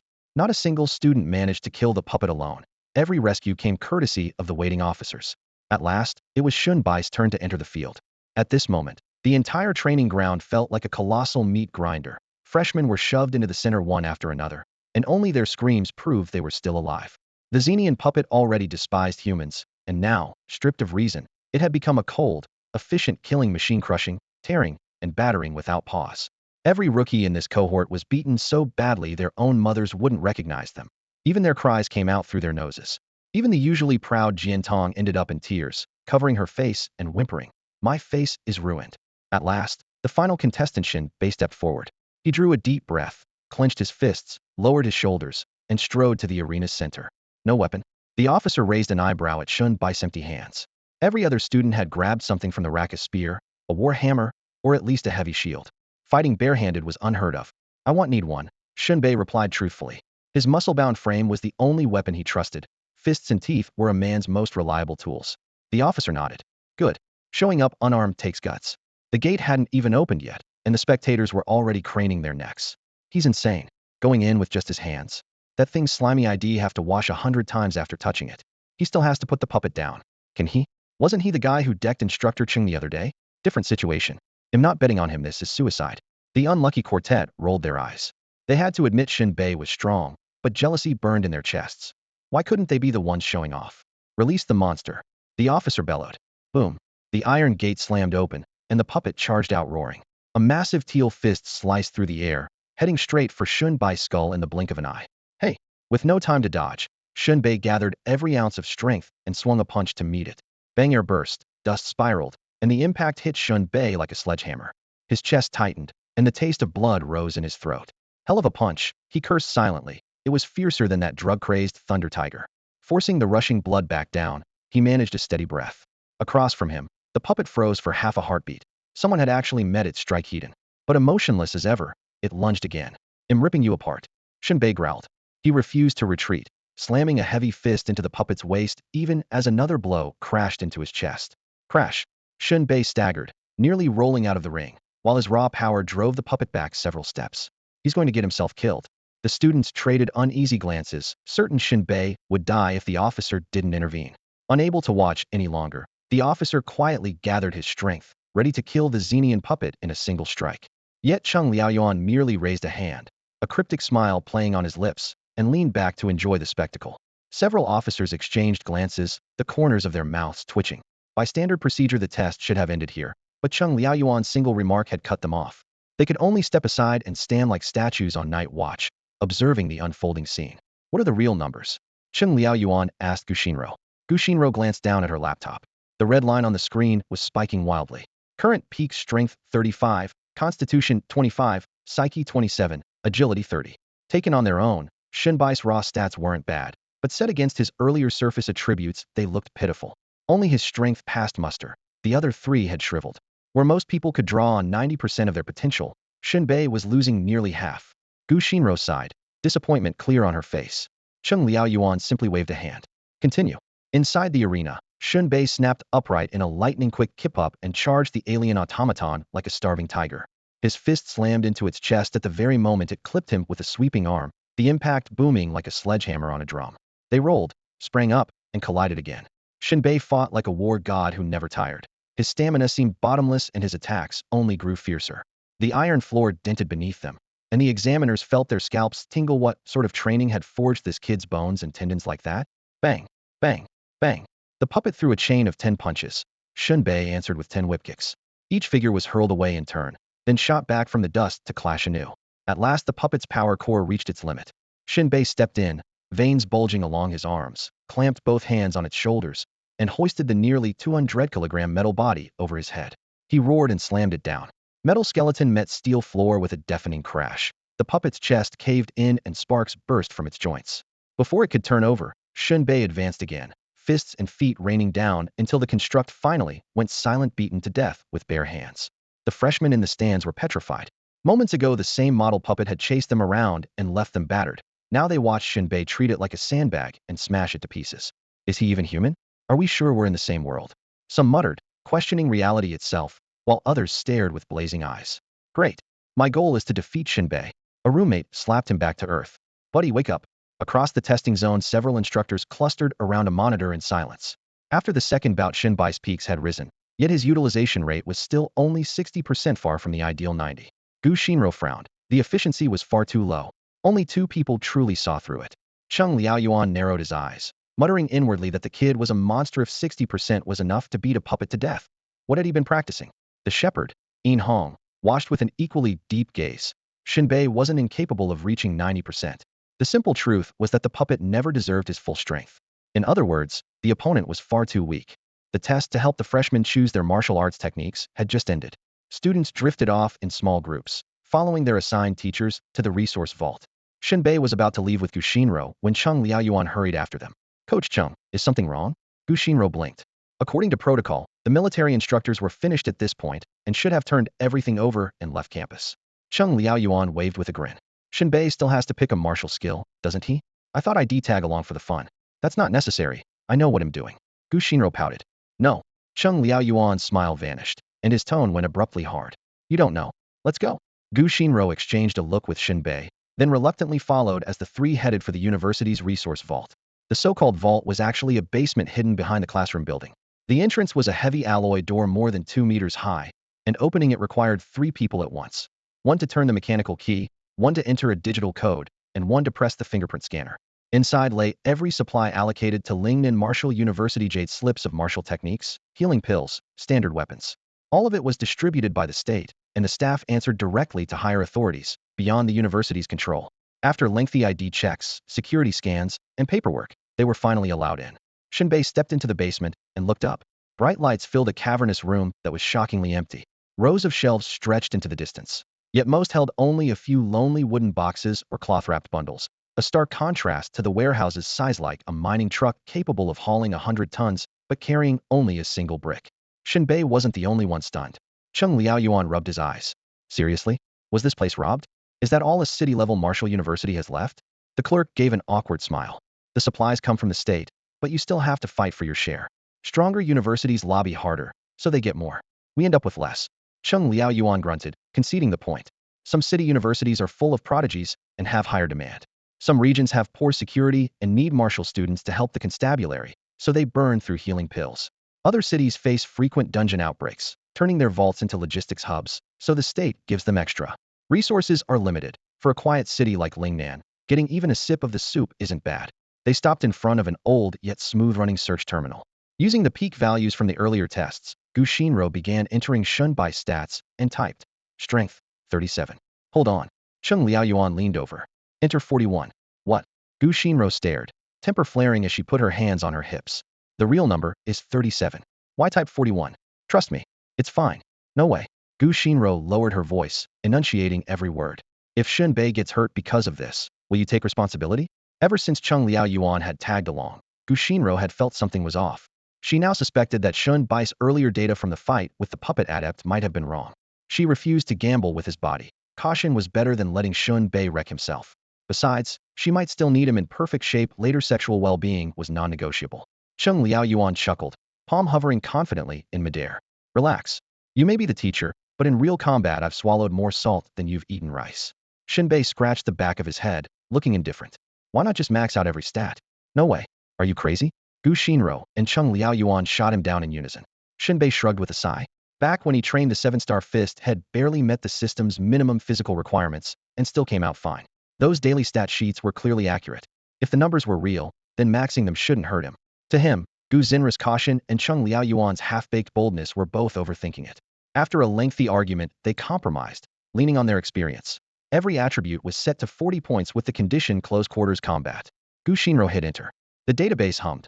Code flashed across the screen, and within seconds 3 techniques appeared. 1. Pine Crane Longevity Fist. 2. Featherlight Supplebone Fist. 3. Dragon Form Flying Tiger Footwork. Come pick one, Gu Xinro said, pulling Shen Bei to the monitor like a couple browsing for clothes. Pine Crane Longevity Fist delivered iron-hard strikes while fortifying the organs. Featherlight Supplebone Fist pursued extreme softness, training the body until it bent like silk. Dragon Form Flying Tiger Footwork specialized in movement, so arcane it rivaled the 7-star fist stepping on the 7 stars. Just one? Shen Bei almost pouted. Can't I have them all? Gu Xinro shook her head. Rules are rules. A student picks one, a teacher can grant a second. 2 max. Some people learn martial arts just for glory and money. The state won't show all its cards at once. If you want more, enlist and fight in the pits, Cheng Liaoyuan added, tone meaningful. With only Shen Bei in this small class, Gu Xinra's single privilege wasn't stretched thin. Shen Bai's finger hovered over the 3 names, unwilling to sacrifice any of them. Give him all 3, Cheng Liaoyuan suddenly said. Gu Xinro and Shen Bei snapped toward him. What? You're not a university instructor. How can you do that?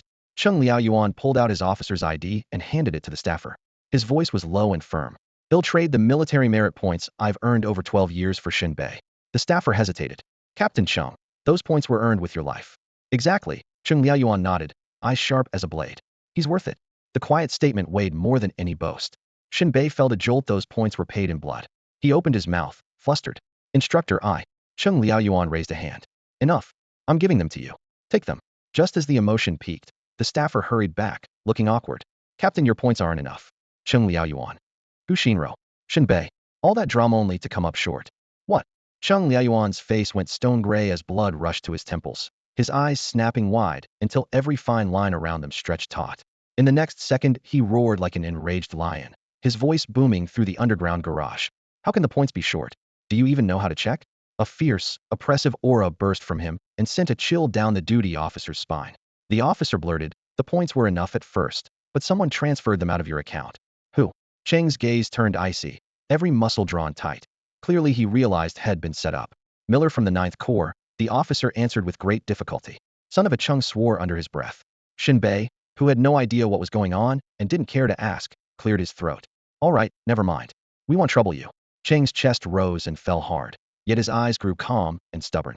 No way. I gave you my word, and I want back out. He dragged the duty officer into a corner, whispered with him for a while, signed several agreements in quick succession, and finally returned, patting his own chest. Done. All 3 combat manuals can be copied. Gu Shinro stared at him, her bright eyes peeking out from beneath tousled black hair. She cut straight to the point. Did you just sell yourself? A warrior doesn't call that selling himself, Chung retorted helplessly, then launched into a ramble about warrior loyalty and how this isn't some business deal, drawing laughter from everyone nearby. Before long, the 3 manuals were duplicated, and Cheng's training assignment was finished. At the school gate, Shen Bei walked him to the vehicle. They exchanged a look, and Shen said simply, "Thanks. Take care." Cheng gave a hearty laugh and clapped him on the shoulder. "I like how guilt-free you are about this. Want me to get all sentimental? Please don't. I can't handle that," Shen shrugged. "Settle every score. Fight every fight. Bleed but never cry. That's a real man," Cheng declared, then climbed into the truck. A nearby officer joked, "Captain Chung just racked up a mountain of debt, kid. You hit the jackpot. So this is love? Looks like Captain Chung took a loss. That's because your horizons are too low. The captain's playing 5 levels up. What's that supposed to mean? Can't explain it. Just follow him into battle." As the door was about to close, Chung leaned out and warned Shun, "Genius isn't the same as talent. The country needs people who can shoulder responsibility, not show-offs." Shin nodded solemnly and watched the military truck disappear down the road. Classroom, an empty room reserved for Gu Shinro and Shen Bei alone. Gu Shinro, dressed in a simple white dress, dark hair gleaming against snow-pale skin, stood quietly at the lectern like a pristine white flower. She opened her textbook and wrote 2 large characters on the blackboard, "Catacomb." "Shen Bei, pay attention." In the echoing classroom, Shin yawned. "Seriously, do we have to be this formal? Obviously. This is class time." Gu Shinro rolled her eyes. "You really get into character, huh?" Shin smirked. "Teacher, sit on my whip and he'll learn even better." Gu Shinro scowled and snapped, "Stop egging me on with puns." Shin Bei offered a sheepish smile, took her arm, and guided her to the bench by the window. Their shoulders brushed, and he caught a chill mint scent mingling with the warmth of her skin, a fresh aroma that filled his lungs. Afternoon light streamed through the glass, gilding her sculpted profile with a faint golden glow and leaving him momentarily dazed. This, he thought, was the very picture of ice-smooth skin and jade-like bones. He dragged his eyes back to the book and sat up straight. "I'm listening, teacher." Right Gu's Zinrus expression flickered, half amused. "Our first lesson is about the cavern." Although Shen Bei had heard scattered rumors about it, his formal knowledge was almost zero. Gu Shinro got straight to the point, but first dropped a historical marker. "In history class I mentioned when martial artists were first revealed to the public. Do you remember?" She regretted the question immediately. Shen Bai's history grades were infamously terrible. As expected, he looked blank. She sighed and prompted him. "It was 19XX. That year was plagued by droughts, floods, and earthquakes. The provisional government responded by founding the National Capital Martial Arts Club, the predecessor of today's National Capital Martial Arts University, and began training martial artists systematically to counteract the disasters." Shen Bai's eyelids drooped. Weren't they supposed to be talking about the cavern? Why the detour? Unhurried, Gu Shinro steered the topic back. For a full hour she laid out every detail. 1. The cavern seems to lie underground. Yet deep drill projects, even ones rivaling the Kola's super deep borehole, have reached 10,000 meters without finding a trace. 2. Whenever the cavern stirs, the surface responds with earthquakes. Modern instruments suggest higher dimensional or spatial factors that humans still can't explain. 3. Entrances exist worldwide. Though they open beneath our feet, the cavern itself may be an alternate dimension or even another universe. 4. Ordinary people can enter, but firearms fail inside, and anyone without martial training is walking to their death. 5. Within the cavern, martial artists rely solely on their bodies and cold weapon, swords, bows, spears. Anything powered by heat, electricity, wind, or sunlight becomes scrap metal. That is why martial artists rose to such prominence. 6. The cavern teems with aberrants and beasts forever testing the gates. One breach in history unleashed monsters on the surface and caused unspeakable carnage. To prevent a repeat, martial artists must guard every entrance and strike deep to eliminate threats at the source. By the end of class, Shen Bei had finally stitched the rumors into a clear picture. The cavern is likely a higher dimensional realm, and martial artists are the only humans who can fight there. Gathering her notes, Gu Shinro shrugged on a dark coat and reminded him, "If my package arrives, let me know. I'm not waiting for the courier schedule." Package. Shen Bei remembered the order he had spent days bargaining for online. Logistics these days are hopeless. I should hit the vendor with a refund request. Gu Shinro laughed. "Don't blame the seller. Shanhaiguan just had cavern activity. Delivery routes were blocked. Things calmed down a few days ago, so it should be on the way." As they left the classroom together, her phone chimed. In the faculty group chat, the university president had tagged every teacher with an urgent notice. Gu Shinro skimmed it, eyebrows knitting, then flipped her hair and announced in a teasing tone, "The headmaster is furious. Looks like you students are in for it." "Shen Bei, huh?" After reading a text on her phone, Gu Shinro muttered something that made no sense. Before Shen Bei could ask, she dragged him straight to the Wuda auditorium. The hall was brightly lit. Teachers were keeping order, and the freshmen sat in sections according to their majors. All around, he even spotted a number of sophomores in their uniforms. Why are the second years here too? Shen Bei wondered, unable to figure out what was happening. Before anyone could discuss it further, a spotlight hit the stage. President Zhang strode forward, his face grim. He raised a hand for silence and went straight to the point. I've gathered you here for two major announcements, so listen up. First, he said, sweeping the crowd as his voice rose. At the end of this year, every martial arts university in the country will compete in an intercollegiate tournament. Previous exchanges had never gone beyond the province. Shenyang's provincial meet was already the biggest event. Interprovincial contests were rare, let alone anything nationwide. Zhang paused, every word hitting like a drumbeat. This will be the first national tournament in our field. He took a step forward, his tone turning sharp. I don't care if you're freshmen or sophomores, you will break into the national top 20. The auditorium went so quiet you could hear a pin drop. The teachers looked uneasy. With 293 prefecture-level cities, from municipalities and several autonomous regions, there were 333 martial arts universities in total. Cracking the top 20 seemed impossible. Lingnan was a small, underdeveloped city. If a celebrity hadn't mentioned it on the Spring Festival Gala, most people wouldn't even know it existed. Weak finances meant scarce resources, and everyone knew it. But President Zhang offered no wiggle room. Miss the target and every instructor's salary and bonus will be docked. The faculty turned ashen, while the students began to whisper. Top 20 nationwide. Coastal schools hand out 5 attribute pills a month. What do we have to match that? Setting the bar at 200 would be more realistic. There are 23 martial arts universities in provincial capitals alone. Would have to knock out at least 4 capital teams. Is he serious? They did the math quickly. Academic rankings could be debated, but in martial arts one match showed exactly where you stood. The order had been given. All they could do now was fight and hope for luck. President Zhang wrote the target on the board, then pressed his hands down for quiet. Now for the second matter. You may have heard the rumors. A few days ago, a deep rift opened beneath the Shanhaiguan Tunnel's entrance to an underground abyss. According to the report, the military has lost more than 10 grade 3 martial artists and over 100 fighters of lower ranks. 3 instructors from Shanhaiguan Martial University were killed, and several students are still missing. In response, the state rushed extra resources to Shanhaiguan Martial University, some of which had originally been allocated to Liaobei Province. The reserve at Lingnan City Martial University is nearly empty, and everyone is eyeing that supplemental shipment. If you envy it, others will too. Standing on the rostrum, Principal Zhang let his voice echo through the hall. You are students, the pride of your families. The students at Shanhaiguan are the same. They traded their lives for those resources, while Lingnan City Martial University hasn't contributed a thing. He sighed, weariness etched between his brows. But since we stand in Lingnan, we must fight for Lingnan's honor. Who wants to die? No one. Yet the stronger you are, the better your odds of living. He knocked on the table to remind them the nation's resources are finite: pills, weapons, training materials. Everything has a fixed annual output. If you take more, I get less.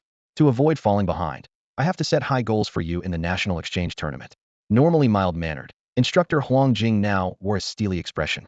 If we don't compete, Lingnan Martial University will have no voice among its peers. Without a voice, our slice of the pie shrinks, and before long we're trapped in a downward spiral. Your class has to step up and refuse to back down. Principal Zhang picked up the thread. Peace alone can't forge powerhouses. 1 month from now, freshmen and sophomores will be reorganized. Sophomores will lead, freshmen will follow. You'll assist the military and the patrol bureau on live operations. He gestured to the giant screen behind him, where the words mission points and bonus rewards were scrolling. Let the people upstairs see that Lingnan Martial University isn't a freeloading glutton. The squad with the most missions completed and the highest quality results will receive extra rewards. Details have been sent to your instructor's plan ahead. Meeting adjourned. He swept the hall with a final glance, turned, and walked out. His figure vanished at the doorway. The moment he left, the assembly hall exploded like a powder keg. Holy crap, why are we suddenly being sent on missions? Think ITLL just be sweeping floors? Are you nuts? It's obviously a joint operation with the military and patrol bureau. Damn, are we really going to fight criminals? I'm still green, you know. Panic rippled through the freshmen. They had only just learned basic stance work, their martial skills barely a month old. Sending them against vicious thugs felt like handing their lives to the sophomores. Yet the sophomores were just as uneasy. Most had reached grade 2, a few grade 3, but none had faced a real life-and-death battle. Unease spread through the hall like a thick fog, pressing on every chest. Gu Xinro tucked a strand of hair behind her ear and whispered to Shen Bei, "What do you think?" Shen Bei answered calmly, unhurried, "We'll keep an eye on things." Gu Xinro blinked and lowered her voice. "Any pleasant surprises?" Shen Bei offered no more words. He simply flashed a grin, his teeth gleaming white. Across the hall, the unlucky quartet all fixed their gaze on Shen Bei. Gulp, that's the big shot to cling to. Shen Bei had barely stepped out of the auditorium before the unlucky quartet blocked his path. Shen Bei, hey. Chi Chuan, you chuckled. Knew it, you're looking for teammates, aren't you? Shen Bei opened his mouth to refuse. Save it. I'm in. Chi cut him off before he could finish. Shen Bei paused, his tone as unreadable as ever. I need a woman on the team. Chi's smile stiffened, and the group fell into awkward silence. Shen Bei laughed it off. The principal said freshmen and sophomores will be mixed. Didn't you hear? Neo Yanban lowered his head to the limit and grumbled. Rules are made to be bent. We're all beasts in a fight, anyway. Du Ziding and Liao Zhongyang nodded in unison. Liao even rolled up his sleeves and flexed his less than impressive biceps a few times, insisting he was very useful. The sight made Shen Bai's eyes burn. He waved them aside. Good dogs don't block the road. Baring their teeth, the unlucky four had no choice but to step aside and watch him stride off as if he didn't know them at all. If Wang Duoy's discovery of Zhuang Chang and Ditsong Ming was like finding Wulong and the young phoenix, then Shen Bai's unlucky quartet was more like Yuan Shao saddled with Guotu, SKT stuck with Shan Niruo, or General He Tung hiring Captain Jai nothing but trouble. When Shen Bei returned to his villa, a delivery scooter bearing a company logo was parked outside, and the front door stood ajar. He figured the cleaning ante must be inside standard issue at Lingnan Marshall University's villas. Without them, some students would turn their dorms into zoos. He pushed the door open. The auntie was mopping the floor, a faint mix of disinfectant and detergent hanging in the air. Just then, a stranger emerged from the basement stairs. The man wore a courier uniform. A bristling beard and graying hair made his head look oversized, though he seemed only in his 30s. Hello, Shen Bei, right? I left your packages in the basement, he said politely. The living room would have been fine. Why stash them downstairs? Shen Bei frowned. Didn't want to get in the cleaning lattice way, the courier answered calmly. Alarm bells rang in Shen Bai's mind, but he could only sign for the delivery. The man rode off, and Shen Bei pulled back the curtain to watch the scooter weave through campus roads. It looked like a legitimate service. Maybe he was overthinking. Still uneasy, he headed straight to the basement. Every villa at Lingnan Marshall University had 2 rooms in total. The outer room served as storage for random gear. The inner chamber was a training room, sealed with high-grade alloy, soundproof and secure, perfect for solo practice. Students in the regular dorms had to crowd into public gyms. The equipment there was decent, but privacy was non-existent. Over time, even casual observers could predict the timing and angle of your next strike. That was disastrous for any martial artist. The villa district was different. Each student enjoyed a private training basement all to themselves. Otherwise, why would those outrageously expensive villas sell so fast? Shen Bei pushed open the heavy fire door and descended the stairs to the basement. A dull motion sensor light snapped on, illuminating a small mountain of parcels, colorful boxes bought on a discount marketplace, still smelling of cheap tape. He didn't give them a glance, stepped around the pile, and walked on. An iron door waited at the far end. The handle was spotless, yet the strand of hair had tied there as a warning was gone. Shen Bei crouched, looked closely, and found the severed hair in the tile seemed thin, dark, and easy to miss. Since enrolling, he had never used this training room. The cleaning lady only worked upstairs and never entered the basement. No one else should have been here. He twirled the hair between his fingers, his eyes amused, then stood and shoved the door open. Inside, alloy tables, chairs, and lockers stood in neat rows, but the drawers had been rummaged through. A corner of a page poked out, and smudged fingerprints marred the dust. Students normally kept their martial arts manuals here, reading while they practiced, but Shen Bei had never trained in this room. His 7-star fist manual was always on him. Looking for something? He murmured to himself. His thoughts fixed on the courier from earlier. The Apocalypse Cult? The Headhunter Clan? Only the 7-star fist and the map of the Sea of Despair could tempt either group. How had they traced him? It had to be his hometown Changtuan, the fact that had been spotted cleaning up trash near the Sun Mountain Reservoir that day. He pulled out his phone and called Boss Zhang. Anyone asking about me lately? Boss Zhang said, and hung up. That was enough. Shen Bei narrowed his eyes. Someone was watching, but without proof, they could only suspect. The Headhunter Clan wasn't as reckless as the Apocalypse Cult, yet even they would think twice before targeting a top scholar. Still, he felt like a balloon ready to burst. At least the target was clear. The courier. He searched every corner of the training room, confirmed there were no cameras or bugs, then closed the door. The silence pressed in, air thick with unseen weight. Next would come a series of tests from every side. His gaze fell on the pile of parcels. He grabbed an oversized woven sack, swept every box into it, and dragged it to the living room door. Auntie, throw this trash out. Trash? The cleaning lady eyed the unopened packages with disbelief. Fine, he'll take care of it. She muttered her complaints, but eagerly stuffed the bag onto her cart. Shen Bei didn't bother checking whether the packages were tampered with. Tossing them all was quicker and safer. With that done, he wasted no time. Every second counted, and he began training in his martial art.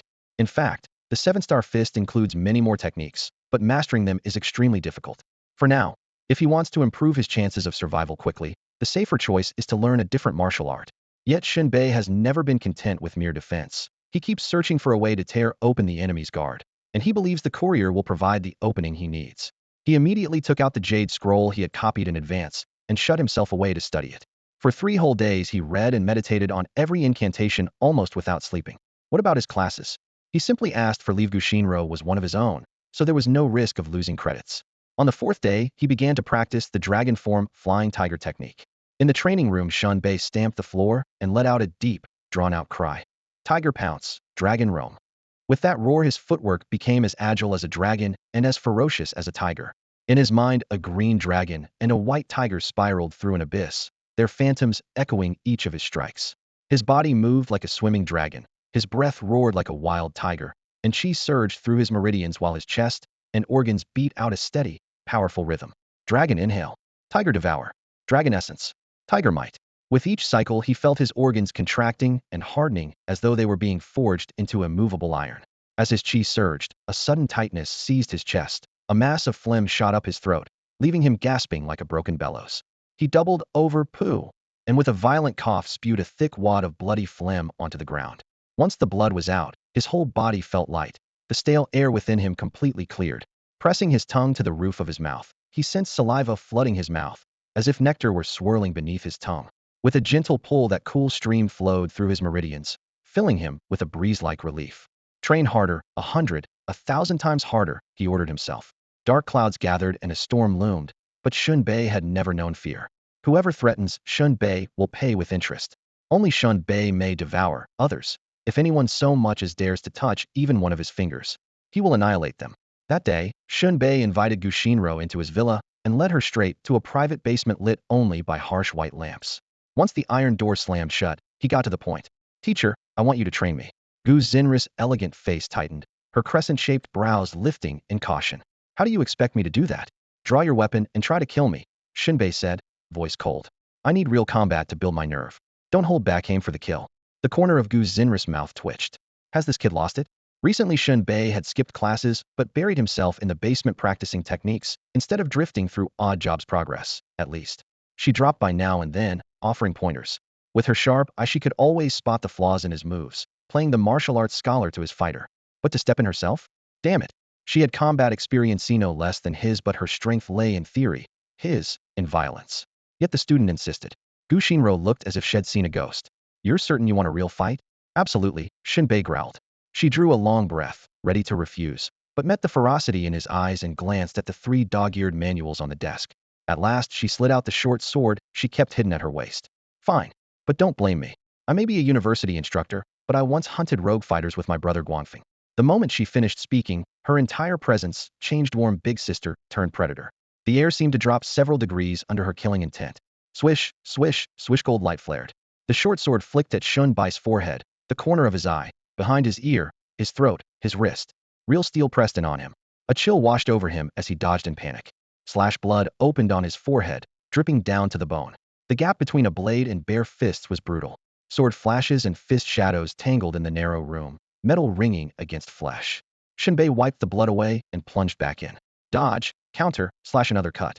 As minutes piled into hours, fresh wounds scored his shoulders, arms, and ribs, yet he never backed off. His energy blazed like fire. 10 minutes. 1 hour. 2. By then the stone floor was speckled dark red. Shen Bei looked flayed alive. His clothes hardened with blood, but the ferocity in his eyes only burned hotter. With every brush against death, those 3 manuals sank deeper into his bones. At last Gushinro sheathed her sword and barked, Enough. You've lost too much blood. Do you want those wounds dressed or not? Sure, Shen Bei panted, raising a hand. Same time tomorrow. The session had shown him one truth. Without blood, martial arts are just empty forms. Gushinro was numb. As far as she could tell, Shen Bei was utterly, hopelessly insane. He used to be all laughs, tossing out dirty jokes without hesitation. Since killing Lei Laohu, however, it was as if someone had taken a sledgehammer to his soul, had sunk into himself, and a desperate urgency smoldered in his eyes. Gushinro noticed, but didn't press. She knew a fighter who hides a secret is courting disaster.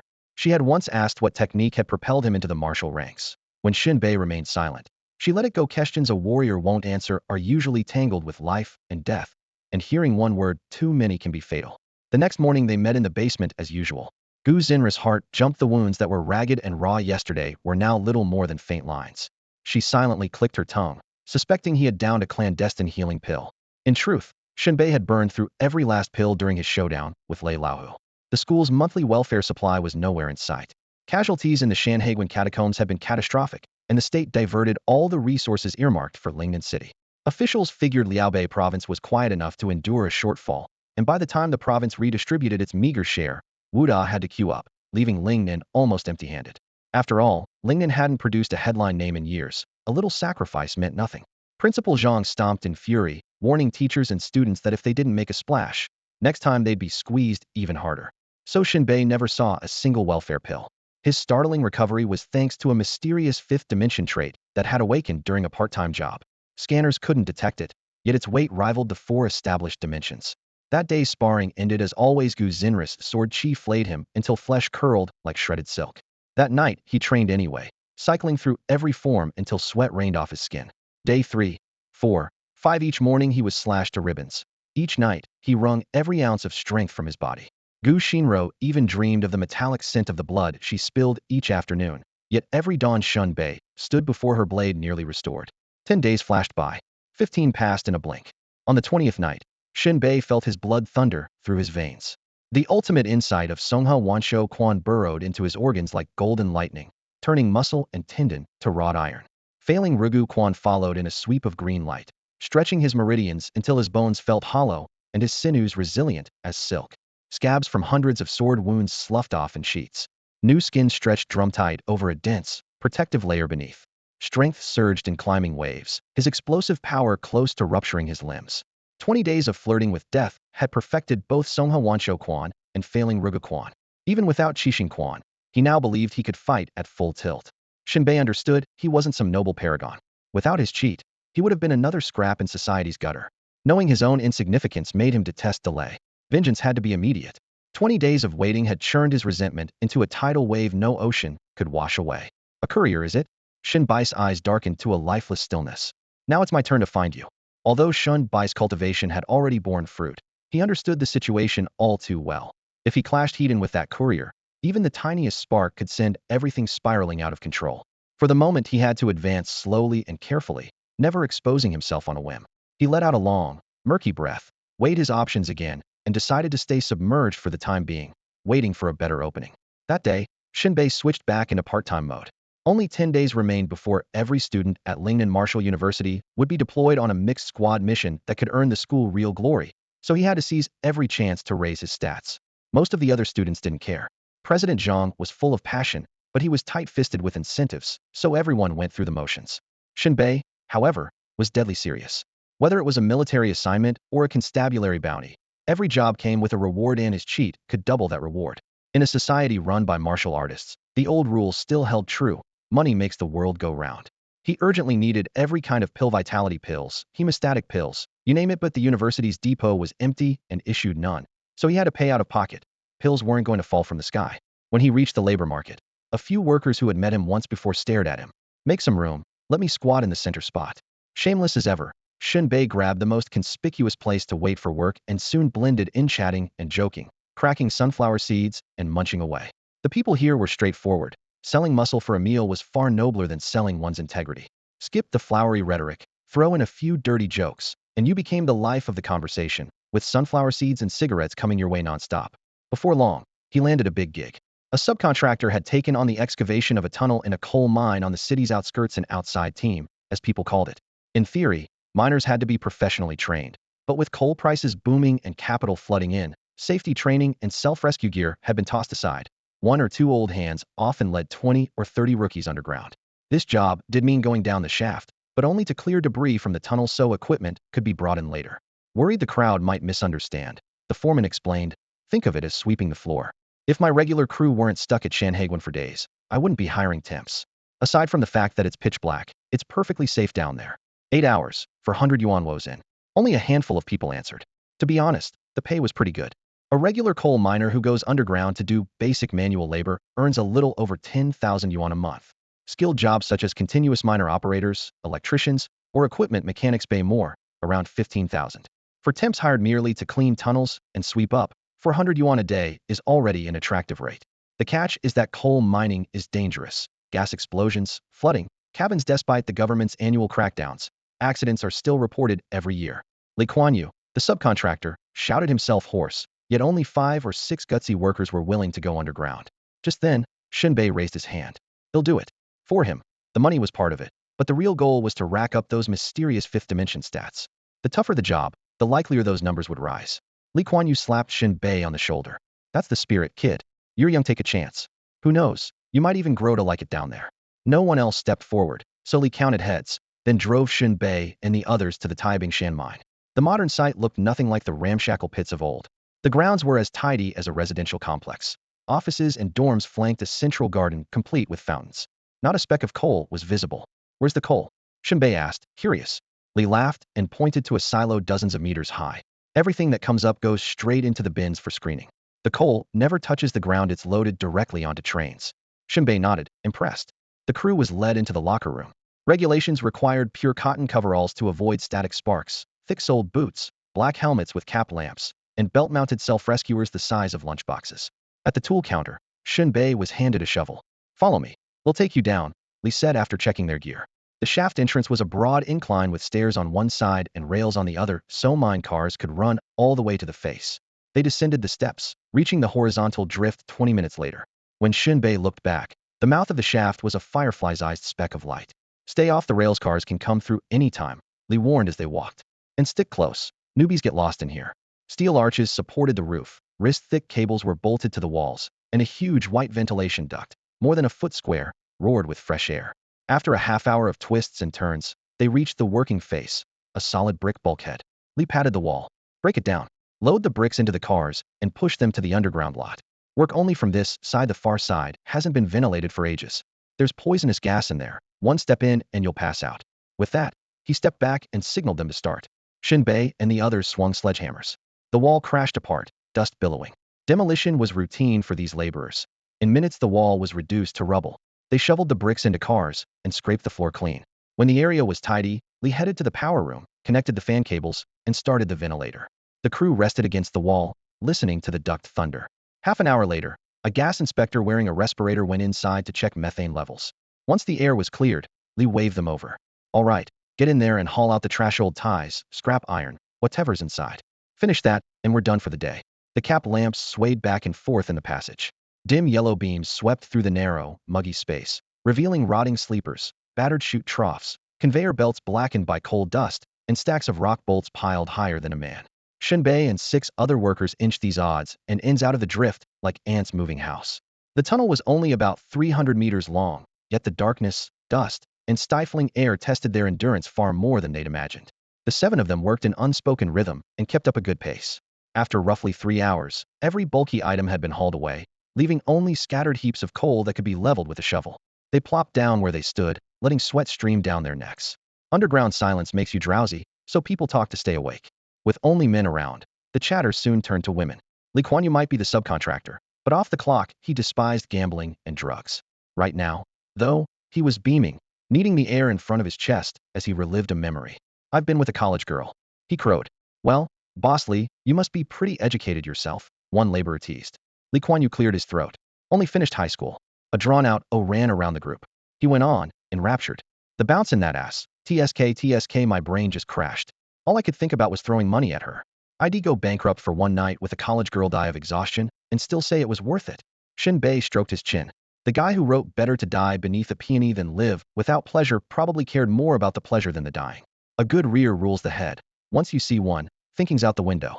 Boss Lee, you've got spirit. Great minds think alike. Lee Kuan Yew gave a thumbs up. A man's life boils down to 2 things, making money and spending it on women. He rambled on. Look at the internet. Some so-called little fairies keep accusing men, saying certain men think about sex every 7 seconds. Crap. How would they know? Pure nonsense. The crew roared with laughter. Lee Kuan Yew was, in their eyes, a straight-talking subcontractor. Just then footsteps echoed in the tunnel. A group approached, different from regular workers. They carried their lamps in their hands instead of strapping them to their helmets. Lee Kuan Yew sprang up. On your feet. Red Hat's mine management. Sure enough, each newcomer wore a red helmet and a white scarf. In this tightly regulated mine, black helmets marked workers, red helmets management. With coal dust covering every face, it was the only way to tell people apart. Out inspecting, sir? Lee Kuan Yew greeted them with a grin. A middle-aged man swept his lamp over Shen Bai's crew and asked coolly, "These are your men? Weren't you stuck at Shanhaiguan?" "Well, tight schedule," Li Kuan Yu said, still smiling. "I hired a few temps just for cleanup." The man's face stayed blank. "Watch the safety rules. Not just anyone can walk into a mine. They're here to clean nothing else." The mine supervisor hadn't come down to give Li Kuan Yu a hard time. He paced the tunnel for a few minutes, repeated the construction standards, the roadheader setup, and the safety rules, then walked off. Once he was gone, Li Kuan Yu brushed the dust from his sleeves and murmured, "That man's a third-rank martial artist." "What?" Shen Bei stared. "A third-rank martial artist working in a coal mine? That's where you're mistaken." Li Kuan Yu shook his head smugly. "People have different ambitions. Martial artists turn up in every field, especially in state-owned companies. Without a bit of pressure, how do you keep a crew in line?" Shen Bei smacked his lips. The reasoning made sense. A martial artist didn't have to join the army and hunt cavern monsters. She could shine elsewhere too. Li Kuan Yu straightened, ready to boast. "Aren't you going to ask if I'm a martial artist?" Shen Bei raised a brow, half amused. "You too?" "Absolutely." Li Kuan Yu let his chi flare and grinned.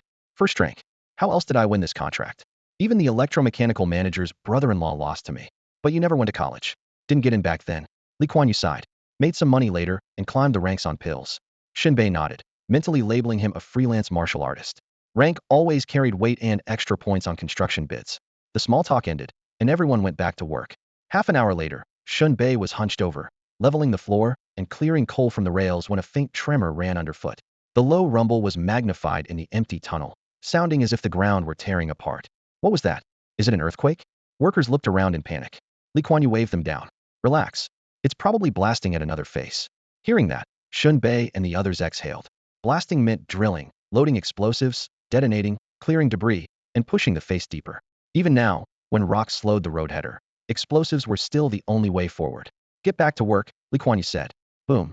The roof near the tunnel mouth collapsed. Rock and coal poured down, sealing off more than 100 meters in seconds. "Damn it." Li Kuan Yu stumbled back and shouted, "Stop." Roof fall. He didn't have to tell them. Everyone within 200 meters, Shen Bei included, was already frozen. They were trapped.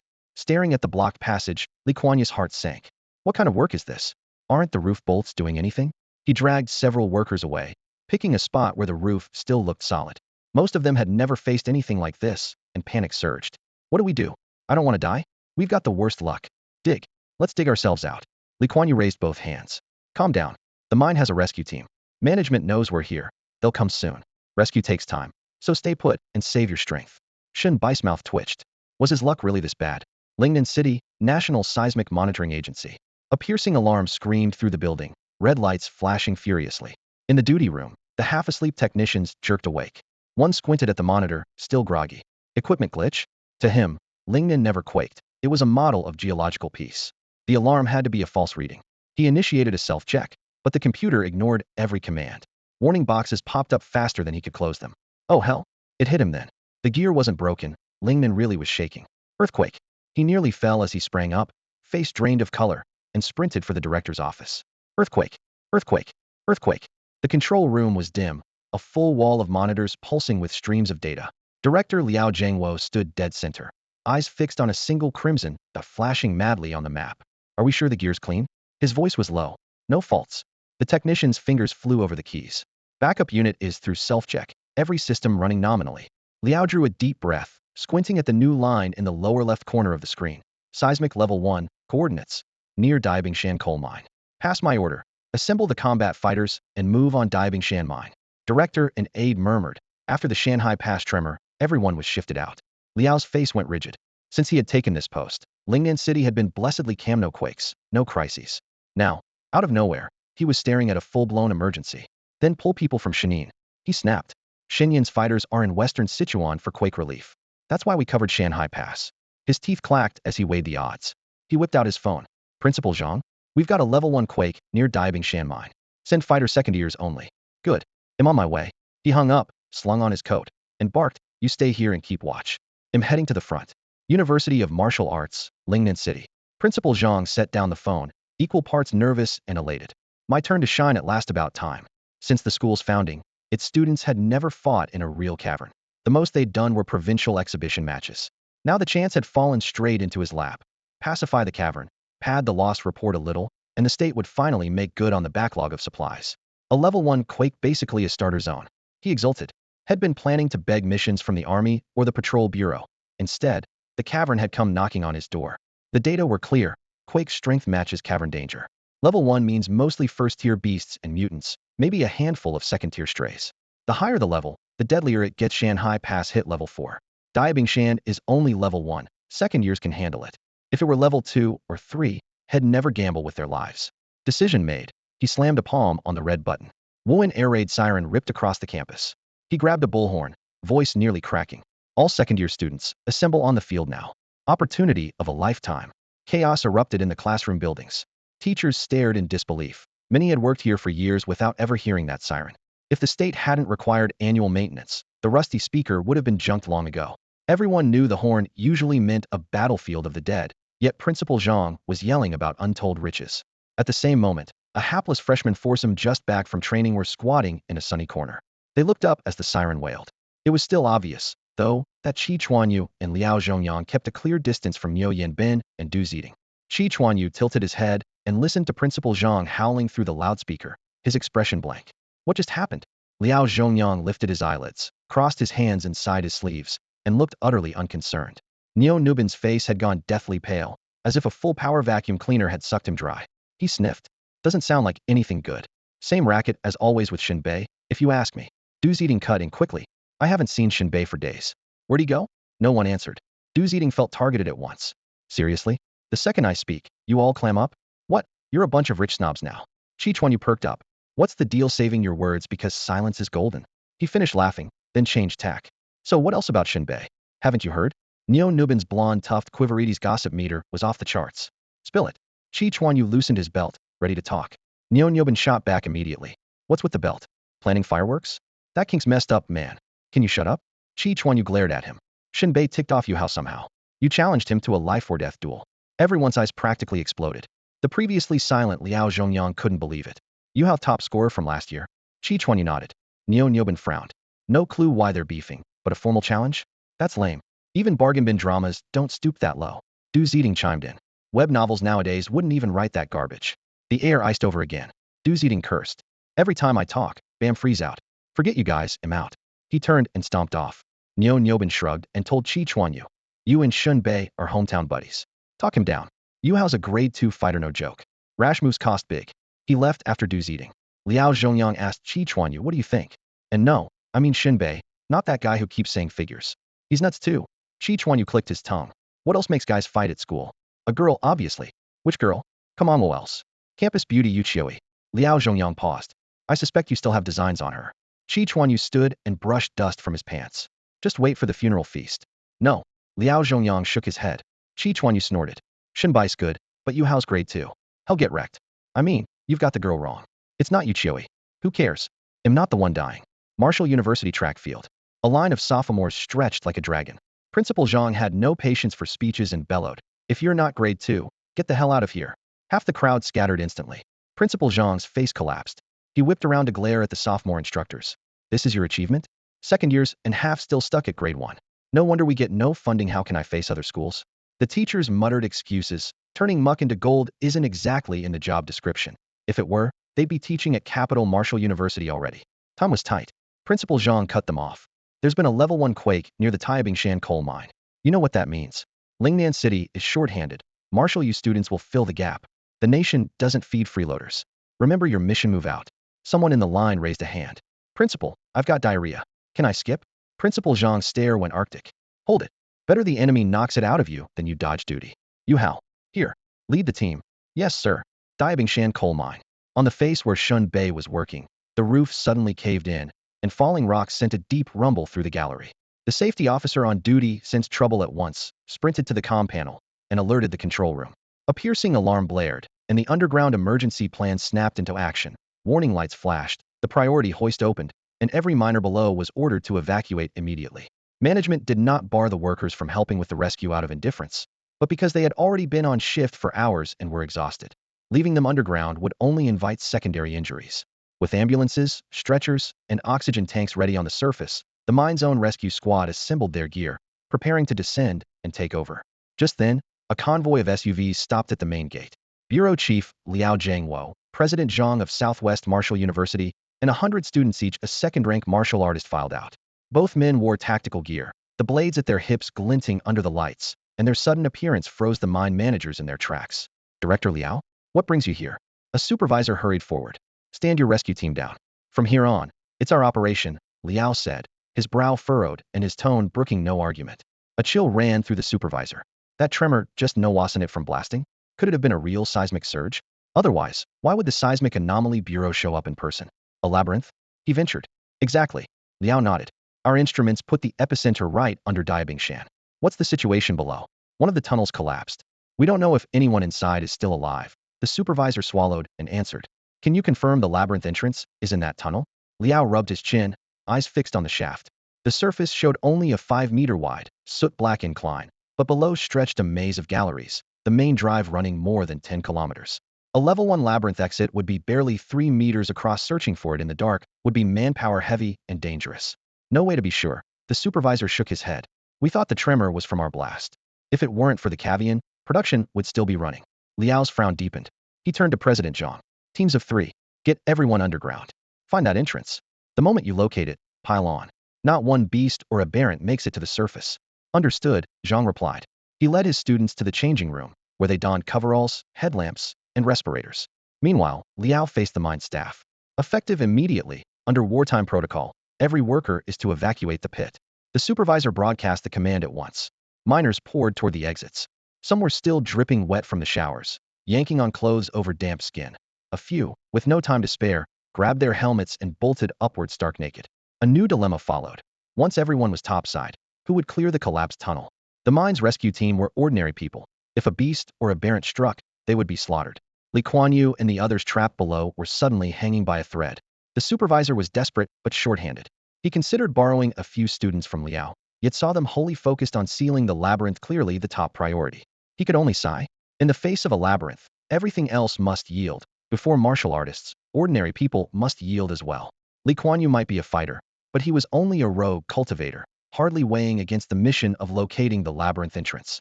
Every minute the opening was sealed meant another minute to strangle the crisis in its cradle. Thus, the collapsed tunnel was quietly set aside. Inside the dim shaft, the steel lift cage began its descent. More than 100 second-rank martial arts students from Wuda rode down into the dark. Yu Hao led the way, eyes locked on the map as he dispatched teams into their assigned tunnels. When he came to a passage that had collapsed from a ceiling failure, he stopped to study the rubble and the angle of the caveat, weighing the pros and cons for a few seconds before clicking his tongue. Digging through that mess would waste time and manpower, and if nothing lay beyond, it would all be for nothing. Decision made, he signaled for the crew to skirt around it and pressed on. Elsewhere, Li Kuan Yew had gathered everyone at a makeshift refuge, fighting to keep the rising panic in check. Turn off your headlamps, leave only one, he ordered. Under the single, wavering beam his voice dropped. Save the batteries. When the light's gone, we'll lose our minds. The workers exchanged glances, then switched off their lamps until only one narrow cone of light flickered against the coal wall. Li Kuan Yew picked up a lump of waste rock and felt for an exposed compressed air pipe along the wall, intending to tap out a rescue signal. The moment he raised the stone, he saw the pipe had snapped, half of it buried in debris and completely cut off from the outside airflow. Damn it, he spat, flinging the rock aside and sinking to the ground. Sweat gathered on his brow, and no further words came. Time stretched like a rubber band. To Shen Bei, each second felt longer than an hour. At last he rose, grabbing a shovel. We can't just sit here, he said, and started prying at the rocks, sparks flying as steel struck stone. Save your strength, Li Kuan Yew shouted. We'll never move that with our bare hands. Shen Bei muttered back, we have to try. His words had barely faded when a blinding white flash burst from the far end of the passage where only the faint lamp had glimmered. In a heartbeat the brightness hit like a falling sun, flooding the tunnel with shadowless light, then vanished, plunging them back into darkness. Everyone spun around. The flash had come from the tunnel's dead end, a place that should have been sealed off. What the hell was that? It nearly blinded me. Wasn't that end blocked off? How could it light up like that? Bosley, what's going on? Several workers spoke at once, voices trembling with fear. Li Kuan Yew was stunned. He might be a martial artist, but he was a street-trained rogue with no formal schooling. Stuff like this lay far beyond his experience. I don't know, he stammered. The color drained from his face, composure crumbling as icy dread climbed his spine. Shen Bei lowered his shovel, eyes fixed on the darkness, pupils narrowing while cold sweat crawled down his back. Gu Shinro had warned him. A real abyss sends out a brief flash before it manifests, a blink-candy-omicit flare. In daylight you'd hardly notice, but down here, where you couldn't see your own hand, it hit like a spotlight. He drew a long breath, glanced at the collapsed exit, then at the black throat of the tunnel, and cursed his luck, called it catch a break, even drinking water.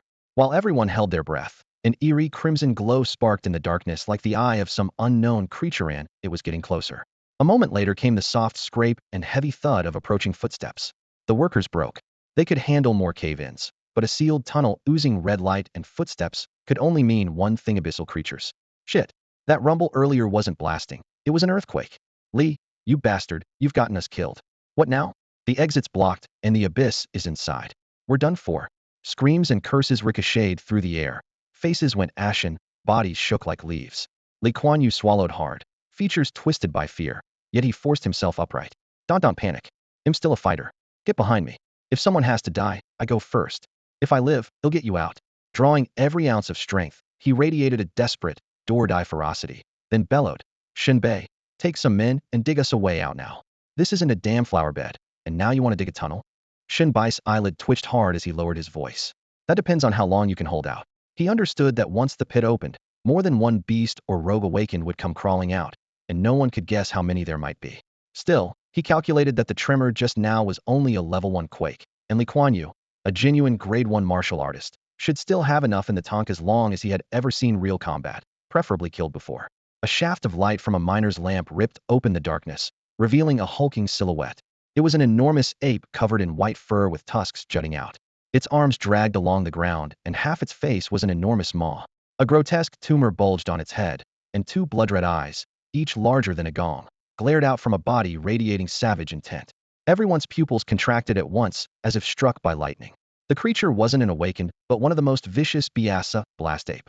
According to field reports, its overall combat power was on par with Shen Bai's, perfectly balanced between offense and defense, a real jack-of-all trades. Lee Kuan Yew's face turned ashen, yet he still waved the team on. Do your job, I'll cover you. Shen Bei and the others didn't budge, their eyes fixed on him.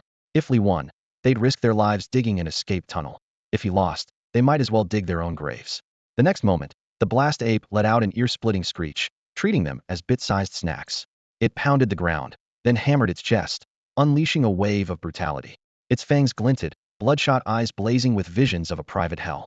Roar! Dropping to all fours, the blast ape charged. Lee Kuan Yew's eye twitched, but he gritted his teeth and stepped up, boots churning clouds of cold dust as he met the beast heat-in. Scare me. Try my rapid-fire cannon. His arms swelled in an instant, pores flaring wide.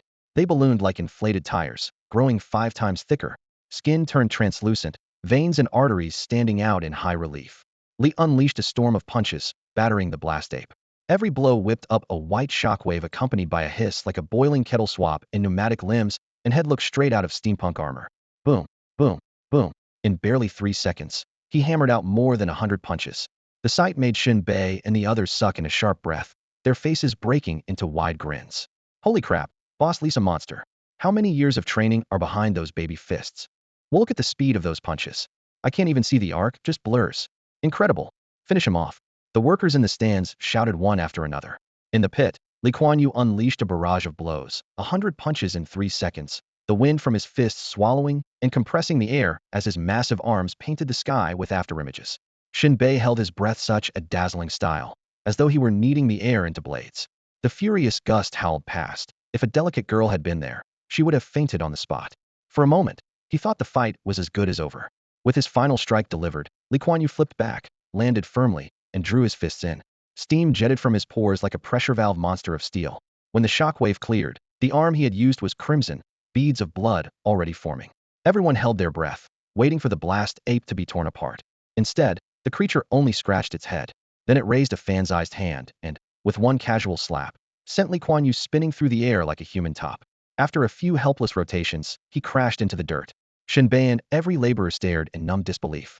So that overwhelming flurry had been nothing more than a tap? Shen Bei swore silently. Flashy but useless. Lee Kuan Yew forced himself up and spat blood, his brows and hair trembling as he fought to swallow the pain. Wiping his mouth, he managed a strained smile. It's nothing. Another mouthful of blood sprayed out, then a third splattering the ground. Still, he braced his hands on his knees, swayed, and insisted, I'm fine. The muscles in his face knotted like twisted rope, and he toppled backward, passing out without even a convulsion. The abruptness left everyone dazed, much like the time in Shen Bai's middle school chemistry class when the teacher warned, add too much and it'll explode, only for the test tube to burst that very instant. As Lee Kuan Yew hit the ground, despair settled over the entire pit. No one shouted anymore. The laborers simply slumped where they stood, each finding the most comfortable position, waiting for death's scythe to fall. The only fighter had failed. All that remained was resignation. The oppressive air rolled in like a tide. Just then, Shen Bei stepped forward to face the bloodthirsty blast ape. His stride was steady yet light, a panther's prowl wrapped in a casual stroll. His eyes were bright, his brows relaxed, as if he were window shopping, yet the knuckles of his clenched fists cracked loudly. Shen Bei, get back here. Li Kuan Yu stirred in a haze and roared, are you trying to die? Come back. Only then did the laborers realize Shen Bei was less than a meter from the beast. Jaws dropped. Someone whispered, half frantic, half resigned, better to play dead than die for real. Don't provoke it. Normal people can't fight pit creatures. But excitement and anticipation gleamed in Shen Bai's eyes. A military officer once told me that civilians mauled by pit beasts still found the guts to swing bricks at them. He said softly, I'd like to try. He drew back his right arm and punched. Pure force squeezed the air until it burst, the sonic boom shaking the earth, the shockwave ripping outward. Songho Wansho fist. Boom.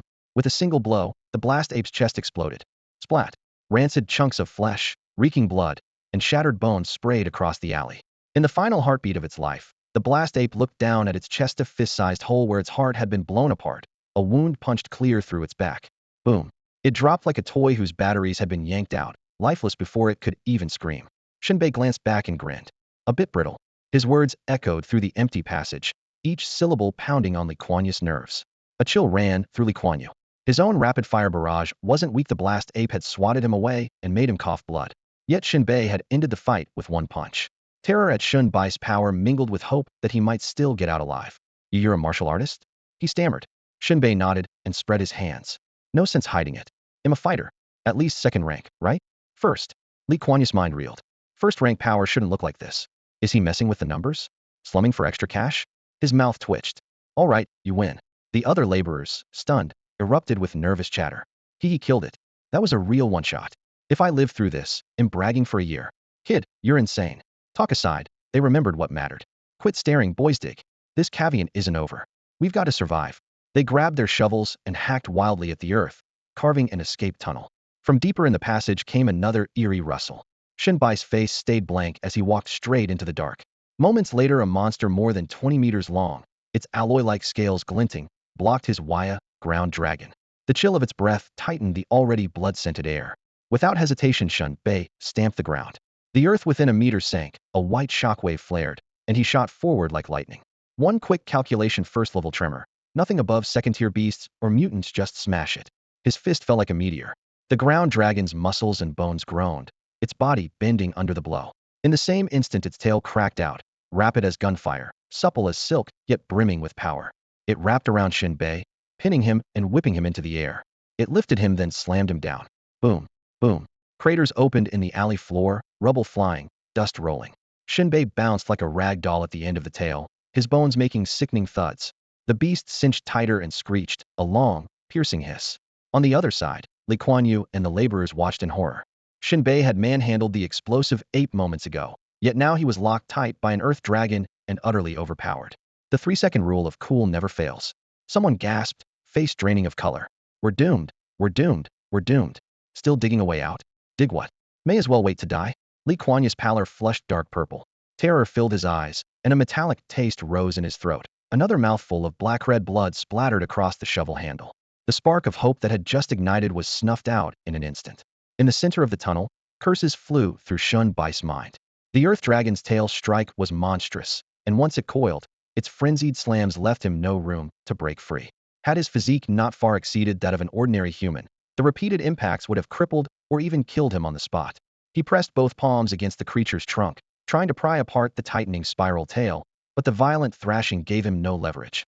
In a lightning-quick decision, Shen Bei stopped resisting Hedon. He relaxed every muscle until his body turned as soft as spun sugar. With a slick hiss, he seemed to shrink, slipping straight out of the coil. The extreme flexibility granted by the failing soft-boned fist unleashed to its limit. The moment his feet touched the ground, he whirled, palms flashing.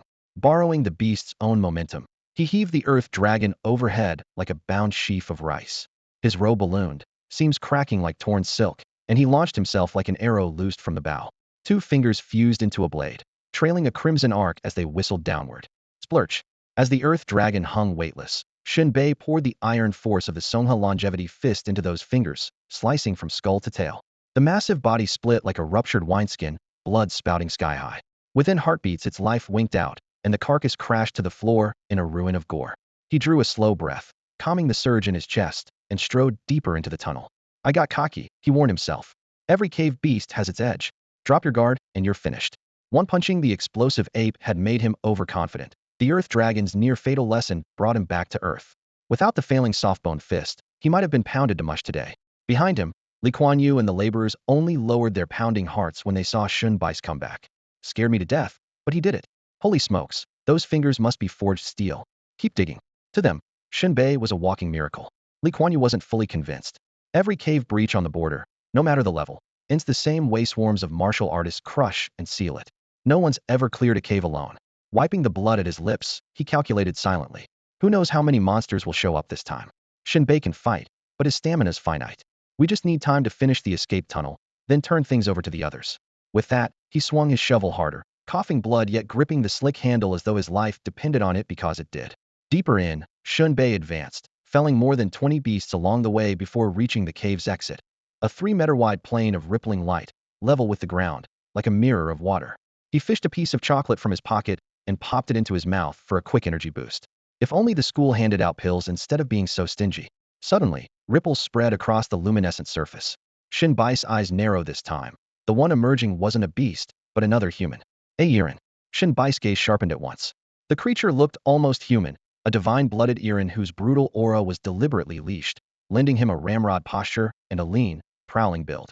Most striking were his eyes. Not round but faceted, their dim crimson light blinking in the darkness like a beast fixing on its prey. What hurt the eyes even more was the mount beneath him for blood-spattered humans.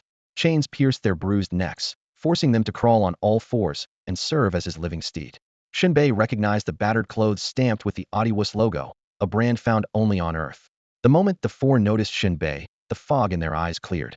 Swallowing their humiliation, they dared not speak, yet with frantic winks they sent a single plea. Save us. Shen Bei frowned, recalling what teacher Gu Xinro had once said in class. Although sinkholes are born of seismic fractures, some entrances are permanent. Several sit inside China, and humans have built forward bases within them. Those four were likely snatched from one of those outposts to become a monster's plaything. Qihong, Guli Heo, Kuli Minka. Meaningless syllables spilled from the Yiren's mouth. Shen Bei understood none of them, yet Gu's Zinris warning echoed in his ears. Yiren are not savages. They have simply followed a different civilizational path and wield a complete language of their own. If you want dialogue, learn it first. Shen Bei glanced at the four prisoners and motioned for a translation. They had been trained like dogs. Even their breathing was timid.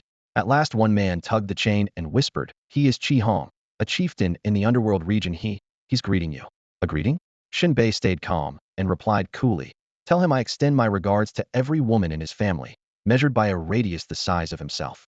The man quavered. There's no word for household register in their tongue. Fine.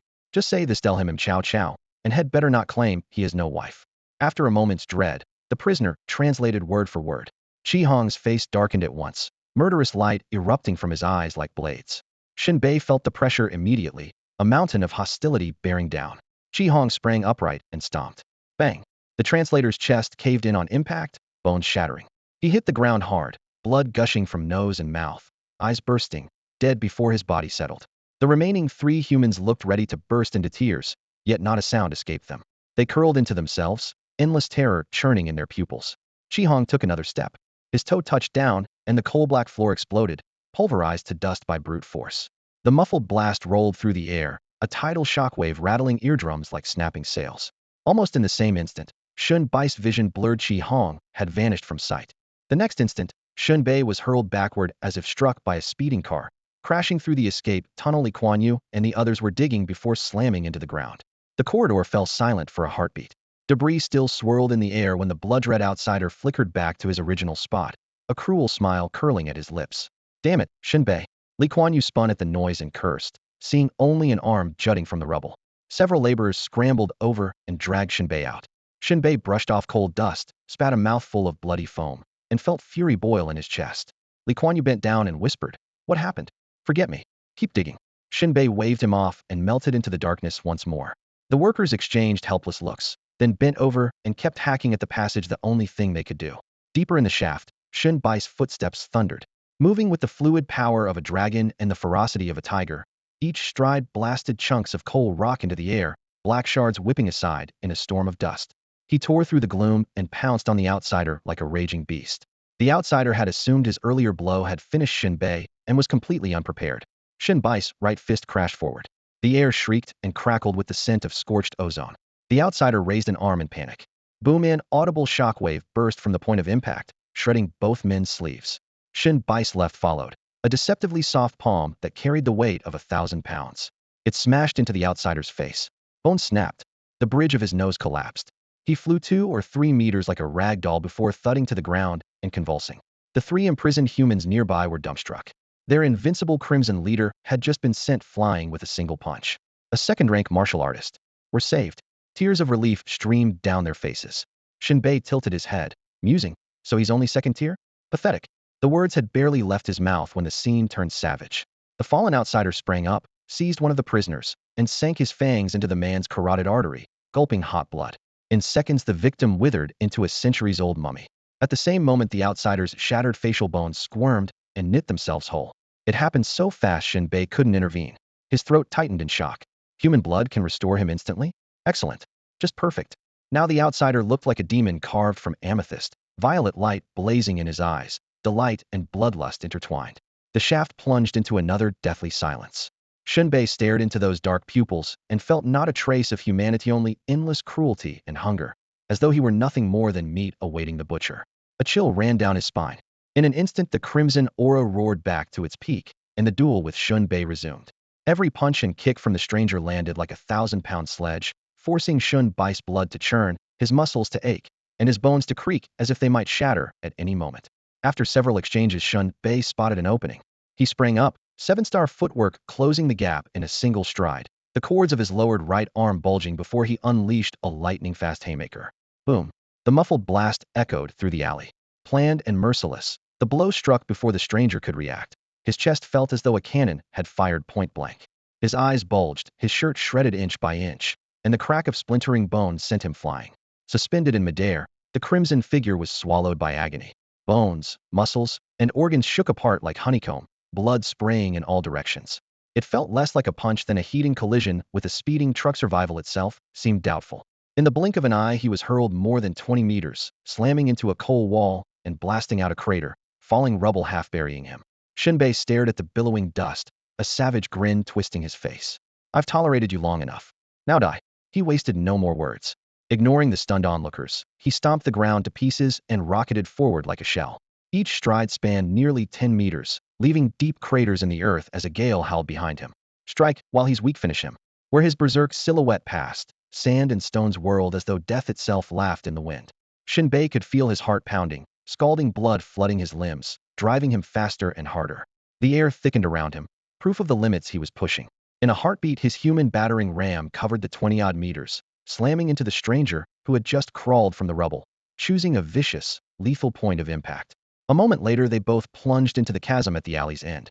It was Shen Bai's only option: stay topside, and the Crimson Fiend might find another victim to drain, turning the fight against him. Thud! Shen Bei crashed into the cavern below, the unforgiving floor jolting his organs. Before his eyes could adjust, a shrill wind screamed toward him. A bloody silhouette dove like an eagle after a hare, claws bared for his throat. Bare-chested and drenched in his own blood, the stranger, grievously wounded, was seizing the chaos for a desperate counterattack. The gust slashed at Shen Bai's face like a volley of knives, whistling through the gaps between the stranger's fingers. Qihong was unimaginably fast.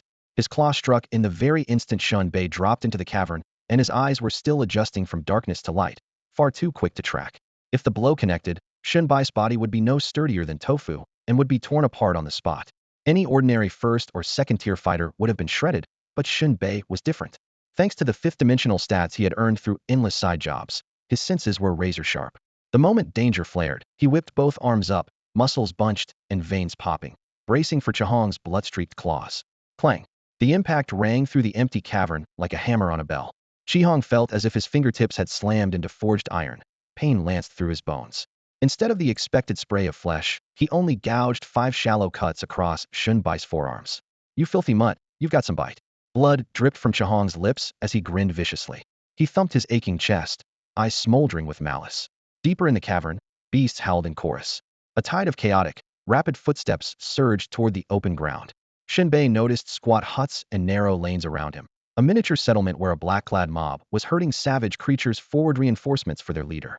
Shen Bai's fingers curled tight, knuckles cracking. Veins bulged along his arm as air swirled around him. He stepped in, the wind howling, and drove a thunderous punch straight at Chihong's face. The incoming fist wind cut like an iron bar. Chihong's features twisted with humiliation and rage as he hurled his own arm up to meet the blow. Clang! A shockwave exploded, stone and dirt spraying everywhere. The floor beneath their colliding arms caved in, leaving a jagged pit several meters across. Shen Bei didn't budge, but Chihong's skin twitched from the recoil as he staggered back. Shen Bei refused to let up. His left arm swung again, the gale from his fist crashing down like a hammer. In a flash, escape was impossible. Chihong roared, crossed his arms, and caught the strike heat in. Boom! The ground shuddered. Dust blasted outward in a rolling wave. The brutal force burrowed through Chihong's guard, a metallic taste flooding his throat as blood sprayed. Fractures cracked along his arm bones, and his half-healed organs tore anew. At barely 70% of his full strength, he was being crushed in a frontal duel with Shen Bei, injured once more. Boom, boom, boom. A succession of thunderous collisions shook the air. Under fists that struck like artillery shells, Chihong's bloodshot eyes seemed ready to burst. He had no chance to dodge, forced to absorb each blow while retreating, his muscles and bones cracking under the strain. Shen Bei pressed in relentlessly. Every punch and kick carried the weight of 1,000 pounds, a barrage of sledgehammers that left Chihong coughing up bloody foam with every breath. Stone chips and twisted rebar sprayed from the walls as the two men crashed through one concrete partition after another, dust and debris swirling like two rampaging beasts tearing through a ruined building. After only a few dozen breaths, Chihong was a walking corpse. Flesh hung open, blood mixed with dust to harden into dark scabs, and his torso bent backward at an impossible angle. Broken bones jutted beneath his skin, a gruesome sight, yet he remained barely upright. "Don't kill me," he blurted in awkward Mandarin, his voice a mix of hatred and desperation. Shen Bei grinned savagely and answered with action. With a sharp crack, his right foot slammed into Chihong's chest. Crunch! The fractured rib cage collapsed, and the crimson in Chihong's eyes faded to a lifeless glaze. Malice and terror froze on his physique was dead. Shen Bei bent down, twisted off Chihong's head, and lifted it like a trophy. In the same motion, he snatched the small pouch tied to the corpse's waist. Whatever it held could wait. He had to leave. The cavern world was vast and uncharted, and the opening at the Daibingshan coal mine was only a temporary rift. When time ran out, it would close on its own. Miss that window, and he would face an endless, unknown journey back to Earth, with unimaginable dangers along the way. He had no certainty about direction, supplies, or enemies. Hoisting the severed head, Shen Bei strode through the settlement. The aberrants Chihong had gathered saw him from afar, their faces draining of color as they instinctively backed away. A mindless beast ready to pounce was held down by its handler, unwilling to move. Outwardly calm, Shen Bei stayed on edge. If another fighter as strong as Chihong appeared, or if the aberrants decided to rush him, he had no strength left for a drawn-out fight and would surely die. Luckily, Chihong had been the settlement's sole powerhouse. Shen Bai's ruthless slaughter cowed everyone else, and he reached the dark fissure that led back to Earth without resistance. He didn't hesitate. He jumped. An instant later, Shen Bei was back in the coal mine tunnel. When Shen Bei returned to the mine tunnel, the dim lights revealed the two surviving men still kneeling on shattered coal slag. Their knees were raw and bleeding, as if they were awaiting a final verdict. Moments earlier the entire shaft had quaked, and by their experience that should have meant a squad of cultivators storming in to crush any threat. Instead, Shen Bei was the only one moving back and forth in the corridor. The other warrior had fallen into the chasm below, his fate unknown. With no reinforcements coming, the captives had already given up hope. Footsteps drew nearer, making the dust tremble. The instant they looked up, despair in their eyes flared into life. Shen Bei had returned. He was drenched in blood, yet he carried a still dripping crimson head in one hand. Under the lamp, the fresh blood glowed like molten iron, making their hearts skip a beat. They were both second-rank warriors, and that very monster had tortured them like stray dogs. Now its severed head proclaimed the nightmare was over. "Brother, you're incredible." "Absolutely. You took down that crimson fiend single-handedly. We'll never forget what you did for us." They tried to stand, but their legs buckled. After kneeling so long, the blood had pooled in their joints. Shen Bei raised a hand for silence. "Don't celebrate too soon." The two exchanged a glance, sensing a deeper meaning. "Look at me," Shen Bei said, wiping dried blood from his cheek. "I even ruined my face to save you." The hint was clear. Both men nodded at once. "Please, give us a way to reach you."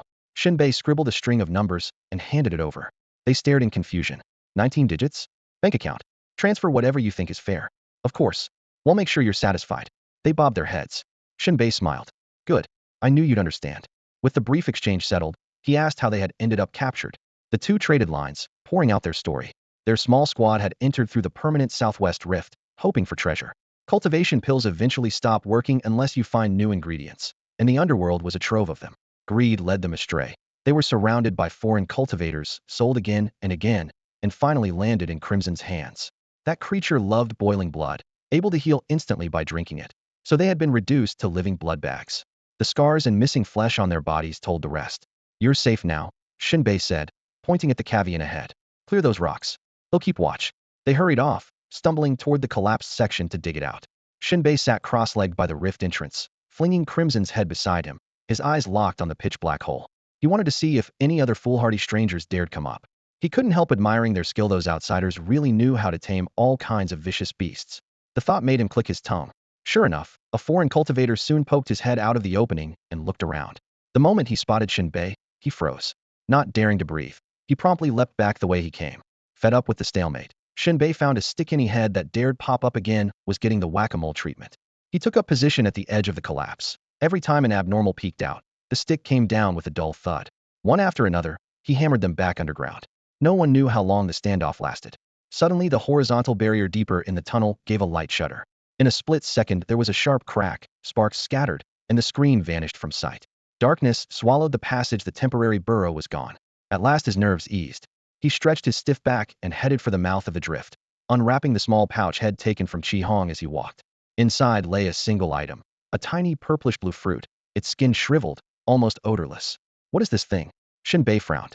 He knew far too little about burrows' abnormal habitats, monster manuals, herb guides, had studied none of it yet. Fighting the urge to taste it, he pocketed the fruit and made a note to ask instructor Gu Xinro later. Back at the collapse, Li Kuan-yu was leading the laborers in digging a survival shaft. They'd already broken through 20 meters, but still had more than 80 to reach the main gallery. When Li Kuan-yu heard the burrow had disappeared, he simply flopped onto the ground, and the workers sprawled out beside him. Their respect was unanimous. Shen Bei had wiped out a whole burrow alone, a first-ever feat. Li Kuan-yu gave him a thumbs up. Knew you could do it. Without you, none of us would be walking out of here. Shen Bei leaned against the wall, voice even. Just went for the boss first. If Chi Hong hadn't rushed up, would have been stuck in a slugfest, and I can't outgrind them. That's still power. Li Kuan-yu let out a hearty laugh. In the main tunnel, Liao Zhangwo, Principal Zhang, and the mine manager were compiling the students' reports. We've checked every drift, no burrow, the manager said, brow furrowed. Nothing. Principal Zhang's mood soured. You think this is a joke on Wuda? Maybe the bureau's scanners glitched and set off a false alarm? His eyes shifted to Liao Zhangwo. Liao reflexively reached for a cigarette, remembered smoking was banned in the mine, and settled for clenching a twig between his teeth. The gear was spot on. Could it be topside? The manager shook his head. If an opening had formed up there, the beasts would have poured out, and the sentries would have raised hell. So the beasts and abnormals are in a traffic jam? Liao snapped the twig clean in two. There's one place we haven't checked: the collapsed drift. The manager's eyes brightened. Could be the nest. No activity for this long. It might be stuffed with beasts and abnormals. Stuffed or not, we hit it. Liao grabbed a tool and led the charge toward the cavian. All underground student fighters soon gathered at the block drift. The heap of debris scarcely resembled a tunnel anymore. Swallowing hard, they pictured a sea of enemies behind it. Dig! Liao barked. Yu Hao and the others set to work. Sweat broke out on every brow. It felt like prying open the gates of hell. Numbers told. After 3 hours, the collapsed tunnel connected early with the escape shaft Li Kuan-yu had been excavating. Liao poked his head through. No roars, no foul wind, no sign of the abnormal's red eyes. Instead, a heavy stench of blood rolled out, along with faint conversation. Li Kuan-yu. Shen Bei, think I could take on that abnormal Chi Hong? Shen Bei, 30-70, tops. Li Kuan-yu lit up. Am that strong? Shen Bai's tone stayed flat. Your lifeline's shorter than a toenail. Shed rip off 7 of your parts in 3 minutes. Liao Zhangwo blinked, baffled. What in the world? What on earth is going on here? The student fighters outside the tunnel were pale with fear, dreading the unknown creatures lurking below, and praying Liao Zhangwo or Principal Zhang wouldn't order them to charge first. Liao Zhangwo, however, showed some backbone. He raised his shield and took up a defensive stance, ready to fight to the death. Yet the moment he stepped inside and swept his headlamp around, he found nothing at all. No abyssal beasts, not even a shadow. So much for an invasion. So much for a desperate battle gone in a puff. The whiplash left him frozen in place. The thick stench of blood made it impossible to treat this as a false alarm. After standing rigid for a moment, he turned and spotted a knot of miners nearby, and deeper in the tunnel, scattered monster corpses. Bellies were split open, skulls smashed, limbs torn clean off. Blood still dripped from the roof in grisly sheets. The brutal sight sent a shiver through him, his head buzzing, and only one conclusion remained. The abyss had broken through here, but someone or something had crushed it by force. Hey, cut the chatter to rescue teams here. Lee Kuan Yew bellowed, his voice echoing down the shaft. Everyone snapped back to reality to see the cavern completely cleared. Several laborers nearly burst into tears. A collapse followed by an abyss incursion was far too much excitement for one shift. The two rescued victims were the first to lose it, tears and snot flying as they clung to Liao Zhengwo. Boss, you have no idea how miserable it was for us. The student fighters, Principal Zhang, and the mine supervisors rushed in next. They were greeted by mangled flesh. Blood still dripped onto their boots like a slaughterhouse. These sheltered students had never seen anything like it. One fainted on the spot, more clutched the wall retching, and only a handful managed to stay on their feet. Even so, shock soon gave way to hushed whispers. Damn, did we miss all the action? I was so scared I wrote my last words, totally wasted effort. It usually takes dozens, hundreds, even thousands of warriors to repel the abyss. A few miners handled it here. There's got to be a heavyweight among them. Can't see through all the cold dust. Respect. Serious respect. Their nerves finally eased. If they could still crack jokes, the danger must be gone. Yet the more they thought about it, the more stunned they grew. The force that crushed the abyss numbered fewer than 10 people.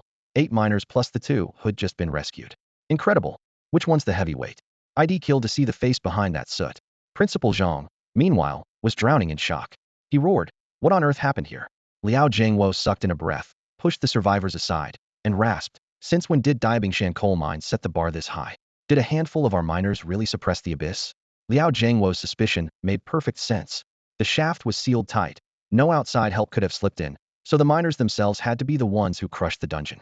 The mine manager swallowed hard, his voice shaking. Lee Kuan Yew, it had to be you, right? Lee Kuan Yew, I remember you're a first-rank fighter.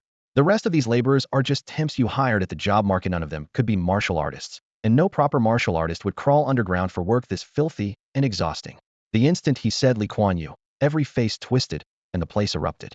The student fighters' confidence shattered. It felt as though a block of ice had been shoved into their chests. Cries of shock rang out from the classroom to the tunnel mouth. What? A first-rank fighter? A level 1 quake can spawn tier 2 awakened and beasts. Lee Kuan Yew wiped the whole place insane. He soloed it. Unreal. There's always someone stronger. He's like one of those hidden masters in wuxian novels, strength unknown. Stronger the tougher the foe. The nation awards 5 classes of merit to fighters. He's earned at least 3rd class. Principal Zhang stood among them, a chill sliding from scalp to heel. Lee Kuan Yew had leveled the dungeon alone, pocketing all the glory. The Wu University team had come for nothing. It felt like losing hundreds of millions. His heart ached. Just then, Lee Kuan Yew rose slowly, bewildered, cheeks flushed. The manager clapped his shoulder, laughing loudly. I knew I was right about you. If I hadn't insisted on giving you this tunnel, who knows how many would have died. Your service is enormous. Whatever coal mine contract you want, just say the word, he'll sign off right away. Be boss. Lee Kuan Yew's ears burned. Yes, had gone underground, but the first clash had left him spitting blood, had done nothing afterward. Yet everyone had already placed him on a pedestal. He wanted to dig a hole and hide. Finally, unable to withstand the flood of praise, he sucked in a breath and blurted, actually none of this had anything to do with me. Liao Zhengwo's expression flickered, though he seemed relieved. If it wasn't you, who was it? You were the only martial artist. Don't tell me the laborers beat the beasts barehanded. No, it was. Quit acting. It was you. Lee Kuan Yew drew in his stomach, mustered his courage, and shouted. It was a fighter named Shen Bei who took care of everything by himself. Shen Bei? The name brought instant silence, then fresh confusion. Another twist? The manager and Liao Zhengwo traded looks. Who was Shen Bei? They'd never heard of him. Principal Zhang froze, a buzz in his head. Shen Bei? Wu University had a Shen Bei, the top scorer in this year's martial arts exam, but he was only a freshman and should be in class right now. He leaned toward Yu Hao beside him. You know Shen Bei, right? At the name, flames shot into Yu Hao's eyes. That was his romantic rival. His knuckles whitened as he clenched his fists. He wanted to rush back to campus, issue a death challenge, and wipe Shen Bei out so Jin Tong would turn to him. Through clenched teeth, he said, the Shen Bei Lee Kuan Yew's talking about must be someone else. No way that guy could do this. Principal Zhang nodded but couldn't hide his disappointment. How he wished Lee Kuan Yew meant their own Shen Bei credit, like that would make Wu University shine nationwide. Few people could suppress a dungeon alone. Yet logic said no. Shen Bei was on campus, perfect attendance, never skipped a class to moonlight too demeaning, and the records were clear. Liao Zhengwo, carrying equal parts confusion and respect, swept his gaze over the laborers and asked in a low, solemn voice, which one of you is the great hero Shen Bei? At the sound of his name, Shen Bei stood up. Shen Bei pushed himself to his feet. In the dim alley, his face was smeared with cold dust, yet he stood as unshakable as a mountain, and when he lifted his head it seemed to tear the darkness apart. Every eye snapped toward him. In that instant he blazed in everyone's view. With his hands clasped behind his back and his spine rammered straight, he spoke softly, "I am Shen Bei." Those 5 simple words exploded like thunder in their ears. The others might not have caught it, but Yu Hao, Xiao Ying, and Wang Yi recognized that voice at once. Yu Hao had clashed with Shen Bei only days ago. He would know him even if Shen Bei were reduced to ashes. A weight dropped in his chest, his brows knotting tight. The hero who suppressed the rift was his sworn enemy. Every accolade Shen Bei collected made Yu Hao look that much more useless, and each new triumph increased the chance that Jin Tong would be drawn to him. Unbidden, Yu Hao pictured Jin Tong throwing herself into Shen Bai's arms, the two of them clinging together, even nipping at each other's lips with embarrassing intimacy. The image of being cuckolded nearly drove him insane, the whites of his eyes flooding red. In the pulp story playing out in his head, Shen Bei was the arch-villain, and Yu Hao the lone protagonist. There would be no cliché of biding his time for 30 years. Right now he wanted Shen Bei to die young, so he could breathe easy. Xiao Ying and Wang Yi had once helped Gu Changfeng hunt down Yu Wuchang. They had been sidelined in the end, but they had never forgotten Shen Bai's distinctive voice. Now they exchanged a look, the same bone-deep shock quivering in both pairs of eyes. Under his breath, Xiao Ying muttered, "Damn it, we were pushed aside during the Yu Wuchang job because of him, and now the rift suppression is him again. Does this guy pop up everywhere?" Wang Yi sniffed and whispered even more quietly, with his halo blazing, "Us outstanding fighters are just scenery." Xiao Ying twitched his lips. "Outstanding? Give me a break." At the mouth of the alley, Liao Jiangwo, director of the Seismic Monitoring Bureau, hurried forward. He ignored the soot on Shen Bai's face and clamped both of the young man's arms in an iron grip, joints creaking. "Hello, hello? I'm Liao Jiangwo, director of the Seismic Monitoring Bureau. Thank you for what you've done for the country. Subduing an entire rift single-handed, people will be telling legends about this." Shen Bei dipped his head, speaking with modest courtesy. "You flatter me. I was lucky. I took down one of their leaders and scared the rest into retreat, nothing more." Liao Jiangwo's amazement still wouldn't fade, a long-lasting exclamation frozen on his face. "That's incredible all the same. Even if it was only a level 1 quake, the leader had to be a tier 2 awakened, right? That would make you at least 3rd rank." Packed into the crowd, someone stared at Shen Bei with burning eyes and blurted out his verdict. Shen Bei wiped the dust from his face and said breezily, "Honestly, I'm 1st rank." Boom. The words 1st rank landed like a sledgehammer. Liao Jiangwo, the mine supervisor, and Principal Zhang all froze, pupils quivering. Li Kuan Yu and the other students felt the chill of a narrow escape, breathing hard. The student fighters erupted. "What? 1st rank? Did I hear that right? A 1st ranker killed that many beasts and went toe-to-toe with an awakened leader? Fighting above your rank is one thing, but that battlefield sense? He must crawled through a sea of blood. He's like an OP low-level account in an MMO. Man, I want even dirty my blade on a lone beast treats a dungeon run like a daily quest." Praise rained down. Shen Bai's ears reddened, though he chuckled inwardly. "Guys, I'm actually your junior." By now Liao Jiangwo's mind was spinning. First, he mistook Li Kuan Yu for the ace, then realized Shen Bei was the real powerhouse, and now learned the man was only 1st rank. He drew a long breath and forced his excitement down. A wise man once said it doesn't matter if the cat's black or white so long as it catches mice. That line suits you. "Mr. Shen Bei, where are you working?" "Whatever it is, I'm stealing you." Shen Bei replied calmly. "Me? I'm still at Lingnan Martial University. Freshman year." Boom. The single word freshman shattered everyone's composure. Liao Jiangwo's mouth twitched, his eyes nearly burst. The mind boss staggered back, staring like he'd seen a ghost. "A student? Then where did you get all that combat experience?" Li Kuan Yu let out a curse and collapsed, heart pounding. The temp he hired as a student? Other students' faces twisted in shock, jaws hanging wide. After all that analysis, Shen Bei is our underclassman?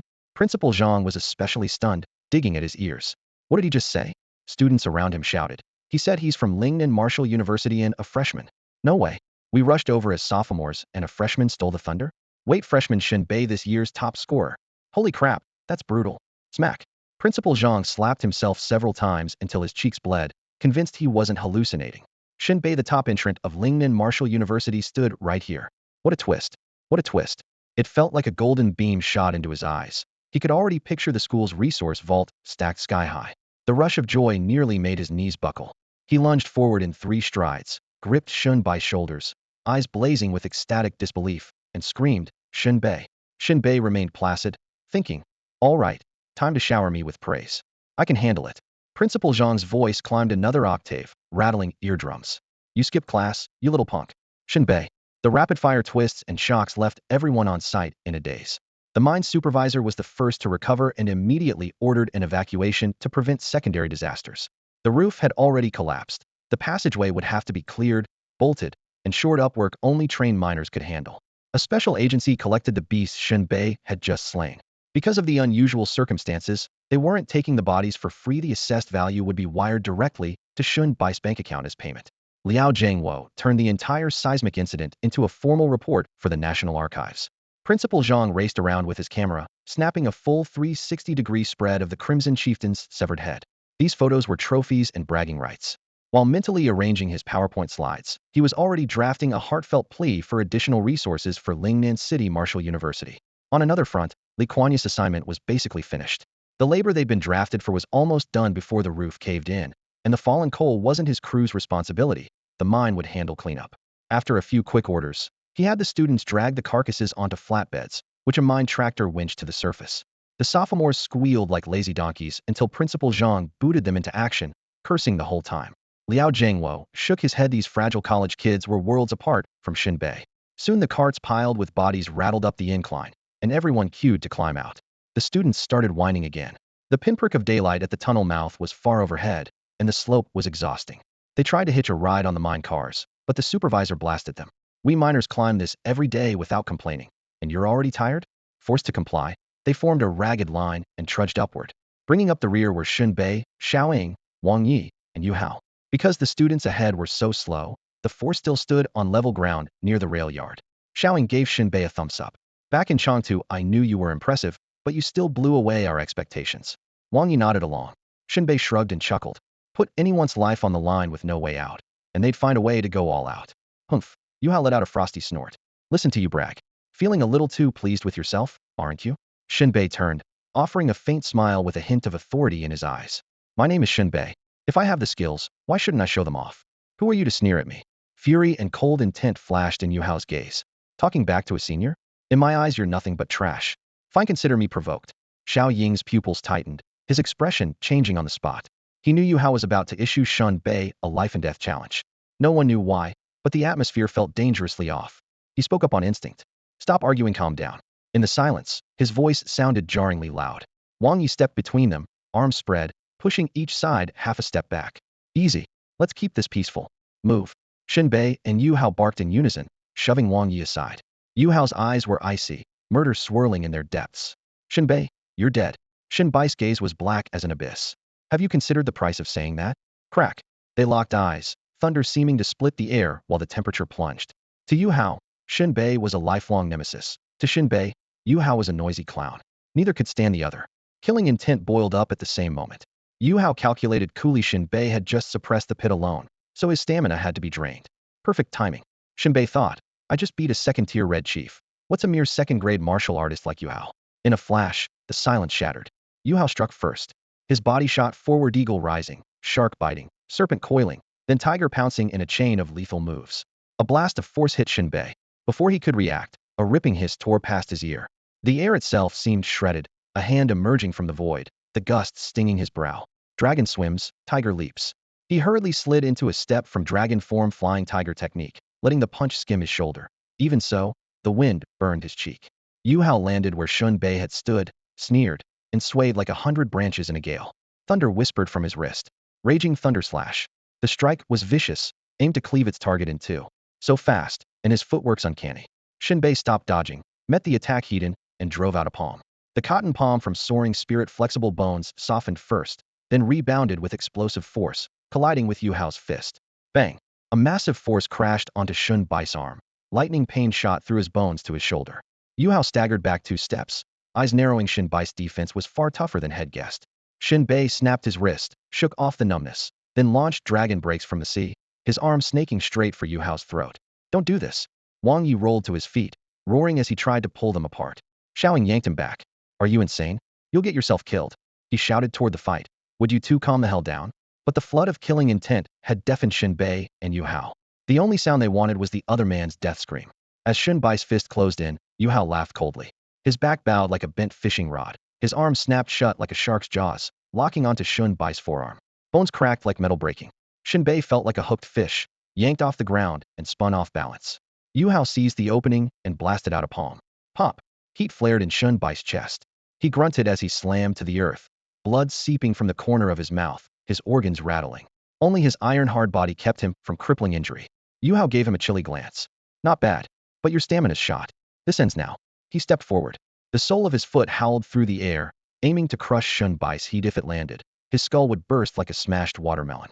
Right now, Yu Hao's eyes blazed a bloody red after landing his blow, murderous intent surging through him.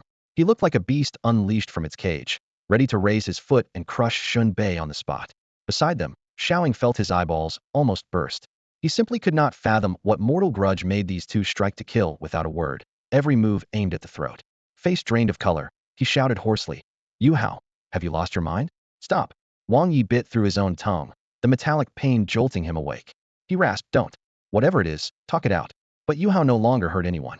He raised his leg and stamped down like a thunderbolt. Shen Bei had weathered far too many storms to die under the heel of a clown like Yu Hao. Tilting his body, he rolled hard and slid across the ground. Boom. Yu Hao's foot shattered the concrete as if it were glass, a deep crater exploding outward while spiderweb cracks shot from his toes.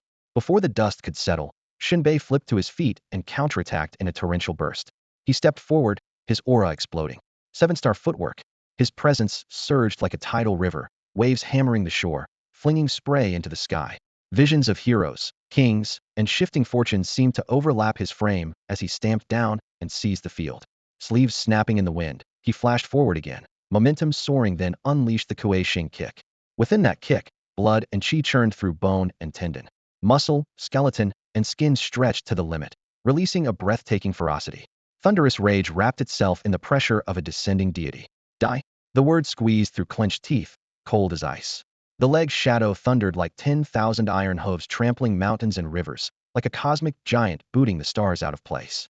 For an instant, Shen Bei became king of the constellations, the vast night sky bending to his will, forging a mysterious link with heaven and earth. Xiaoying and Wang Yi exchanged a horrified glance, shivering from head to toe. If that kick landed on them, they would already be lining up before Yama, wondering about their next life. Yu Hao's face twisted, veins bulging on his forehead. Moments earlier he had been pressing Shen Bei back, yet in a blink the world seemed to collapse, the very air contorting under that peerless kick. No, how can he be this strong? Hatred and panic churned wildly in Yu Hao's eyes. Shen Bai's cultivation speed had long terrified everyone. His bones were refined steel, his limbs living blades. Even more frightening was the domineering aura rolling off him. He had only seemed weak because the battle in the abyssal pit had drained him dry. Now, by wringing out every last drop of blood and chi, he cracked his limits and unleashed this kick. Thus misfortune became fortune for Shen Bei. Under such brutal strain, every vein and meridian in his body vibrated with unimaginable force, jolting his mind awake. In a flash, Shen Bai's awareness turned razor-sharp. The third movement of the seven-star fist, once a blur, now crystallized before him. He had seen it many times, but never grasped its essence, failing every attempt. Yet the combined shock of escaping the catacombs and facing Yu Hao's killing intent hit him like ice water, and comprehension flooded in. The lingering force from his leg technique still rippled underfoot, enough to make Yu Hao's chest seize. Yu Hao meant to press the attack, but instinct made him hunch, arms raised like twin shields, switching from offense to a frantic defense. Though could it really save him? Shen Bei gave a cold laugh. His steps traced the seven-star pattern, yet his hands suddenly shifted into the newly mastered third form Starlit Requiem. 10 fingers snapped straight, nails flicking like pipa strings, buzzing through the air toward Yu Hao's throat, wrists, and carotid. The wind of his fingers sounded like music, low and mournful, a nameless funeral dirge drifting down the alley. The unexpected change short-circuited Yu Hao's mind. He couldn't even lift a hand. A wet pop blood mist and a sharp crack painted the walls. Shen Bei, expressionless, withdrew his blood-stained fingers, wiped them with a tissue, patted Yu Hao's shoulder, and bared his teeth. "You brought this on yourself. I feel no pity." With that, he brushed past and climbed alone toward the shaft. Behind him, Yu Hao's pupils dilated. His breathing rasped like a broken bellows, a gurgle stuck in his throat. Starved of oxygen, his lips twisted into a macabre grin. Even in death, he wondered how had fallen to a mere first-grade fighter. Was it arrogance or Shen Bai's strength? His last flicker of thought answered, neither. Shen Bai's technique was terrifying. Regret came too late. His knees buckled, he collapsed, and died on the spot. In mere moments, the quarrel had turned lethal. Xiaoying and Wang Yi felt the main tunnel close around them like a giant maw. Any hope that the fight would stop short was shattered. This was a battle for lives. Wang Yi stared at Yu Hao's cooling corpse, scalp tingling. What now? Xiaoying's bloodshot eyes snapped up. His voice was hoarse and dark. What can we do? We're the first witnesses. You want to cross Shen Bei? If anyone asks, we tell the truth. Yu Hao struck first. It's the truth anyway, Wang Yi muttered. Exactly. We're neither able nor obliged to clear Yu Hao's name. Xiaoying ran to the explosion-proof phone, checked the number, and dialed the control room. Send another or cart down the shaft. The operator hesitated. But the superintendent said all the beast carcasses are gone. Someone's dead, Xiaoying replied flatly. The operator sprang from his chair, acknowledged, and rushed to inform the superintendent while ordering the hoist room to lower a cart. The superintendent was equally stunned. Dead? Who's dead? I thought the catacombs were already handled. As the last mine cart rose out of the shaft, Liao Jiangwo and the others finally understood what the control room had called an abnormal situation. Liang in the cart was a corpse, and it belonged to Yu Hao, last year's valedictorian at Wuda University and a grade 2 martial artist. Once the cart stopped, the blood in its bed had already darkened in the sunlight. The broken neck bones stuck out like white blades, and bubbles of blood still oozed from the wound. The surrounding students rushed forward on instinct, only to gasp in unison a second later. How could Yu Hao be dead after just a few minutes? Ugh, I can't take it. I'm going to faint. My legs are shaking. I didn't feel like this when we were cleaning up the tunnel. Down in the mine, you can't see your own hand. Up here under the bright sun, it's completely different. I've realized I'm not cut out to be a combat-type martial artist. This is terrifying. Just admit you only want the glory and the riches. What were those damn things even for? How exactly did Yu Hao die? Questions flew back and forth, the air thick with blood and panic. Principal Zhang leaned over the edge of the cart, pupils contracted in shock and rage, his hair almost standing on end. In a hoarse roar he demanded, "What's going on? What happened here?"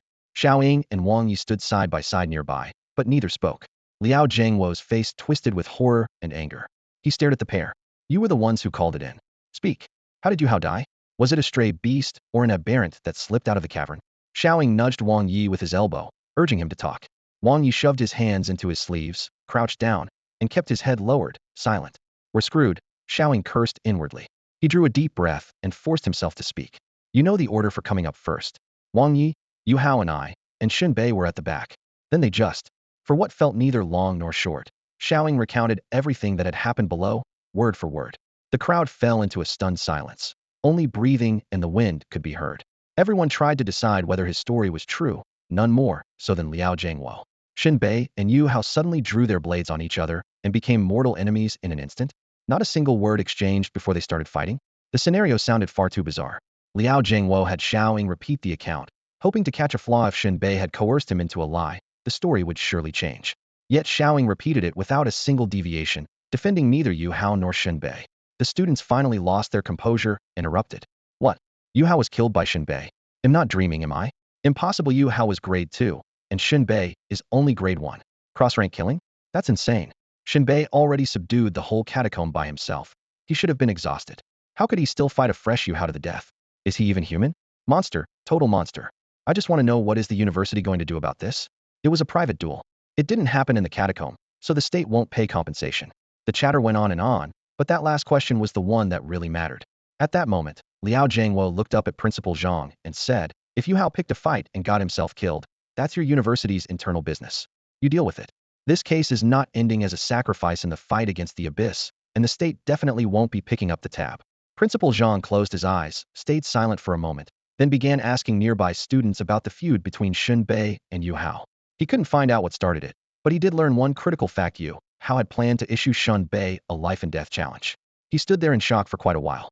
Martial artists fighting to the death over conflicting interests wasn't uncommon, but with the web of connections involved in government oversight, killing a decorated fighter outright would trigger a nationwide manhunt. Hatred, however, doesn't simply fade away, so the life-and-death challenge was born. Both parties bet their lives and leave the outcome to fate. It applies only to martial artists, never to civilians. Grinding his molars, Principal Zhang thought that the two had been at odds for a long time. Only the showdown had come sooner than expected. Since the challenge existed, the school bore no responsibility, which was something of a relief. "Where's Shen Bei?" He looked around. A nearby student pointed off into the distance. "Over there, settling his wages with Boss Li." Following the direction, they saw Shen Bei weighing a thick stack of cash in the sunlight, counting each bill before stuffing it into his pocket with satisfaction. Boss Li passed him another bundle of money. Shen Bei took it without the slightest formality. If he hadn't just earned merit for suppressing the Abyss Rift, Boss Li wouldn't have handed over an extra cent. "Shen Bei," Principal Zhang called out. Shen Bei acknowledged him, exchanged a few polite words with Boss Li, and followed Principal Zhang to a quiet corner. Principal Zhang beamed. "You've really brought glory to Lingnan Martial University this time. They'll file a report recommending a special commendation. I can't promise what the reward will be, but whatever the state gives, you take it." "Okay." Shen Bei nodded, hoping the state wouldn't be stingy. It had only been a grade 1 tremor. The quakes in Chuanxi and Shanhaiguan had been much worse. Even so, had taken out the rift's leader and single-handedly suppressed it, which was no small feat. Had know what the benefits were once the paperwork came through. Principal Zhang's face suddenly darkened. I'm not interested in hearing about your feud with Yu Hao, and am not going to get involved. Yu Hao was last year's top graduate, and killing him outright is a serious crime. Luckily, multiple classmates can testify that he issued you a life-and-death challenge. Sign the paperwork later, and process everything by the book. So Yu Hao had planned to kill him all along. Shen Bei was surprised, but indifferent. Already handled the guy. He nodded. All right, that works. Feeling triumphant, Principal Zhang grinned. Go home. After washing up in the mining camp's bathhouse, the students and staff boarded the bus. It was completely dark by the time they got back to campus. That day, Shen Bei had worked a shift, suppressed an abyss rift, and nearly got set up by Yu Hao. He was exhausted. As soon as he reached his dorm, he collapsed onto his bed and fell asleep within seconds, skipping even his nightly ritual of watching virtual harem princess videos. Soon, his snores filled the room. Shen Bei, zzz. The next morning, he was still dreaming when the daily settlement screen jolted him awake. Yesterday's settlement showed the following rewards. Finishing the coal mine gig earned him 400 credits, Strength 2, Constitution 2, Spirit 2, and Agility 2. He also unlocked infrared vision, and his stamina cap rose by 50%. Shen Bei jolted awake when the settlement screen popped up. He squinted at the panel, instantly alert, a chill shooting all the way to his toes. By his own reckoning, clearing mine tunnels should at most boost strength and constitution, and maybe hand out a couple of fifth-dimension perks. Combat wasn't even in the contract, so the system normally ignored it. Yet this time, everything counted. All 4 core stats jumped by 2, his fattest haul since taking down the crooked boss Lei Lao. Then it got crazier. The panel awarded 3 full fifth-dimension traits. Infrared vision. The tunnels had been pitch black, and even a headlamp was barely enough, but now the system had handed him night vision. Shen Bei sucked in a breath. From now on, he'd see in the dark as clearly as in daylight. When everyone else was stumbling blind, he'd glide like a cat. It didn't boost damage, but it could decide who lived and who died. Stamina cap 50. His endurance for continuous combat just leapt to a whole new tier, higher than yesterday when he suppressed the cavern and tanked Yu Hao's provocation. Nice. Awesome. Shen Bei couldn't help giving the daily settlement screen a thumbs up, his mood soaring. One temp job in a coal mine, absolute profit. He thought about going back to sleep. Cutting class never hurt him anyway. But a famous online lecturer's voice suddenly flashed through his mind. Young man, how can you still be sleeping? Get to class. The words echoed in his ears. Shen Bei shivered and rolled out of bed. After washing up and wolfing down breakfast, he jogged to the teaching building. He pushed the classroom door open and froze. Empty. Not a single soul. From the next room, he could still hear a teacher lecturing. His class only had 1 student to begin with, and even teacher Gu Shinro was missing. Who's late now? Shen Bei scratched his head. The teacher skipping class is hurting me, the model student. Definitely a downvote. He pulled out his phone and called Gu Shinro. The first call went unanswered. On the second try, the line connected, and Gu Shinro sounded annoyed. What do you want? Do you know what time it is? Shen Bei kept a straight face. Have you looked at the time? Aren't we having class? Silence hung on the line. Gu Shinro had just stepped out of the principal's office. She glanced at the sky. The sun still rose in the east. Shen Bei calling to urge her to teach? Unbelievable. She pressed her lips together. What's that supposed to mean? You're scaring me. You're the teacher and the student. Shouldn't I be in class? Should you? A few minutes later, Gu Shinro peeked into the room and indeed saw Shen Bei sitting primly in the front row. Her eyes widened as if she'd spotted an alien. Then she teased. Well, look who's here, the rare guest. Shen Bei cleared his throat. Why didn't you pick up the first call? And you have the nerve to ask? Gu Shinro's eyes flared with a twisted light that turned into a hoarse whisper. You're doing odd jobs outside? You're really making the school proud. The principal gave me a stern talking to. Shen Bei felt something was off. Making the school proud and getting criticized? Shen Bei questioned. Why? You skipped classes, but my attendance shows you were present. From the school's perspective, I'm falsifying records. They docked my full attendance bonus. I'll have a word with Lao Zhang. This is getting a bit out of hand. Gu Shinro waved her hand and blinked her beautiful eyes. Her red lips slightly curved into a smile. But the principal thinks I've nurtured a good student, so there's an extra reward. Just let it be and save me some face. Shen Bei's mouth twitched. He had to admit, this woman's ability to change expressions was faster than flipping a book. Gu Shinro's stunning face blossomed with a charming smile. Her alabaster chin lifted. So, what do you want to learn in class this time? Don't we have a syllabus? We do, but it's useless for you. At this point, Gu Shinro was a bit annoyed. She had stayed up late to create that syllabus. But Shen Bei was unreliable. He skipped classes in high school and continued to do so in college. Truly, old habits die hard. So, Gu Shinro didn't care anymore. Shen Bei could attend classes when he wanted and learn whatever he wished. It's like a restaurant service where you order what you want. Shen Bei rubbed his chin, thought for a moment, and said, I want to learn the language of the subterranean beings. Oh, Gu Shinro's eyes widened slightly. That's quite a complex course. Take your time learning. Shen Bei thought it wasn't necessary to venture underground daily. Learning the language would surely be useful in the future. Alright, let's start by learning the syllables of their language. With that, Gu Xinro began writing a bunch of strange characters on the blackboard. The language of the subterranean beings has 35 syllables. D. A. Se. After one class, Shen Bei's brain felt like it was about to explode, his head dizzy and temples throbbing. The language of the subterranean beings was too complex. According to Gu Xinro, the more syllables a language has, the more bloated and complicated it is. The ideal simple language would need just one sound to convey many meanings. Of course, such an ideal language only exists in sci-fi novels about aliens. Tell me, how many syllables have you learned? Gu Xinro asked. Shen Bei scratched his head. 7. No, 8. Gu Xinro sighed. You might as well transfer your brain to someone else. Shen Bei.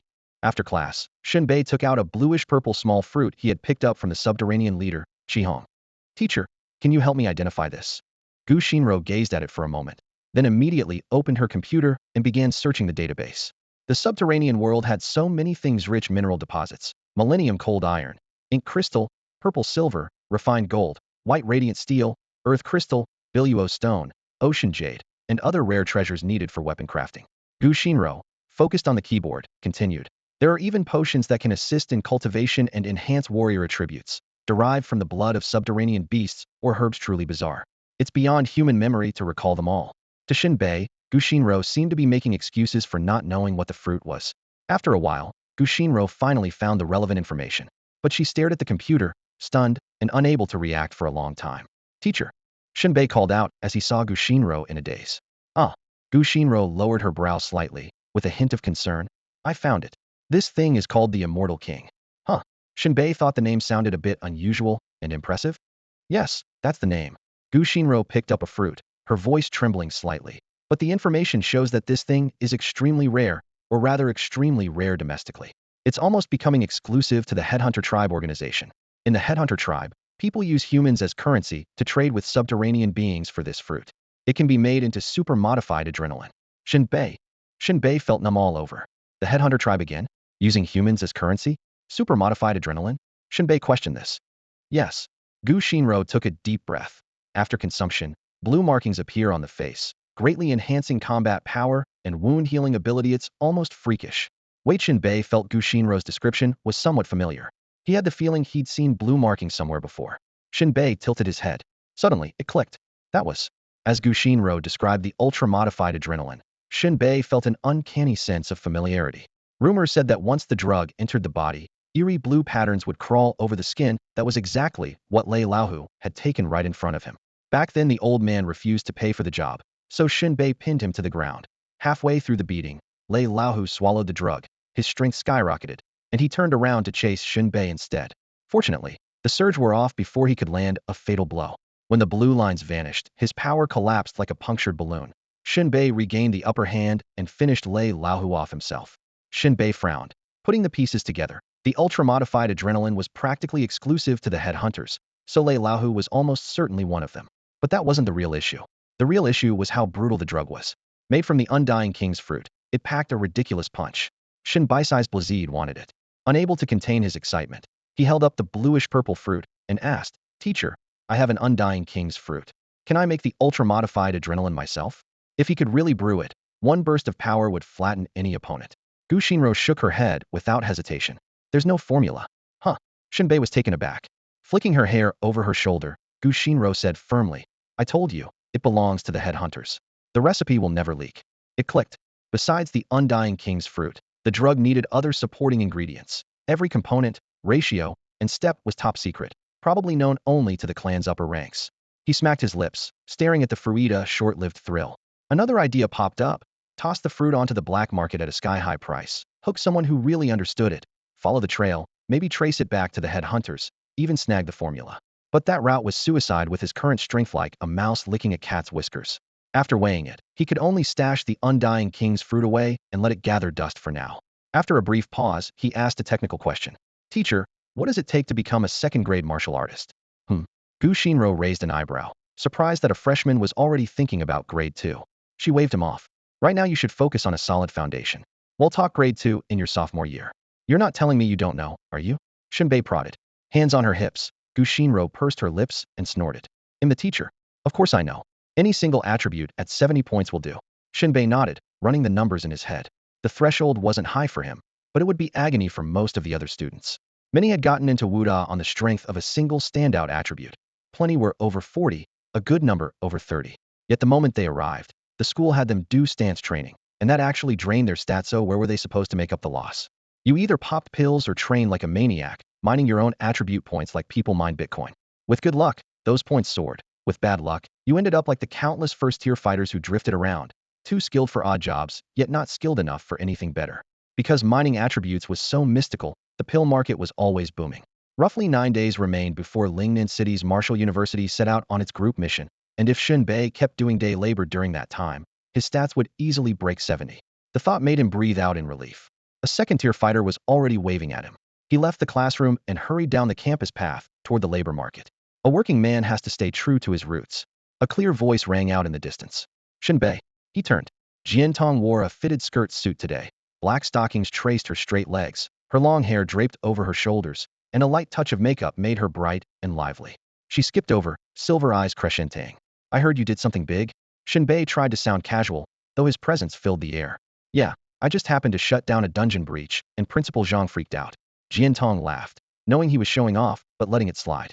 Where are you going now? The labor market. Her mouth twitched as she looked him up and down. Are you addicted to part-time jobs, or what? Shen Bai's gaze was steady.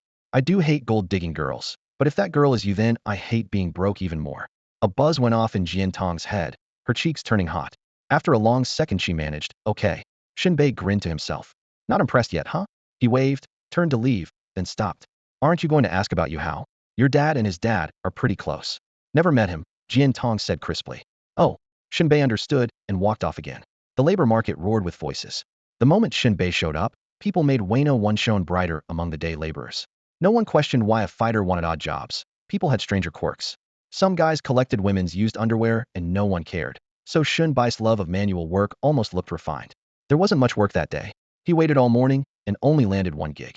By noon nothing was happening. Workers dozing in scattered shade while he leaned against a cool wall and scrolled his phone. The first thing he saw on WeChat was his teacher Gu Xinra's post. The thing I can't stand most is when a boy walks past me and slips 10 grand into my pocket. Gu Changfeng. Clearly she was hitting up her brother for cash. Shen Bei opened a private chat and typed at lightning speed. Teacher, I just left the hospital. They diagnosed me with periodic protein lipid deficiency, a rare chronic disease. I can only use an American biologic that targets receptors in my stomach and small intestine. Today's the discount day. Could you spare 50 yuan for treatment? Gu Xinro replied with a scared emoji, instantly sent 50, and asked, what disease is that? Is it serious? Shen Bei accepted the money and wrote, Crazy Thursday. A pause, then only an ellipsis appeared. Having successfully hustled his teacher, Shen Bei felt satisfied and was about to celebrate with KFC when a middle-aged man walked up. You, want a job? What kind? Shen Bei asked reflexively. Electrician. Shen Bei. Electrical work, damn, that's a real trade. Over the years Shen Bei had taken on all kinds of odd jobs, and the only thing he had going for him was muscle. He couldn't lay tile, skim walls, run plumbing or wiring, or do brick or carpentry work. Any one of those skills would mean apprenticing for a year or two, and he wasn't about to waste his youth on that. So the moment anyone mentioned skilled labor, he was completely in the dark. He shook his head, ready to turn the offer down. I don't know the first thing about wiring, so maybe I do better. The tall, lanky man across from him cut in with a raised hand. You don't have to do the work. I just need an assistant to hold the camera and film me. Huh, you want me to film you? Shen Bei blinked. Yep, I've got a decent following online, ever seen my videos. The man tipped up his chin with a grin. Can't say I have. My feed's all pretty girls. The algorithm never shows me guys, Shen Bei admitted. No worries. ITLL take an hour or two, and he'll give you 100.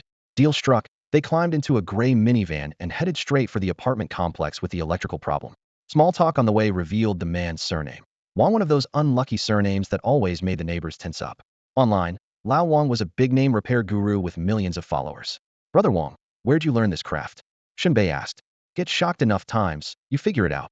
Lao Wang replied without changing expression. Man, then my skills are right up there with yours. I can tell if a wire's live just by touching it. A little tingle means 24 volts. If I start twitching and foaming, that's 240. Soon they pulled up outside an old apartment building. An elderly couple and their young grandson answered the door. The owners laid out the problem clearly. Every appliance seemed hot, yet the outlets were dead. Shen Bai's scalp prickled. Lao Wang set down his toolbox and flipped it open with a snap. Screwdrivers, pliers, a multimeter, and a clamp meter were laid out in a neat ropier professional vibe. Real tradesmen are all about the kit. Shen Bei nodded to himself. Then his mind wandered off. The massage girls on the second floor of the bathhouse used the same trick. If one of them pulled a balloon from her little bag, a few words later you'd be on the third floor getting a full upgrade, walking out light as air. For now his job was simple. Hold up the phone and record every move Lao Wang made. Then cut the footage for upload. Lao Wang touched a test pin to the outlet. Nothing. He pressed it to the wall tile, and the pin started beeping. Whoa, even the tiles are live, he exclaimed in mock surprise. Next he touched each appliance casing. The beeps came one after another. He told Shen Bei to take the tester into the other rooms while he checked the breaker panel. No need for a tester. My finger's good enough, Shen Bei said. If you'd quit talking trash, I might throw in a bonus, Lao Wang muttered. Shen Bei obediently grabbed the test pin and went through the spare bedroom, the kitchen, and the balcony. Jabbing everything he could find, every single item set the pin off. He had no idea what was going on, so he turned back to report to Lao Wang. Out of the corner of his eye he spotted something jammed into the power strip under the desk, a gold necklace. Both the strip and the necklace were scorched black, proof they had just sparked. Shen Bei wasn't a licensed electrician, but he knew at once that this was the culprit behind the short. He knelt, pulled the plug from the wall, and pried the necklace free. Bzzzt. The lights blazed on, and the fridge, air conditioner, and TV all whirred back to life. Shen Bei was about to shout, "All set," when a scream like a pig being slaughtered rang out behind him. He dashed out and saw Lao Wang bent over an appliance cord. The sudden surge sent him convulsing, and he toppled to the floor, smoke curling up from his clothes. Shen Bei sprinted to the breaker panel and yanked down the main switch. "Hey, stop napping, the floor is freezing." After a few slaps, Lao Wang blinked awake, dazed. "What happened?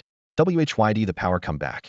Shen Bei slipped into full Detective Conan mode, detailing how heads spotted the strip, how the necklace caused the short, and how the circuit had been restored. Several minutes of an impromptu electrical mishaps 101 lecture. Veins throbbing, Lao Wang finally seized the point. "So you found a necklace stuck in the power strip?" Shen Bei nodded. "Then why all the build-up? You could have just said that." "I'm doing you a favor," Shen Bei muttered. "If the job sounds too easy, the client won't pay. Same as locksmiths open a door in a second. Ask for 200, they hand you 20. You have to sell the difficulty." Lao Wang rolled his eyes. Tracking the fault takes time, but once you hit the spot it's usually just one screw. Duty fulfilled, they turned to the culprit.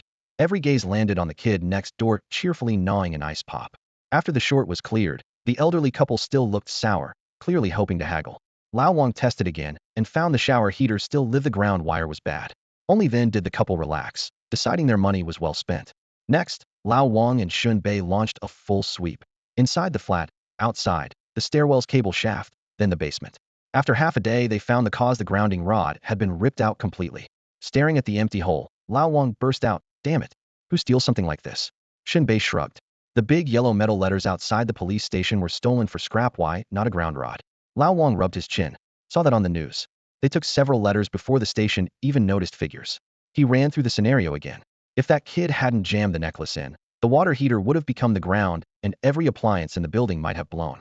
Shen Bei sucked in a breath. So the kid actually saved the day? Looks like hell never lacks snacks. Everyone here owes him. Enough. Let's find property management. This job's out of our hands. Lao Wang slung his toolbox over his shoulder and left. At the front desk the clerk went pale hearing the story. The manager's with a guest, but he'll tell him the moment he's free. We'll fix the ground right away. Thank you both. Lao Wang waved her off. No problem. They were turning to leave when the manager emerged with a visitor, chatting and laughing. Thanks again, manager. The parcel lockers are in, and residents can pick up packages easily now. No trouble at all, Mr. Wood. Just a few lockers and a good spot for them. Shen Bei froze. That voice was far too familiar. He glanced over. The so-called Mr. Wu was the same courier who had once broken into the basement of his villa. After paying Lao Wang, Shen Bei didn't leave the residential compound with him.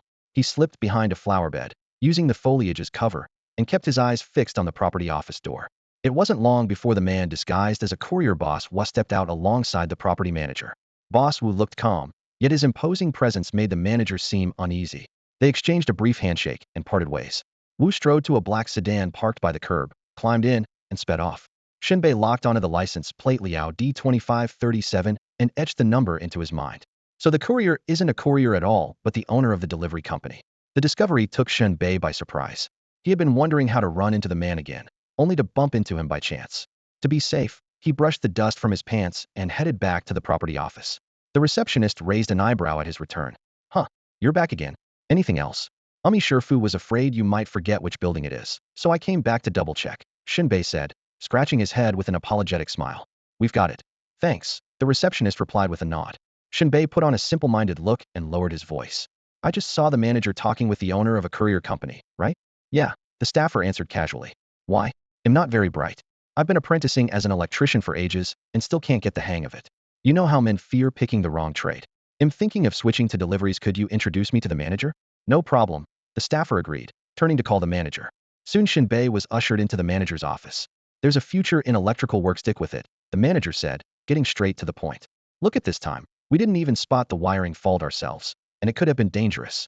Shen Bei pinched the brim of his cap and looked stubborn. I really can't learn it. Must you deliver parcels? The manager sighed and lowered his voice. Listen, Boss Wu was just promoted to third-rank fighter. His temper isn't exactly pleasant. I didn't want to work with him. Takes up space, pays no rent, and we even have to cover the electricity. But what can you do? He's a martial artist. If you don't give him face, life gets rough. That's how the world is now. The manager grumbled for a while, full of resentment at was bullying, yet clearly powerless. Shen Bei nodded along, calculating silently. Even without the manager's help, he had planned to find out what's rank. Now he had it heard grade. He had beaten Yu Hao, a second-grade fighter, before, but strength varies even within the same grade, let alone against a third grade. Heating confrontation was out of the question. With that in mind, he found a convenient excuse, offered a polite smile, and took his leave of the office. It was a blessing I didn't let my temper drive me straight to Boss Wu. I could have ended up dead. Shen Bei drew a deep breath and walked out through the iron gate of the compound. The afternoon heat hit him like a wall, and he instinctively squeezed the last few bills hidden in his sleeve. If he really wanted to use Boss Wu as a breakthrough, he first had to level up, reach second-tier fighter at the very least, and master a decent combat technique. With his current strength, his chances against Boss Wu were close to zero. As long as that man and his crew were still around, Shen Bei would never sleep easy. If they failed to find clues to the hopeless sea map elsewhere, they might turn on him with a vengeance. He rubbed the bridge of his nose and sighed. Bottom line, he needed a job. No work meant no money, and no money meant no cultivation. At 2 o'clock, the blazing sun baked the asphalt outside the labor market, a mix of voices and honking horns filling the air. Shen Bei leaned against a utility pole, waiting for a gig. Before long, a young man in a white shirt and black-rimmed glasses stepped onto a makeshift wooden platform. His tone was gentle and polished. Hello, everyone. I'm a volunteer who helps elderly people living alone. Today I'd like a few of you to clean an old man's apartment so he can have a tidy, refreshing place to live. I hope you'll show some love, expect nothing in return, and contribute to this public service project. Many workers frowned. The fancy wording went right over their heads. Someone nudged Shen Bei. Kid, translate. Shen Bei cleared his throat, voice flat. In plain English, anyone willing to work for free? The place exploded. Come on. Who works for nothing? Kid, you've lost your mind. Go see a doctor. Idealism won't feed us. Curses flew in every direction. The speaker Xiao littered bright red, silently cursing this uncivilized crowd, yet he kept his chin up. Don't any of you have a shred of compassion? The old man deserves care. Shen Bei rose slowly and looked at him. How big is the apartment? Slightly over 70 square meters. Then why are you begging everyone else to show compassion while you refuse to do the work yourself? Shen Bai's tone was calm, each word sharp. You are just using their goodwill to polish your own halo. I'd bet money you'll film the whole thing for clicks and likes. A wave of agreement rolled through the crowd. Chasing fame was fine, but not at someone else's expense. Shaoli was speechless, thousands of words stuck in his throat. Organizing charity and doing hard labor weren't the same, but saying that aloud would brand him selfish. After a moment, he forced a smile. Fine. He'll pay. 5 people, 100 yuan each. The crowd surged forward to sign up. Shen Bei raised his hand and grabbed a spot. 70-plus square meters, 5 peeplight, should be a quick job. By dusk, a minivan pulled up in front of a dilapidated apartment block. After climbing to the 5th floor, the group rounded a corner and froze. Stacks of old newspapers, styrofoam boxes, and plastic bottles formed a wall outside the door. A frail-looking but still able-bodied old man was half-bent, stuffing cardboard through the crack. Inside, junk was piled so high the door could open only a finger's width. Most astonishing of all, the man was clutching a quilt and sleeping right there on the cold concrete landing. What on earth? Someone muttered.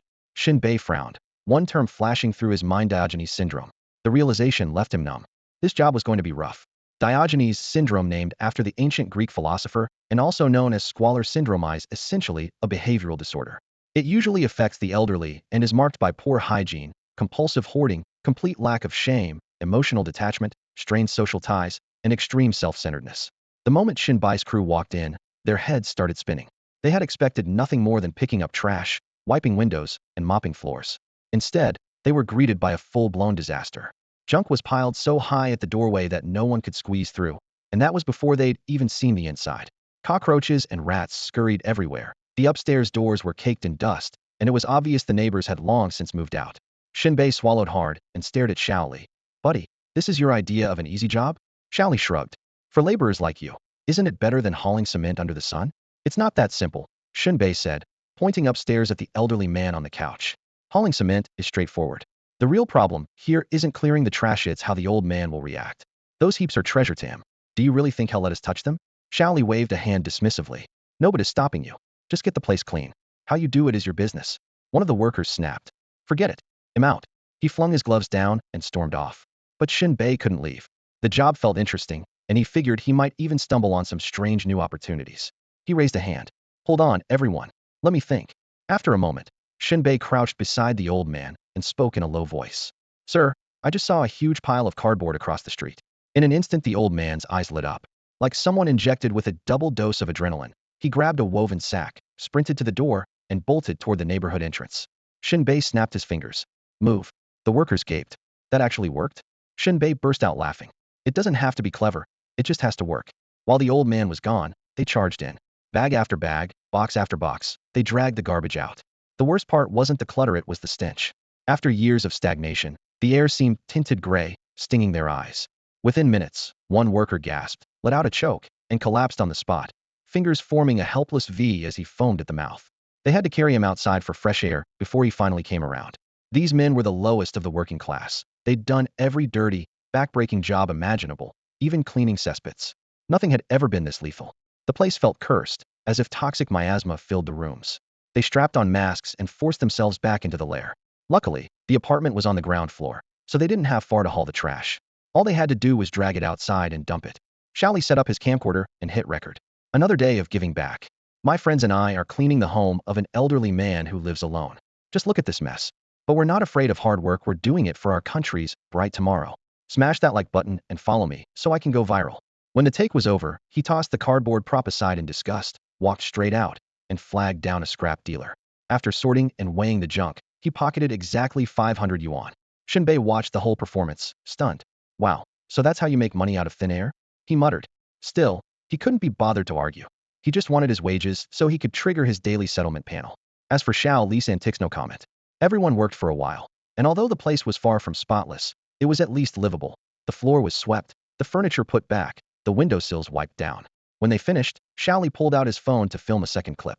To look authentic, he emptied a bottle of mineral water over his face, faking a sweaty glow that made Shen Bei and the others roll their eyes.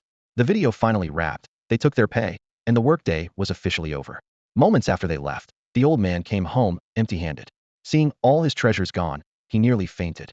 Grabbing a stick, he charged after them, yelling, I told you not to touch my stuff. Sir, it was for your own good, for your health, Xiao Li replied unhurriedly. Good, my foot. The old man swung the stick and called the police. When the officers arrived, they were baffled by the clash between a charity volunteer and an alleged thief. Shen Bei didn't stick around to see how it ended. It had nothing to do with him. People come in every shade, saints and scoundrels, angels and demons. Selfishness, meanness, and virtue are all part of the human landscape. In a world that's never purely noble, someone will always fill the gaps with a bit of baseness. At dawn the next day, Shen Bai's daily settlement panel popped up, right on schedule. Yesterday's rewards. 1. Electrical work completed. Money 100. Electric shock resistance 50. 2. House cleaning completed. Money 100. Strength 1. Constitution 1. Poison resistance 50. Shen Bei tapped the table, frowning. The electrician gig had paid less than had hoped and hadn't boosted any of his 4 core stats, which was fair. Spent most of the time solving a problem, not actually working. Still, a 50% bump to electric resistance was nothing to sneeze at. Lightning is the purest and most mysterious force under heaven, and Jin Tong's martial path was built on it. His status at home had just risen, no longer needed to worry about getting zapped. The cleaning job's highlight was that 50% boost to poison resistance. Adding it to what had already gained from other grimy gigs, he figured his poison resistance was now pushing 90%. And it wasn't limited to one toxin, it covered every toxin. That was downright overpowered. Even martial artists who specialize in poison attacks can barely scratch Shen Bei. He stretched lazily, feeling great, and chuckled to himself. So it's true, the end of the universe is just another day at work. At dawn he got up in high spirits, washed, grabbed breakfast, and hurried to class. Today's lesson was the same tedious alien linguistics. Gu Xinro was a capable lecturer, but Shen Bai's aptitude for academics was pitiful, and every time she looked at him, she felt her teaching record had been stained. When the period ended, Gu Xinro was supposed to coach him in martial techniques. Yet in that field, she was the one who fell short. Shen Bei muttered inwardly. Teacher Gu, you're a blemish on my school days too. Their mutual contempt made it a draw. Shen Bei was about to slip away to another side job when Gu Shinro blocked him with an outstretched arm. Not so fast, she said, calm but unyielding. What's up? Because of your performance last time, the supplies the academy owes us have arrived. That quick? Shen Bei raised an eyebrow. Gu Shinro nodded. They were shipped straight from Shen Bei University of Martial Arts. Principal Zhang decided to hand out the benefits on the spot. The word benefits electrified Shen Bei. The pills alone could bring in a nice sum, and the thought made his eyes sparkle. They reached the resource depot, where a truck blocked the gate. Teachers and students lined up in a long queue, the scene bustling. Suddenly, a male student sprang from the truck bed. His features were oddly mismatched, his face naturally fierce. A dark scowl and a glacial stare completed the look. Sweeping his gaze across the crowd, he spoke in a voice that wasn't loud, yet rang like a bell. I'm Chiu Qianren, a third year at Shen Bei University of Martial Arts. Who is Shen Bei? Step forward. Shen Bei froze.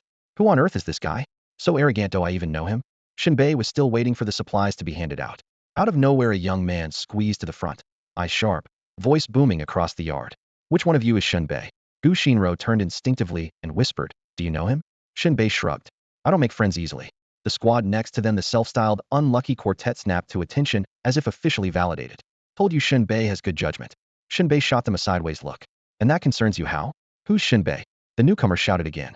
Shen Bei stepped forward, unruffled. That's me. The man skipped the small talk. Good. I'm here about a deal. This shipment was allocated by Shenin Martial University in the provincial capital. One item in it was supposed to be mine. The government is giving it to you. I want you to turn it over. Oh, and what item is that? Shen Bei raised an eyebrow. A martial technique manual. Not happening. Shen Bei replied without hesitation. He knew the score. Manuals distributed by the state were leagues above anything a single university kept in its vault, or this guy wouldn't have chased him all the way to Lingnan. Shen Bei had no interest in the man's resume. The state assigned it to me. Why should you have any say? The stranger's face chilled. I'm not asking. I'm ordering you. A grin tugged at Shen Bai's mouth. And what authority do you think you have over me? Just then Principal Zhang jogged up, beaming, only to blanch when he recognized the visitor. Chiu Qianren? I thought you were still in the provincial capital. What brings you to Lingnan City? Uncle Zhang. Chiu Qianren forced a stiff smile. I fought in the Shanghai Pass Rift campaign and did pretty well. The government planned to reward me with diamond invincibility, but somehow it ended up assigned to Shen Bei of Lingnan Martial University. That's outrageous. Principal Zhang's brow furrowed. He saw the logic at once. Chiu Qianren's performance had been merely solid. Shen Bei, however, had become the first person in the country to solo clear a cavern at Diabingshan coal mine. The quake rating there was low, but Shen Bai's own rank was lower still, making his potential more attractive. Naturally, the authorities preferred to invest in someone with a higher ceiling just as they had once sacrificed Lingnan University's interests. Any appeal was bound to fail. Irritation stirred in him at Chiu Qianren's doggedness. The state had already ruled, yet here he was, still hounding someone over a single manual. Uncle Zhang, what are we going to do about this? Chiu Qianren pressed. Principal Zhang cleared his throat and motioned Shen Bei aside. Shen Bei, do you realize who he is? Why should I? The state issued it to me. No one's taking it. Shen Bei said without the faintest doubt. Principal Zhang sighed. I'm on your side, but life is rarely that straightforward. Favors and connections run this world. So, Chiu Qianren's uncle, Shen Bei, is the president of Capital Province Martial University. Sooner or later you'll study there, and after that comes National Martial University in the Imperial City. That's the full path for a martial arts degree. They'll leave the stakes at that. Whatever you choose, I'm behind you. On hearing this, Shen Bei narrowed his eyes, instantly sizing things up. So Principal Zhang is worried I'll get the short end of the stick once I reach Capital Province Martial University? He gave a cold snort. Power and privilege don't scare me. As long as my fists are hard enough, social games can step aside. I'm not backing down, Shen Bei said flatly. Good. Principal Zhang agreed without hesitation, patting him on the shoulder. Leave the rest to me. He'll handle Chiu Qianren. Go collect what's yours and stick to your principles. Shen Bei nodded and returned to his squad. By then, Chiu Qianren had already been called away. The school quickly handed over the supplies it owed Shen Bei, 5 assorted pills, plus another 20 awarded by the state. The leaflet was crystal clear. Dominator Body Pill boosts overall physique. Titan Strength Pill amplifies raw power. Vital Blood, Blood Stop, Mind Steady Pills, a full line of options. The real showstopper, though, was the martial art that had angered Chiu Qianren. It sat in a charcoal gray metal case, sealed with wax, and protected by a fingerprint lock. Break the seal and the wax snapped permanently. The lock recognized only Shen Bai's print. The state's control over warriors' fingerprints was airtight. The unlucky quartet crowded around. Chi Yu looked on enviously. Northbro, you've got it made. Your perks are way better than ours. I fought for them. Don't get salty, Shen Bei replied calmly. Liao Zhongyang added in a low voice. If Shen Bei hadn't wiped out that dungeon, we wouldn't see these perks until autumn. Niu Nyobin shook a small pouch and asked, so, how do you take these pills, anyway? Chi Chuanyu tilted his head. You've never popped one? Niu Nyobin straightened and announced proudly. For the record, I've never swallowed a single pill. His voice rang with bravado. The claim left everyone slack-jawed. Shen Bei himself had never taken attribute pills too pricey. He could afford to buy them, not to eat them, but had always assumed Niu Nyobin had tried a few. If the guy had never touched one, that took skill. Back in the entrance exam, Chi Chuanyu and Liao Zhongyang only edged him out by pill popping, and Niu Nyobin still cracked the top 10 after losing 3 attribute points for improper attire. Chi Chuanyu's mouth twitched. He cursed silently. Damn, I should have been born a year later far away from these freaks. Du Zidong shot a thumbs up. My bro is insane. Here, let me teach you pill taking. Swallow the pill and the instruction sheet together and let your stomach read the directions. Silence. Du Zitong had tried to liven things up, but the air went dead. He gritted his teeth. Seriously? Leaving me hanging? Shen Bei waved a hand. Keep hyping each other up. I'm out. Wait, Chi Chuanyu yanked him back. Missions start in a few days, and we said we're going together. The other 3 nodded solemnly. Shen Bei sighed. Du Zidong added, aren't you into girls? Well, cross-dressed up-notch service, guaranteed. The atmosphere froze again. Shen Bei felt their dignity shatter on the floor and couldn't help but scoff. The problem is, you guys are weak. We're weak? Niu Nyobin jabbed a finger at his own chest. You're a first-grade martial artist, right? So are we. Shen Bei blinked. These guys had climbed that fast. He clicked his tongue twice. Fine by me, as long as the school signs off. Only then did they relax. Back at the villa dorm, Shen Bei went straight to the training room. He locked the door and set the case on the desk. Fingerprint accepted, wax seal lifted. Inside lay a brand new martial art. Indestructible Vajra. The name sounded dimetazin, but in Shen Bai's mind flashed Cheng Shifei from the world's finest. Blades bouncing off skin, fire doing no harm, strength beyond measure, utterly awe-inspiring. Since it wasn't in the university database, it had to be something special. Time to see how this thing is practiced. By Shen Bai's reckoning, indestructible Vajra meant a body so unbreakable it could only be forged through the most relentless external training. Such a physique was exactly what he had always dreamed of achieving, so he wasted no time in opening the martial manual. The slightly curled pages carried a faint medicinal scent. The introduction stated that the art consisted of 108 secret postures, supplemented by striking techniques and herbal baths. Head, arms, elbows, knees, fists, palms, waist, torso, legs. The 108 forms covered nearly every part of the body, each targeting a different muscle group. Each posture required a unique pattern of breathing and qi circulation, refining the internal force into a hardened energy that soaked into flesh and organs, fortifying bones and viscera, while simultaneously boosting strength and defense. The method was divided into 4 realms. The first stage, iron body, darkened the skin to a bluish-black when qi flowed. The second, bronze body, left a reddish-bronze sheen. The third, silver body, gave the surface a silvery hue. And the fourth, the peak indestructible Vajra, made golden light course beneath the skin, rendering the body impervious to harm. On paper, the technique offered both offense and defense, as if tailor-made for Shen Bei. He flipped to the final page and saw only one prerequisite: a true constitution of 50 points. 50 genuine points, not inflated by shortcuts. Other practitioners might waver even at 80, but Shen Bai's stats were earned through sheer hard work. His constitution had long since surpassed 50. The requirement felt like a gift. Excitement surging, he studied the mental images of each posture. The first few dozen looked reasonable, but the later ones grew increasingly contorted, as though the joints had been reassembled, no doubt, to temper the body's weakest spots, with difficulty rising exponentially. Fortunately, the initial iron body stage demanded only the first 27 forms, still within reach. After skimming every movement and memorizing each mantra, Shen Bei felt ready.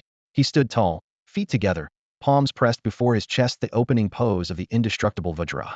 Then he straightened his arms, bent backward from the waist, and arched down like a human bridge until his palms touched the ground. The poses engraved on the chart were branded into his memory. Shen Bei tweaked his posture inch by inch until every angle felt flawless. The instant he settled, a spark flared in his chest and belly, a strange heat rushing along his spine and flooding into his arms, waking every dormant muscle. In less than 10 minutes, sweat was already trickling from his temples. Holding the first stance was pushing his body to the brink. The second secret posture flashed through his mind. He straightened, hooked his arms behind him, stepped out with his left leg, and forced his waist into a full 180 twist, his body wound tight like a rope. At once an unfamiliar current came alive, breaking into molten streams that seeped into his waist and bones as if fusing with flesh. It was unmistakable true qi, something only a third-grade fighter could normally sense. Shen Bai's heart pounded. The state-sponsored technique really was brutal. Externalizing qi is a qualitative leap for a martial artist. The human equivalent of adding 1 part sulfur, 2 parts nitrate, 3 parts charcoal, then a dash of sugar to create a Tsar Bomba. He couldn't project it yet, but touching it this early was a windfall. He kept his excitement in check and steadied his breathing.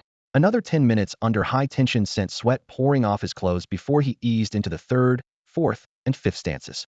Roughly 4 hours later, when the 27th move, the final form of the iron body tempering sequence took shape. Only his abdomen touched the floor. Head, chest, legs, and arms hovered in midair. His hands reached for his toes. His body bent into a coiled snake arc. This intensity was already beyond anything his classmates imagined, yet it still fell short of a true Vajra indestructible level. Sweat streamed from him like rain. His clothes were soaked, and his vision blurred. Sheer willpower kept him in place. The posture's difficulty and energy drain had nearly emptied even his current reserves. Yet he felt like a furnace, waves of heat rolling off him. His muscles visibly swelled, as though someone had inflated him half a size. 10, 4, 3, 2, 1. When the silent count hit 0, he relaxed, collapsing spread-eagled on the floor and gulping for air. Sweat instantly darkened the boards beneath him, proof of the hours of brutal training. I didn't expect stringing all 27 stances together to be this hard. I almost ran out of gas. After a brief blank spell, his thoughts returned. The iron body system has a strict rule. Each layer's 27 moves must be performed in one continuous flow for maximum effect, and higher levels stack the earlier sequences on top. At the pinnacle, a fighter must start from the first iron body stance and finish all 108 in a single breath. The difficulty spikes exponentially. At his current limit, that goal still lay far ahead. He shook off the distraction and slowly sat up. The pump-like bulge in his muscles had mostly subsided, yet they remained slightly thicker, their texture hard as forged steel. One session and he could already feel the change. The iron body tempering no longer seemed out of reach. Pinching his newly rounded biceps, Shen Bei felt both delighted and oddly concerned. At this rate, he would end up a muscle-bound brute sooner or later, and he still wanted to be the pretty boy in the room. According to the notes in Indestructible Vajra, a practitioner's tendons, bones, and muscles are dramatically reinforced as body-protecting true qi seeps through them. In other words, as long as Shen Bei kept grinding away, his muscles would grow harder and thicker by the day, his entire frame visibly expanding. Luckily, the change only showed fully during combat. Most of the time he still looked like the tall, clean-cut male model freshman everyone knew. Power always has a price, and with that thought he simply clenched his fist, savoring the torrent of stamina the chi provided, unconcerned about his appearance, at least he wasn't going bald. A few days later at dawn, Shen Bei slung a plain canvas bag over his shoulder and stepped into the academy's attribute testing hall. When the metal doors slid open, cold white lights illuminated a floor polished to a mirror shine. Over the past few days, every spare minute not spent doing odd jobs had gone into mastering Indestructible Vajra. The art had 108 postures. The first 27 alone could flay an ordinary person, yet Shen Bei, fueled by sheer grit, had perfected those 27 and forced his way to the 36th like a training maniac. He hadn't skipped the odd jobs, either deliberately chose the toughest gigs. Hauling cargo, carrying bricks, unloading trucks. Each sweat-drenched shift was aimed at boosting his strength stat. Before the test began, he did some quick math. The daily panel showed his strength hovering around 70, just enough to brush the threshold of a second-tier martial artist. The machine would give the final word. A robotic arm swept across his fingertip, logging bone density, blood activity, and neural reflexes. Minutes later, the printer spat out a report. Name, Shen Bei. School, Year 1, Lingnan University of Martial Science. Strength, 90. Constitution, 57. Spirit, 42. Agility, 44. Rating, first-tier martial artist. Advancement, second-tier martial artist. Shen Bei sucked in a breath at the bold 90. By his own estimate, his strength should have capped at 70, just enough to step into Tier 2, yet the breakthrough had gifted him a full 20 extra points out of nowhere. 10 points for advancing from Prettier to Tier 1. 20 for moving from Tier 1 to Tier 2. The rule snapped into place in his mind. No wonder the teachers at the banquet barely glanced at this balanced kid, he muttered, suddenly understanding. If I'd stacked Spirit to 70 first, the reward would have landed there. For a close combat fighter like me, that would have been a waste. Relieved, he patted his aching shoulders. If he hadn't spent the last few days grinding out heavy labor, he might have taken an easy delivery job and put his stats in all the wrong places. His gaze drifted back to the stars at the bottom of the report. First tier martial artist, 5 stars. Only recently had just 1. After wiping out the Rift Nest, the national database had bumped him straight to full stars. Still, he paid them no mind. He knew better than anyone that those stars would rise automatically over time and would never truly represent his strength. After finishing the tests, Shen Bei fed the report into the shredder and headed for the auditorium at Wu University. Today marked the exact deadline Principal Zhang had set a month earlier. The school in Lingnan had made a splash during the recent Level 1 quake, and the state had sent an extra shipment of resources out of respect for Shen Bei. But future supplies would depend on the university keeping itself in the spotlight.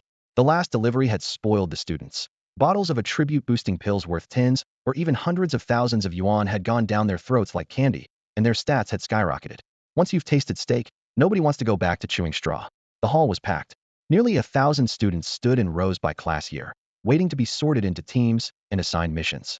Principal Zhang stepped onto the stage, restated the purpose of the exercise without any build-up, and began drawing lots, mixing sophomores with freshmen, what he called passing the torch. Each team would have 5 members, and once formed they had to choose a nickname. That single rule set everyone's imagination ablaze. The staff had expected names like Forward Squad, Hardwick Team, or Glory for the school, but things veered wildly off script. When the drawing ended, a barrage of outrageous names detonated across the hall. Principal, we're the Yep Yep Yep Squad. The League of Worried Dads is here. Present, the Volatile Black Fertilizer Crew. Reporting in, the Calabash Kids Rescue Grandpa Task Force. The Sore Throat Gang is all set. Each name was more ridiculous than the last. The students were doubled over with laughter, while Principal Zhang pinched the bridge of his nose, veins throbbing, and surrendered. Somehow Shen Bei ended up with the same trio known as the Unlucky Four, even though the draw should have split them up. He suspected Chi Chuanyu had pulled the family connections card to keep them together. What should we call ourselves? Niu Niubin asked, scanning the group. Liao Zhongyang scratched his head, Du Zitong stroked his chin in fake contemplation, and Shen Bei kept quiet. Chi Chuanyu snapped his fingers. How about the Skyblasters? Shen Bai's mouth twitched. Cowed they really live up to a name like that?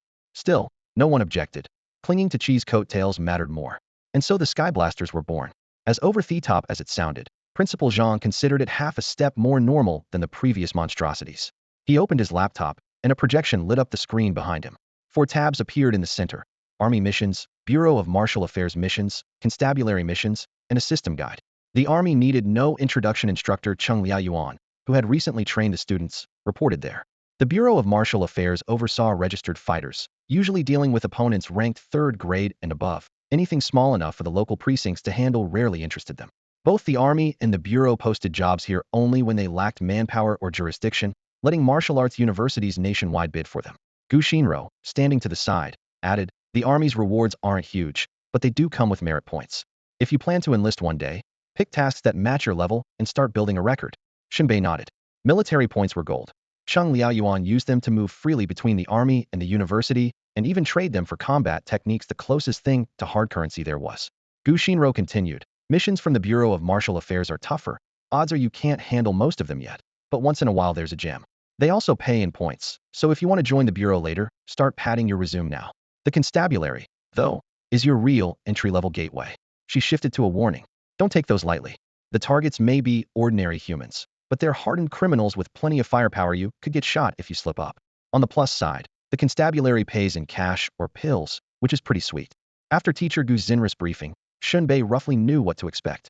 In his view, Principal Zhang would never choose anything posted by the military department or the Bureau of Martial Control. The former's missions all involved deep cave expeditions, while the latter's targets grew more lethal by the day, far beyond what Lingnan University's students could handle. Sure enough, without a moment's pause, Principal Zhang opened the Constabulary's assignment board. He typed Lingnan City into the search bar. The task list poured down like a waterfall. 1. Capture or eliminate a Class A wanted gang. 3 suspects. Armed with firearms. Non-martial artists. Threat level, high. Location, Lingnan City outskirts. Recommended strength, 2nd grade or 1st grade martial artist. Reward, 300,000 yuan. Principal Zhang allowed no debate. Team, yes, we'll take this one. He clicked accept. The squad with the odd battle cry stood up and left at once. The file lacked precise coordinates, but a quick stop at the constabulary would fill in the blanks. The police had already narrowed the search to several sites. 2. Assist police in arresting drug traffickers. Suspects may be armed. Threat level, medium. Recommended strength, 1st grade or higher. Reward, 100,000 yuan. Team, whatever you say, you're up. Move out. Principal Zhang's voice echoed across the hall. 3. Apprehend a single robbery suspect. Non-martial artist. No firearms. Fled into the Longshome mountain area. Skilled in counter-surveillance. Threat level, low. Recommended strength, 1st grade. Reward, 50,000 yuan. Seeing a team named Imperial Leisure Club, Principal Zhang's brow twitched. What kind of name is that? No more shopping around. Take this mission. Teams signed, accepted, and dispersed. Soon the vast auditorium was nearly empty. Only the Zhaqian gang still sat in the back row. Their assignment sounded like the easiest of the lot. 4. The constabulary suspects a certain location is a gathering point for the Heavenly Enlightenment cult, but their officers' faces are too familiar and might alert the cultists. Objective: stake out the designated site, record every move, and if the situation allows, execute an arrest. Failing that, destroy the hideout once the evidence is irrefutable. Reward: 50,000 yuan. The real challenge lay in the payout. The full 50,000 would only be awarded for live captures. If the cultists slipped away and the students merely wrecked the place, the reward would plummet. Unfortunately, Zhaiyan Gang had no say in the matter. Before they left, Gu Xinro warned Shen Bei, "Don't act on impulse." He nodded in response. A cool night breeze swept the campus gate. "I'm off to borrow a car from a relative," Chi Chuanyu called over his shoulder. No telling how long a stakeout could last. "A car beats hiding behind a dumpster." Shen Bei agreed, adding, "Nothing too flashy. A G-Class or Tank 500 will do." Chi Chuanyu rolled his eyes and hurried away. The others waited idly, their shadows stretched long under the gate lights. Just then, Jin Tong approached with steps she thought were elegant, wearing a bright, mischievous smile. Catching Shen Bei off guard, she launched a playful sneak attack. She jabbed Shen Bei in the ribs, electricity crackling from her fingertips. A volley of blue-violet arcs flared with a loud snap. Tingly? Jin Tong blinked at him, grinning. Shen Bei slowly looked down at the dancing sparks before he realized Jin Tong was trying to zap him. It felt no stronger than the static from a disposable lighter, practically nothing. So he gave her a sincere compliment. "Congratulations on reaching first-rank warrior." She frowned. "I'm electrocuting you, why aren't you reacting?" Shen Bei spread his hands. Recently, he had done odd jobs with Lao Wang the electrician and had apparently gained a bit of lightning resistance. Hardly his fault. Nio Nyobin interjected. "Maybe your voltage is too low, or the current's too weak." Jin Tong rubbed her chin. "How about I try it on you?" "Bring it on." Nio Nyobin thumped his chest. Zap! He lasted less than a second before crumpling to the ground, twitching and foaming at the mouth. Jin Tong let out a puzzled hum, jabbed Shen Bei again, and still got no reaction. Her gaze slid to Du Zitong. Du Zitong pondered for half a beat, rolled up his sleeve, and sighed. "Neo Nubin's not exactly a tank's, just full of hot air. Go on, try me." Zap! Du Zitong dropped as well. Jin Tong and Liao Zhongyang stared at each other. The same current floored everyone else. Yet Shen Bei stood there as steady as an old dog. Unbelievable. Her eyes glazed with amazement. "Shen Bei, you're a freak." Liao Zhongyang gave a thumbs up. "You keep busting our limits. What are you, insulated?" Shen Bei laughed boisterously. "The only insulator I've heard of is against romance, and that's definitely not me." Jin Tong's dimples showed. Shen Bei ruffled her hair. "Keep practicing when we get back." "Got it," she said, then led the squad off to their assignment. Watching Jin Tong walk away, Liao Zhongyang seemed to reach an epiphany and whispered, "You and Jin Tong, you how I get it." Shen Bei couldn't be bothered to explain. Liao Zhongyang rubbed his chin again. "The government does encourage having kids early, but you two are taking it to extremes." Shen Bei tossed out a cryptic line. "Fall in love too early and it messes with love. Fall in love too late and it messes with love's purity." Liao Zhongyang was left dazed. The more he thought about it, the more sense it seemed to make. Before long, Chi Chuanyu pulled up in their national workhorse, the Wuling Hongguang. Its power was basically metaphysics, and how many people it could hold depended on the traffic cops. The body was battered, but if it moved, it was good enough. Chi Chuanyu hopped out and saw Nyo Nyobin and Du Zitong still twitching weakly on the ground. "What happened?" Liao Zhongyang shrugged. "Collateral damage from flirting." Chi Chuanyu looked utterly confused. Fortunately, Du Zitong and Nyo Nyobin came around quickly. Nyo Nyobin demanded compensation from Jin Tong for emotional distress, but Liao Zhongyang cut him off. "Keep whining, and either Shen Bei will bail or we'll toss you out of the van." Everyone piled in and headed straight for the target area slum slated for demolition. Word had leaked, and the Schroeder residents had slapped extra rooms onto their rooftops. The alleys were narrow, wastewater running everywhere. The Wuling Hongguang threaded through, passing uneven rows of houses with smoke curling above them. Men cursed, women scolded, children wailed. Dogs barked. It was life in all its raw variety. Chi Chuanyu unfolded a map, matched the red marker, and wound through the maze-like lanes until he found a spot to park. Private cars weren't rare in the slum, and the unremarkable Wuling blended in perfectly. A G-Class would have drawn 10 chop shop crews within the hour. They waited as daylight bled into night, huddled in the van, watching the target house. "I'm so tired I'm gonna crash," Liao Zhongyang yawned, eyes watering. Chi Chuanyu panicked. "No. Your snoring sounds like a particle collider. It'll scare everyone." Liao Zhongyang was speechless. Just then, a sedan rolled slowly past. Shen Bei glanced at it, then snapped ramrod straight, every nerve on edge, his gaze fixed on the vehicle. Chi Chuanyu noticed the change. "What is it? What's wrong with that car?" Liao D9527. Shen Bai's heart skipped a beat. The delivery van that had just rolled by was sporting Boss was license plate. Dim streetlights flickered over the slums. Potholes, trash, and every kind of lowlife filled the narrow road. The police rarely set foot here. If they ever tried a full sweep, the prisons would have to double in size. Back in his shabby hometown of Changtu, even Yu Wuchang had once gone to ground. Compared with that, coastal Lingnan was a crook's paradise. What's Boss Wu doing in a dump like this? Shen Bei stared at the plate, unease settling in his gut.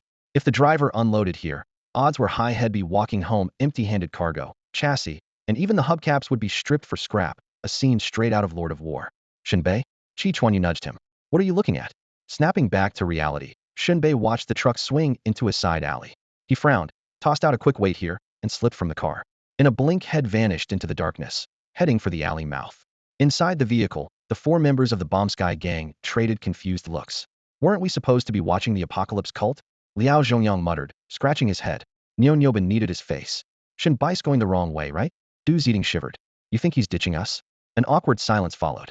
Chi Chuanyu grit his teeth. Shen Bei wouldn't shaft his teammates like that. Everyone stared at him, unconvinced. Fine, the guy's shameless, but stay calm. We stick to the plan. With or without Shen Bei, we finish the job. He'll cover you. The vow rang out, instantly firing up the crew. Niu Niobin hooped. Front line's all yours, big bro. The other 2 bobbed their heads. Chi Chuanyu's face darkened. Hell, a little encouragement would have been nice. Looks like they're all cut from Shen Bai's cloth. He added an insurance clause. Call me Dad, and he'll risk my life up front. Dad. Daddy. Dad. 3 crisp replies, no hesitation. To shove Chi Chuanyu into the line of fire, they'd call him Dad. Grandpa. Whatever self-preservation was the Bombsky gang's highest creed. Chi Chuanyu's mouth twitched. In a flash, had gained 3 ungrateful sons, and almost brandished Frostmourne to swing the blade of delight. Meanwhile, Shen Bei had slipped into Boss Wu's alley. In the truck's headlights, the cracked walls looked like peeling bark, and a solid barrier sealed the alley's far into dead end. The van rumbled to a halt. Boss Wu still wore that bristling ring-shaped beard, but the suit made him look almost respectable.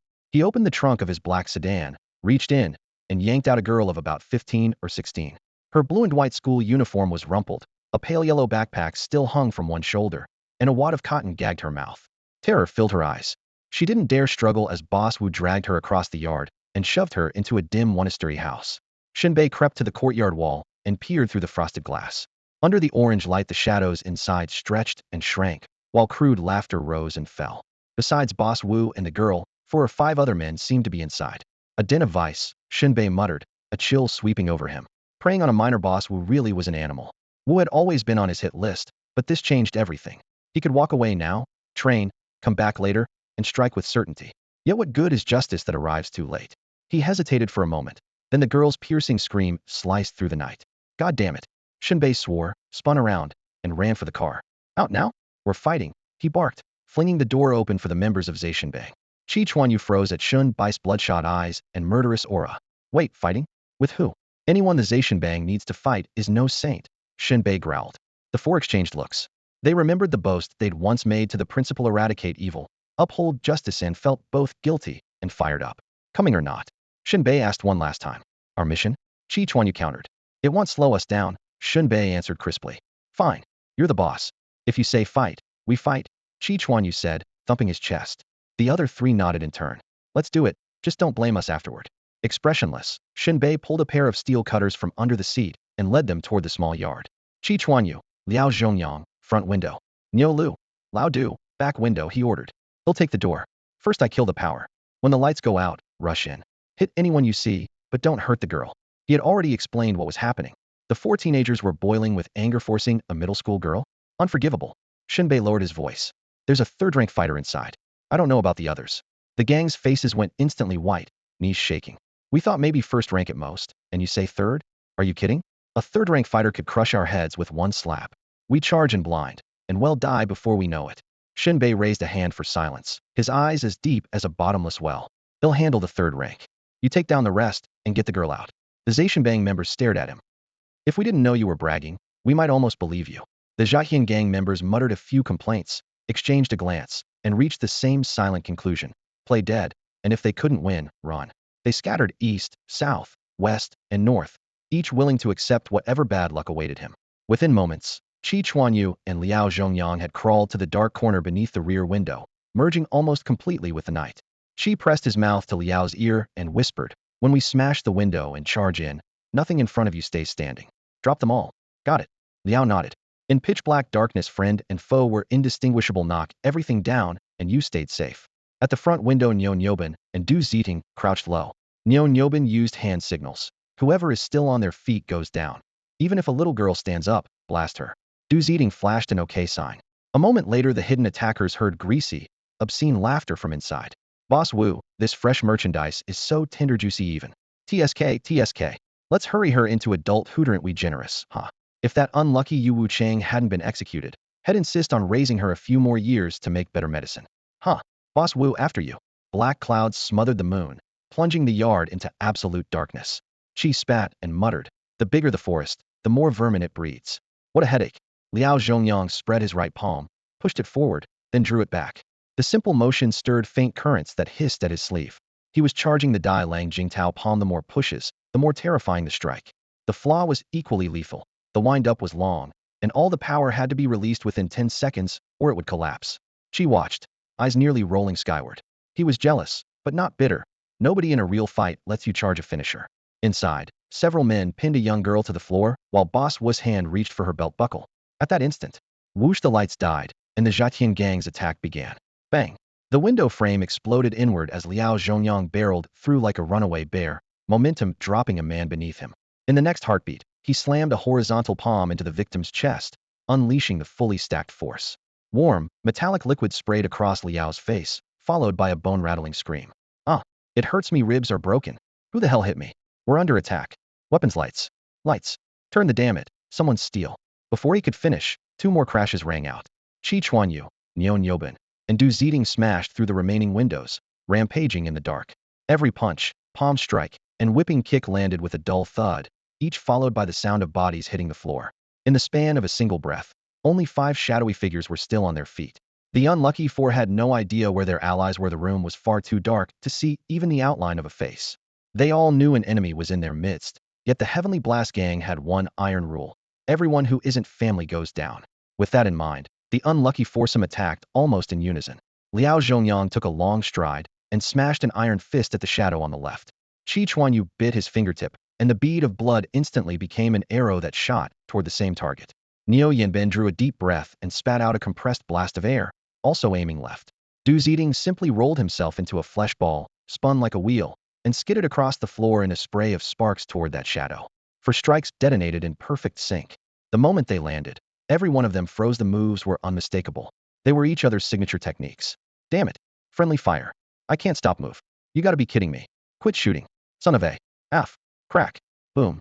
The Heavenly Blast Gang was brutal to enemies and even harsher to its own. After a round of wild, friendly fire, the 4 tumbled across the floor, clutching their heads, groaning, cursing, and sprawling flat. Off to the side, Boss Wu tilted his head in confusion. Who were these jokers? The ambush worked, yet they hit their own people even harder.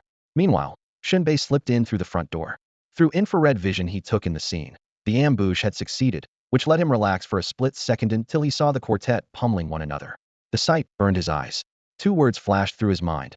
Absolute madness. He shoved the thought aside and locked onto Boss Wu's back. In the next heartbeat he blurred forward, fist primed, driving straight for the back of Wu's skull. Whether by instinct or a freakish sixth sense, Boss Wu sensed the danger the instant it arrived, as if a primordial beast were pouncing. In a flash he leaned forward, clenched his hand, and lashed back with a reverse elbow. His arm thundered through the air like collapsing mountains. With a sharp pop it broke the sound barrier, vacuuming the space around it. Clang boom.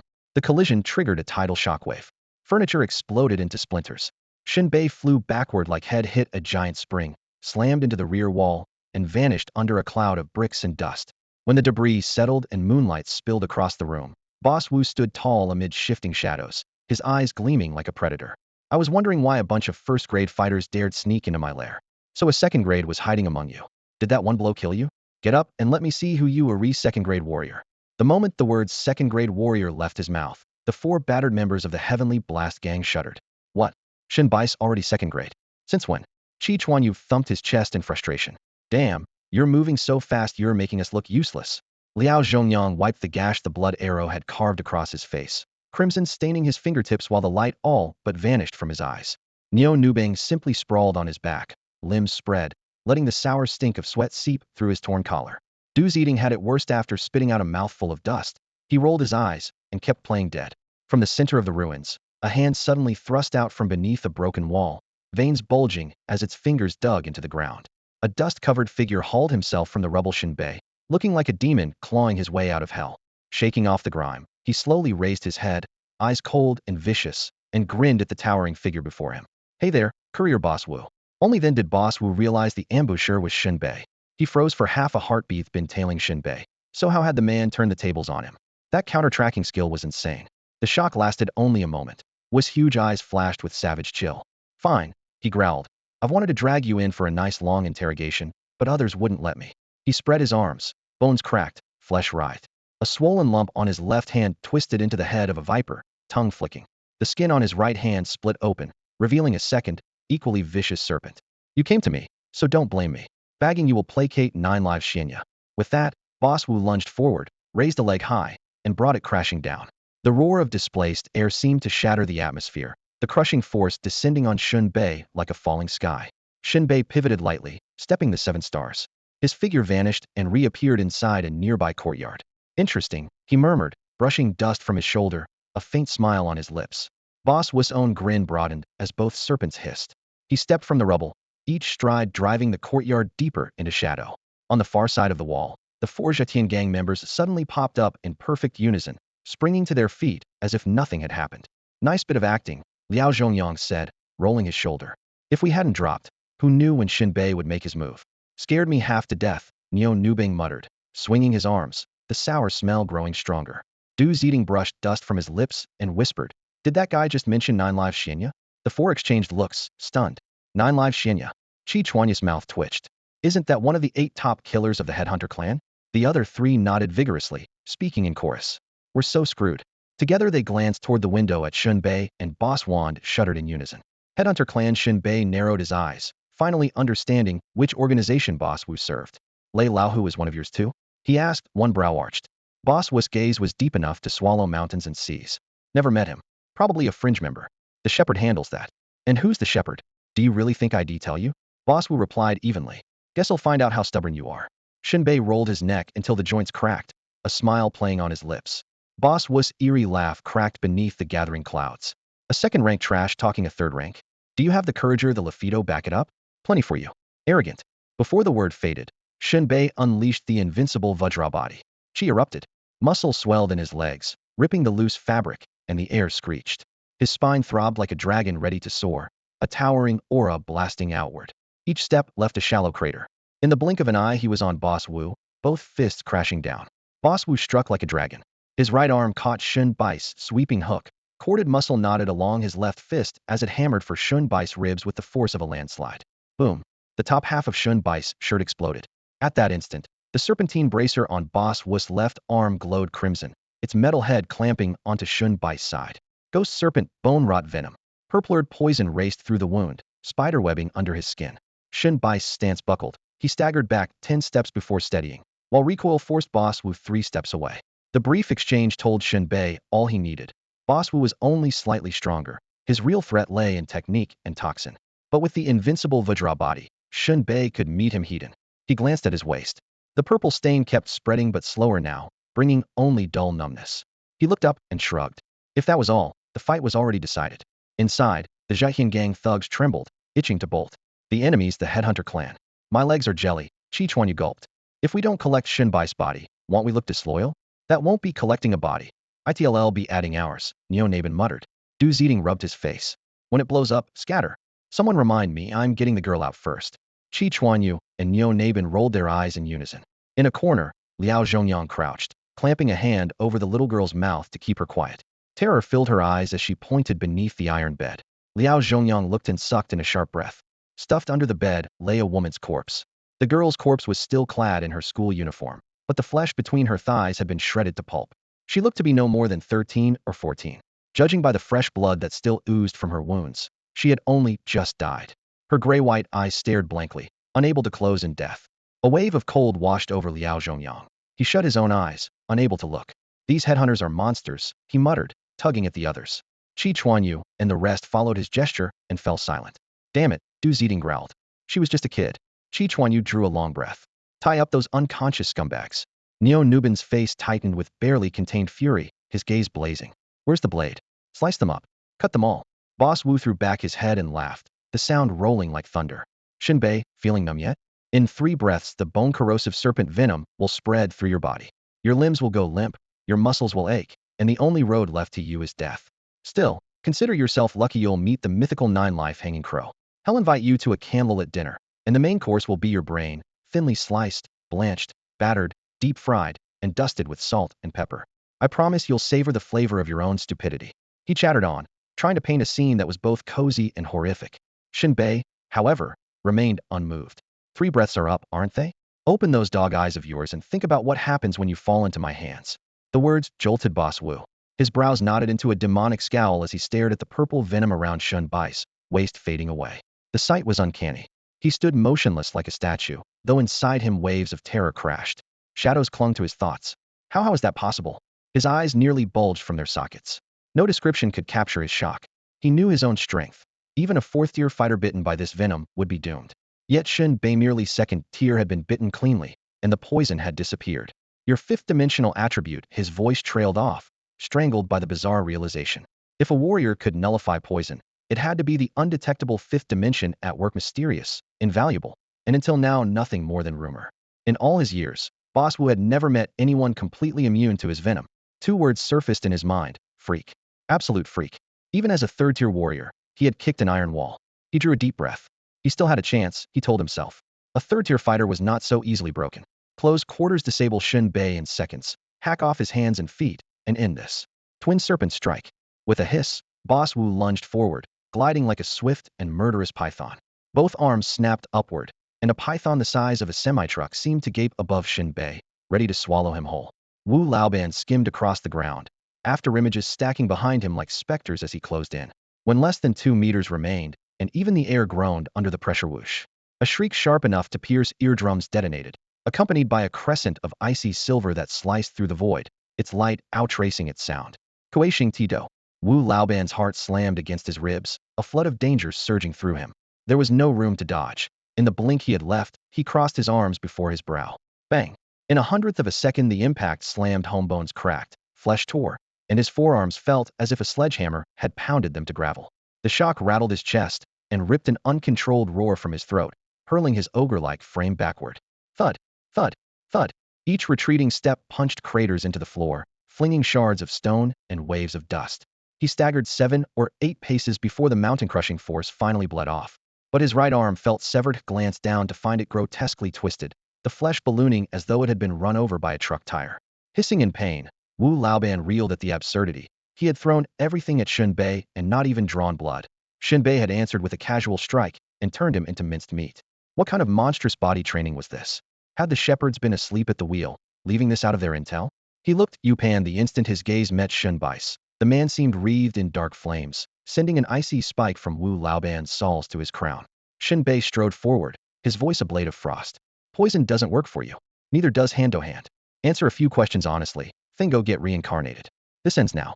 His eyes blazed ever more ruthlessly, and his smile twisted into something savage and feral. Boom, boom, boom. Boss Wu had no intention of surrendering. He was still fighting back to no avail.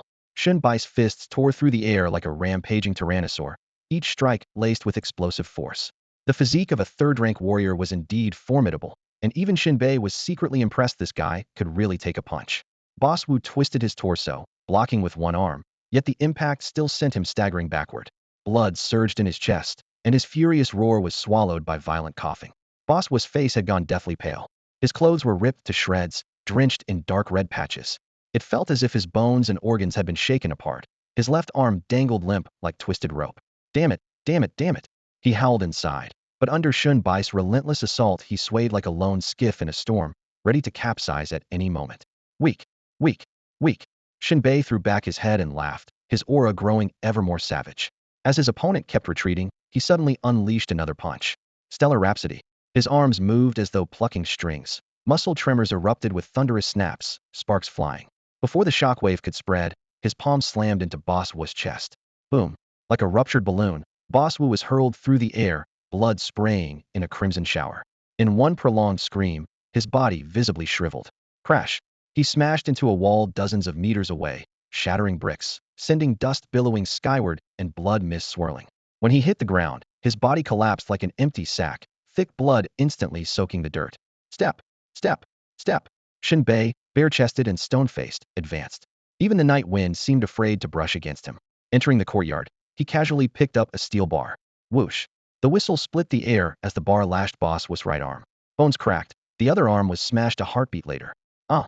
Boss Wu screamed like a dying beast, his body convulsing, unable even to roll over.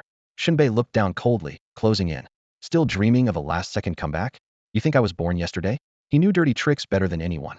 Had seen firsthand how Yu Wuchang was finally caught. Even if all that remained before him were a corpse, he would still add one more strike just to be safe. Yet he could see that with both arms shattered, Boss Wu was barely clinging to life. In this state, any talk of mutual destruction was a bad joke. Haha. Boss Wu's struggles slowed to a halt. His face, caked with blood and mud, twisted into a grim smile. A champion scoring 90 in every stat. Impressive, he rasped. Who'd have thought you could grow up right under the shepherd's nose? Absurd, laughable. He felt his body fall apart from the inside out. The sight of him was ghastly, yet the look he gave Shen Bei brimmed with regret and hatred beyond words. Blood bubbled from his lips as he jeered, his voice hoarse and shrill. A champion, huh? A true champion. Shen Bei crouched beside him, eyes icy, noting every flinch of pain.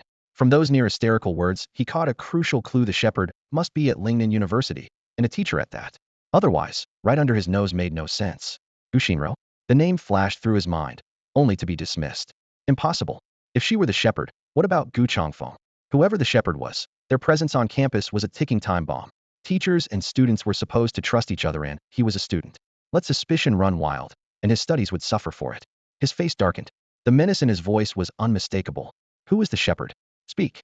Before the demand left his lips, Shen Bei lashed out with a kick, only to see Boss Wu's pupils already glassy and still. Dead. Too heavy-handed, Shen Bei muttered, exhaling. Losing the intel stung, but it was no surprise. A third-rank martial artist fought like a beast. Without his diamond-hard physique, Shen Bei could never have subdued him alive. If his 90% poison resistance hadn't countered the ghost serpent bone-eater toxin, he'd be the one on the grounder sharing a candlelit meal with the 9 lives raven. He swallowed a vitality pill. Heat surged through his limbs. The Sky Shatter Gang episode was just a side quest, a mix of vengeance and disgust at men who preyed on little girls. Composed again, he pushed the half-collapsed door open and stepped into a dim, ruined shack. Broken rafters dangled overhead, dust swirling in the air. Chi Chuanyu and the others were busy trussing people up with coarse hemp rope. Holy crap! Chi Chuanyu spun around. Shen Bai's bare torso was streaked with blood, the rivulets snaking downward.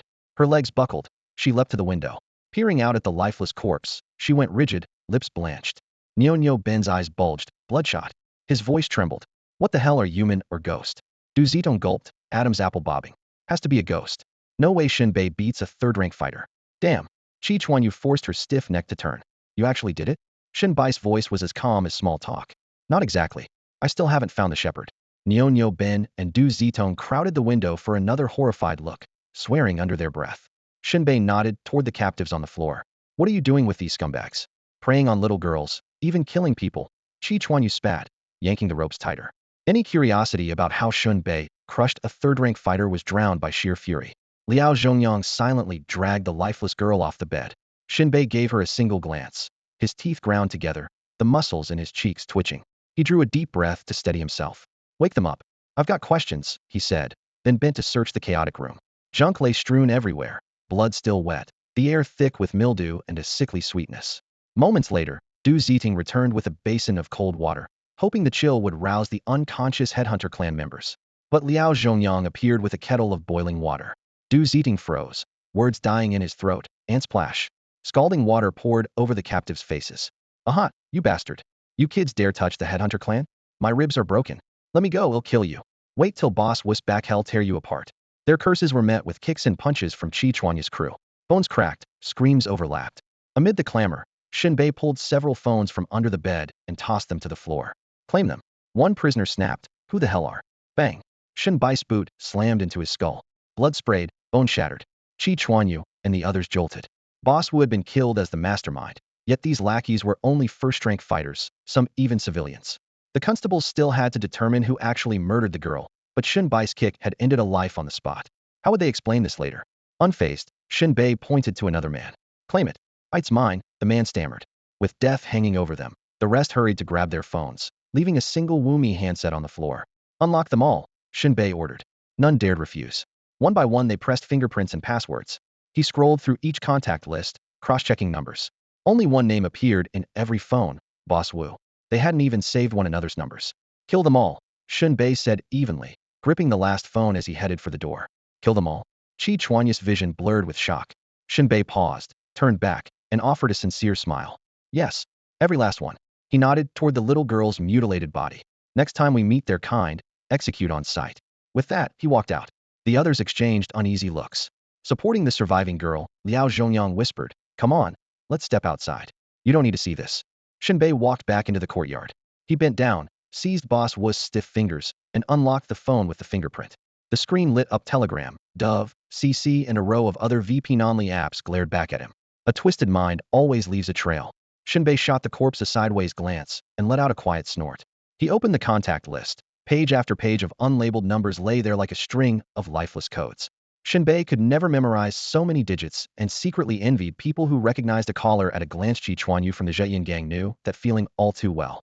I need confirmation. Shen Bei pinched his chin and fixed on Lei Laohu. First, anyone who could get his hands on the Headhunter's custom Ultra Adrenaline had to be a full member. Second, Boss Wu's lackey had said the Headhunters still used single-line communication, with the Shepherd holding the roster and evaluations, so Lei Laohu had to be connected to him. If the same number appeared on both phones, the Shepherd's contact would surface. Once Shen Bei heard that voice, he could drag the Headhunters hidden at Lingnan University out into the open. Suddenly wails, curses, and the crash of furniture erupted inside, then died away. Shen Bei walked back in. A half-broken bulb swung overhead, casting light on the corpses littering the floor. Chi Chuanyu and the others were spattered with blood, their faces ashen, breathing like punctured bellows. I told you, killing is addictive. Shen Bei patted their shoulders in consolation. You'll get used to it. Only then did they remember he really had said that. Chi Chuanyu shook his head. That's a terrible habit. Niu Nyobin nodded vigorously. We need to stay classy, man. Liao Zhongyang said nothing. Du's eating wiped the sticky blood from his face.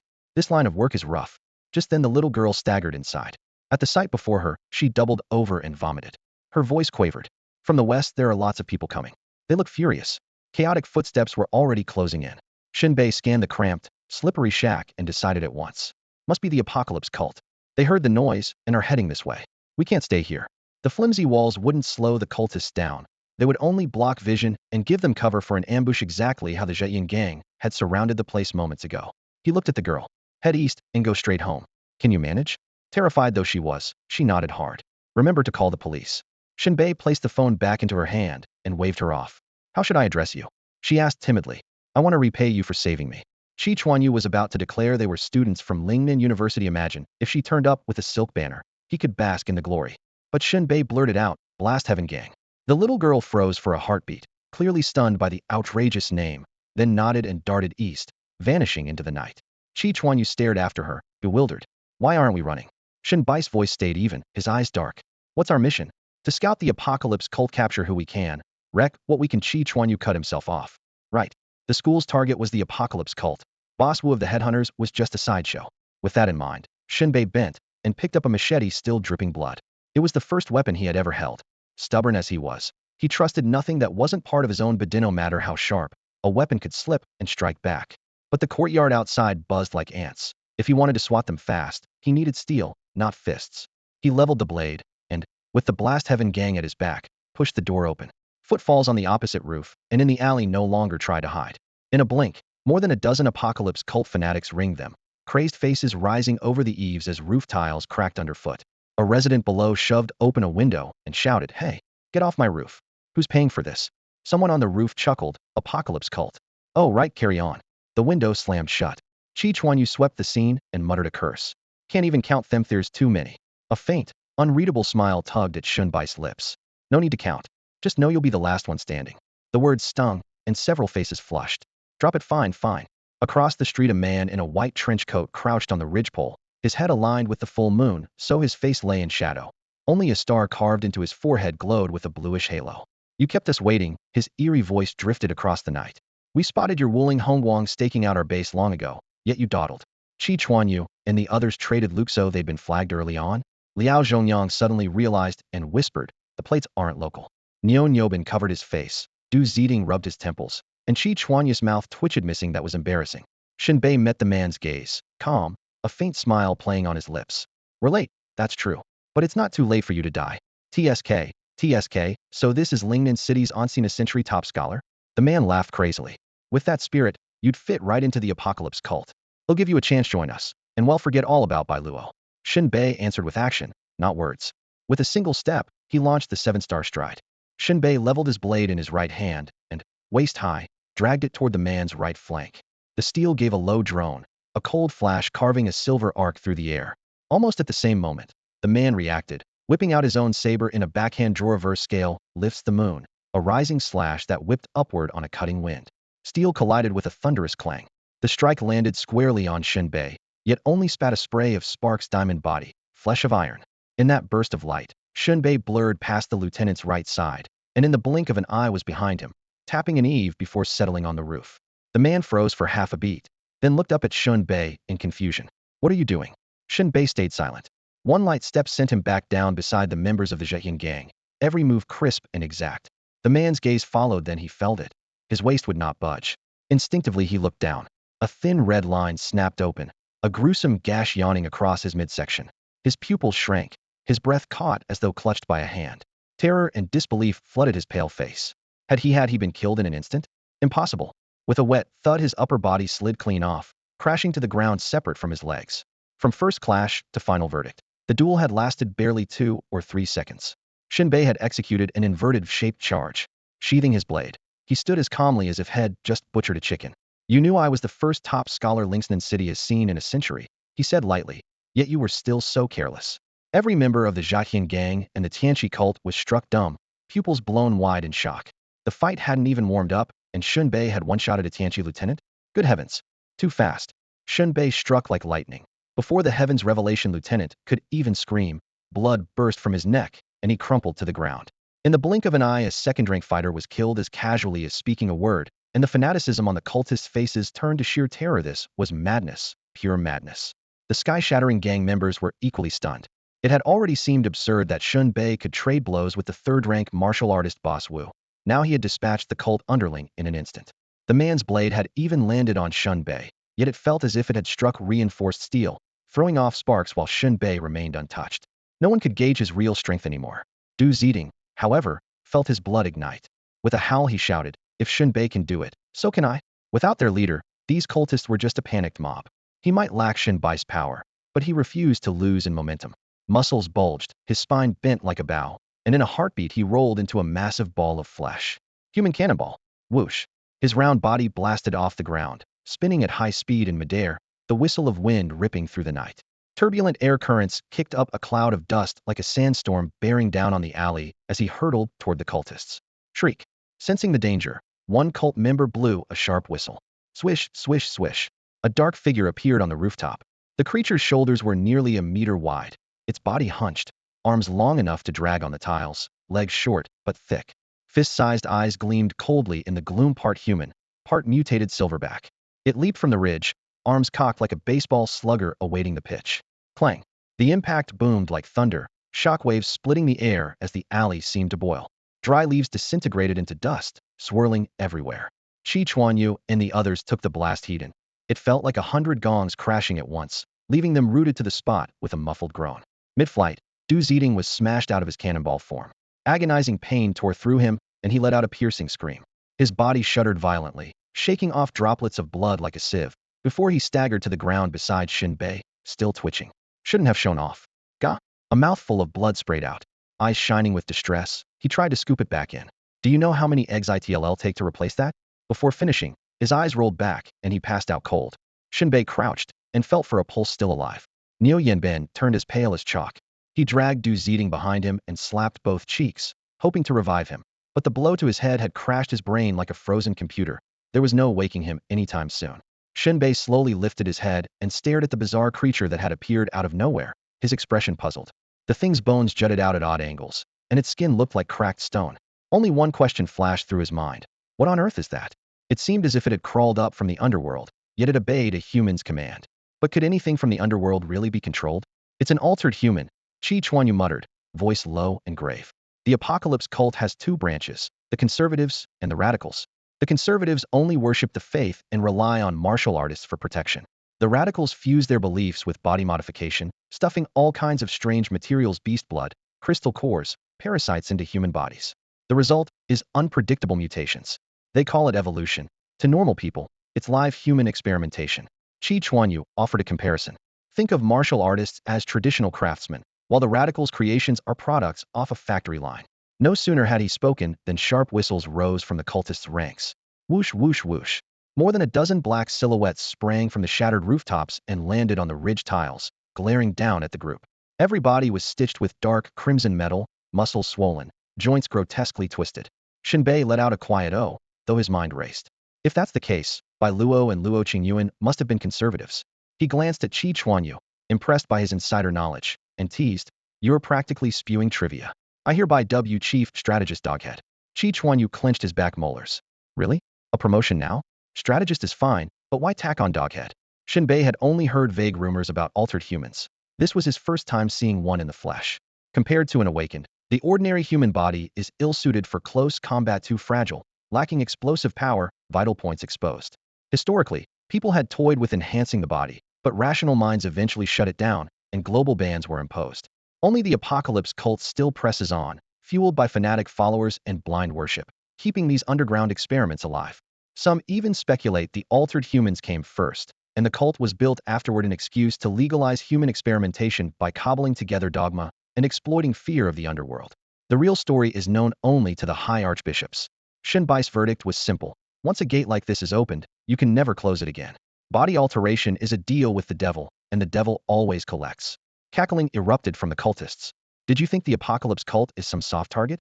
Behold our altered humans. Anyone who dares undermine our faith will go straight to hell. Kill. Before the words died away, a massive single eye bulged on one altered human's forehead, firing a crimson beam. In a blur of motion, it flashed toward Shen Bei like a silent harbinger of death. Steel exploded into light. Shen Bei pushed off the ground, launching himself upward as his blade cleaved from low to high. But the altered human was impossibly fast, twisting midair at an unnatural angle to barely dodge the strike. Scree-metal claws scraped past Shen Bai's chest, sparks flying as they raked his skin. 12 gouges of varying depth appeared at once. Agonizing pain shot through him. Shen Bei sucked in a sharp breath. This thing's power and speed are at least on par with a second-tier martial artist. If not for my diamond body technique, that swipe would have spilled my intestines right here. Shen Bei had never studied weapon techniques. With a machete in hand, he fought no better than a back-alley brawler. Still, his raw strength was overwhelming. Before the blade even fell, the air screamed, and a savage arc of steel crashed toward the half-human, half-ghost cyborg. Whoosh! The edge tore through nothing but wind. The cyborg was far quicker than Shen Bei. A tap of its toes on the tiles sent it skimming several meters away. Shen Bei couldn't halt his swing, so he snapped his wrist midair. The machete flipped like an exploding spring, spitting out a streak of mercury-cold light in a reverse, slanting cut. Squelch! The strike was blindingly fast, more than enough to split stone. The blade buried itself in the cyborg's shoulder and neck, yet it felt like biting into alloy armor. It tore flesh, then jammed, refusing to go deeper. Huh. Shen Bai's brows lifted. Freak. Monstrous speed, solid power, and now armor-grade defense? He let go of the handle without hesitation. Fingers clenched, back coiled, and he fired off a thunderous punch. Boom. His fist landed square on the cyborg's skull. The head warped like rubber under a sledgehammer, then burst into red mist and shards of bone. Shen Bei followed with a kick that punted the headless corpse away. Bones cracked, limbs slammed through plaster, and he shook out his arm, drawing a deep breath. Looks like this won't be over quickly. According to the plan, he would decapitate the minor boss and mop up the leaderless cultists. He hadn't counted on a cyborg showing up. Though Head won the scrap, it had drained time and stamina. There were still a dozen more crouched on the rooftops. The tide had turned. Qi Chuanyu and the others huddled close to Shen Bei in silence.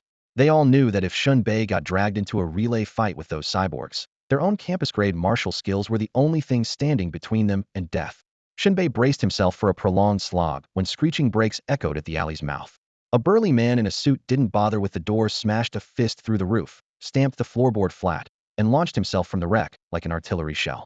Bang! The deafening blast rolled out invisible shockwaves, stripping plaster from the walls. He landed square on a cyborg, and with a wet crunch, flattened it into a pancake of bone and meat. Using the rebound, he sprang again, coming down to turn another cyborg into a cloud of gore. Trash. Vermin. Filthy pests. Who gave you permission to stir up trouble here? He bounded and cursed like a real-life Super Mario. The cyborgs that had forced Shen Bei to his limits popped under the newcomer's boots like balloons. One stomp, one burst. In mere heartbeats, more than half of the rooftop cyborgs were gone. Flesh and metal rained like hail, the scene nothing short of brutal. A second wave of people poured in from the alley entrance. Shen Bei focused and recognized an old acquaintance Gu Changfeng. Right beside him was the little girl the Bomb Heaven gang had rescued. Run. Zheng Yanwang is here. Fall back. Fall back. Patrol bureau spread out. Members of the Apocalypse cult watched in horror as a dozen cyborgs, their skeletons reinforced with steel plates, were trampled to pulp beneath Zheng Yanwang's boots. In a handful of heartbeats, every cyborg lay ruined, black-red limbs scattered across a pavement that now shone slick and dark. Whatever courage the cultists had left shattered, they shrieked and bolted. Patrol officers formed a cordon at the corner, nightsticks whistling as they clubbed tattooed believers. A once quiet neighborhood exploded into chaos, dust swirling under street lamps while cries, pleas, and barking dogs merged into a single uproar. Shen Bei exhaled a long, shaky breath. Qi Chuanyu and the other students from the Zheyan gang felt their knees buckle. They slid down the wall, faces drained of color, silently thankful the battle had ended before their turn came. Shen Bei Gu Changfeng dashed over, worry flashing in his eyes, yet the first words out of his mouth were, still alive? With an attitude like that, how will you ever get a girlfriend? Shen Bei sighed. Gu Changfeng curled his lip, swept a disdainful glance at Qi Chuanyu's group, and barked, up. A few cultists scare you this much? Hairless rookies completely useless. Shen Bei started to explain, but Gu Changfeng raised a hand. I get it. A couple of cyborgs, right? Director Zheng took care of them. That's the difference, learned from it. I said the day your Zheyan gang was assigned to watch the cult that trouble was coming for you. Shen Bei, and look, I was right. Just so you know, cyborgs are unexpected expenses, no extra bonus. He finished in one breath, then noticed Shen Bei cough. You're dodging the point. The little girl called because of the headhunters. Oh, we picked her up on the way. Nothing to do with this, Gu Changfeng hedged. Shen Bei had no time to argue. More pressing matters waited. Can I go now? What's so urgent? Gu Changfeng asked reflexively. Dinner at home. Shen Bei waved, turned, and walked off. Gu Changfeng stared after him. Hey wait, we still have a stack of questions. Halfway through, he resigned himself and motioned to Qi Chuanyu. Ask my so-called strategist. Shen Bai's figure vanished into the night. Gu Changfeng's mouth twitched. He muttered darkly that his sister Gu Xinro let her students run wild, called and even teach them basic manners. Just then, Director Zheng accepted a white handkerchief from an officer, wiped the blood from his fingertips, and flicked the cloth into a foul ditch. He strode over with measured steps. Director. Gu Changfeng snapped to attention and saluted. Director Zheng's dark, impeccably cut suit gleamed under the lamps. A national emblem pin on his chest flashed crimson. Beneath it, 8 golden words reading, a pure heart. Only for China. Not a speck of dust dared cling to his polished shoes despite the gravel and blood. The authority he carried made every officer's spine stiffen. He nodded slightly, eyes deep, voice low. Shen Bai's gone. Gu Changfeng blinked. How did you know? He was certain Director Zheng had spent the whole time dismantling cyborgs, never once looking this way. Director Zheng pointed at the Zheyan students still sprawled on the ground and chuckled. Those jokers don't look like the fight-to-the-finish type. Qi Chuanyu and the others. Director Zheng's gaze drifted toward the collapsed courtyard nearby. He walked over at a leisurely pace. Gu Changfeng trailed half a step behind and reported in a low voice. According to the little girl who called the police, members of the Skyblaster gang got into a fight here with the headhunters, but she wasn't sure if they were core members or just hang-ins. Director Zheng gave no reply. He stepped through the gate and at once spotted a corpse lying in a grotesque posture. With the tip of his polished shoe, he flipped the body over, his eyes utterly calm. Lift the prints. Run them through the database. Gu nodded, signaled the forensics team to start collecting samples, and then entered the building beside Zheng. The stench of blood rolled over them like a tide. The floor was soaked in dark red gore, so thick it clung to their shoes. Gu grunted in disgust, but forced himself to follow. Zheng's expression was like stone as he nudged aside each body, checking the wounds. At least 5 victims, each killed in a different way. Gu shrugged. So the whole Skyblaster crew joined the fight. Zheng crouched, picked up the dead girl, and headed outside. Gu kept close, forcing himself to speak. One of the dead, I know, just a petty thief. That's not a death penalty crime. Shen Bei and the others didn't know. They thought he was a headhunter. Under the circumstances, their reaction made sense, right? He had to get the words out before things blew up. Zheng paused, turned his head, and said coolly, petty thief?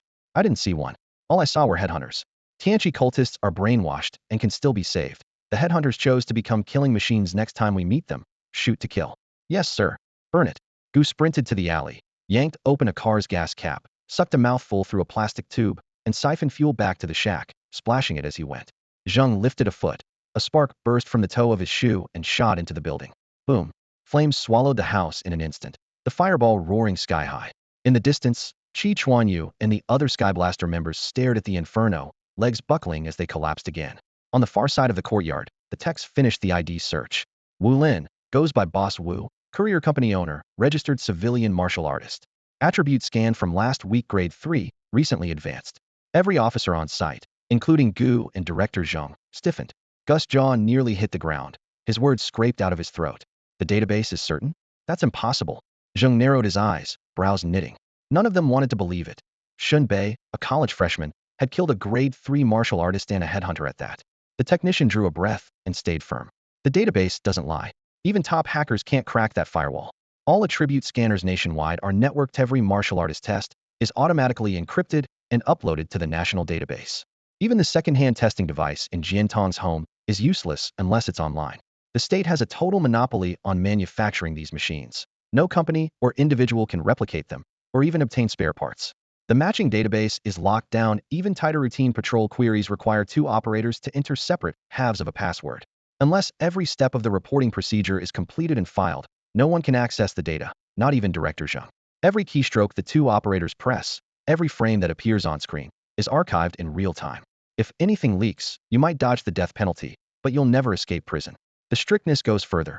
High school and university registrars can't look things up directly either. All they ever see is the paper printout a student hands them.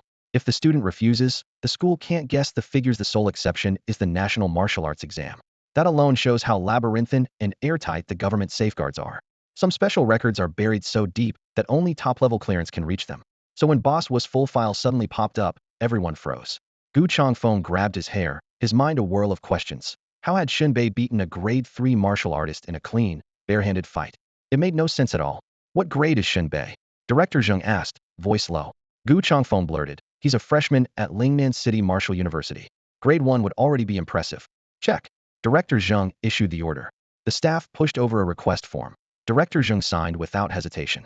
Once the paperwork was done, the 2 operators again entered their separate passwords and began searching for Shen Bai's file. While they waited, Director Zhang narrowed his eyes. I don't buy that he's only grade 1. Gu Changfeng frowned. That would mean he's grown ridiculously fast. Director Zhang smoothed a wrinkle from his suit and said firmly, that's why I call him a prodigy. You see once in a century. Gu Changfeng rubbed his chin, but his thoughts drifted elsewhere. How much bride price should he demand from Shen Bei? His get-rich calculations shattered when the staff suddenly cried out. Panic on their faces, they pointed at the tablet. Something's wrong. We've just been hit with a system warning from the database. What? Gu Changfeng jumped when he heard the tremor in the technician's voice. He craned his neck toward the tablet on the desk. The database interface was ringed in a harsh red glow, and a huge exclamation mark hovered at its center. A line of scarlet text began to pulse. Warning. Access to this file requires high-level clearance. Submit a formal request, an inquiry record, the names of the personnel involved, and be prepared for an investigation by the National Martial Affairs Bureau. Gu Changfeng drew a sharp breath. The message felt like a beast lurking behind the screen, ready to pounce. Director Zhang loosened his tie, let his gaze wander over the building still roaring with flames, and exhaled in relief. He turned back to Gu Changfeng with a grin. Changfeng. Right here, Director. Nice fire, isn't it? Gu Changfeng nodded like a bobblehead. Ah, yes, absolutely. Before long, Patrol Bureau officers marched the surviving apocalyptics back in chains. Many had slipped away, but the haul was still impressive. Meanwhile, a logistics team wrapped Boss Wu's body in a tarp and loaded it onto a truck. Director Zhang walked up to Chi Chuanyu and the others, giving each of them a pat on the shoulder. Blaster gang, huh? Apart from the loud name, you're not half bad. With that, he turned and left. Chi Chuanyu and his friends looked at each other, utterly baffled. Gu Changfeng gave them a thumbs up. Anyone who can run with someone as weird as Shen Bei must be pretty capable themselves. The 3 just stared at him. Chi Chuanyu finally ventured. Does this mean our assignment is over? Do we get a reward? Assignment? What assignment? Gu Changfeng's smile was impossible to read. Surveilling and investigating the apocalyptics, of course. Niu Niobin blurted, neck stretched. Gu Changfeng gestured toward the line of cultists being led away. Which one of those did you call yourselves? Du Zedong cut in, pointing at the corpse of Boss Wu being hauled out. We took down that headhunter. True enough, Gu Changfeng said, palms up. Then his tone shifted. But your job was to watch the apocalyptics. What's a headhunter got to do with that? The trio had no answer. Sweat beaded on their foreheads. Liao Zhongyang tucked his hands into his sleeves, rubbed his nose, and let out an enormous yawn. Let's head back to campus. And beat. Director, are you really giving the blaster gang nothing? Gu Changfeng hurried to pull open the car door and ushered Director Zhang inside. Zhang patted the national emblem on his chest. I've put down more madmen and butchers tonight than I can count. What else could I possibly want? It's not the same. Gu smacked his lips. Every member of the blaster gang is a freak, especially that Shen Bei. I've crossed blades with him a few times. I know how he operates. Zhang was quiet for a moment, then pointed at the police cruiser he had just stomped into scrap metal. Whatever you can get for that heap, it's theirs. Who got the hint? A totaled cruiser might fetch only 2 grand at the junkyard, but if a local street punk wanted to buy it, it could easily go for 200,000, the price of protection, not steal. Even so, he couldn't resist a jab. Director, could you maybe try a little finesse next time? Headquarters is calling you the car terminator. Heh, Zheng waved it off. A fifth-rank martial artist isn't worth the price of a few cars. Well, no one could argue with that. Gu Changfeng sat behind the wheel and gave a wry smile. The money for new patrol cars comes straight out of the annual budget. Every time you wreck one, the cafeteria shaves another point off our meals. Night had fallen. Shen Bei shot forward like an arrow released from the bow. Buildings streaked past behind him while the wind howled against his ears. Skimming the ground, he darted through the city's concrete jungle like a black jaguar, the speedometer climbing to 50 kilometers an hour. His blood thundered, sweat burst from his pores and vaporized instantly, white mist curling from his head so that, from a distance, he looked like a speeding steam engine. Click. He tossed a vitality pill into his mouth, the medicine detonating through his veins and flooding him with fresh strength without breaking his stride. Before long, a silent industrial compound appeared ahead. A tar-black iron gate hung crooked on its hinges, its surface deeply dented and crudely welded. Shen Bei stopped outside the wall and looked up at a 3-story building outlined in the darkness, every window unlit. In the gatehouse, a lone night watchman gnawed on Pig's head and sipped cheap liquor, half drunk, half awake. With a light tap of his toes, Shen Bei vaulted the wall like a swallow and landed without a sound. He eased open a window, slipped inside, climbed to the second floor, turned down the left corridor, and stopped at the door at the far end. This was where he had once come to collect his pay after a job. Lei Laohu had sat inside. The room furnished like an ordinary living room because it was his actual home. Tonight Shen Bei sought only one thing, Lei Laohu's phone. He remembered 2 handsets on the table back then, a smartphone and an old monochrome Wukia. Lei Laohu had locked the Wukia in the safe, proving its worth. After Lei Laohu's death, Gu Changfeng's people had cleaned up, the smartphone was likely gone, but the Wukia probably still slept inside the safe. Even the meticulous patrol bureau would not empty every hiding place. The man had seemed no more than a petty thug. Only Shen Bei knew he belonged to the headhunters. A patrol bureau seal covered the handle, coated in dust. Shen Bei tried the knob lock, it then curled his fist into a hammer. Bang! The lock shattered like paper. He swung a sideways kick and the door flew open. The safe still stood in the corner, now protected by a fingerprint plus code panel, no keyhole, no spare key. Even easier, Shen Bei scoffed as golden light flared around his fists, Vajra force sheathing his knuckles. Boom, boom. The steel buckled and split under the barrage. He grabbed the gap with both hands and tore the entire door away. Inside the black cavity lay an old Wukia phone. The moment Shen Bei wrapped his fingers around it, hurried footsteps echoed outside. The night watchman burst through the doorway, brandishing a wooden stick and shouting in surprisingly strong voice. Who's in here stealing? Shen Bei couldn't be bothered with him. With one kick he split the solid wooden chair in two and barked a single word, "Get lost." The old man flinched, pulling his neck in. He muttered to himself, are martial artists really struggling this much now? A while ago one was doing odd jobs, and now another's turned thief. Pathetic. He could at least be a security guard and save himself 40 years of detours. Call the police. I have to call the police. He backed to the doorway, grabbed the landline, and dialed. Shrieking the whole story, he was so loud that Gu Changfeng, the officer on duty, felt his ears buzz. Tell the officer my name is Shen Bei, Shen Bei said, half reminder, half threat. Feeling even more provoked, the old man yelled into the receiver, the thief's name is Shen Bei. Gu Changfeng was just as blunt. Get lost. Beep beep beep. The line went dead. The old man froze. What did that mean? Was the thief stealing on official orders? Even the precinct wouldn't touch him? 2 phones lay in front of Shen Bei. Boss was smartphone, and Lei Laohu's old black and white keypad model. The latter still had a full battery, making the smartphone's remaining charge look pitiful. Lei Laohu's phone was absurdly easy to unlock, just press 2 keys in sequence. Shen Bei placed the phones side by side, scrolling through their call logs and comparing each entry. Very soon, he spotted a matching number, almost certainly the shepherd. If he could hear that voice, he was sure he could pick the man out of Wooda's many instructors. He drew a deep breath, but his thumb froze over the dial button, sweat popping on his brow. He noticed that both Lei Laohu and Boss Wu had followed the exact same calling protocol with this number. First, dial out. Let it ring for 5 seconds, hang up. The other party calls back, 3 seconds, hang up. Dial again, no answer. The other party returns the call, still no answer. Dial a final time, and the call connects normally. A nested series of passcodes. If he called outright, his cover would be blown after 5 seconds, and the shepherd would dump the phone. Steadying himself, Shen Bei picked up Boss Wu's phone and followed the sequence. The other man still didn't know Boss Wu was dead. Beep, beep, beep, 5 seconds. He hung up. Sure enough, the call came back, 3 seconds, then another hang up. The code was complete. Shen Bei held his breath and raised the phone to his ear. Honey Badger, what is it? A deep male voice asked. Snap. Shen Bei hung up without hesitation. It was him. Shen Bai's pupils tightened sharply. That's all for today. Thank you so much for watching. I hope you guys enjoyed. If you wish to have another part of this recap, please give us at least 1,000 likes. Please don't forget to comment and subscribe to our channel for more content like this. Until next time.